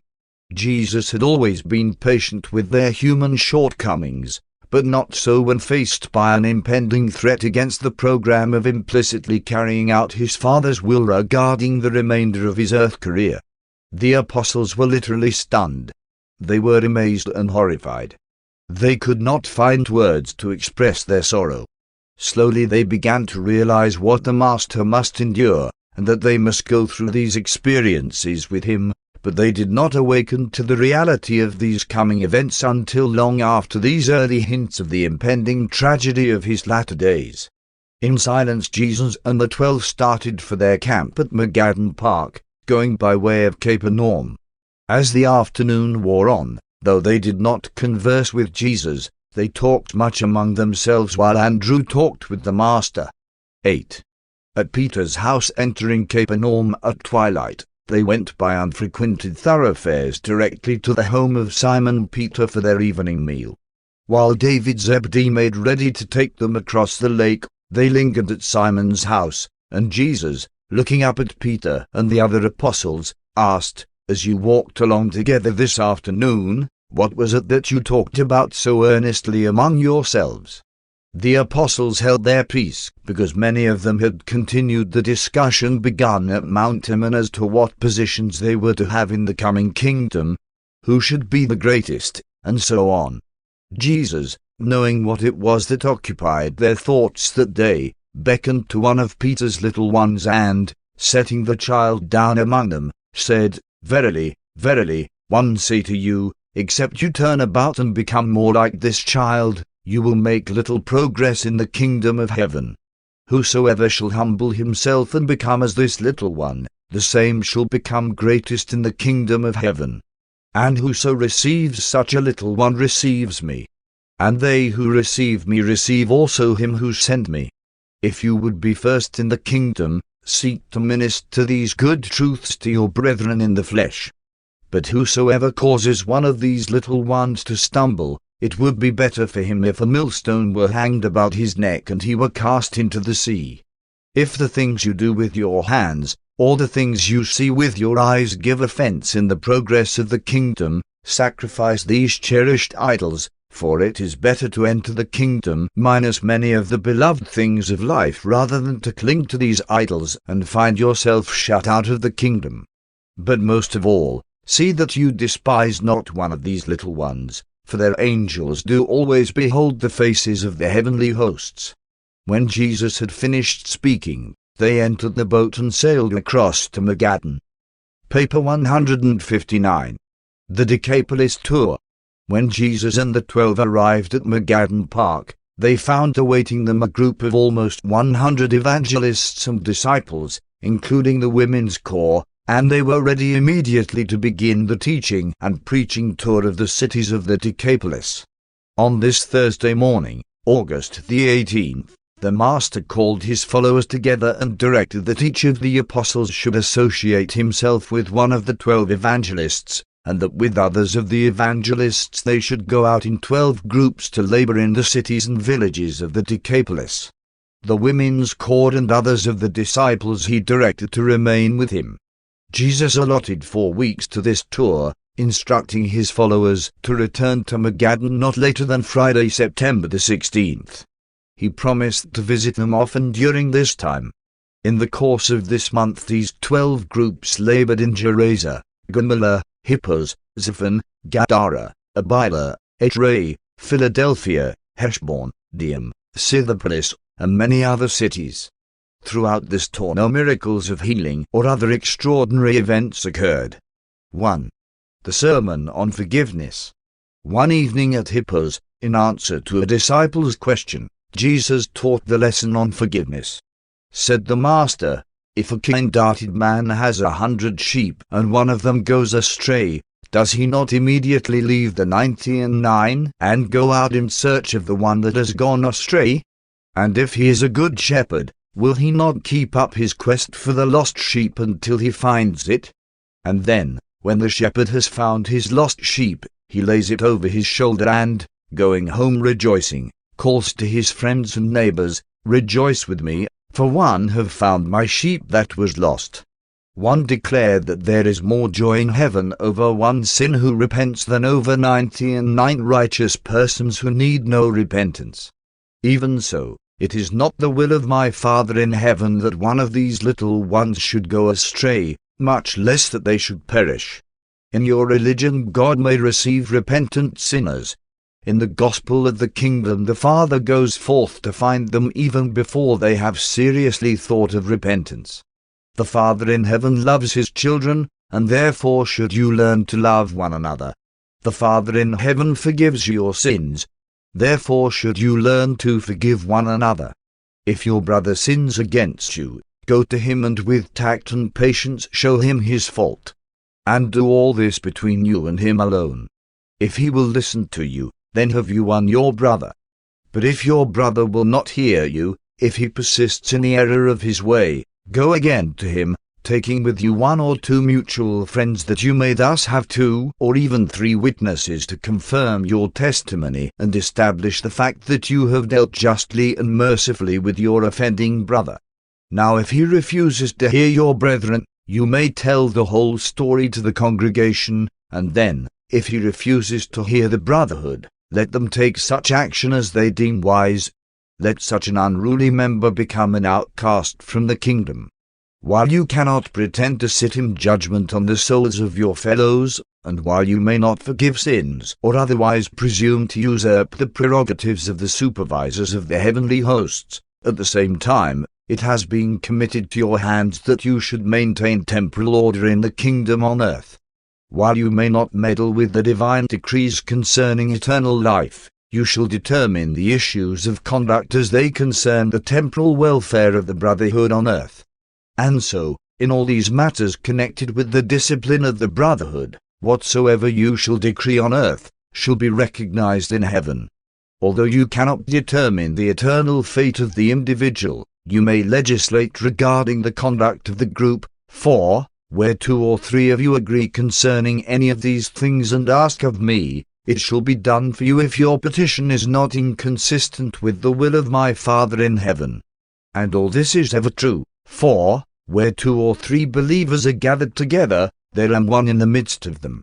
Simon Peter was the apostle in charge of the workers at Hippos, and when he heard Jesus thus speak, he asked, "Lord, how often shall my brother sin against me, and one forgive him? Until 7 times? And Jesus answered Peter, "Not only 7 times, but even to 70 times and 7. Therefore may the kingdom of heaven be likened to a certain king who ordered a financial reckoning with his stewards. And when they had begun to conduct this examination of accounts, one of his chief retainers was brought before him, confessing that he owed his king 10,000 talents. Now this officer of the king's court pleaded that hard times had come upon him, and that he did not have wherewith to pay this obligation. And so the king commanded that his property be confiscated, and that his children be sold to pay his debt. When this chief steward heard this stern decree, he fell down on his face before the king, and implored him to have mercy and grant him more time, saying, "Lord, have a little more patience with me, and one will pay you all." And when the king looked upon this negligent servant and his family, he was moved with compassion. He ordered that he should be released, and that the loan should be wholly forgiven. And this chief steward, having thus received mercy and forgiveness at the hands of the king, went about his business, and finding one of his subordinate stewards who owed him a mere 100 denarii, he laid hold upon him and, taking him by the throat, said, "Pay me all you owe." And then did this fellow steward fall down before the chief steward and, beseeching him, said, "Only have patience with me, and one will presently be able to pay you." But the chief steward would not show mercy to his fellow steward, but rather had him cast in prison until he should pay his debt. When his fellow servants saw what had happened, they were so distressed that they went and told their lord and master, the king. When the king heard of the doings of his chief steward, he called this ungrateful and unforgiving man before him and said, "You are a wicked and unworthy steward. When you sought for compassion, one freely forgave you your entire debt. Why did you not also show mercy to your fellow steward, even as one showed mercy to you?" And the king was so very angry that he delivered his ungrateful chief steward to the jailers that they might hold him until he had paid all that was due. And even so shall my heavenly Father show the more abundant mercy to those who freely show mercy to their fellows. How can you come to God asking consideration for your shortcomings when you are wont to chastise your brethren for being guilty of these same human frailties? One say to all of you, freely you have received the good things of the kingdom, therefore freely give to your fellows on earth. Thus did Jesus teach the dangers and illustrate the unfairness of sitting in personal judgment upon one's fellows. Discipline must be maintained, justice must be administered, but in all these matters the wisdom of the brotherhood should prevail. Jesus invested legislative and judicial authority in the group, not in the individual. Even this investment of authority in the group must not be exercised as personal authority. There is always danger that the verdict of an individual may be warped by prejudice or distorted by passion. Group judgment is more likely to remove the dangers and eliminate the unfairness of personal bias. Jesus sought always to minimize the elements of unfairness, retaliation, and vengeance.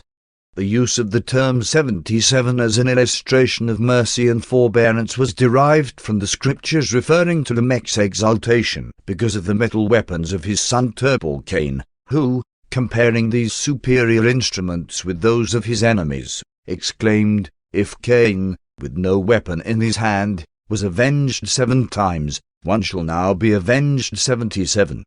2. The strange preacher Jesus went over to Gilboa to visit John and those who worked with him at that place. That evening, after the session of questions and answers, John said to Jesus, "Master, yesterday one went over to Ashtaroth to see a man who was teaching in your name and even claiming to be able to cast out devils.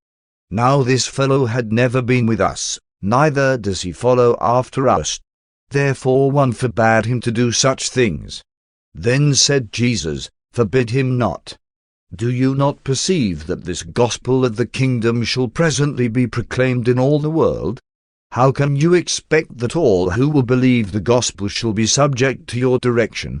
Rejoice that already our teaching has begun to manifest itself beyond the bounds of our personal influence. Do you not see, John, that those who profess to do great works in my name must eventually support our cause? They certainly will not be quick to speak evil of me. My son, in matters of this sort it would be better for you to reckon that he who is not against us is for us. In the generations to come many who are not wholly worthy will do many strange things in my name, but one will not forbid them.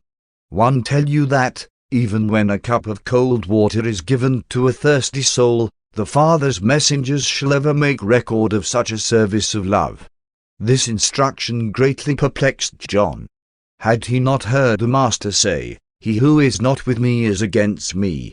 And he did not perceive that in this case Jesus was referring to man's personal relation to the spiritual teachings of the kingdom, while in the other case reference was made to the outward and far-flung social relations of believers regarding the questions of administrative control and the jurisdiction of one group of believers over the work of other groups which would eventually compose the forthcoming worldwide brotherhood. But John oftentimes recounted this experience in connection with his subsequent labors in behalf of the kingdom. Nevertheless, many times did the apostles take offense at those who made bold to teach in the Master's name. To them it always seemed inappropriate that those who had never sat at Jesus' feet should dare to teach in his name. This man whom John forbade to teach and work in Jesus' name did not heed the apostles' injunction. He went right on with his efforts and raised up a considerable company of believers at Capernaum before going on into Mesopotamia. This man, Adam, had been led to believe in Jesus through the testimony of the demented man whom Jesus healed near Chorazin, and who so confidently believed that the supposed evil spirits which the Master cast out of him entered the herd of swine and rushed them headlong over the cliff to their destruction. 3. Instruction for teachers and believers at Etray, where Thomas and his associates labored. Jesus spent a day and a night and, in the course of the evening's discussion, gave expression to the principles which should guide those who preach truth, and which should activate all who teach the gospel of the kingdom. Summarized and restated in modern phraseology, Jesus taught, always respect the personality of man. Never should a righteous cause be promoted by force. Spiritual victories can be won only by spiritual power. This injunction against the employment of material influences refers to psychic force as well as to physical force. Overpowering arguments and mental superiority are not to be employed to coerce men and women into the kingdom. Man's mind is not to be crushed by the mere weight of logic or overawed by shrewd eloquence. While emotion as a factor in human decisions cannot be wholly eliminated, it should not be directly appealed to in the teachings of those who would advance the cause of the kingdom. Make your appeals directly to the divine spirit that dwells within the minds of men. Do not appeal to fear, pity, or mere sentiment. In appealing to men, be fair. Exercise self-control and exhibit due restraint. Show proper respect for the personalities of your pupils. Remember that one have said, "Behold, one stand at the door and knock, and if any man will open, one will come in." In bringing men into the kingdom, do not lessen or destroy their self-respect. While overmuch self-respect may destroy proper humility and end in pride, conceit, and arrogance, the loss of self-respect often ends in paralysis of the will. It is the purpose of this gospel to restore self-respect to those who have lost it and to restrain it in those who have it. Make not the mistake of only condemning the wrongs in the lives of your pupils. Remember also to accord generous recognition for the most praiseworthy things in their lives. Forget not that one will stop at nothing to restore self-respect to those who have lost it, and who really desire to regain it. Take care that you do not wound the self-respect of timid and fearful souls. Do not indulge in sarcasm at the expense of my simple-minded brethren. Be not cynical with my fear-ridden children. Idleness is destructive of self-respect. Therefore, admonish your brethren ever to keep busy at their chosen tasks, and put forth every effort to secure work for those who find themselves without employment. Never be guilty of such unworthy tactics as endeavoring to frighten men and women into the kingdom. A loving father does not frighten his children into yielding obedience to his just requirements. Sometime the children of the kingdom will realize that strong feelings of emotion are not equivalent to the leadings of the divine spirit. To be strongly and strangely impressed to do something or to go to a certain place does not necessarily mean that such impulses are the leadings of the indwelling spirit. Forewarn all believers regarding the fringe of conflict which must be traversed by all who pass from the life as it is lived in the flesh to the higher life as it is lived in the spirit. To those who live quite wholly within either realm, there is little conflict or confusion, but all are doomed to experience more or less uncertainty during the times of transition between the two levels of living. In entering the kingdom, you cannot escape its responsibilities or avoid its obligations, but remember, the gospel yoke is easy and the burden of truth is light. The world is filled with hungry souls who famish in the very presence of the bread of life. Men die searching for the very God who lives within them. Men seek for the treasures of the kingdom with yearning hearts and weary feet when they are all within the immediate grasp of living faith. Faith is to religion what sails are to a ship. It is an addition of power, not an added burden of life. There is but one struggle for those who enter the kingdom, and that is to fight the good fight of faith. The believer has only one battle, and that is against doubt, unbelief. In preaching the gospel of the kingdom, you are simply teaching friendship with God. And this fellowship will appeal alike to men and women in that both will find that which most truly satisfies their characteristic longings and ideals. Tell my children that one am not only tender of their feelings and patient with their frailties, but that one am also ruthless with sin and intolerant of iniquity. One am indeed meek and humble in the presence of my Father, but one am equally and relentlessly inexorable where there is deliberate evil-doing and sinful rebellion against the will of my Father in heaven. You shall not portray your teacher as a man of sorrows. Future generations shall know also the radiance of our joy, the buoyance of our goodwill, and the inspiration of our good humor. We proclaim a message of good news which is infectious in its transforming power. Our religion is throbbing with new life and new meanings. Those who accept this teaching are filled with joy, and in their hearts are constrained to rejoice evermore. Increasing happiness is always the experience of all who are certain about God. Teach all believers to avoid leaning upon the insecure props of false sympathy. You cannot develop strong characters out of the indulgence of self-pity. Honestly endeavor to avoid the deceptive influence of mere fellowship in misery. Extend sympathy to the brave and courageous while you withhold overmuch pity from those cowardly souls who only half-heartedly stand up before the trials of living. Offer not consolation to those who lie down before their troubles without a struggle. Sympathize not with your fellows merely that they may sympathize with you in return.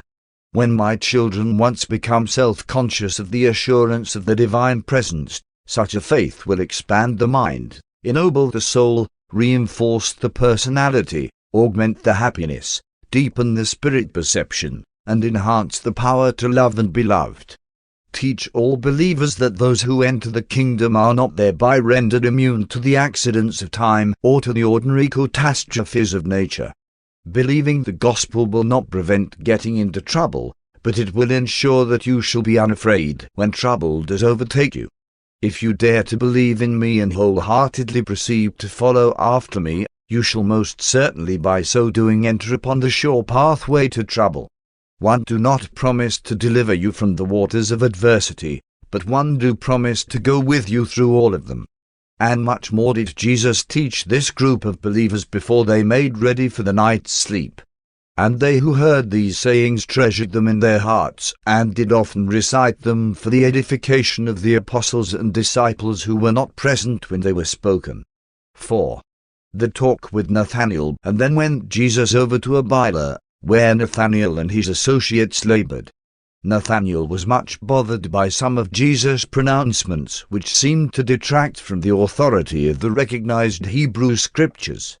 Accordingly, on this night, after the usual period of questions and answers, Nathanael took Jesus away from the others and asked, "Master, could you trust me to know the truth about the Scriptures?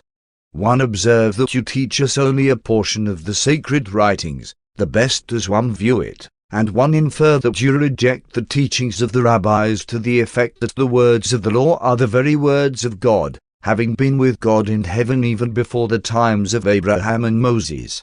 What is the truth about the Scriptures?" When Jesus heard the question of his bewildered apostle, he answered, "Nathanael, you have rightly judged. One do not regard the Scriptures as do the rabbis. One will talk with you about this matter on condition that you do not relate these things to your brethren, who are not all prepared to receive this teaching. The words of the law of Moses and the teachings of the Scriptures were not in existence before Abraham. Only in recent times have the Scriptures been gathered together as we now have them. While they contain the best of the higher thoughts and longings of the Jewish people, they also contain much that is far from being representative of the character and teachings of the Father in heaven. Wherefore must one choose from among the better teachings those truths which are to be gleaned for the gospel of the kingdom. These writings are the work of men, some of them holy men, others not so holy. The teachings of these books represent the views and extent of enlightenment of the times in which they had their origin. As a revelation of truth, the last are more dependable than the first. The Scriptures are faulty and altogether human in origin, but mistake not, they do constitute the best collection of religious wisdom and spiritual truth to be found in all the world at this time. Many of these books were not written by the persons whose names they bear, but that in no way detracts from the value of the truths which they contain. If the story of Jonah should not be a fact, even if Jonah had never lived, still would the profound truth of this narrative, the love of God for Nineveh and the so-called heathen, be none the less precious in the eyes of all those who love their fellow men. The Scriptures are sacred because they present the thoughts and acts of men who were searching for God, and who in these writings left on record their highest concepts of righteousness, truth, and holiness.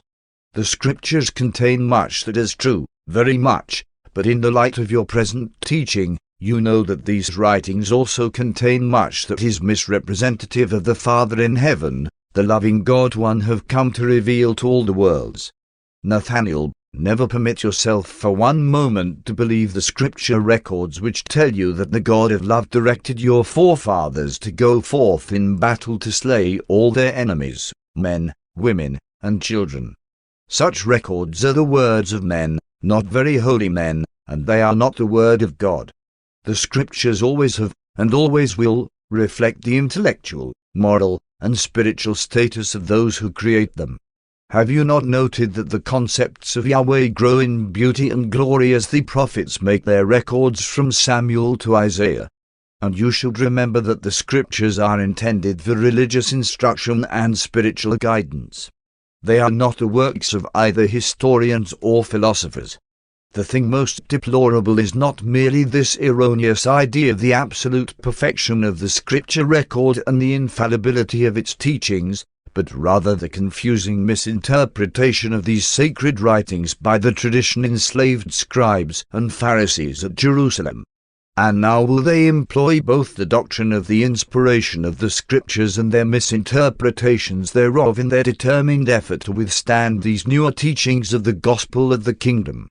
Nathaniel, never forget, the Father does not limit the revelation of truth to any one generation or to any one people. Many earnest seekers after the truth have been, and will continue to be, confused and disheartened by these doctrines of the perfection of the Scriptures. The authority of truth is the very spirit that indwells its living manifestations, and not the dead words of the less illuminated and supposedly inspired men of another generation. And even if these holy men of old lived inspired and spirit-filled lives, that does not mean that their words were similarly spiritually inspired. Today we make no record of the teachings of this gospel of the kingdom, lest, when one have gone, you speedily become divided up into sundry groups of truth contenders as a result of the diversity of your interpretation of my teachings. For this generation it is best that we live these truths while we shun the making of records. Mark you well my words, Nathaniel, nothing which human nature has touched can be regarded as infallible. Through the mind of man divine truth may indeed shine forth, but always of relative purity and partial divinity. The creature may crave infallibility, but only the creators possess it. But the greatest error of the teaching about the Scriptures is the doctrine of their being sealed books of mystery and wisdom which only the wise minds of the nation dare to interpret. The revelations of divine truth are not sealed except by human ignorance, bigotry, and narrow-minded intolerance. The light of the Scriptures is only dimmed by prejudice and darkened by superstition. A false fear of sacredness has prevented religion from being safeguarded by common sense. The fear of the authority of the sacred writings of the past effectively prevents the honest souls of today from accepting the new light of the gospel, the light which these very God-knowing men of another generation so intensely long to see. But the saddest feature of all is the fact that some of the teachers of the sanctity of this traditionalism know this very truth. They more or less fully understand these limitations of Scripture, but they are moral cowards, intellectually dishonest. They know the truth regarding the sacred writings, but they prefer to withhold such disturbing facts from the people. And thus do they pervert and distort the Scriptures, making them the guide to slavish details of the daily life and an authority in things non-spiritual instead of appealing to the sacred writings as the repository of the moral wisdom, religious inspiration, and the spiritual teaching of the God-knowing men of other generations. Nathaniel was enlightened, and shocked, by the Master's pronouncement.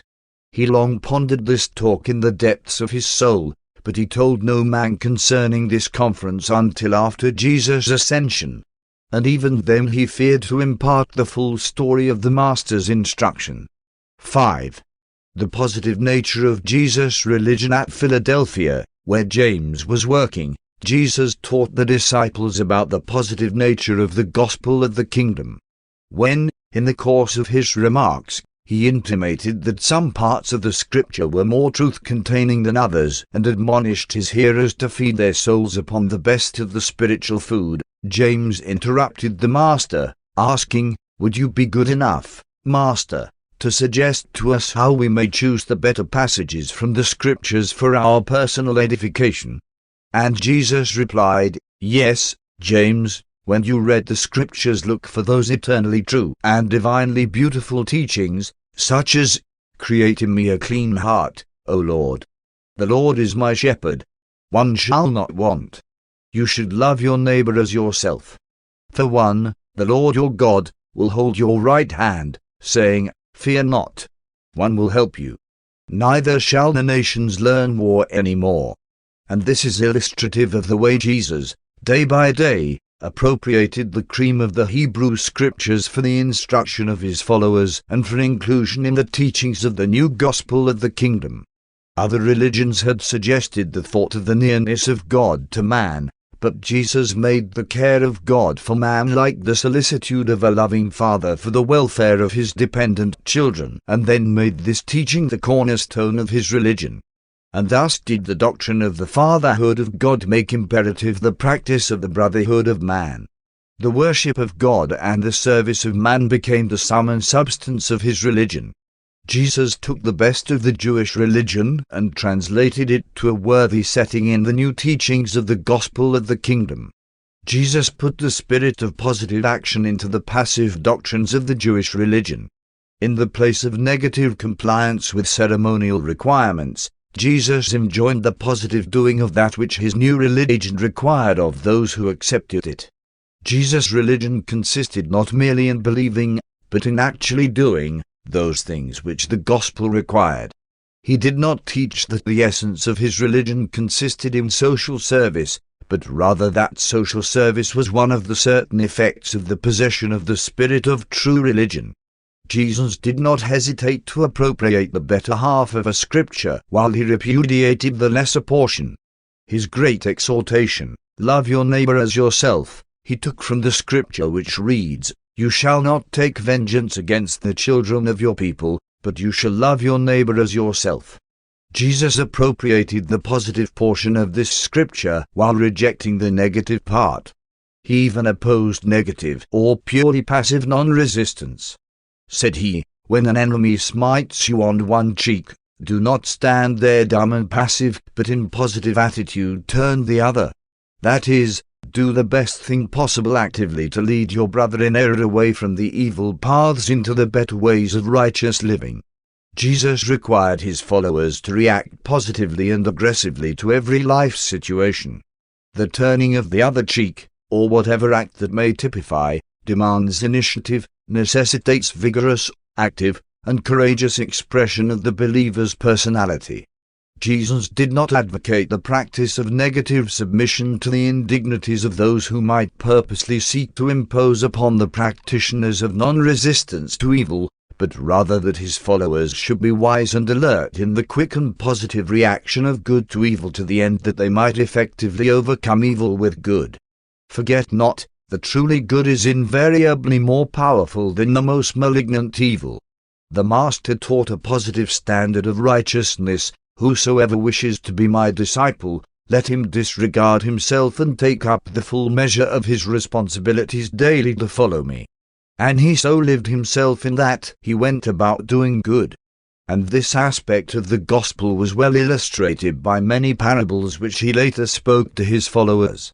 He never exhorted his followers patiently to bear their obligations, but rather with energy and enthusiasm to live up to the full measure of their human responsibilities and divine privileges in the kingdom of God.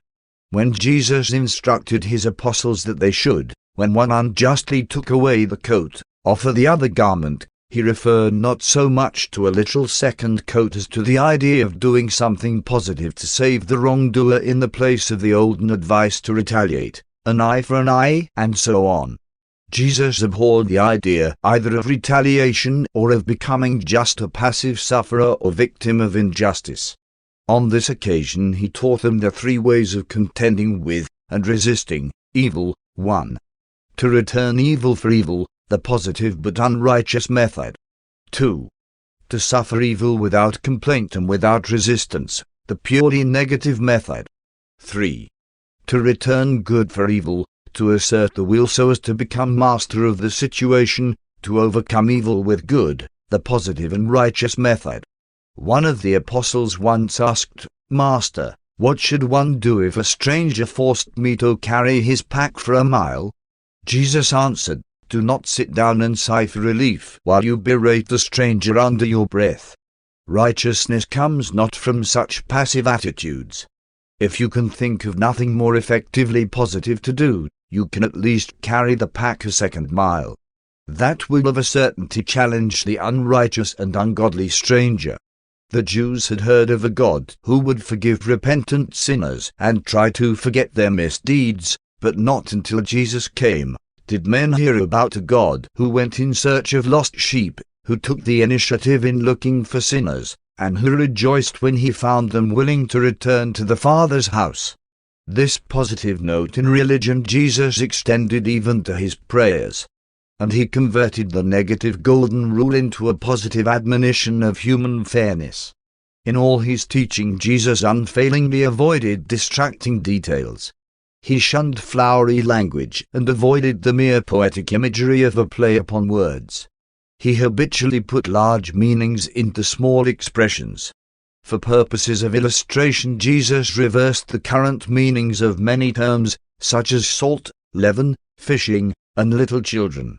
He most effectively employed the antithesis, comparing the minute to the infinite and so on. His pictures were striking, such as the blind leading the blind. But the greatest strength to be found in his illustrative teaching was its naturalness. Jesus brought the philosophy of religion from heaven down to earth. He portrayed the elemental needs of the soul with a new insight and a new bestowal of affection. 6.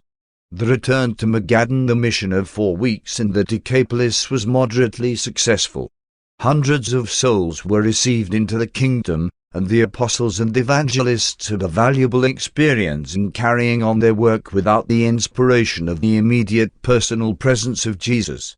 On Friday, September the 16th, the entire corps of workers assembled by pre-arrangement at Magadan Park. On the Sabbath day a council of more than 100 believers was held at which the future plans for extending the work of the kingdom were fully considered. The messengers of David were present and made reports concerning the welfare of the believers throughout Judea, Samaria, Galilee, and adjoining districts. Few of Jesus' followers at this time fully appreciated the great value of the services of the messenger corps.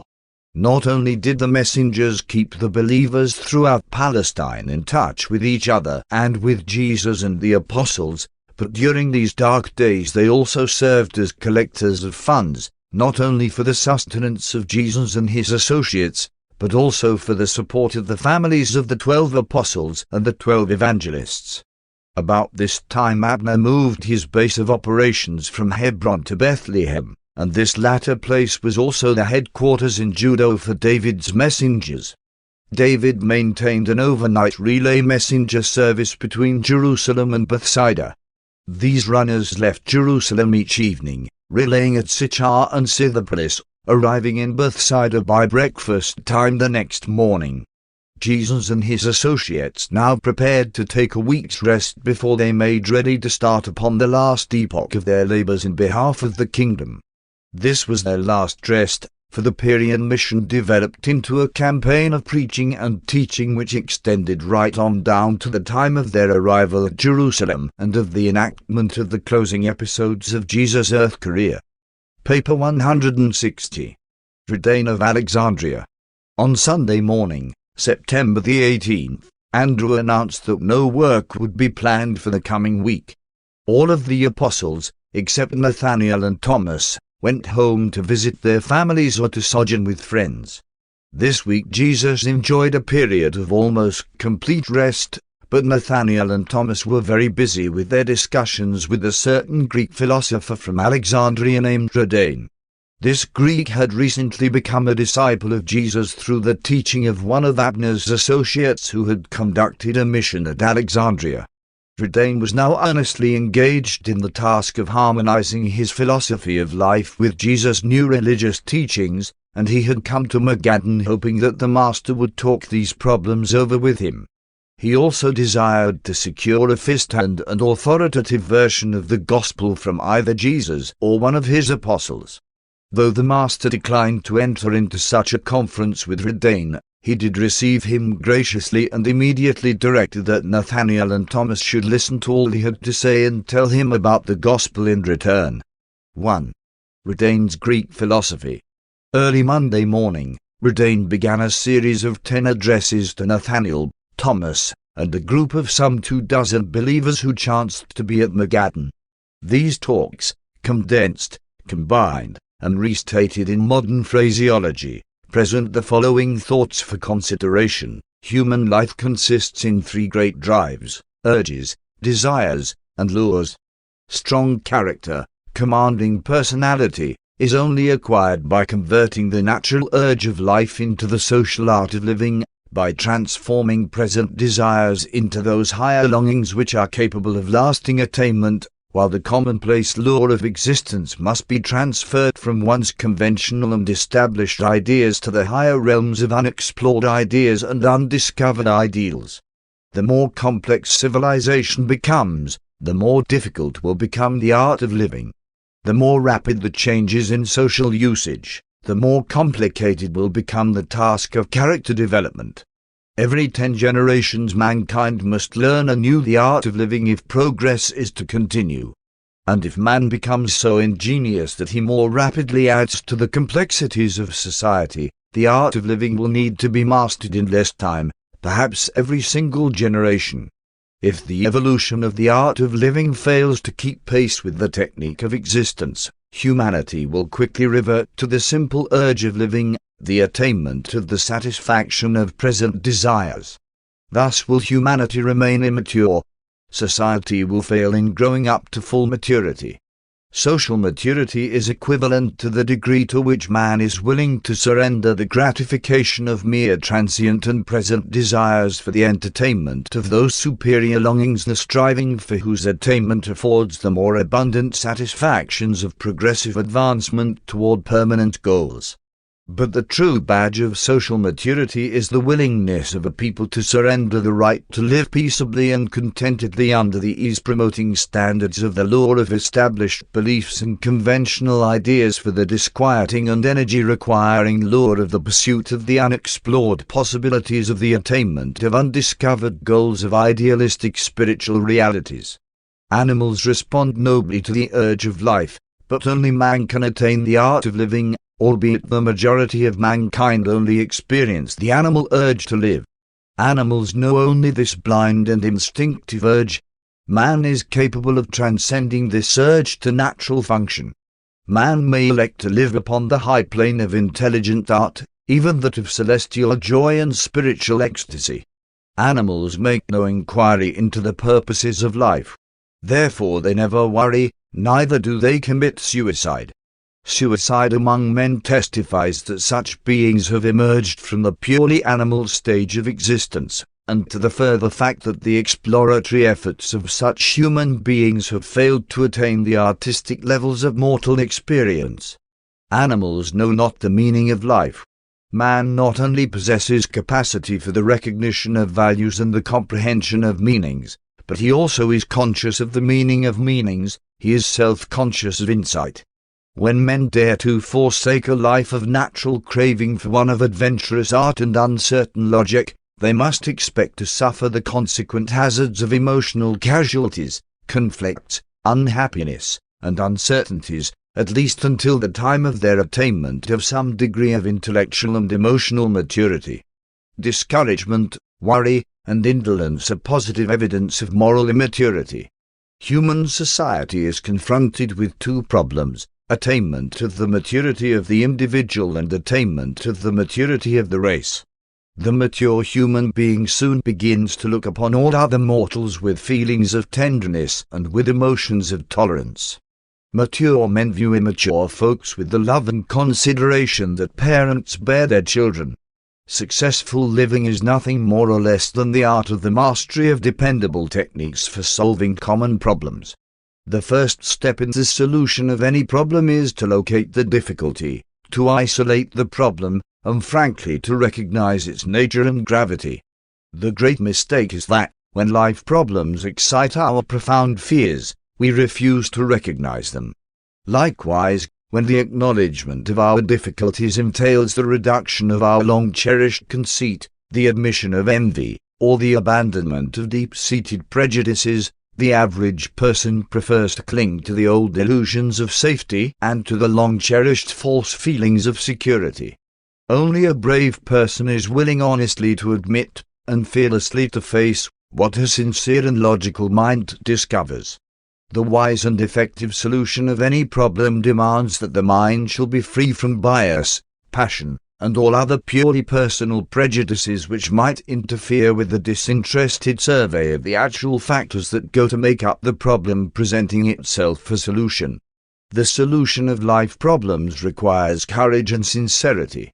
Only honest and brave individuals are able to follow valiantly through the perplexing and confusing maze of living to where the logic of a fearless mind may lead.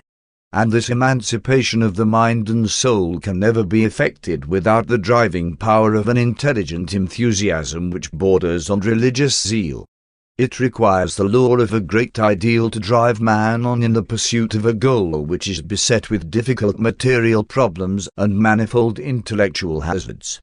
Even though you are effectively armed to meet the difficult situations of life, you can hardly expect success unless you are equipped with that wisdom of mind and charm of personality which enable you to win the hearty support and cooperation of your fellows. You cannot hope for a large measure of success in either secular or religious work unless you can learn how to persuade your fellows, to prevail with men. You simply must have tact and tolerance. But the greatest of all methods of problem-solving one have learned from Jesus, your Master. One referred to that which he so consistently practices, and which he has so faithfully taught you, the isolation of worshipful meditation. In this habit of Jesus going off so frequently by himself to commune with the Father in heaven is to be found the technique, not only of gathering strength and wisdom for the ordinary conflicts of living, but also of appropriating the energy for the solution of the higher problems of a moral and spiritual nature. But even correct methods of solving problems will not compensate for inherent defects of personality or atone for the absence of the hunger and thirst for true righteousness. One am deeply impressed with the custom of Jesus in going apart by himself to engage in these seasons of solitary survey of the problems of living, to seek for new stores of wisdom and energy for meeting the manifold demands of social service, to quicken and deepen the supreme purpose of living by actually subjecting the total personality to the consciousness of contacting with divinity, to grasp for possession of new and better methods of adjusting oneself to the ever-changing situations of living existence, to effect those vital reconstructions and readjustments of one's personal attitudes which are so essential to enhanced insight into everything worthwhile and real, and to do all of this with an eye single to the glory of God, to breathe in sincerity your Master's favorite prayer, not my will, but yours, be done. This worshipful practice of your Master brings that relaxation which renews the mind, that illumination which inspires the soul, the courage which enables one bravely to face one's problems, the self-understanding which obliterates debilitating fear, and that consciousness of union with divinity which equips man with the assurance that enables him to dare to be godlike. The relaxation of worship, or spiritual communion as practiced by the Master, relieves tension, removes conflicts, and mightily augments the total resources of the personality. And all this philosophy, plus the gospel of the kingdom, constitutes the new religion as one understands it. Prejudice blinds the soul to the recognition of truth, and prejudice can be removed only by the sincere devotion of the soul to the adoration of a cause that is all-embracing and all-inclusive of one's fellow men. Prejudice is inseparably linked to selfishness. Prejudice can be eliminated only by the abandonment of self-seeking, and by substituting therefore the quest of the satisfaction of the service of a cause that is not only greater than self, but one that is even greater than all humanity, the search for God, the attainment of divinity. The evidence of maturity of personality consists in the transformation of human desire so that it constantly seeks for the realization of those values which are highest and most divinely real. In a continually changing world, in the midst of an evolving social order, it is impossible to maintain settled and established goals of destiny. Stability of personality can be experienced only by those who have discovered and embraced the living God as the eternal goal of infinite attainment. And thus to transfer one's goal from time to eternity, from earth to paradise, from the human to the divine, requires that man shall become regenerated, converted, be born again, that he shall become the recreated child of the divine Spirit, that he shall gain entrance into the brotherhood of the kingdom of heaven. All philosophies and religions which fall short of these ideals are immature. The philosophy which one teach, linked with the gospel which you preach, represents the new religion of maturity, the ideal of all future generations.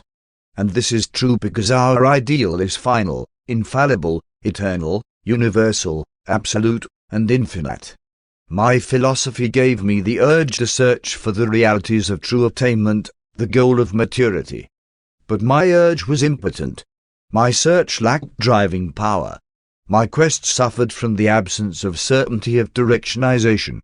And these deficiencies have been abundantly supplied by this new gospel of Jesus, with its enhancement of insights, elevation of ideals, and settledness of goals. Without doubts and misgivings one can now wholeheartedly enter upon the eternal venture. 2. The art of living. There are just two ways in which mortals may live together, the material or animal way and the spiritual or human way. By the use of signals and sounds animals are able to communicate with each other in a limited way. But such forms of communication do not convey meanings, values, or ideas. The one distinction between man and the animal is that man can communicate with his fellows by means of symbols which most certainly designate and identify meanings, values, ideas, and even ideals. Since animals cannot communicate ideas to each other, they cannot develop personality. Man develops personality because he can thus communicate with his fellows concerning both ideas and ideals. It is this ability to communicate and share meanings that constitutes human culture and enables man, through social associations, to build civilizations. Knowledge and wisdom become cumulative because of man's ability to communicate these possessions to succeeding generations. And thereby arise the cultural activities of the race, art, science, religion, and philosophy. Symbolic communication between human beings predetermines the bringing into existence of social groups. The most effective of all the social groups is the family, more particularly the two parents. Personal affection is the spiritual bond which holds together these material associations. Such an effective relationship is also possible between two persons of the same sex, as is so abundantly illustrated in the devotions of genuine friendships. These associations of friendship and mutual affection are socializing and ennobling, because they encourage and facilitate the following essential factors of the higher levels of the art of living. 1. Mutual self-expression and self-understanding. Many noble human impulses die because there is no one to hear their expression. Truly, it is not good for man to be alone. Some degree of recognition and a certain amount of appreciation are essential to the development of human character. Without the genuine love of a home, no child can achieve the full development of normal character. Character is something more than mere mind and morals. Of all social relations calculated to develop character, the most effective and ideal is the affectionate and understanding friendship of man and woman in a mutual embrace of intelligent wedlock. Marriage, with its manifold relations, is best designed to draw forth those precious impulses and those higher motives which are indispensable to the development of a strong character. 1. Do not hesitate thus to glorify family life, for your Master has wisely chosen the father-child relationship as the very cornerstone of this new gospel of the kingdom. And such a matchless community of relationship, man and woman in the fond embrace of the highest ideals of time, is so valuable and satisfying an experience that it is worth any price, any sacrifice, requisite for its possession. 2. Union of souls, the mobilization of wisdom. Every human being sooner or later acquires a certain concept of this world and a certain vision of the next. Now it is possible, through personality association, to unite these views of temporal existence and eternal prospects. Thus does the mind of one augment its spiritual values by gaining much of the insight of the other. In this way men enrich the soul by pooling their respective spiritual possessions. Likewise, in this same way, man is enabled to avoid that ever-present tendency to fall victim to distortion of vision, prejudice of viewpoint, and narrowness of judgment. Fear, envy, and conceit can be prevented only by intimate contact with other minds. 1. Call your attention to the fact that the Master never sends you out alone to labor for the extension of the kingdom. He always sends you out two and two. And since wisdom is super-knowledge, it follows that, in the union of wisdom, the social group, small or large, mutually shares all knowledge. 3. The enthusiasm for living. Isolation tends to exhaust the energy charge of the soul. Association with one's fellows is essential to the renewal of the zest for life and is indispensable to the maintenance of the courage to fight those battles consequent upon the ascent to the higher levels of human living. Friendship enhances the joys and glorifies the triumphs of life. Loving and intimate human associations tend to rob suffering of its sorrow and hardship of much of its bitterness. The presence of a friend enhances all beauty and exalts every goodness. By intelligent symbols man is able to quicken and enlarge the appreciative capacities of his friends.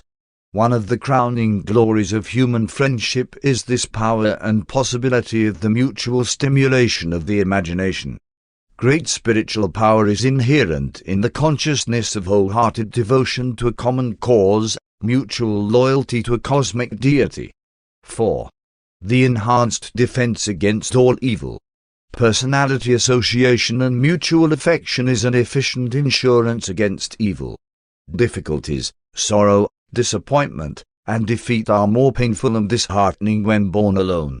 Association does not transmute evil into righteousness, but it does aid in greatly lessening the sting. Said your Master, happy are they who mourn, if a friend is at hand to comfort. There is positive strength in the knowledge that you live for the welfare of others, and that these others likewise live for your welfare and advancement. Man languishes in isolation. Human beings unfailingly become discouraged when they view only the transitory transactions of time. The present, when divorced from the past and the future, becomes exasperatingly trivial. Only a glimpse of the circle of eternity can inspire man to do his best and can challenge the best in him to do its utmost. And when man is thus at his best, he lives most unselfishly for the good of others, his fellow sojourners in time and eternity. 1. Repeat, such inspiring and ennobling association finds its ideal possibilities in the human marriage relation. True, much is attained out of marriage, and many marriages utterly fail to produce these moral and spiritual fruits. Too many times marriage is entered by those who seek other values which are lower than these superior accompaniments of human maturity.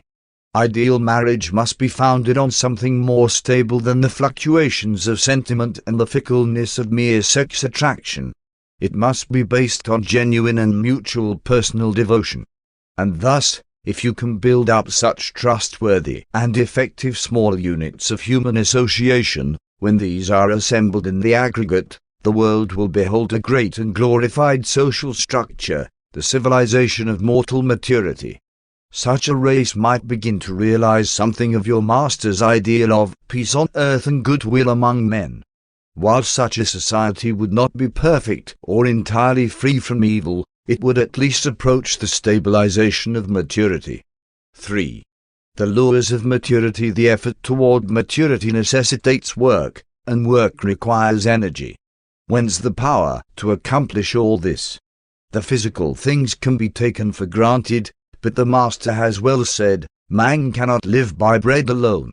Granted the possession of a normal body and reasonably good health, we must next look for those lures which will act as a stimulus to call forth man's slumbering spiritual forces.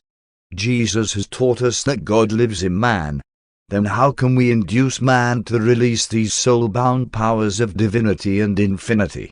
How shall we induce men to let go of God that he may spring forth to the refreshment of our own souls while in transit outward, and then to serve the purpose of enlightening, uplifting, and blessing countless other souls? How best can one awaken these latent powers for good which lie dormant in your souls? One thing one am sure of, emotional excitement is not the ideal spiritual stimulus. Excitement does not augment energy. It rather exhausts the powers of both mind and body. Whence then comes the energy to do these great things? Look to your Master. Even now he is out in the hills taking in power, while we are here giving out energy. The secret of all this problem is wrapped up in spiritual communion, in worship. From the human standpoint, it is a question of combined meditation and relaxation.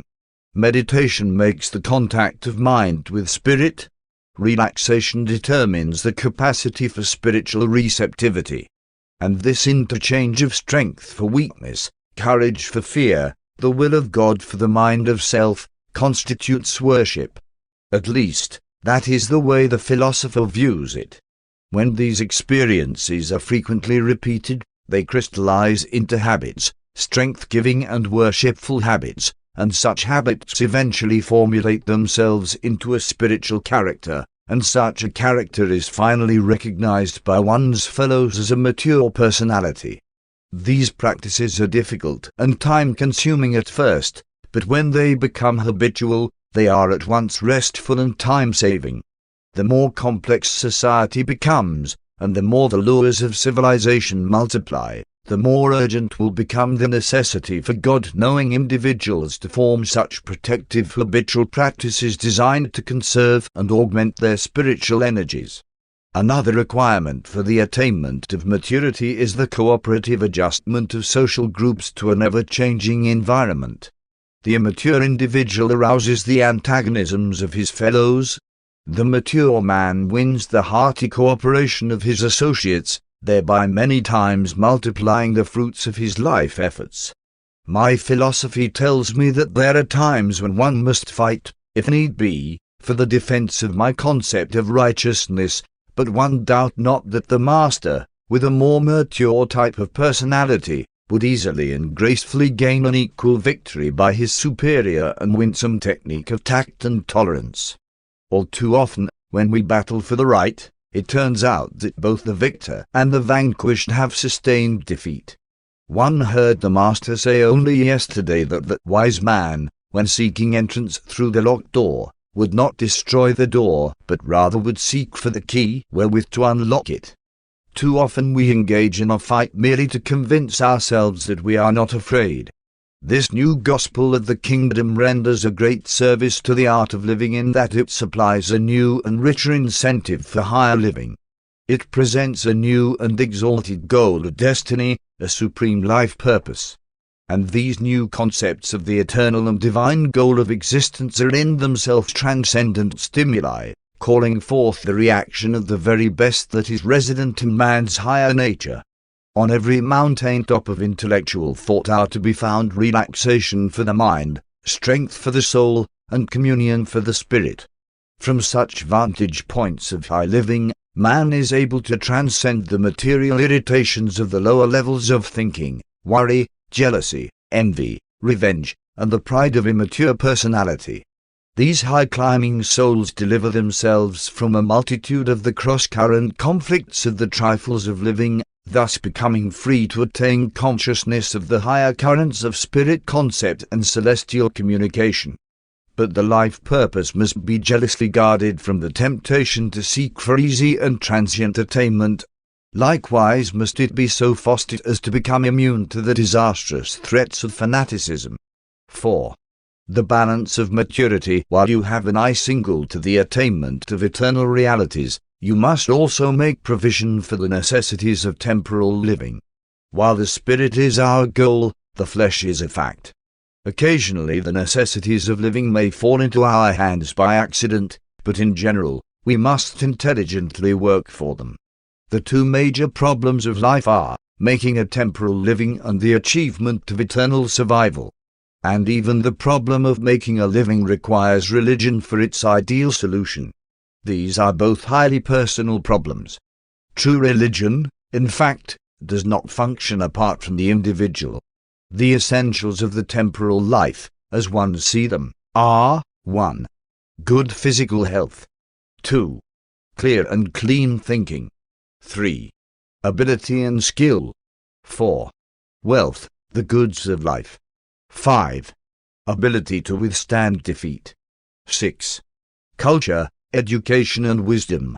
Even the physical problems of bodily health and efficiency are best solved when they are viewed from the religious standpoint of our Master's teaching, that the body and mind of man are the dwelling place of the gift of the gods, the Spirit of God becoming the Spirit of man.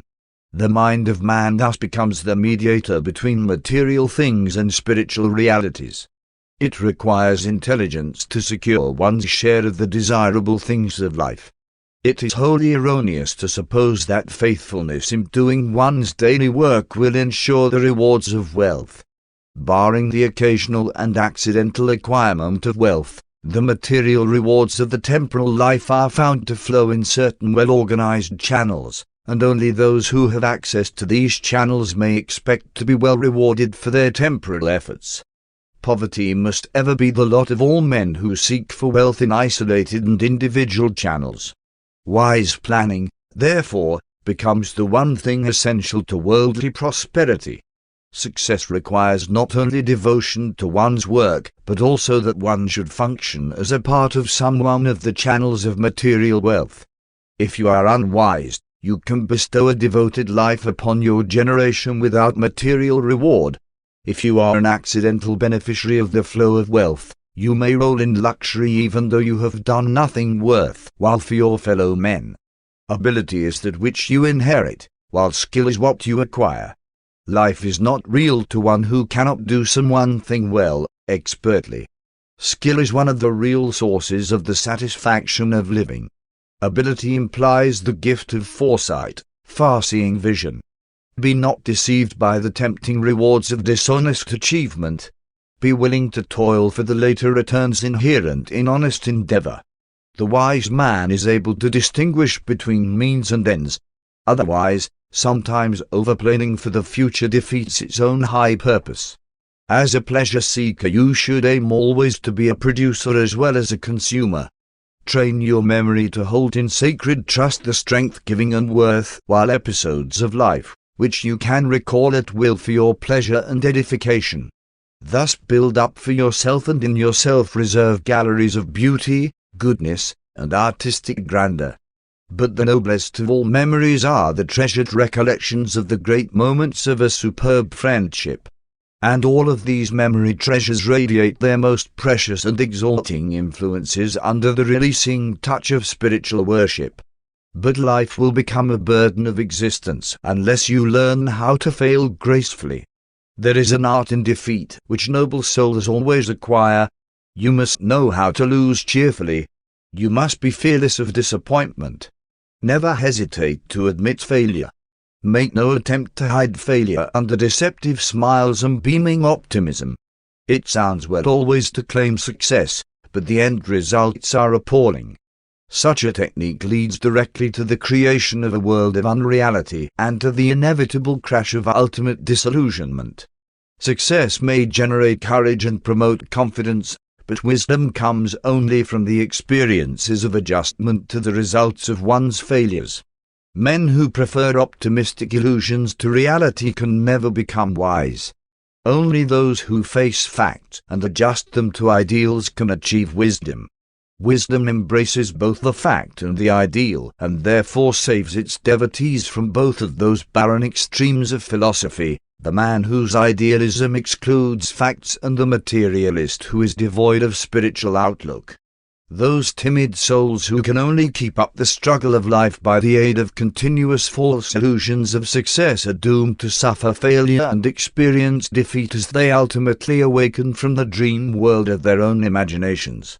And it is in this business of facing failure and adjusting to defeat that the far-reaching vision of religion exerts its supreme influence. Failure is simply an educational episode, a cultural experiment in the acquirement of wisdom, in the experience of the God-seeking man who has embarked on the eternal adventure of the exploration of a universe. To such men, defeat is but a new tool for the achievement of higher levels of universe reality. The career of a God-seeking man may prove to be a great success in the light of eternity, even though the whole temporal life enterprise may appear as an overwhelming failure, provided each life failure yielded the culture of wisdom and spirit achievement. Do not make the mistake of confusing knowledge, culture, and wisdom. They are related in life, but they represent vastly differing spirit values. Wisdom ever dominates knowledge and always glorifies culture. 5. The religion of the ideal. You have told me that your master regards genuine human religion as the individual's experience with spiritual realities. One have regarded religion as man's experience of reacting to something which he regards as being worthy of the homage and devotion of all mankind. In this sense, religion symbolizes our supreme devotion to that which represents our highest concept of the ideals of reality and the farthest reach of our minds toward eternal possibilities of spiritual attainment. When men react to religion in the tribal, national, or racial sense, it is because they look upon those without their group as not being truly human. We always look upon the object of our religious loyalty as being worthy of the reverence of all men. Religion can never be a matter of mere intellectual belief or philosophic reasoning. Religion is always and forever a mode of reacting to the situations of life. It is a species of conduct. Religion embraces thinking, feeling, and acting reverently towards some reality which we deem worthy of universal adoration. If something has become a religion in your experience, it is self-evident that you already have become an active evangel of that religion, since you deem the supreme concept of your religion as being worthy of the worship of all mankind, all universe intelligences.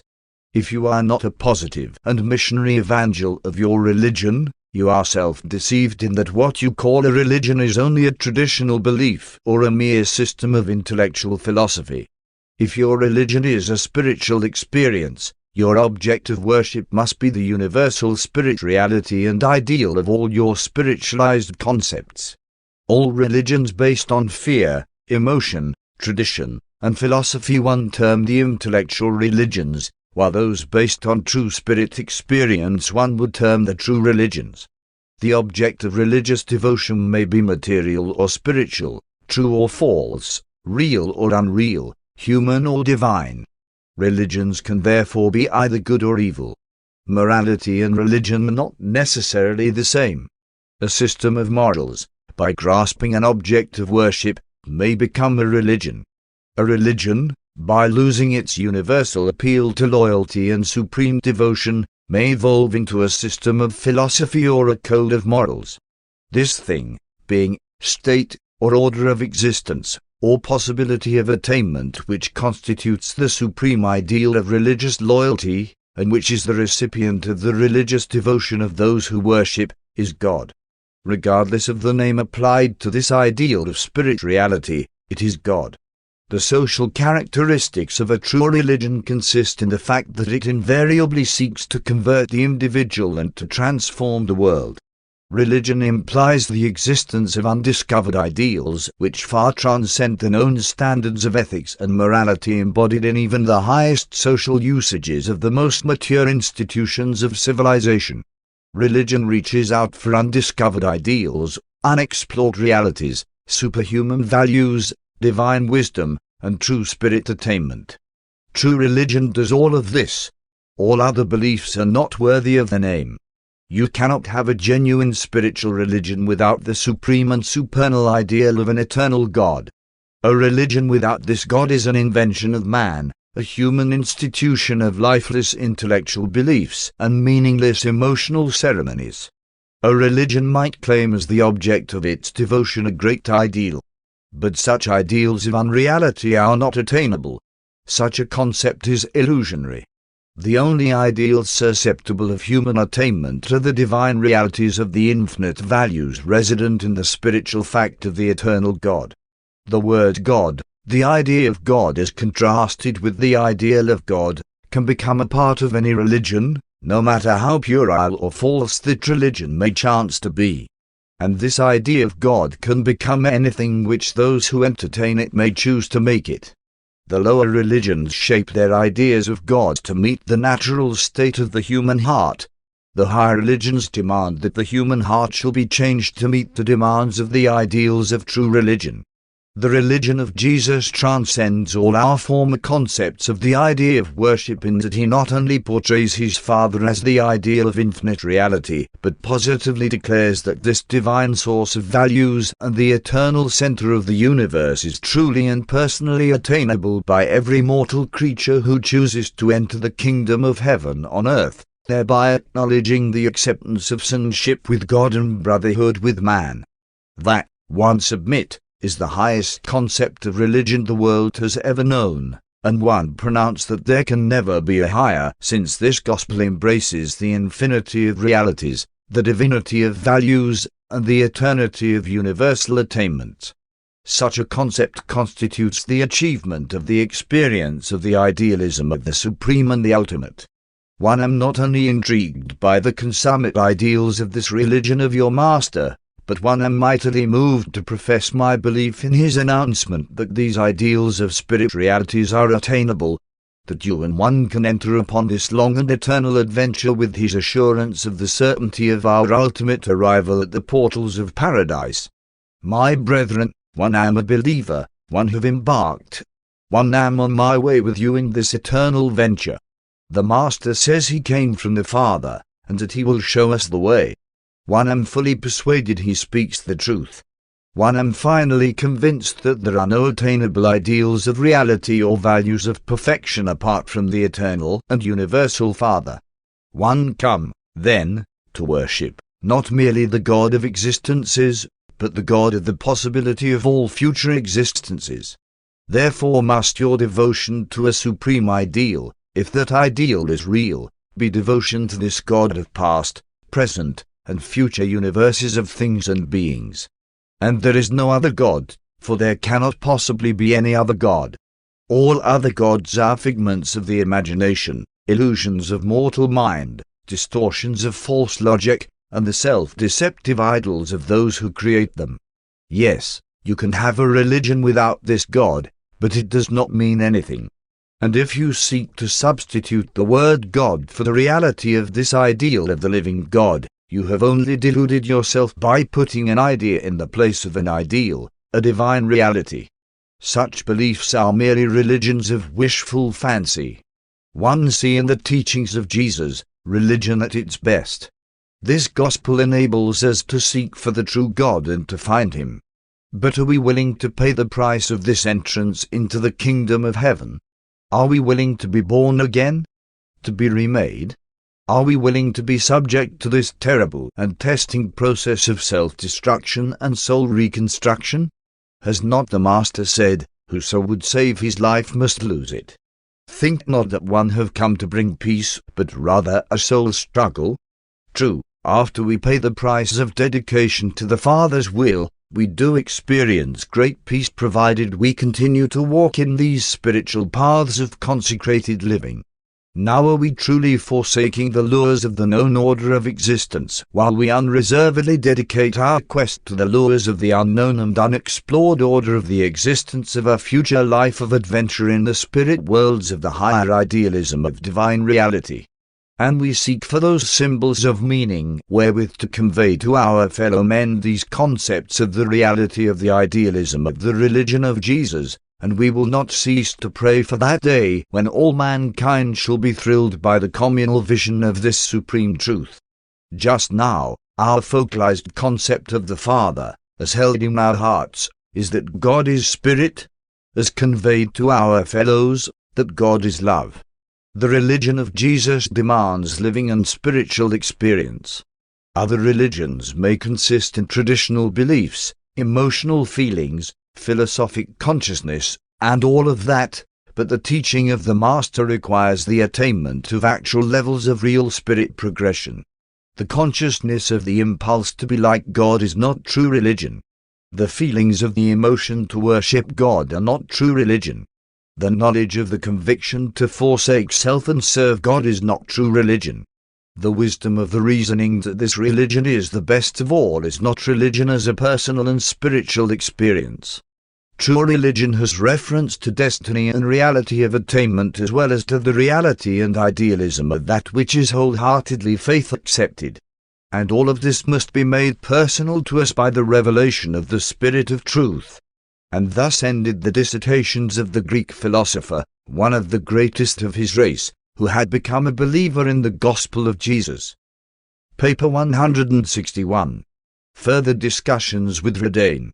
On Sunday, September the 25th, Anno Domini 29, the apostles and the evangelists assembled at Magadan.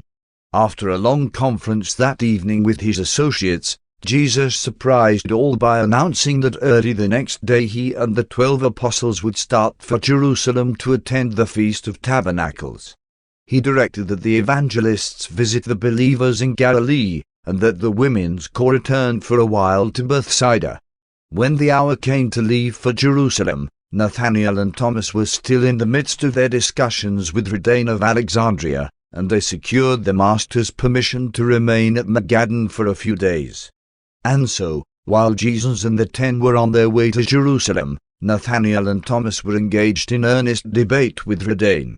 The week prior, in which Redain had expounded his philosophy, Thomas and Nathanael had alternated in presenting the gospel of the kingdom to the Greek philosopher. Redain discovered that he had been well instructed in Jesus' teachings by one of the former apostles of John the Baptist, who had been his teacher at Alexandria. 1. The personality of God. There was one matter on which Redain and the 2 apostles did not see alike, and that was the personality of God. Redain readily accepted all that was presented to him regarding the attributes of God, but he contended that the Father in heaven is not, cannot be, a person as man conceives personality. While the apostles found themselves in difficulty trying to prove that God is a person, Redain found it still more difficult to prove he is not a person. Redain contended that the fact of personality consists in the coexistent fact of full and mutual communication between beings of equality, beings who are capable of sympathetic understanding. Said Redain, in order to be a person, God must have symbols of spirit communication which would enable him to become fully understood by those who make contact with him. But since God is infinite and eternal, the creator of all other beings, it follows that, as regards beings of equality, God is alone in the universe. There are none equal to him. There are none with whom he can communicate as an equal.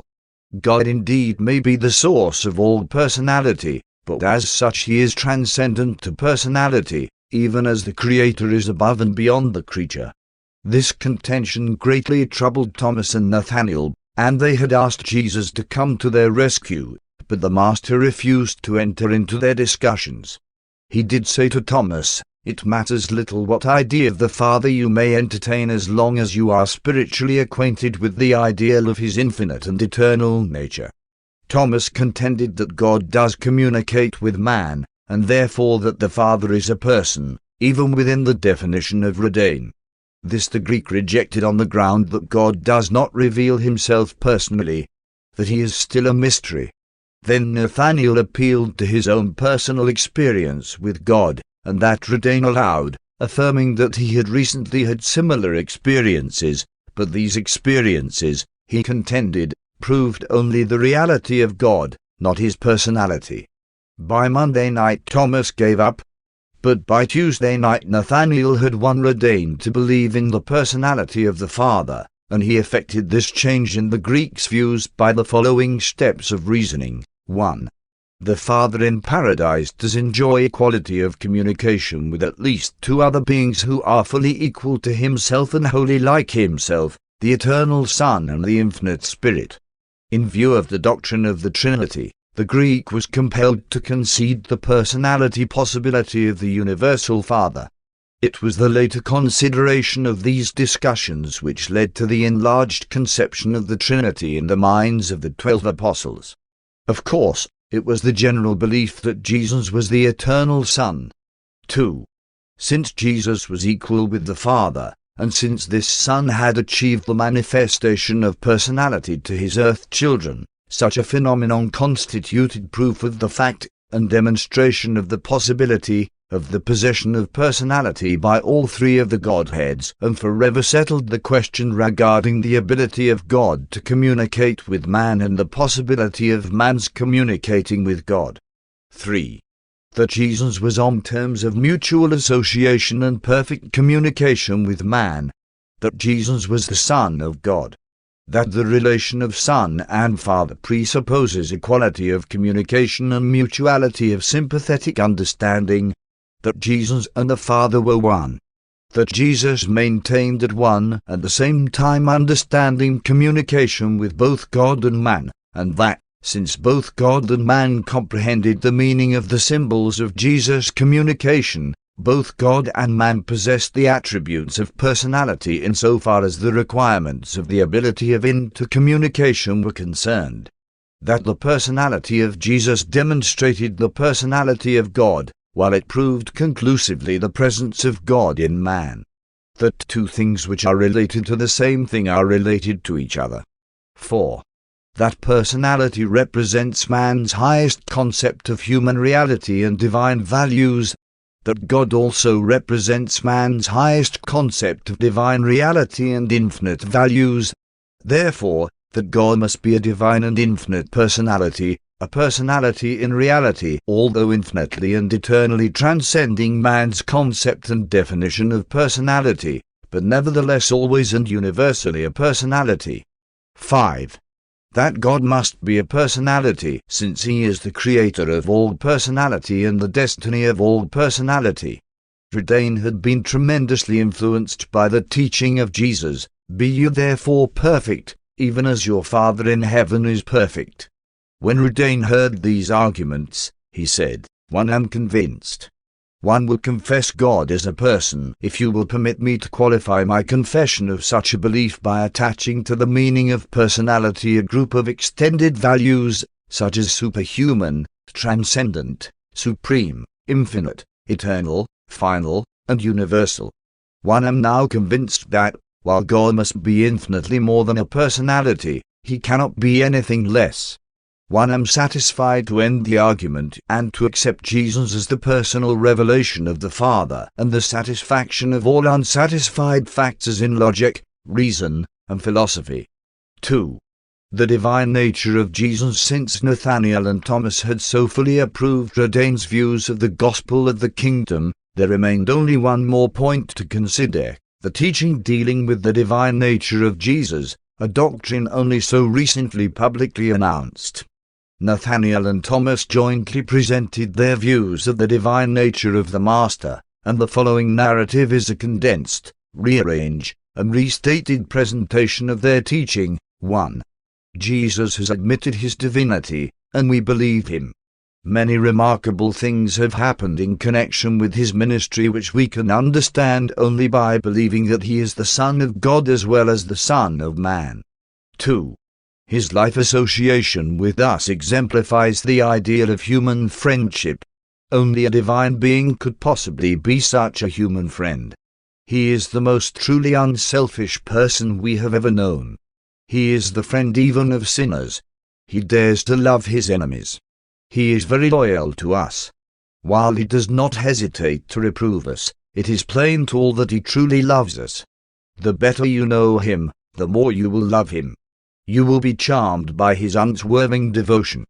Through all these years of our failure to comprehend his mission, he has been a faithful friend. While he makes no use of flattery, he does treat us all with equal kindness. He is invariably tender and compassionate. He has shared his life and everything else with us. We are a happy community. We share all things in common. We do not believe that a mere human could live such a blameless life under such trying circumstances. 3. We think Jesus is divine because he never does wrong. He makes no mistakes. His wisdom is extraordinary, his piety superb.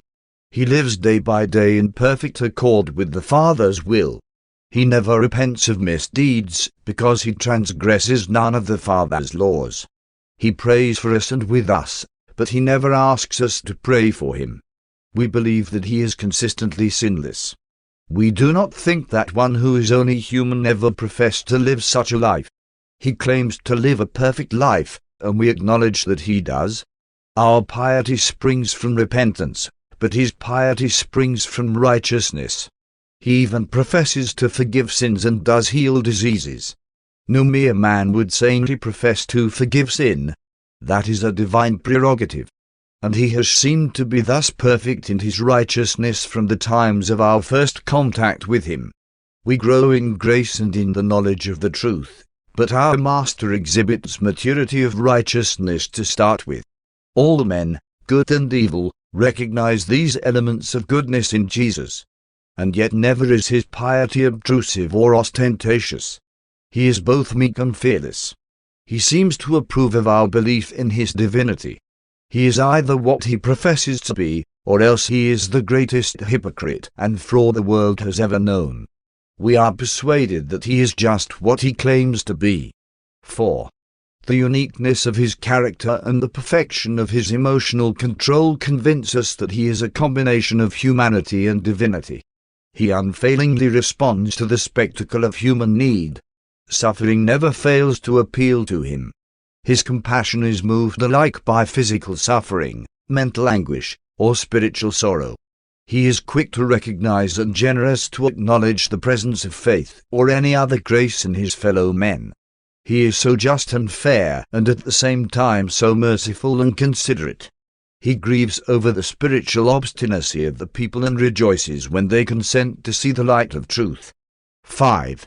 He seems to know the thoughts of men's minds and to understand the longings of their hearts. And he is always sympathetic with our troubled spirits.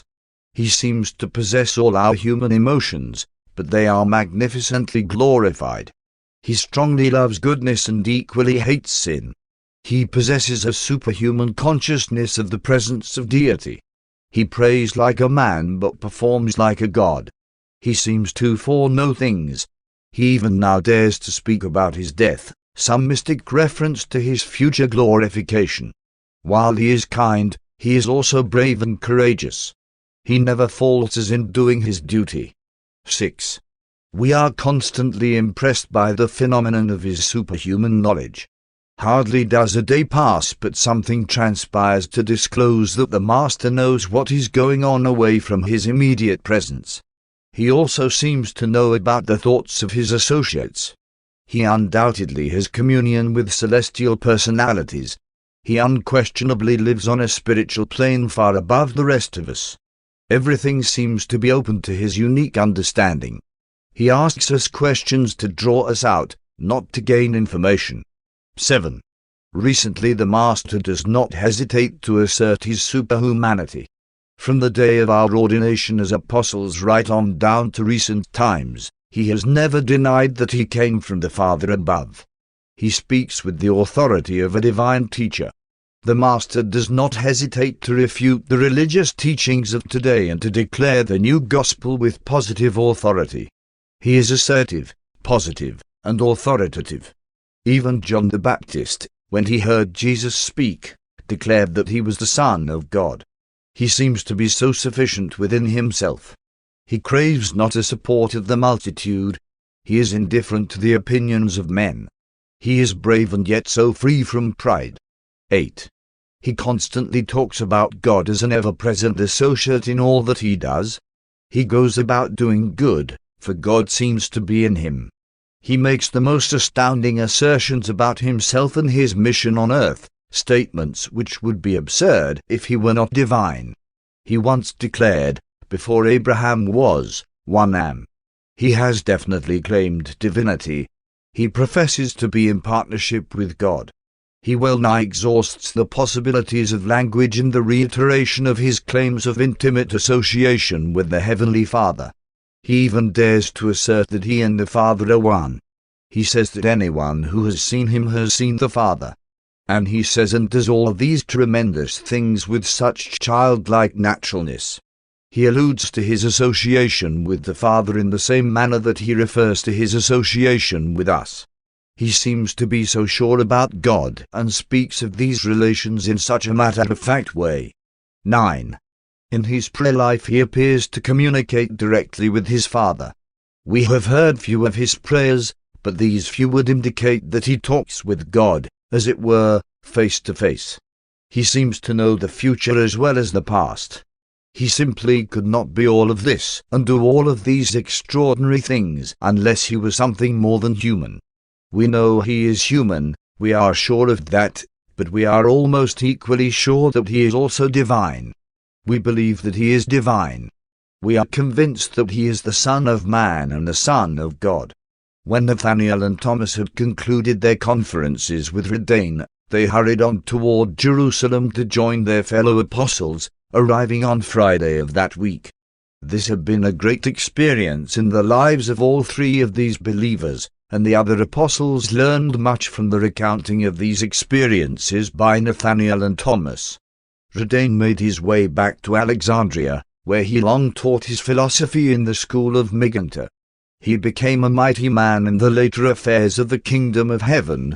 He was a faithful believer to the end of his earth days, yielding up his life in Greece with others when the persecutions were at their height. 3. Jesus' human and divine mind's consciousness of divinity was a gradual growth in the mind of Jesus up to the occasion of his baptism. After he became fully self-conscious of his divine nature, pre-human existence, and universe prerogatives, he seems to have possessed the power of variously limiting his human consciousness of his divinity. It appears to us that from his baptism until the crucifixion it was entirely optional with Jesus whether to depend only on the human mind or to utilize the knowledge of both the human and the divine minds. At times he appeared to avail himself of only that information which was resident in the human intellect.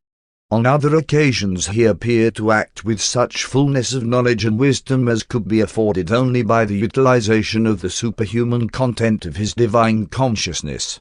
We can understand his unique performances only by accepting the theory that he could, at will, self-limit his divinity consciousness. We are fully cognizant that he frequently withheld from his associates his foreknowledge of events, and that he was aware of the nature of their thinking and planning. We understand that he did not wish his followers to know too fully that he was able to discern their thoughts and to penetrate their plans. He did not desire too far to transcend the concept of the human as it was held in the minds of his apostles and disciples. We are utterly at a loss to differentiate between his practice of self-limiting his divine consciousness and his technique of concealing his pre-knowledge and thought discernment from his human associates. We are convinced that he used both of these techniques, but we are not always able, in a given instance, to specify which method he may have employed. We frequently observed him acting with only the human content of consciousness. Then would we behold him in conference with the directors of the celestial hosts of the universe and discern the undoubted functioning of the divine mind.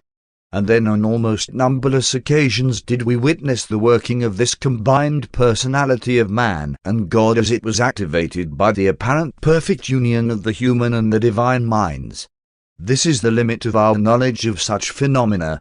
We really do not actually know the full truth about this mystery. Paper 162. At the Feast of Tabernacles. When Jesus started up to Jerusalem with the 10 apostles, he planned to go through Samaria, that being the shorter route. Accordingly, they passed down the eastern shore of the lake and, by way of Scythopolis, entered the borders of Samaria. Near nightfall Jesus sent Philip and Matthew over to a village on the eastern slopes of Mount Gilboa to secure lodging for the company. It so happened that these villagers were greatly prejudiced against the Jews, even more so than the average Samaritans, and these feelings were heightened at this particular time as so many were on their way to the Feast of Tabernacles. These people knew very little about Jesus, and they refused him lodging because he and his associates were Jews. When Matthew and Philip manifested indignation and informed these Samaritans that they were declining to entertain the Holy One of Israel, the infuriated villagers chased them out of the little town with sticks and stones. After Philip and Matthew had returned to their fellows and reported how they had been driven out of the village, James and John stepped up to Jesus and said, "Master, we pray you to give us permission to bid fire come down from heaven to devour these insolent and impenitent Samaritans." But when Jesus heard these words of vengeance, he turned upon the sons of Zebedee and severely rebuked them. "You know not what manner of attitude you manifest. Vengeance savours not of the outlook of the kingdom of heaven. Rather than dispute, let us journey over to the little village by the Jordan ford." Thus, because of sectarian prejudice, these Samaritans denied themselves the honor of showing hospitality to the Creator Son of the universe. Jesus and the 10 stopped for the night at the village near the Jordan ford. Early the next day they crossed the river and continued on to Jerusalem by way of the East Jordan Highway, arriving at Bethany late Wednesday evening. Thomas and Nathanael arrived on Friday, having been delayed by their conferences with Redain. Jesus and the 12 remained in the vicinity of Jerusalem until the end of the following month, October, about 4½ weeks. Jesus himself went into the city only a few times, and these brief visits were made during the days of the Feast of Tabernacles. He spent a considerable portion of October with Abner and his associates at Bethlehem. 1. The dangers of the visit to Jerusalem. Long before they fled from Galilee, the followers of Jesus had implored him to go to Jerusalem to proclaim the gospel of the kingdom in order that his message might have the prestige of having been preached at the center of Jewish culture and learning. But now that he had actually come to Jerusalem to teach, they were afraid for his life. Knowing that the Sanhedrin had sought to bring Jesus to Jerusalem for trial, and recalling the Master's recently reiterated declarations that he must be subject to death, the apostles had been literally stumped by his sudden decision to attend the Feast of Tabernacles. To all their previous entreaties that he go to Jerusalem he had replied, "The hour has not yet come." Now, to their protests of fear he answered only, "But the hour has come." During the Feast of Tabernacles Jesus went boldly into Jerusalem on several occasions and publicly taught in the temple. This he did in spite of the efforts of his apostles to dissuade him. Though they had long urged him to proclaim his message in Jerusalem, they now feared to see him enter the city at this time, knowing full well that the scribes and Pharisees were bent on bringing about his death. Jesus' bold appearance in Jerusalem more than ever confused his followers. Many of his disciples, and even Judas Iscariot, the apostle, had dared to think that Jesus had fled in haste into Phoenicia because he feared the Jewish leaders and Herod Antipas. They failed to comprehend the significance of the Master's movements. His presence in Jerusalem at the Feast of Tabernacles, even in opposition to the advice of his followers, sufficed forever to put an end to all whisperings about fear and cowardice. During the Feast of Tabernacles, thousands of believers from all parts of the Roman Empire saw Jesus, heard him teach, and many even journeyed out to Bethany to confer with him regarding the progress of the kingdom in their home districts.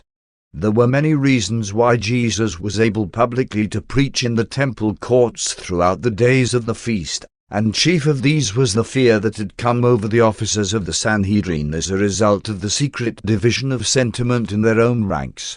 It was a fact that many of the members of the Sanhedrin either secretly believed in Jesus or else were decidedly averse to arresting him during the feast, when such large numbers of people were present in Jerusalem, many of whom either believed in him or were at least friendly to the spiritual movement which he sponsored. The efforts of Abner and his associates throughout Judah had also done much to consolidate sentiment favorable to the kingdom, so much so that the enemies of Jesus dared not be too outspoken in their opposition. This was one of the reasons why Jesus could publicly visit Jerusalem and live to go away. 1 or 2 months before this he would certainly have been put to death. But the audacious boldness of Jesus in publicly appearing in Jerusalem overawed his enemies. They were not prepared for such a daring challenge. Several times during this month the Sanhedrin made feeble attempts to place the Master under arrest, but nothing came of these efforts. His enemies were so taken aback by Jesus' unexpected public appearance in Jerusalem that they conjectured he must have been promised protection by the Roman authorities. Knowing that Philip, Herod Antipas's brother, was almost a follower of Jesus, the members of the Sanhedrin speculated that Philip had secured for Jesus promises of protection against his enemies. Jesus had departed from their jurisdiction before they awakened to the realization that they had been mistaken in the belief that his sudden and bold appearance in Jerusalem had been due to a secret understanding with the Roman officials. Only the 12 apostles had known that Jesus intended to attend the Feast of Tabernacles when they had departed from Magadan. The other followers of the Master were greatly astonished when he appeared in the temple courts and began publicly to teach, and the Jewish authorities were surprised beyond expression when it was reported that he was teaching in the temple.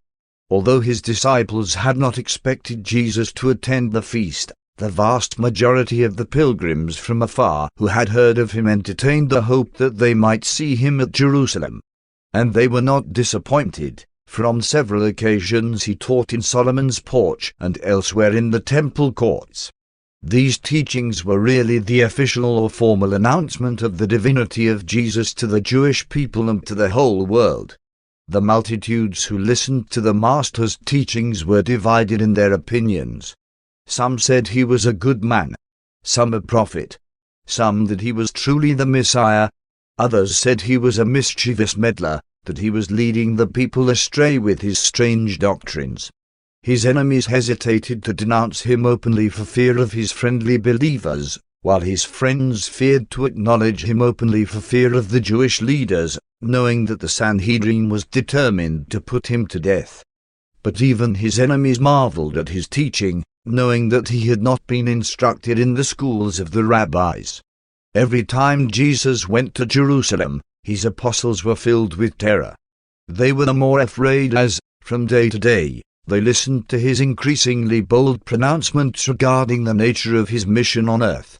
They were unaccustomed to hearing Jesus make such positive claims and such amazing assertions even when preaching among his friends. 2. The first temple talk. The first afternoon that Jesus taught in the temple, a considerable company sat listening to his words depicting the liberty of the new gospel and the joy of those who believe the good news, when a curious listener interrupted him to ask, "Teacher, how is it you can quote the scriptures and teach the people so fluently when one am told that you are untaught in the learning of the rabbis?" Jesus replied, "No man has taught me the truths which one declare to you. And this teaching is not mine but his who sent me. If any man really desires to do my Father's will, he shall certainly know about my teaching, whether it be God's or whether one speak for myself. He who speaks for himself seeks his own glory, but when one declare the words of the Father, one thereby seek the glory of him who sent me. But before you try to enter into the new light, should you not rather follow the light you already have? Moses gave you the law, yet how many of you honestly seek to fulfill its demands? Moses in this law enjoins you, saying, 'You shall not kill.' Notwithstanding this command, some of you seek to kill the Son of Man." When the crowd heard these words, they fell to wrangling among themselves. Some said he was mad, some that he had a devil. Others said this was indeed the prophet of Galilee, whom the scribes and Pharisees had long sought to kill. Some said the religious authorities were afraid to molest him. Others thought that they laid not hands upon him because they had become believers in him. After considerable debate, one of the crowd stepped forward and asked Jesus, "Why do the rulers seek to kill you?"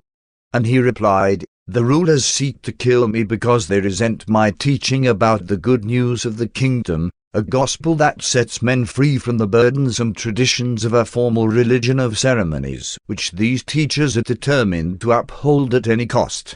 They circumcise in accordance with the law on the Sabbath day, but they would kill me because one once on the Sabbath day set free a man held in the bondage of affliction. They follow after me on the Sabbath to spy on me, but will kill me because on another occasion one chose to make a grievously stricken man completely whole on the Sabbath day.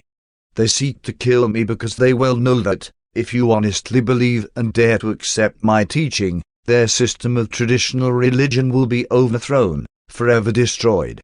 Thus will they be deprived of authority over that to which they have devoted their lives, since they steadfastly refuse to accept this new and more glorious gospel of the kingdom of God.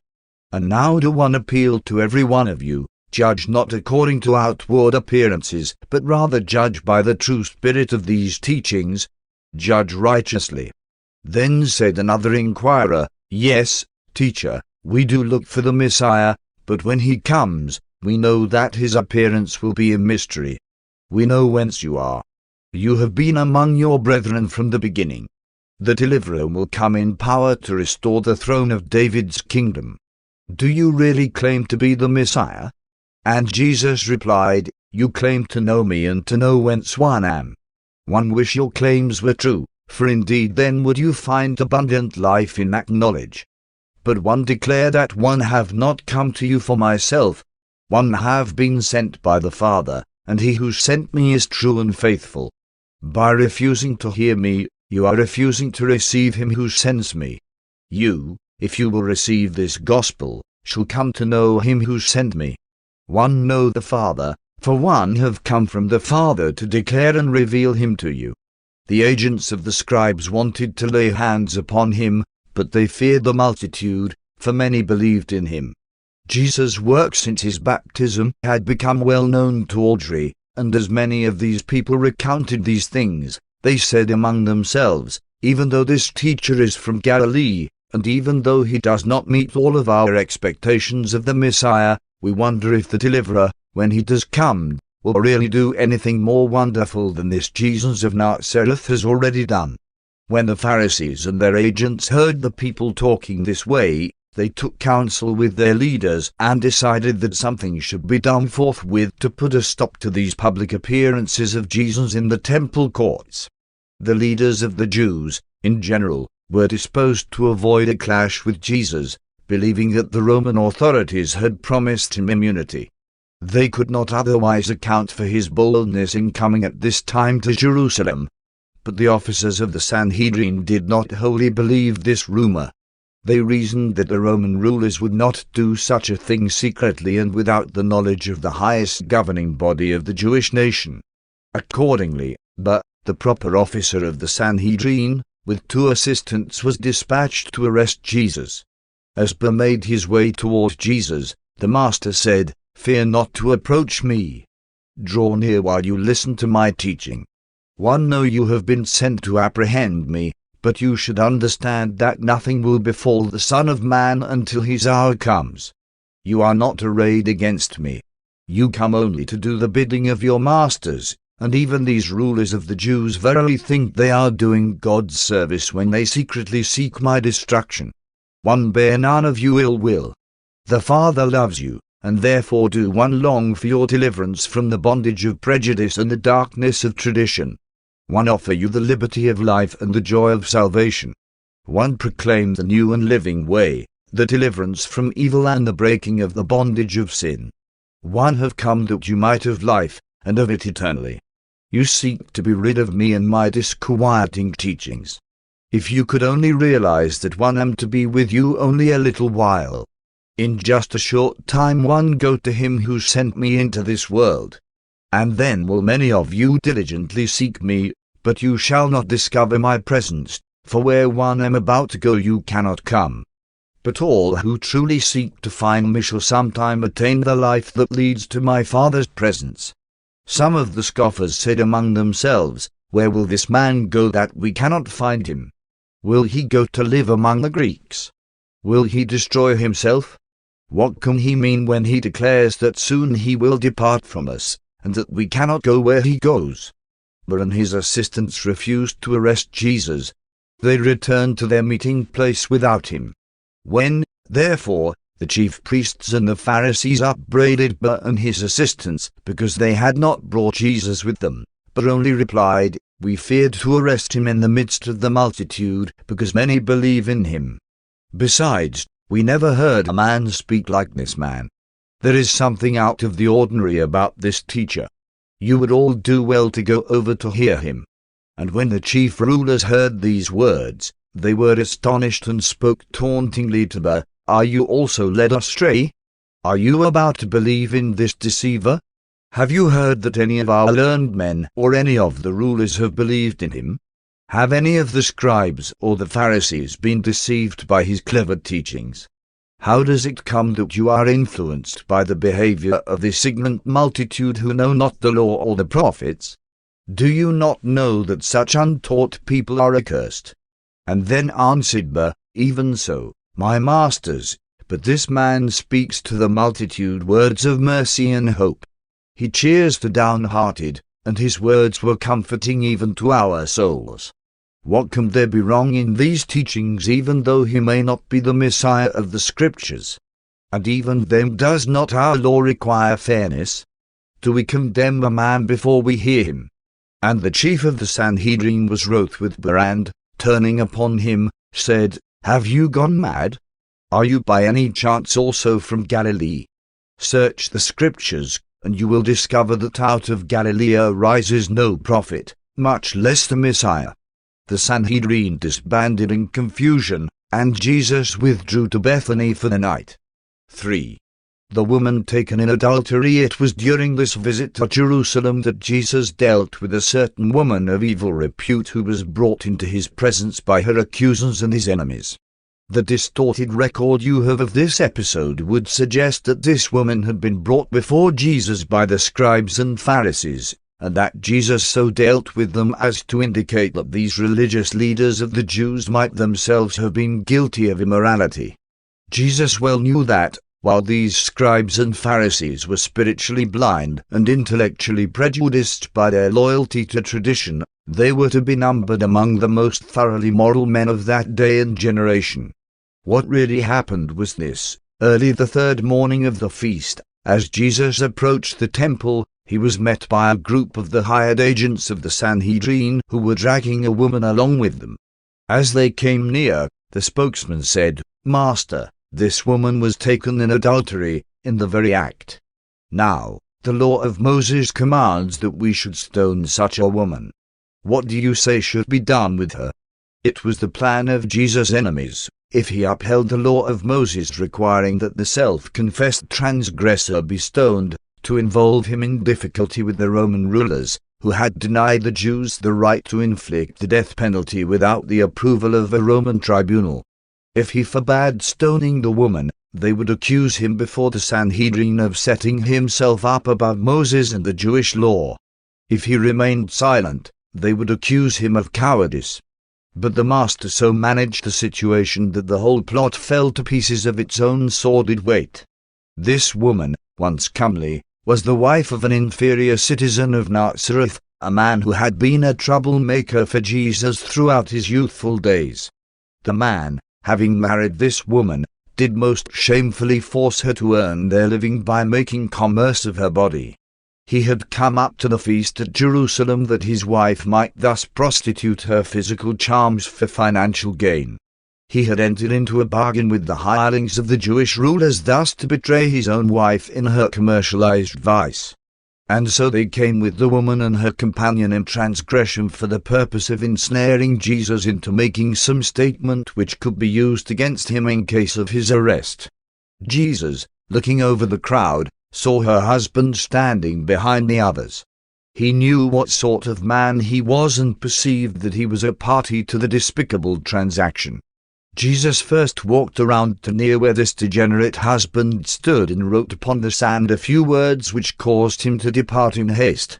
Then he came back before the woman and wrote again upon the ground for the benefit of her would-be accusers. And when they read his words, They, too, went away, one by one.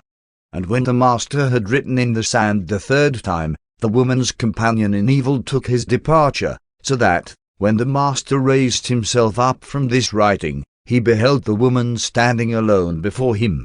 Jesus said, "Woman, where are your accusers? Did no man remain to stone you?" And the woman, lifting up her eyes, answered, "No man, Lord." And then said Jesus, "One know about you, neither do one condemn you. Go your way in peace." And this woman, Hildan, forsook her wicked husband and joined herself to the disciples of the kingdom. 4. The Feast of Tabernacles. The presence of people from all of the known world, from Spain to India, made the Feast of Tabernacles an ideal occasion for Jesus for the first time publicly to proclaim his full gospel in Jerusalem. At this feast the people lived much in the open air, in leafy booths. It was the feast of the harvesting gathering, and coming, as it did, in the cool of the autumn months, it was more generally attended by the Jews of the world than was the Passover at the end of the winter or Pentecost at the beginning of summer. The apostles at last beheld their Master making the bold announcement of his mission on earth before all the world, as it were. This was the feast of feasts, since any sacrifice not made at the other festivals could be made at this time.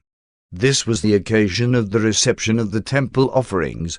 It was a combination of vacation pleasures with the solemn rites of religious worship.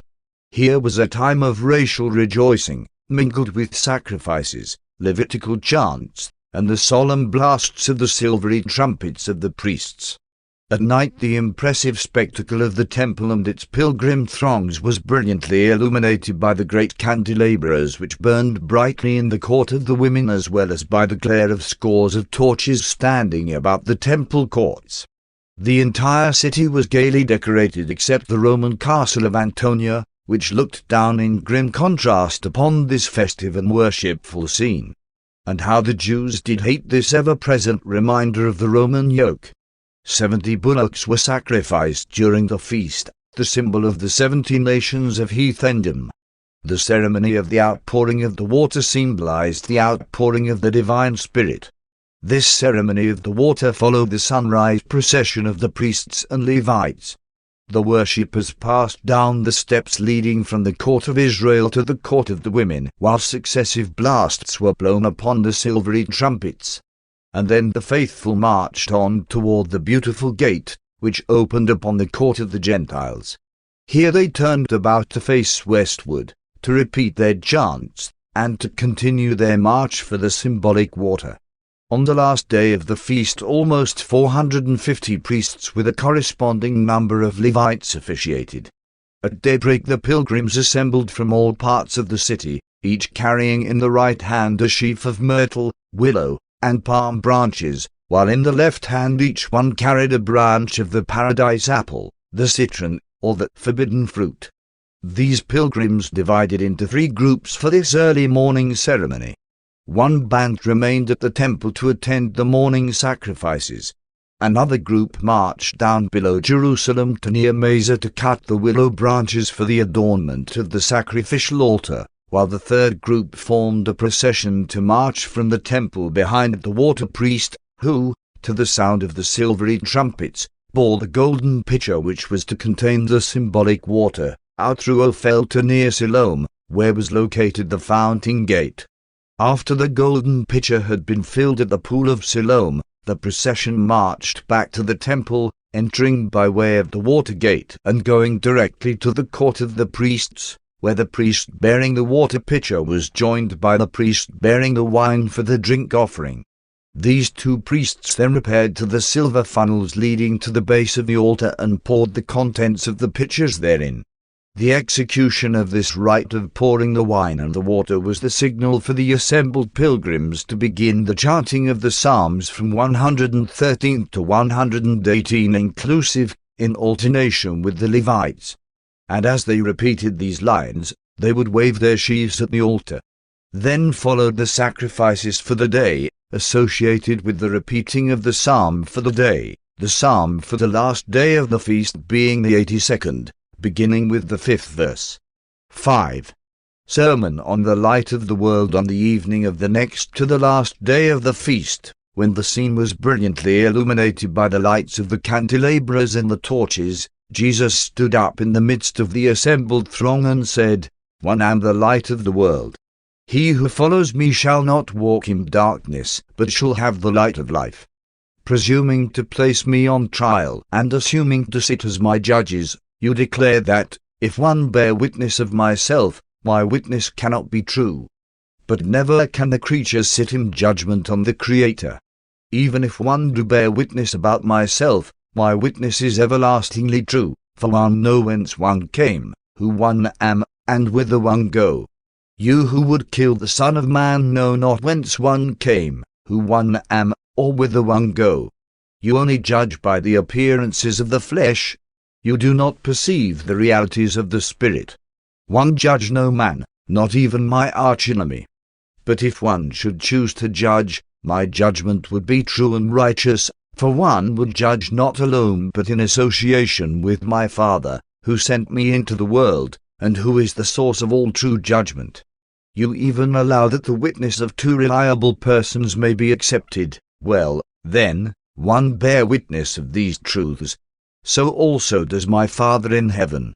And when one told you this yesterday, in your darkness you asked me, "Where is your Father?"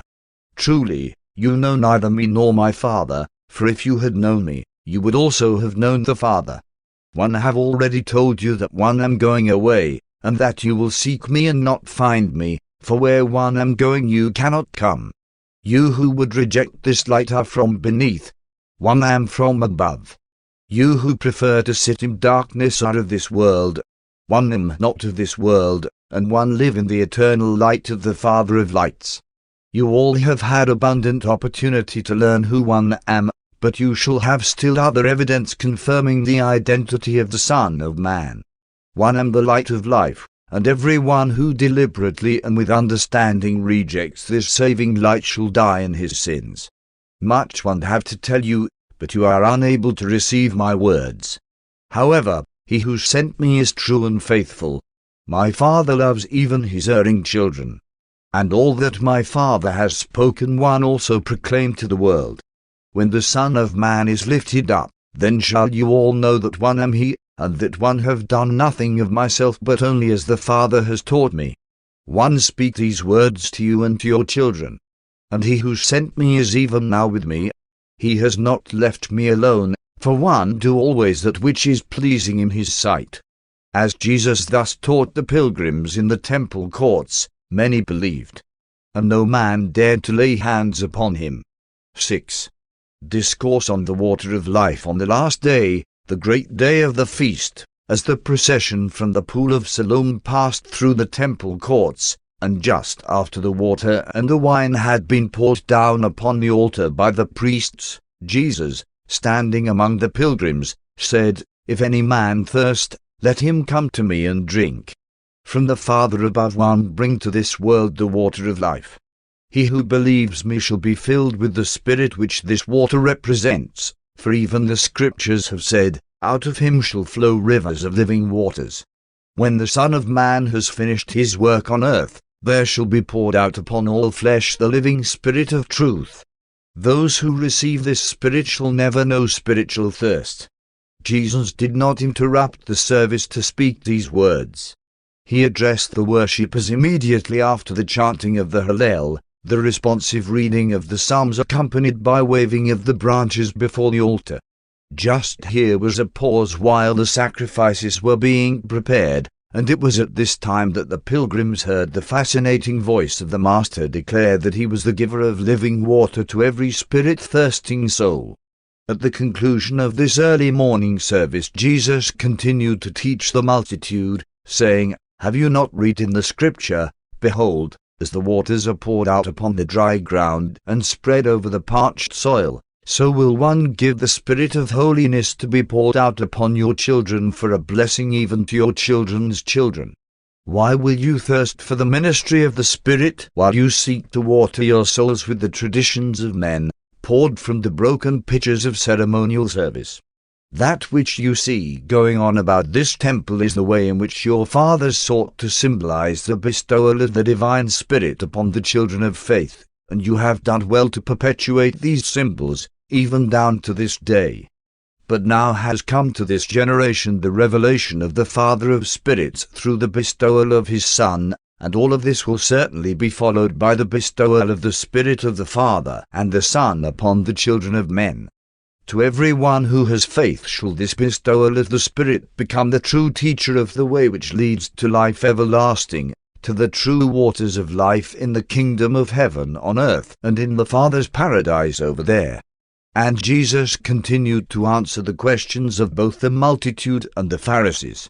Some thought he was a prophet, some believed him to be the Messiah, others said he could not be the Christ, seeing that he came from Galilee, and that the Messiah must restore David's throne.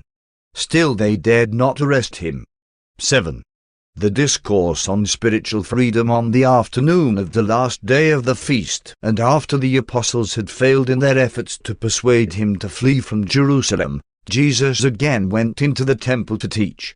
Finding a large company of believers assembled in Solomon's porch, he spoke to them, saying, "If my words abide in you and you are minded to do the will of my Father, then are you truly my disciples. You shall know the truth, and the truth shall make you free." 1. Know how you will answer me, "We are the children of Abraham, and we are in bondage to none. How then shall we be made free?" Even so, 1. Do not speak of outward subjection to another's rule. 1. Refer to the liberties of the soul. Verily, verily, 1 say to you, everyone who commits sin is the bondservant of sin. And you know that the bondservant is not likely to abide forever in the master's house. You also know that the son does remain in his father's house. If, therefore, the Son shall make you free, shall make you sons, you shall be free indeed. 1. Know that you are Abraham's seed, yet your leaders seek to kill me because my word has not been allowed to have its transforming influence in their hearts. Their souls are sealed by prejudice and blinded by the pride of revenge.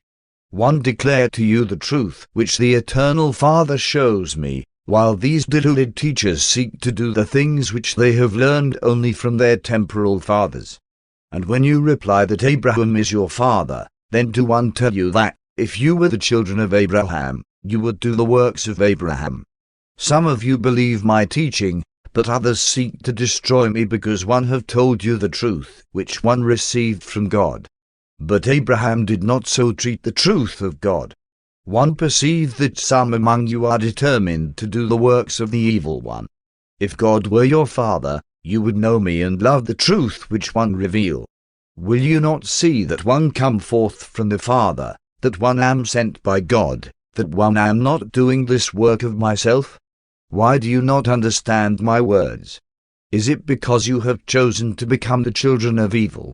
If you are the children of darkness, you will hardly walk in the light of the truth which 1 reveal.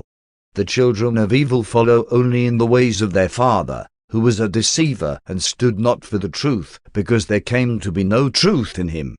But now comes the Son of Man speaking and living the truth, and many of you refuse to believe. Which of you convicts me of sin? If 1, then, proclaim and live the truth shown me by the Father, why do you not believe? He who is of God hears gladly the words of God.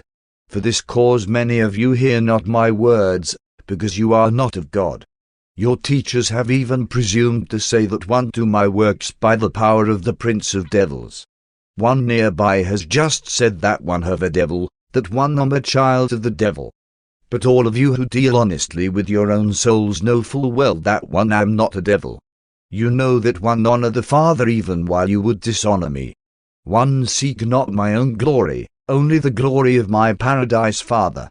And 1 do not judge you, for there is 1 who judges for me. Verily, verily, 1 say to you who believe the gospel that, if a man will keep this word of truth alive in his heart, he shall never taste death.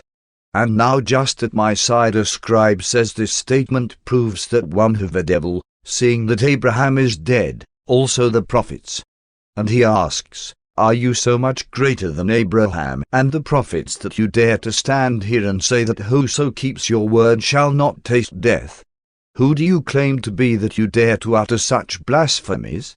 And one say to all such that, if one glorify myself, my glory is as nothing. But it is the Father who shall glorify me, even the same Father whom you call God.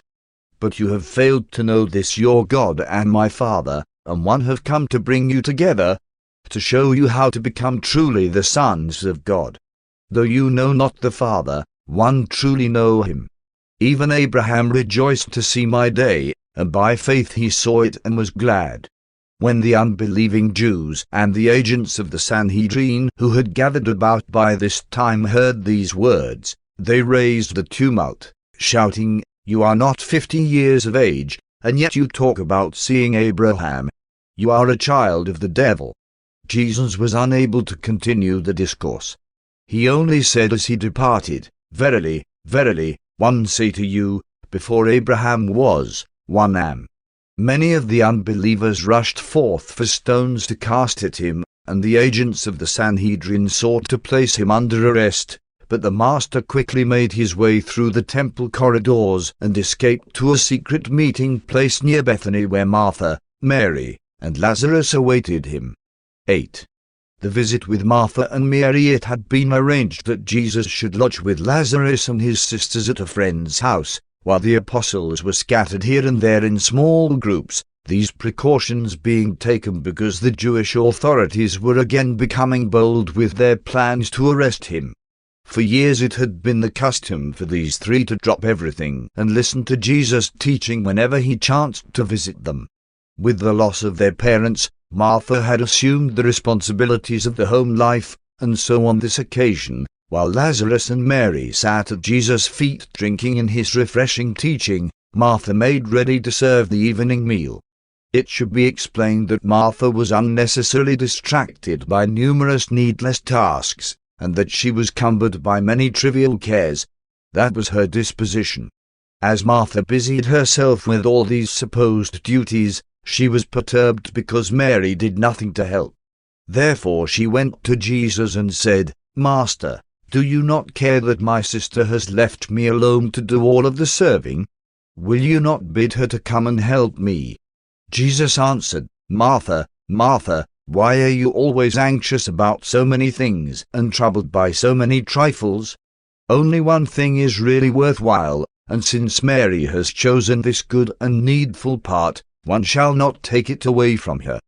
But when will both of you learn to live as one have taught you, both serving in cooperation and both refreshing your souls in unison? Can you not learn that there is a time for everything, that the lesser matters of life should give way before the greater things of the heavenly kingdom?" 9. At Bethlehem with Abner. Throughout the week that followed the Feast of Tabernacles, scores of believers foregathered at Bethany and received instruction from the 12 apostles. The Sanhedrin made no effort to molest these gatherings since Jesus was not present. He was throughout this time working with Abner and his associates in Bethlehem. The day following the close of the feast, Jesus had departed for Bethany, and he did not again teach in the temple during this visit to Jerusalem. At this time, Abner was making his headquarters at Bethlehem, and from that center many workers had been sent to the cities of Judah and southern Samaria and even to Alexandria. Within a few days of his arrival, Jesus and Abner completed the arrangements for the consolidation of the work of the two groups of apostles. Throughout his visit to the Feast of Tabernacles, Jesus had divided his time about equally between Bethany and Bethlehem. At Bethany he spent considerable time with his apostles. At Bethlehem he gave much instruction to Abner and the other former apostles of John. And it was this intimate contact that finally led them to believe in him. These former apostles of John the Baptist were influenced by the courage he displayed in his public teaching in Jerusalem, as well as by the sympathetic understanding they experienced in his private teaching at Bethlehem. These influences finally and fully won over each of Abner's associates to a wholehearted acceptance of the kingdom and all that such a step implied. Before leaving Bethlehem for the last time, The Master made arrangements for them all to join him in the united effort which was to precede the ending of his earth career in the flesh. It was agreed that Abner and his associates were to join Jesus and the 12 in the near future at Magadan Park. In accordance with this understanding, early in November Abner and his 11 fellows cast their lot with Jesus and the 12 and labored with them as one organization right on down to the crucifixion. In the latter part of October Jesus and the 12 withdrew from the immediate vicinity of Jerusalem. On Sunday, October the 30th, Jesus and his associates left the city of Ephraim, where he had been resting in seclusion for a few days, and, going by the West Jordan Highway directly to Magadan Park, arrived late on the afternoon of Wednesday, November the 2nd. The apostles were greatly relieved to have the Master back on friendly soil.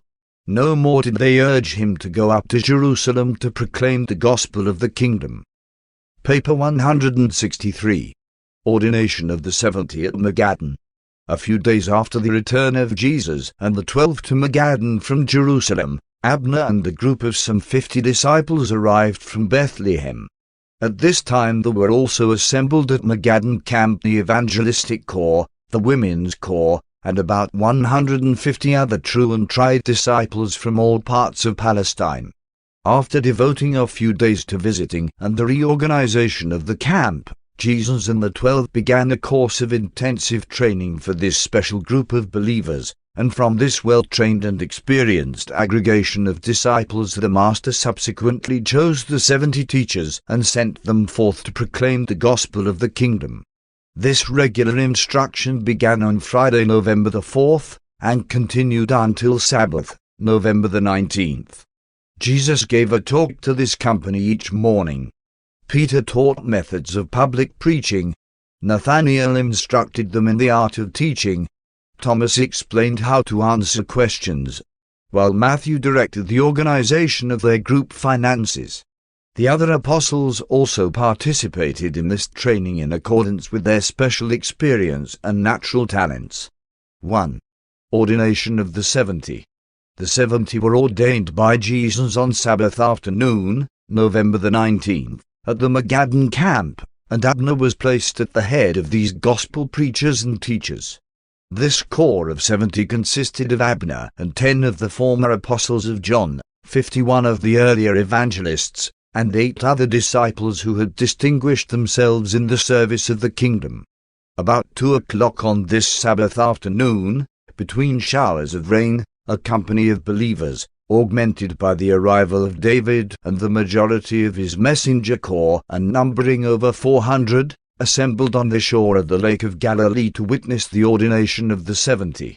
Before Jesus laid his hands upon the heads of the 70 to set them apart as gospel messengers, addressing them, he said, "The harvest is indeed plenteous, but the laborers are few. Therefore I exhort all of you to pray that the Lord of the harvest will send still other laborers into his harvest. 1. I am about to set you apart as messengers of the kingdom. 1. I am about to send you to Jew and Gentile as lambs among wolves. As you go your ways, 2 and 2, 1 instruct you to carry neither purse nor extra clothing, for you go forth on this first mission for only a short season. Salute no man by the way, attend only to your work. Whenever you go to stay at home, first say, Peace be to this household. If those who love peace live therein, you shall abide there. If not, then shall you depart.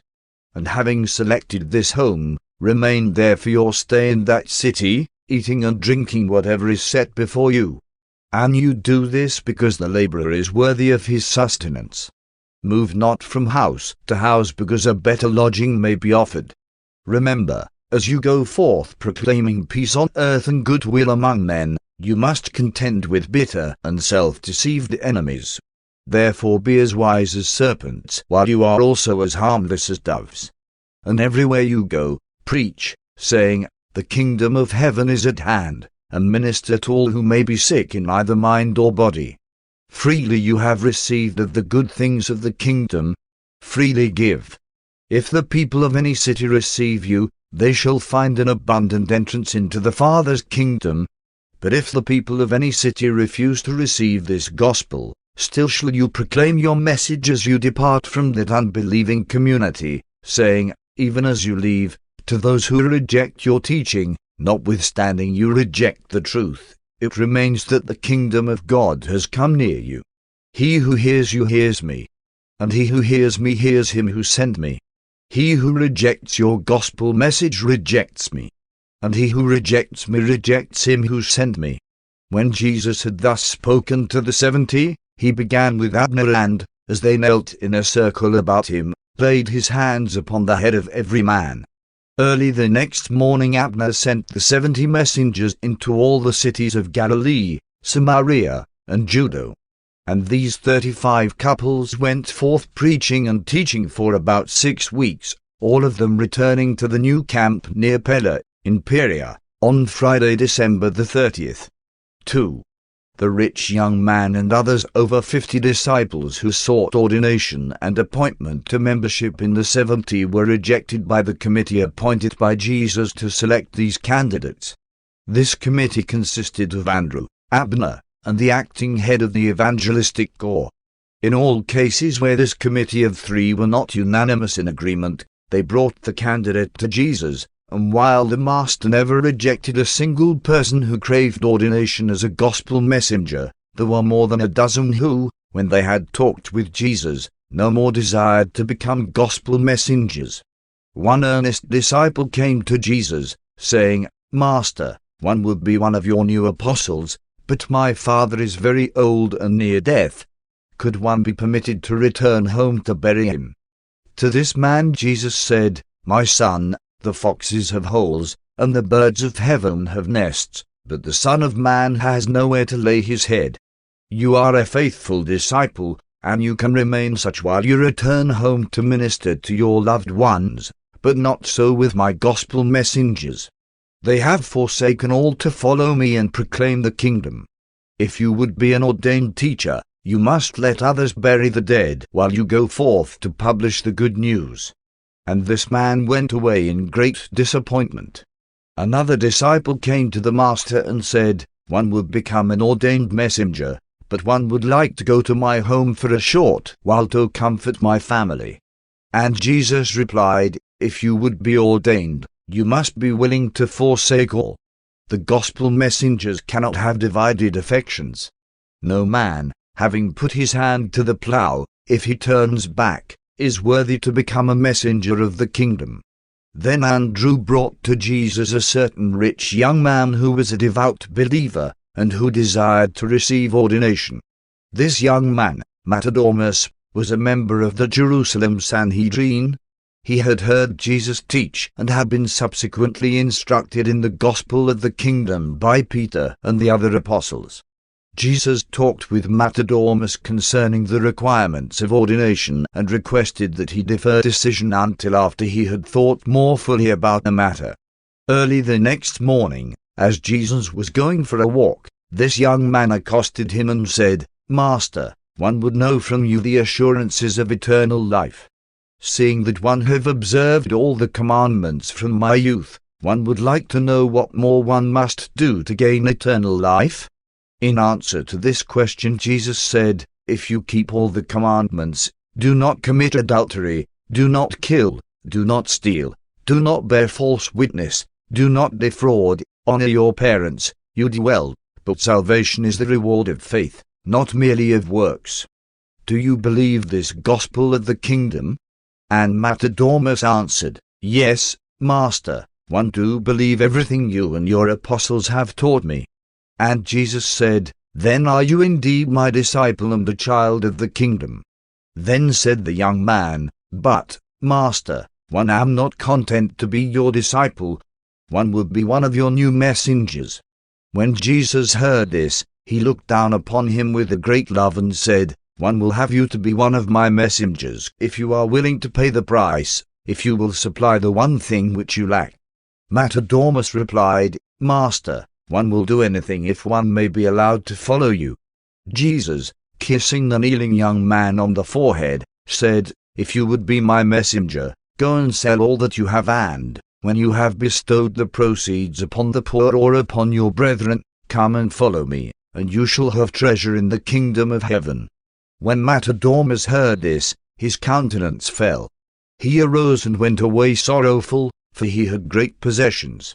This wealthy young Pharisee had been raised to believe that wealth was the token of God's favor. Jesus knew that he was not free from the love of himself and his riches. The Master wanted to deliver him from the love of wealth, not necessarily from the wealth. While the disciples of Jesus did not part with all their worldly goods, the apostles and the 70 did. Matadomus desired to be one of the 70 new messengers, and that was the reason for Jesus requiring him to part with all of his temporal possessions. Almost every human being has some one thing which is held on to as a pet evil, and which the entrance into the kingdom of heaven requires as a part of the price of admission. If Matadomus had parted with his wealth, it probably would have been put right back into his hands for administration as treasurer of the 70. For later on, after the establishment of the church at Jerusalem, he did obey the Master's injunction, although it was then too late to enjoy membership in the 70, and he became the treasurer of the Jerusalem church, of which James, the Lord's brother in the flesh, was the head. Thus always it was and forever will be. Men must arrive at their own decisions. There is a certain range of the freedom of choice which mortals may exercise. The forces of the spiritual world will not coerce man. They allow him to go the way of his own choosing. Jesus foresaw that Matadomus, with his riches, could not possibly become an ordained associate of men who had forsaken all for the gospel. At the same time, he saw that, without his riches, he would become the ultimate leader of all of them. But, like Jesus' own brethren, he never became great in the kingdom because he deprived himself of that intimate and personal association with the Master which might have been his experience had he been willing to do at this time the very thing which Jesus asked, and which, several years subsequently, he actually did. Riches have nothing directly to do with entrance into the kingdom of heaven, but the love of wealth does. The spiritual loyalties of the kingdom are incompatible with servility to materialistic mammon. Man may not share his supreme loyalty to a spiritual ideal with a material devotion. Jesus never taught that it was wrong to have wealth. He required only the 12 and the 70 to dedicate all of their worldly possessions to the common cause. Even then, he provided for the profitable liquidation of their property, as in the case of the Apostle Matthew. Jesus many times advised his well-to-do disciples as he taught the rich man of Rome. The Master regarded the wise investment of excess earnings as a legitimate form of insurance against future and unavoidable adversity. When the apostolic treasury was overflowing, Judas put funds on deposit to be used subsequently when they might suffer greatly from a diminution of income. This Judas did after consultation with Andrew. Jesus never personally had anything to do with the apostolic finances except in the disbursement of alms. But there was one economic abuse which he many times condemned, and that was the unfair exploitation of the weak, unlearned, and less fortunate of men by their strong, keen, and more intelligent fellows.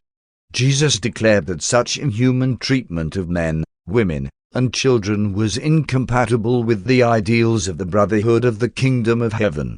3. The discussion about wealth. By the time Jesus had finished talking with Matadomus, Peter and a number of the apostles had gathered about him, and as the rich young man was departing, Jesus turned around to face the apostles and said, "You see how difficult it is for those who have riches to enter fully into the kingdom of God. Spiritual worship cannot be shared with material devotions. No man can serve two masters. You have a saying that it is easier for a camel to go through the eye of a needle than for the heathen to inherit eternal life. And one declared that it is as easy for this camel to go through the needle's eye as for these self-satisfied rich ones to enter the kingdom of heaven." When Peter and the apostles heard these words, they were astonished exceedingly, so much so that Peter said, "Who then, Lord, can be saved? Shall all who have riches be kept out of the kingdom?" And Jesus replied, "No, Peter, but all who put their trust in riches shall hardly enter into the spiritual life that leads to eternal progress." But even then, much which is impossible to man is not beyond the reach of the Father in heaven. Rather should we recognize that with God all things are possible. As they went off by themselves, Jesus was grieved that Matterdomus did not remain with them, for he greatly loved him. And when they had walked down by the lake, they sat there beside the water, and Peter, speaking for the 12 who were all present by this time, said, "We are troubled by your words to the rich young man. Shall we require those who would follow you to give up all their worldly goods?" And Jesus said, "No, Peter, only those who will become apostles, and who desire to live with me as you do and as one family. But the Father requires that the affections of his children be pure and undivided. Whatever thing or person comes between you and the love of the truths of the kingdom must be surrendered. If one's wealth does not invade the precincts of the soul, it is of no consequence in the spiritual life of those who would enter the kingdom." And then said Peter, "But, Master, we have left everything to follow you. What then shall we have?" And Jesus spoke to all of the 12, "Verily, verily, I say to you, there is no man who has left wealth, home, wife, brethren, parents, or children for my sake, and for the sake of the kingdom of heaven, who shall not receive manifold more in this world, perhaps with some persecutions, and in the world to come eternal life. But many who are first shall be last, while the last shall often be first." The Father deals with his creatures in accordance with their needs and in obedience to his just laws of merciful and loving consideration for the welfare of a universe. The kingdom of heaven is like a householder who was a large employer of men, and who went out early in the morning to hire laborers to work in his vineyard. When he had agreed with the laborers to pay them a denarius a day, he sent them into the vineyard. Then he went out about 9 o'clock, and seeing others standing in the marketplace idle, he said to them, "Go you also to work in my vineyard, and whatsoever is right one will pay you." And they went at once to work. Again he went out about 12, and about 3, and did likewise. And going to the marketplace about 5 in the afternoon, he found still others standing idle, and he inquired of them, "Why do you stand here idle all the day?" And the men answered, "Because nobody has hired us." Then said the householder, "Go you also to work in my vineyard, and whatever is right one will pay you." When evening came, this owner of the vineyard said to his steward, "Call the laborers and pay them their wages, beginning with the last hired and ending with the first." When those who were hired about 5 o'clock came, they received a denarius each, and so it was with each of the other laborers. When the men who were hired at the beginning of the day saw how the later comers were paid, they expected to receive more than the amount agreed upon. But like the others, every man received only a denarius. And when each had received his pay, they complained to the householder, saying, "These men who were hired last worked only 1 hour, and yet you have paid them the same as us who have borne the burden of the day in the scorching sun." Then answered the householder, "My friends, what do you no wrong? Did not each of you agree to work for a denarius a day? Take now that which is yours and go your way, for it is my desire to give to those who came last as much as one have given to you. Is it not lawful for me to do what one will with my own? Or do you begrudge my generosity because one desire to be good and to show mercy?" 4. Farewell to the 70. It was a stirring time about the Magadan camp the day the 70 went forth on their first mission. Early that morning, in his last talk with the 70, Jesus placed emphasis on the following. 1. The gospel of the kingdom must be proclaimed to all the world, to Gentile as well as to Jew. 2. While ministering to the sick, refrain from teaching the expectation of miracles. 3. Proclaim a spiritual brotherhood of the sons of God, not an outward kingdom of worldly power and material glory. 4. Avoid loss of time through overmuch social visiting and other trivialities which might detract from wholehearted devotion to preaching the gospel. 5. If the first house to be selected for a headquarters proves to be a worthy home, abide there throughout the sojourn in that city. 6. Make clear to all faithful believers that the time for an open break with the religious leaders of the Jews at Jerusalem has now come. 7. Teach that man's whole duty is summed up in this one commandment: love the Lord your God with all your mind and soul, and your neighbor as yourself. This they were to teach as man's whole duty in place of the 613 rules of living expounded by the Pharisees. When Jesus had talked thus to the 70 in the presence of all the apostles and disciples, Simon Peter took them off by themselves and preached to them their ordination sermon, which was an elaboration of the Master's charge given at the time he laid his hands upon them and set them apart as messengers of the kingdom. Peter exhorted the 70 to cherish in their experience the following virtues. 1. Consecrated devotion. To pray always for more laborers to be sent forth into the gospel harvest. He explained that, when one so prays, he will the more likely say, "Here am one, send me." He admonished them to neglect not their daily worship. 2. True courage. He warned them that they would encounter hostility and be certain to meet with persecution. Peter told them their mission was no undertaking for cowards and advised those who were afraid to step out before they started. But none withdrew. 3. Faith and trust. They must go forth on this short mission wholly unprovided for. They must trust the Father for food and shelter and all other things needful. 4. Zeal and initiative. They must be possessed with zeal and intelligent enthusiasm. They must attend strictly to their Master's business. Oriental salutation was a lengthy and elaborate ceremony. Therefore had they been instructed to salute no man by the way, which was a common method of exhorting one to go about his business without the waste of time. It had nothing to do with the matter of friendly greeting. 5. Kindness and courtesy. The Master had instructed them to avoid unnecessary waste of time in social ceremonies, but he enjoined courtesy toward all with whom they should come in contact. They were to show every kindness to those who might entertain them in their homes. They were strictly warned against leaving a modest home to be entertained in a more comfortable or influential one. 6. Ministry to the sick. The 70 were charged by Peter to search out the sick in mind and body and to do everything in their power to bring about the alleviation or cure of their maladies.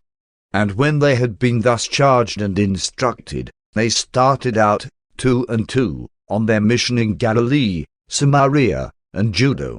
Although the Jews had a peculiar regard for the number 70, sometimes considering the nations of heathendom as being 70 in number, and although these 70 messengers were to go with the gospel to all peoples, still as far as we can discern, it was only coincidental that this group happened to number just 70.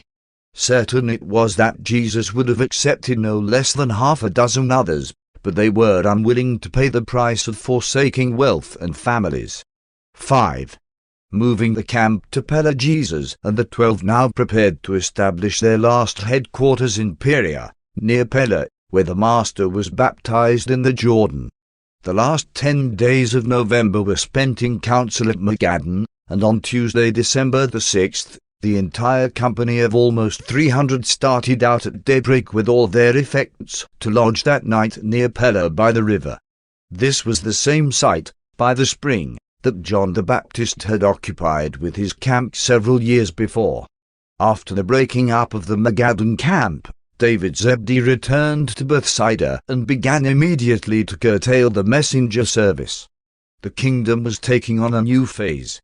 Daily, pilgrims arrived from all parts of Palestine and even from remote regions of the Roman Empire. Believers occasionally came from Mesopotamia and from the lands east of the Tigris.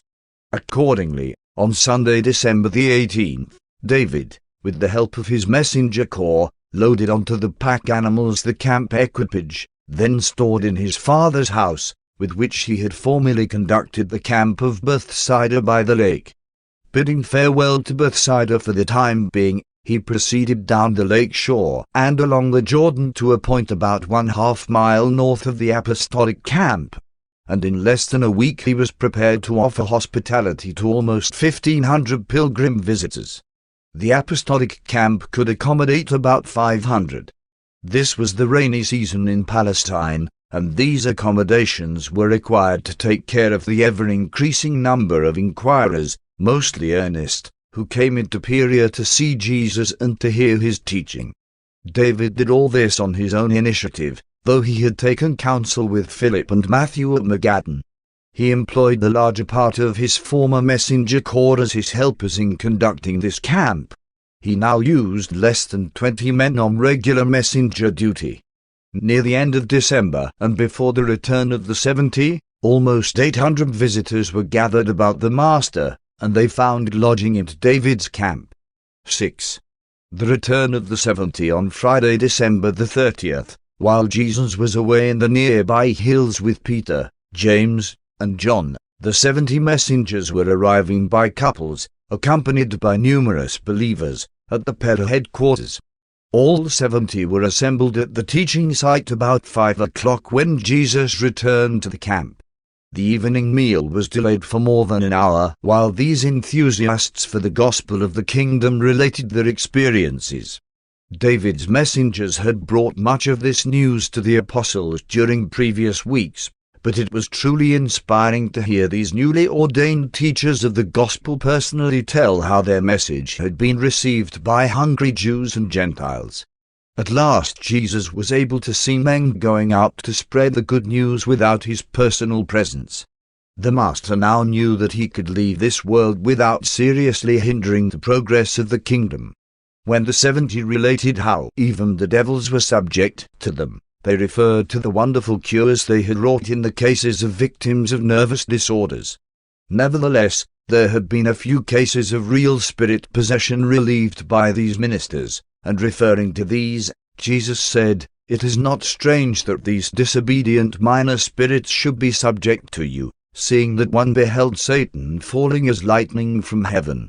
But rejoice not so much over this, for one declare to you that, as soon as one returned to my Father, we will send forth our spirits into the very minds of men, so that no more can these few lost spirits enter the minds of unfortunate mortals.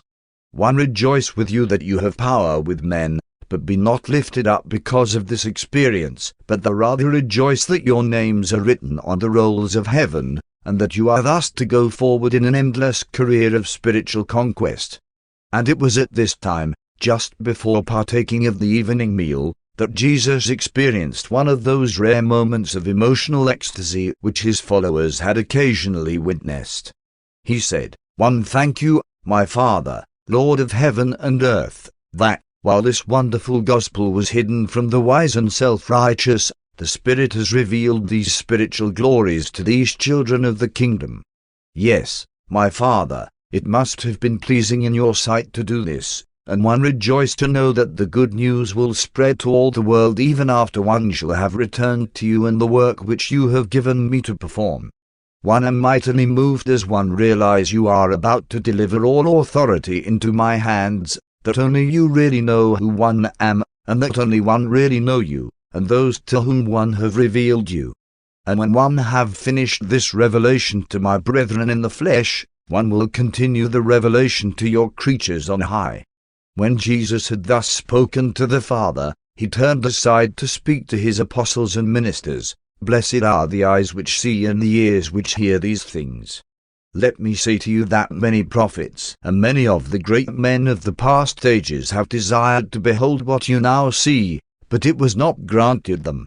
And many generations of the children of light yet to come will, when they hear of these things, envy you who have heard and seen them."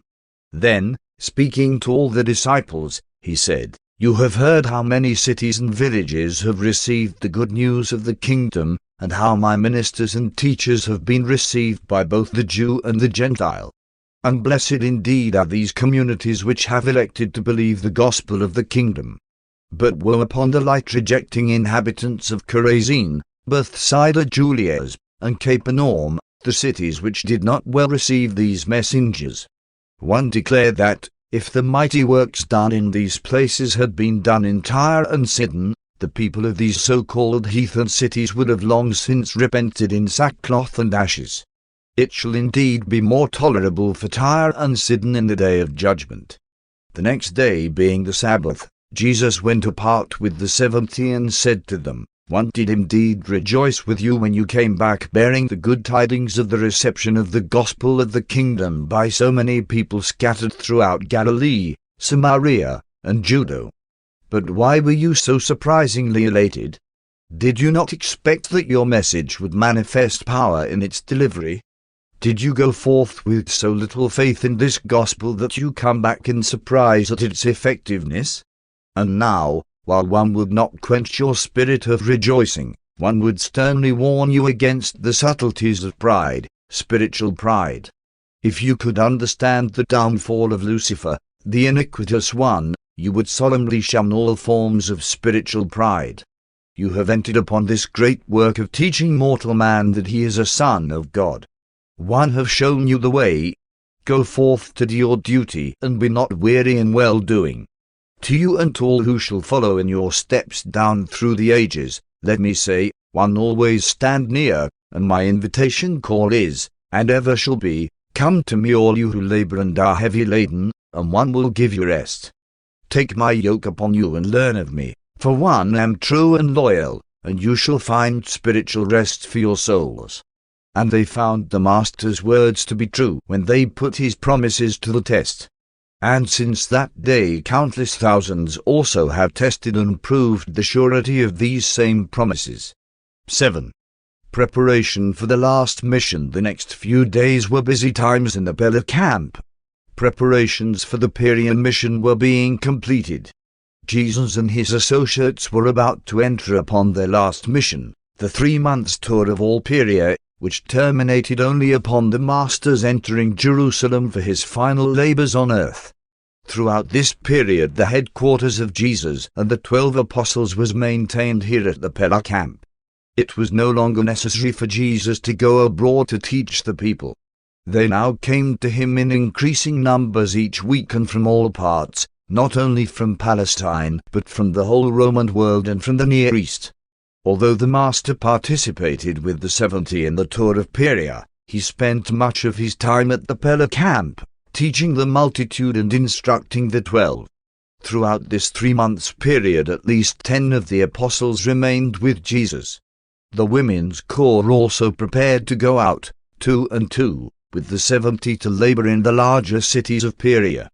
This original group of 12 women had recently trained a larger corps of 50 women in the work of home visitation and in the art of ministering to the sick and the afflicted. Perpetua, Simon Peter's wife, became a member of this new division of the women's corps and was entrusted with the leadership of the enlarged women's work under Abner. After Pentecost she remained with her illustrious husband, accompanying him on all of his missionary tours. And on the day Peter was crucified in Rome, she was fed to the wild beasts in the arena. This new women's corps also had as members the wives of Philip and Matthew and the mother of James and John. The work of the kingdom now prepared to enter upon its terminal phase under the personal leadership of Jesus. And this present phase was one of spiritual depth in contrast with the miracle-minded and wonder-seeking multitudes who followed after the Master during the former days of popularity in Galilee. However, there were still any number of his followers who were material-minded, and who failed to grasp the truth that the kingdom of heaven is the spiritual brotherhood of man founded on the eternal fact of the universal fatherhood of God. Paper 164. At the Feast of Dedication. As the camp at Pella was being established, Jesus, taking with him Nathanael and Thomas, secretly went up to Jerusalem to attend the Feast of the Dedication. Not until they passed over the Jordan at the Bethany ford, did the 2 apostles become aware that their Master was going on to Jerusalem. When they perceived that he really intended to be present at the Feast of Dedication, they remonstrated with him most earnestly, and using every sort of argument, they sought to dissuade him. But their efforts were of no avail. Jesus was determined to visit Jerusalem. To all their entreaties and to all their warnings emphasizing the folly and danger of placing himself in the hands of the Sanhedrin, he would reply only, one would give these teachers in Israel another opportunity to see the light, before my hour comes." On they went toward Jerusalem, the 2 apostles continuing to express their feelings of fear and to voice their doubts about the wisdom of such an apparently presumptuous undertaking. They reached Jericho about 4:30 and prepared to lodge there for the night. 1. Story of the Good Samaritan. That evening a considerable company gathered about Jesus and the 2 apostles to ask questions, many of which the apostles answered, while others the Master discussed. In the course of the evening a certain lawyer, seeking to entangle Jesus in a compromising disputation, said, "Teacher, one would like to ask you just what one should do to inherit eternal life." Jesus answered, "What is written in the law and the prophets? How do you read the scriptures?" The lawyer, knowing the teachings of both Jesus and the Pharisees, answered, "To love the Lord God with all your heart, soul, mind, and strength, and your neighbor as yourself." Then said Jesus, "You have answered right. This, if you really do, will lead to life everlasting." But the lawyer was not wholly sincere in asking this question, and desiring to justify himself while also hoping to embarrass Jesus, he ventured to ask still another question. Drawing a little closer to the Master, he said, "But, teacher, one should like you to tell me just who is my neighbor." The lawyer asked this question hoping to entrap Jesus into making some statement that would contravene the Jewish law which defined one's neighbor as the children of one's people. The Jews looked upon all others as Gentile dogs. This lawyer was somewhat familiar with Jesus' teachings and therefore well knew that the Master thought differently. Thus he hoped to lead him into saying something which could be construed as an attack upon the sacred law. But Jesus discerned the lawyer's motive, and instead of falling into the trap, he proceeded to tell his hearers a story which would be fully appreciated by any Jericho audience. Says Jesus, "A certain man was going down from Jerusalem to Jericho, and he fell into the hands of cruel brigands, who robbed him, stripped him and beat him, and departing, left him half dead. Very soon, by chance, a certain priest was going down that way, and when he came upon the wounded man, seeing his sorry plight, he passed by on the other side of the road. And in like manner a Levite also, when he came along and saw the man, passed by on the other side. Now, about this time, a certain Samaritan, as he journeyed down to Jericho, came across this wounded man. And when he saw how he had been robbed and beaten, he was moved with compassion, and going over to him, he bound up his wounds, pouring on oil and wine, and setting the man upon his own beast, brought him here to the inn and took care of him. And on the morrow he took out some money and, giving it to the host, said, "Take good care of my friend, and if the expense is more, when one come back again, one will repay you." Now let me ask you, which of these 3 turned out to be the neighbor of him who fell among the robbers? And when the lawyer perceived that he had fallen into his own snare, he answered, "He who showed mercy on him."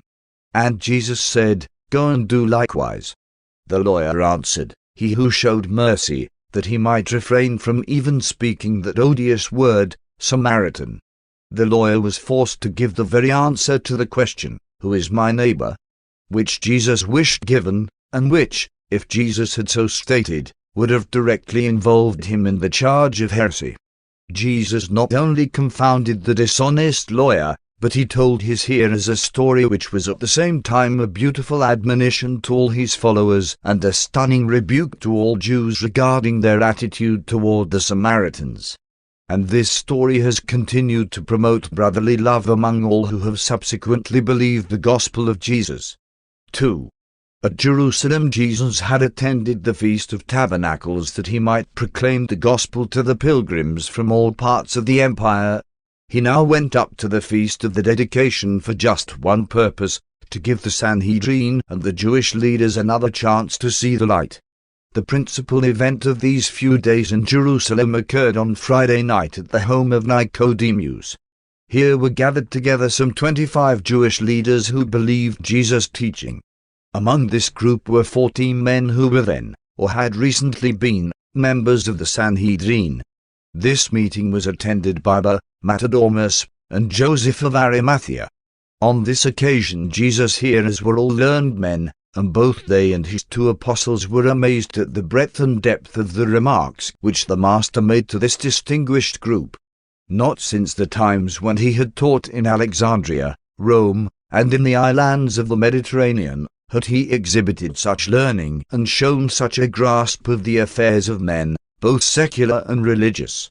When this little meeting broke up, all went away mystified by the Master's personality, charmed by his gracious manner, and in love with the man. They had sought to advise Jesus concerning his desire to win the remaining members of the Sanhedrin. The Master listened attentively, but silently, to all their proposals. He well knew none of their plans would work. He surmised that the majority of the Jewish leaders never would accept the gospel of the kingdom. Nevertheless, he gave them all this one more chance to choose. But when he went forth that night, with Nathanael and Thomas, to lodge on the Mount of Olives, he had not yet decided upon the method he would pursue in bringing his work once more to the notice of the Sanhedrin. That night Nathanael and Thomas slept little. They were too much amazed by what they had heard at Nicodemus's house. They thought much over the final remark of Jesus regarding the offer of the former and present members of the Sanhedrin to go with him before the 70. The Master said, "No, my brethren, it would be to no purpose. You would multiply the wrath to be visited upon your own heads, but you would not in the least mitigate the hatred which they bear me. Go, each of you, about the Father's business as the Spirit leads you, while once more bring the kingdom to their notice in the manner which my Father may direct." 3. Healing the blind beggar. The next morning the 3 went over to Martha's home at Bethany for breakfast, and then went immediately into Jerusalem. This Sabbath morning, as Jesus and his 2 apostles drew near the temple, they encountered a well-known beggar, a man who had been born blind, sitting at his usual place. Although these mendicants did not solicit or receive alms on the Sabbath day, they were permitted thus to sit in their usual places. Jesus paused and looked upon the beggar. As he gazed upon this man who had been born blind, the idea came into his mind as to how he would once more bring his mission on earth to the notice of the Sanhedrin and the other Jewish leaders and religious teachers. As the Master stood there before the blind man, engrossed in deep thought, Nathanael, pondering the possible cause of this man's blindness, asked, "Master, who did sin, this man or his parents, that he should be born blind?" The rabbis taught that all such cases of blindness from birth were caused by sin. Not only were children conceived and born in sin, but a child could be born blind as a punishment for some specific sin committed by its father. They even taught that a child itself might sin before it was born into the world. They also taught that such defects could be caused by some sin or other indulgence of the mother while carrying the child. There was, throughout all these regions, a lingering belief in reincarnation. The older Jewish teachers, together with Plato, Philo, and many of the Essenes, tolerated the theory that men may reap in one incarnation what they have sown in a previous existence. Thus in one life they were believed to be expiating the sins committed in preceding lives. The Master found it difficult to make men believe that their souls had not had previous existences. However, inconsistent as it seems, while such blindness was supposed to be the result of sin, the Jews held that it was meritorious in a high degree to give alms to these blind beggars. It was the custom of these blind men constantly to chant to the passers-by, "O tender-hearted, gain merit by assisting the blind." Jesus entered into the discussion of this case with Nathanael and Thomas, not only because he had already decided to use this blind man as the means of that day bringing his mission once more prominently to the notice of the Jewish leaders, but also because he always encouraged his apostles to seek for the true causes of all phenomena, natural or spiritual. He had often warned them to avoid the common tendency to assign spiritual causes to commonplace physical events. Jesus decided to use this beggar in his plans for that day's work, but before doing anything for the blind man, Josiah by name, he proceeded to answer Nathanael's question. Said the Master, "Neither did this man sin nor his parents, that the works of God might be manifest in him. This blindness has come upon him in the natural course of events, but we must now do the works of him who sent me, while it is still day, for the night will certainly come when it will be impossible to do the work we are about to perform. When one am in the world, one am the light of the world, but in only a little while one will not be with you." When Jesus had spoken, he said to Nathanael and Thomas, "Let us create the sight of this blind man on this Sabbath day, that the scribes and Pharisees may have the full occasion which they seek for accusing the Son of Man." Then, stooping over, he spat on the ground and mixed the clay with the spittle, and speaking of all this so that the blind man could hear, he went up to Josiah and put the clay over his sightless eyes, saying, "Go, my son, wash away this clay in the pool of Siloam, and immediately you shall receive your sight." And when Josiah had so washed in the pool of Siloam, he returned to his friends and family, seeing. Having always been a beggar, he knew nothing else.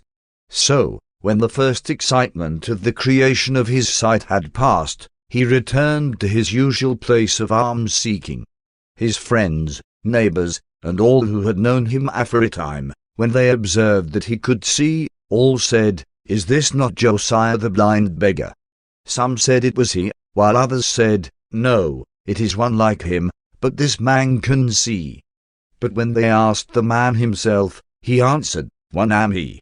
When they began to inquire of him how he was able to see, he answered them, "A man called Jesus came by this way, and when talking about me with his friends, he made clay with spittle, anointed my eyes, and directed that one should go and wash in the pool of Siloam. One did what this man told me, and immediately one received my sight. And that is only a few hours ago. One do not yet know the meaning of much that one see." And when the people who began to gather about him asked where they could find the strange man who had healed him, Josiah could answer only that he did not know. This is one of the strangest of all the Master's miracles.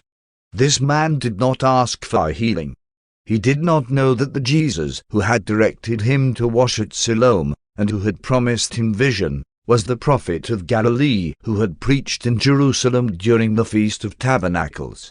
This man had little faith that he would receive his sight, but the people of that day had great faith in the efficacy of the spittle of a great or holy man.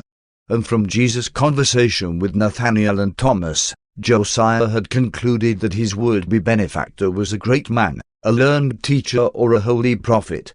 Accordingly he did as Jesus directed him. Jesus made use of the clay and the spittle, and directed him to wash in the symbolic pool of Siloam for 3 reasons. 1. This was not a miracle response to the individual's faith. This was a wonder which Jesus chose to perform for a purpose of his own, but which he so arranged that this man might derive lasting benefit therefrom. 2. As the blind man had not asked for healing, and since the faith he had was slight, these material acts were suggested for the purpose of encouraging him. He did believe in the superstition of the efficacy of spittle, and he knew the pool of Siloam was a sacred place. But he would hardly have gone there had it not been necessary to wash away the clay of his anointing. There was just enough ceremony about the transaction to induce him to act. 3. But Jesus had a third reason for resorting to these material means in connection with this unique transaction. This was a miracle wrought purely in obedience to his own choosing, and thereby he desired to teach his followers of that day and all subsequent ages to refrain from despising or neglecting material means in the healing of the sick. He wanted to teach them that they must cease to regard miracles as the only method of curing human diseases. Jesus gave this man his sight by miraculous working, on this Sabbath morning and in Jerusalem near the temple, for the prime purpose of making this act an open challenge to the Sanhedrin and all the Jewish teachers and religious leaders. This was his way of proclaiming an open break with the Pharisees. He was always positive in everything he did. And it was for the purpose of bringing these matters before the Sanhedrin that Jesus brought his 2 apostles to this man early in the afternoon of this Sabbath day, and deliberately provoked those discussions which compelled the Pharisees to take notice of the miracle. 4. Josiah before the Sanhedrin. By mid-afternoon the healing of Josiah had raised such a discussion around the temple that the leaders of the Sanhedrin decided to convene the council in its usual temple meeting place. And they did this in violation of a standing rule which forbade the meeting of the Sanhedrin on the Sabbath day. Jesus knew that Sabbath breaking would be one of the chief charges to be brought against him when the final test came, and he desired to be brought before the Sanhedrin for adjudication of the charge of having healed a blind man on the Sabbath day, when the very session of the high Jewish court sitting in judgment on him for this act of mercy would be deliberating on these matters on the Sabbath day, and in direct violation of their own self-imposed laws. But they did not call Jesus before them. They feared to. Instead, they sent forthwith for Josiah. After some preliminary questioning, the spokesman for the Sanhedrin, about 50 members being present, directed Josiah to tell them what had happened to him. Since his healing that morning, Josiah had learned from Thomas, Nathanael, and others that the Pharisees were angry about his healing on the Sabbath, and that they were likely to make trouble for all concerned. But Josiah did not yet perceive that Jesus was he who was called the deliverer. So, when the Pharisees questioned him, he said, "This man came along, put clay upon my eyes, told me to go wash in Siloam, and want to now see." One of the older Pharisees, after making a lengthy speech, said, "This man cannot be from God, because you can see that he does not observe the Sabbath. He violates the law, first, in making the clay, then, in sending this beggar to wash in Siloam on the Sabbath day. Such a man cannot be a teacher sent from God." Then one of the younger men, who secretly believed in Jesus, said, "If this man is not sent by God, how can he do these things? We know that one who is a common sinner cannot perform such miracles. We all know this beggar and that he was born blind. Now he sees. Will you still say that this prophet does all these wonders by the power of the prince of devils?" And for every Pharisee who dared to accuse and denounce Jesus, one would arise to ask entangling and embarrassing questions, so that a serious division arose among them. The presiding officer saw whither they were drifting, and in order to allay the discussion, he prepared further to question the man himself. Turning to Josiah, he said, "What do you have to say about this man, this Jesus, whom you claim opened your eyes?" And Josiah answered, "One think he is a prophet." The leaders were greatly troubled and, knowing not what else to do, decided to send for Josiah's parents to learn whether he had actually been born blind. They were loath to believe that the beggar had been healed. It was well known about Jerusalem, not only that Jesus was denied entrance into all synagogues, but that all who believed in his teaching were likewise cast out of the synagogue, excommunicated from the congregation of Israel. And this meant denial of all rights and privileges of every sort throughout all Jewry except the right to buy the necessaries of life. When, therefore, Josiah's parents, poor and fear-burdened souls, appeared before the august Sanhedrin, they were afraid to speak freely. Said the spokesman of the court, "Is this your son? And do we understand aright that he was born blind? If this is true, how is it that he can now see?" And then Josiah's father, seconded by his mother, answered, "We know that this is our son, and that he was born blind, but how it is that he has come to see, or who it was that opened his eyes, we know not. Ask him. He is of age. Let him speak for himself." They now called Josiah up before them a second time. They were not getting along well with their scheme of holding a formal trial, and some were beginning to feel strange about doing this on the Sabbath. Accordingly, when they recalled Josiah, they attempted to ensnare him by a different mode of attack. The officer of the court spoke to the former blind man, saying, "Why do you not give God the glory for this? Why do you not tell us the whole truth about what happened? We all know that this man is a sinner. Why do you refuse to discern the truth? You know that both you and this man stand convicted of Sabbath breaking.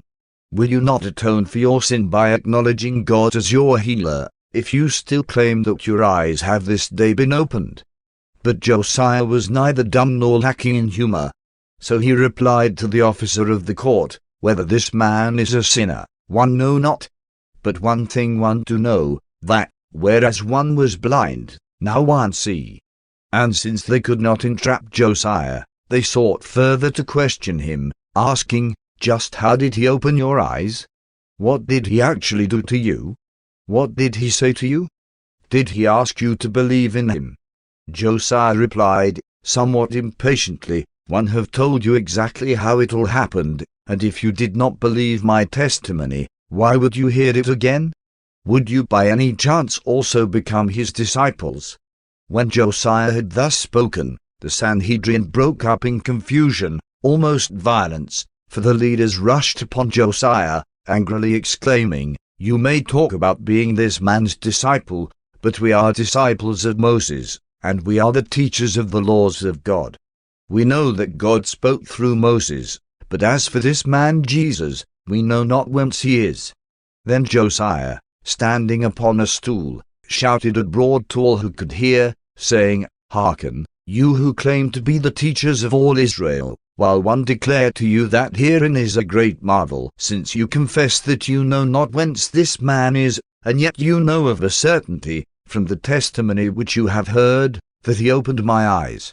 We all know that God does not perform such works for the ungodly, that God would do such a thing only at the request of a true worshipper, for one who is holy and righteous.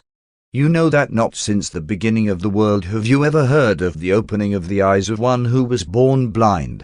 Look, then, all of you, upon me and realize what has been done this day in Jerusalem. One tell you, if this man were not from God, he could not do this."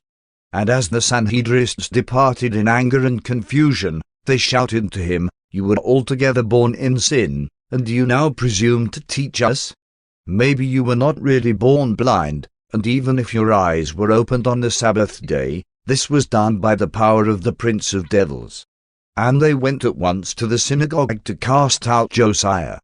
Josiah entered this trial with meager ideas about Jesus and the nature of his healing. Most of the daring testimony which he so cleverly and courageously bore before the supreme tribunal of all Israel developed in his mind as the trial proceeded along such unfair and unjust lines. 5.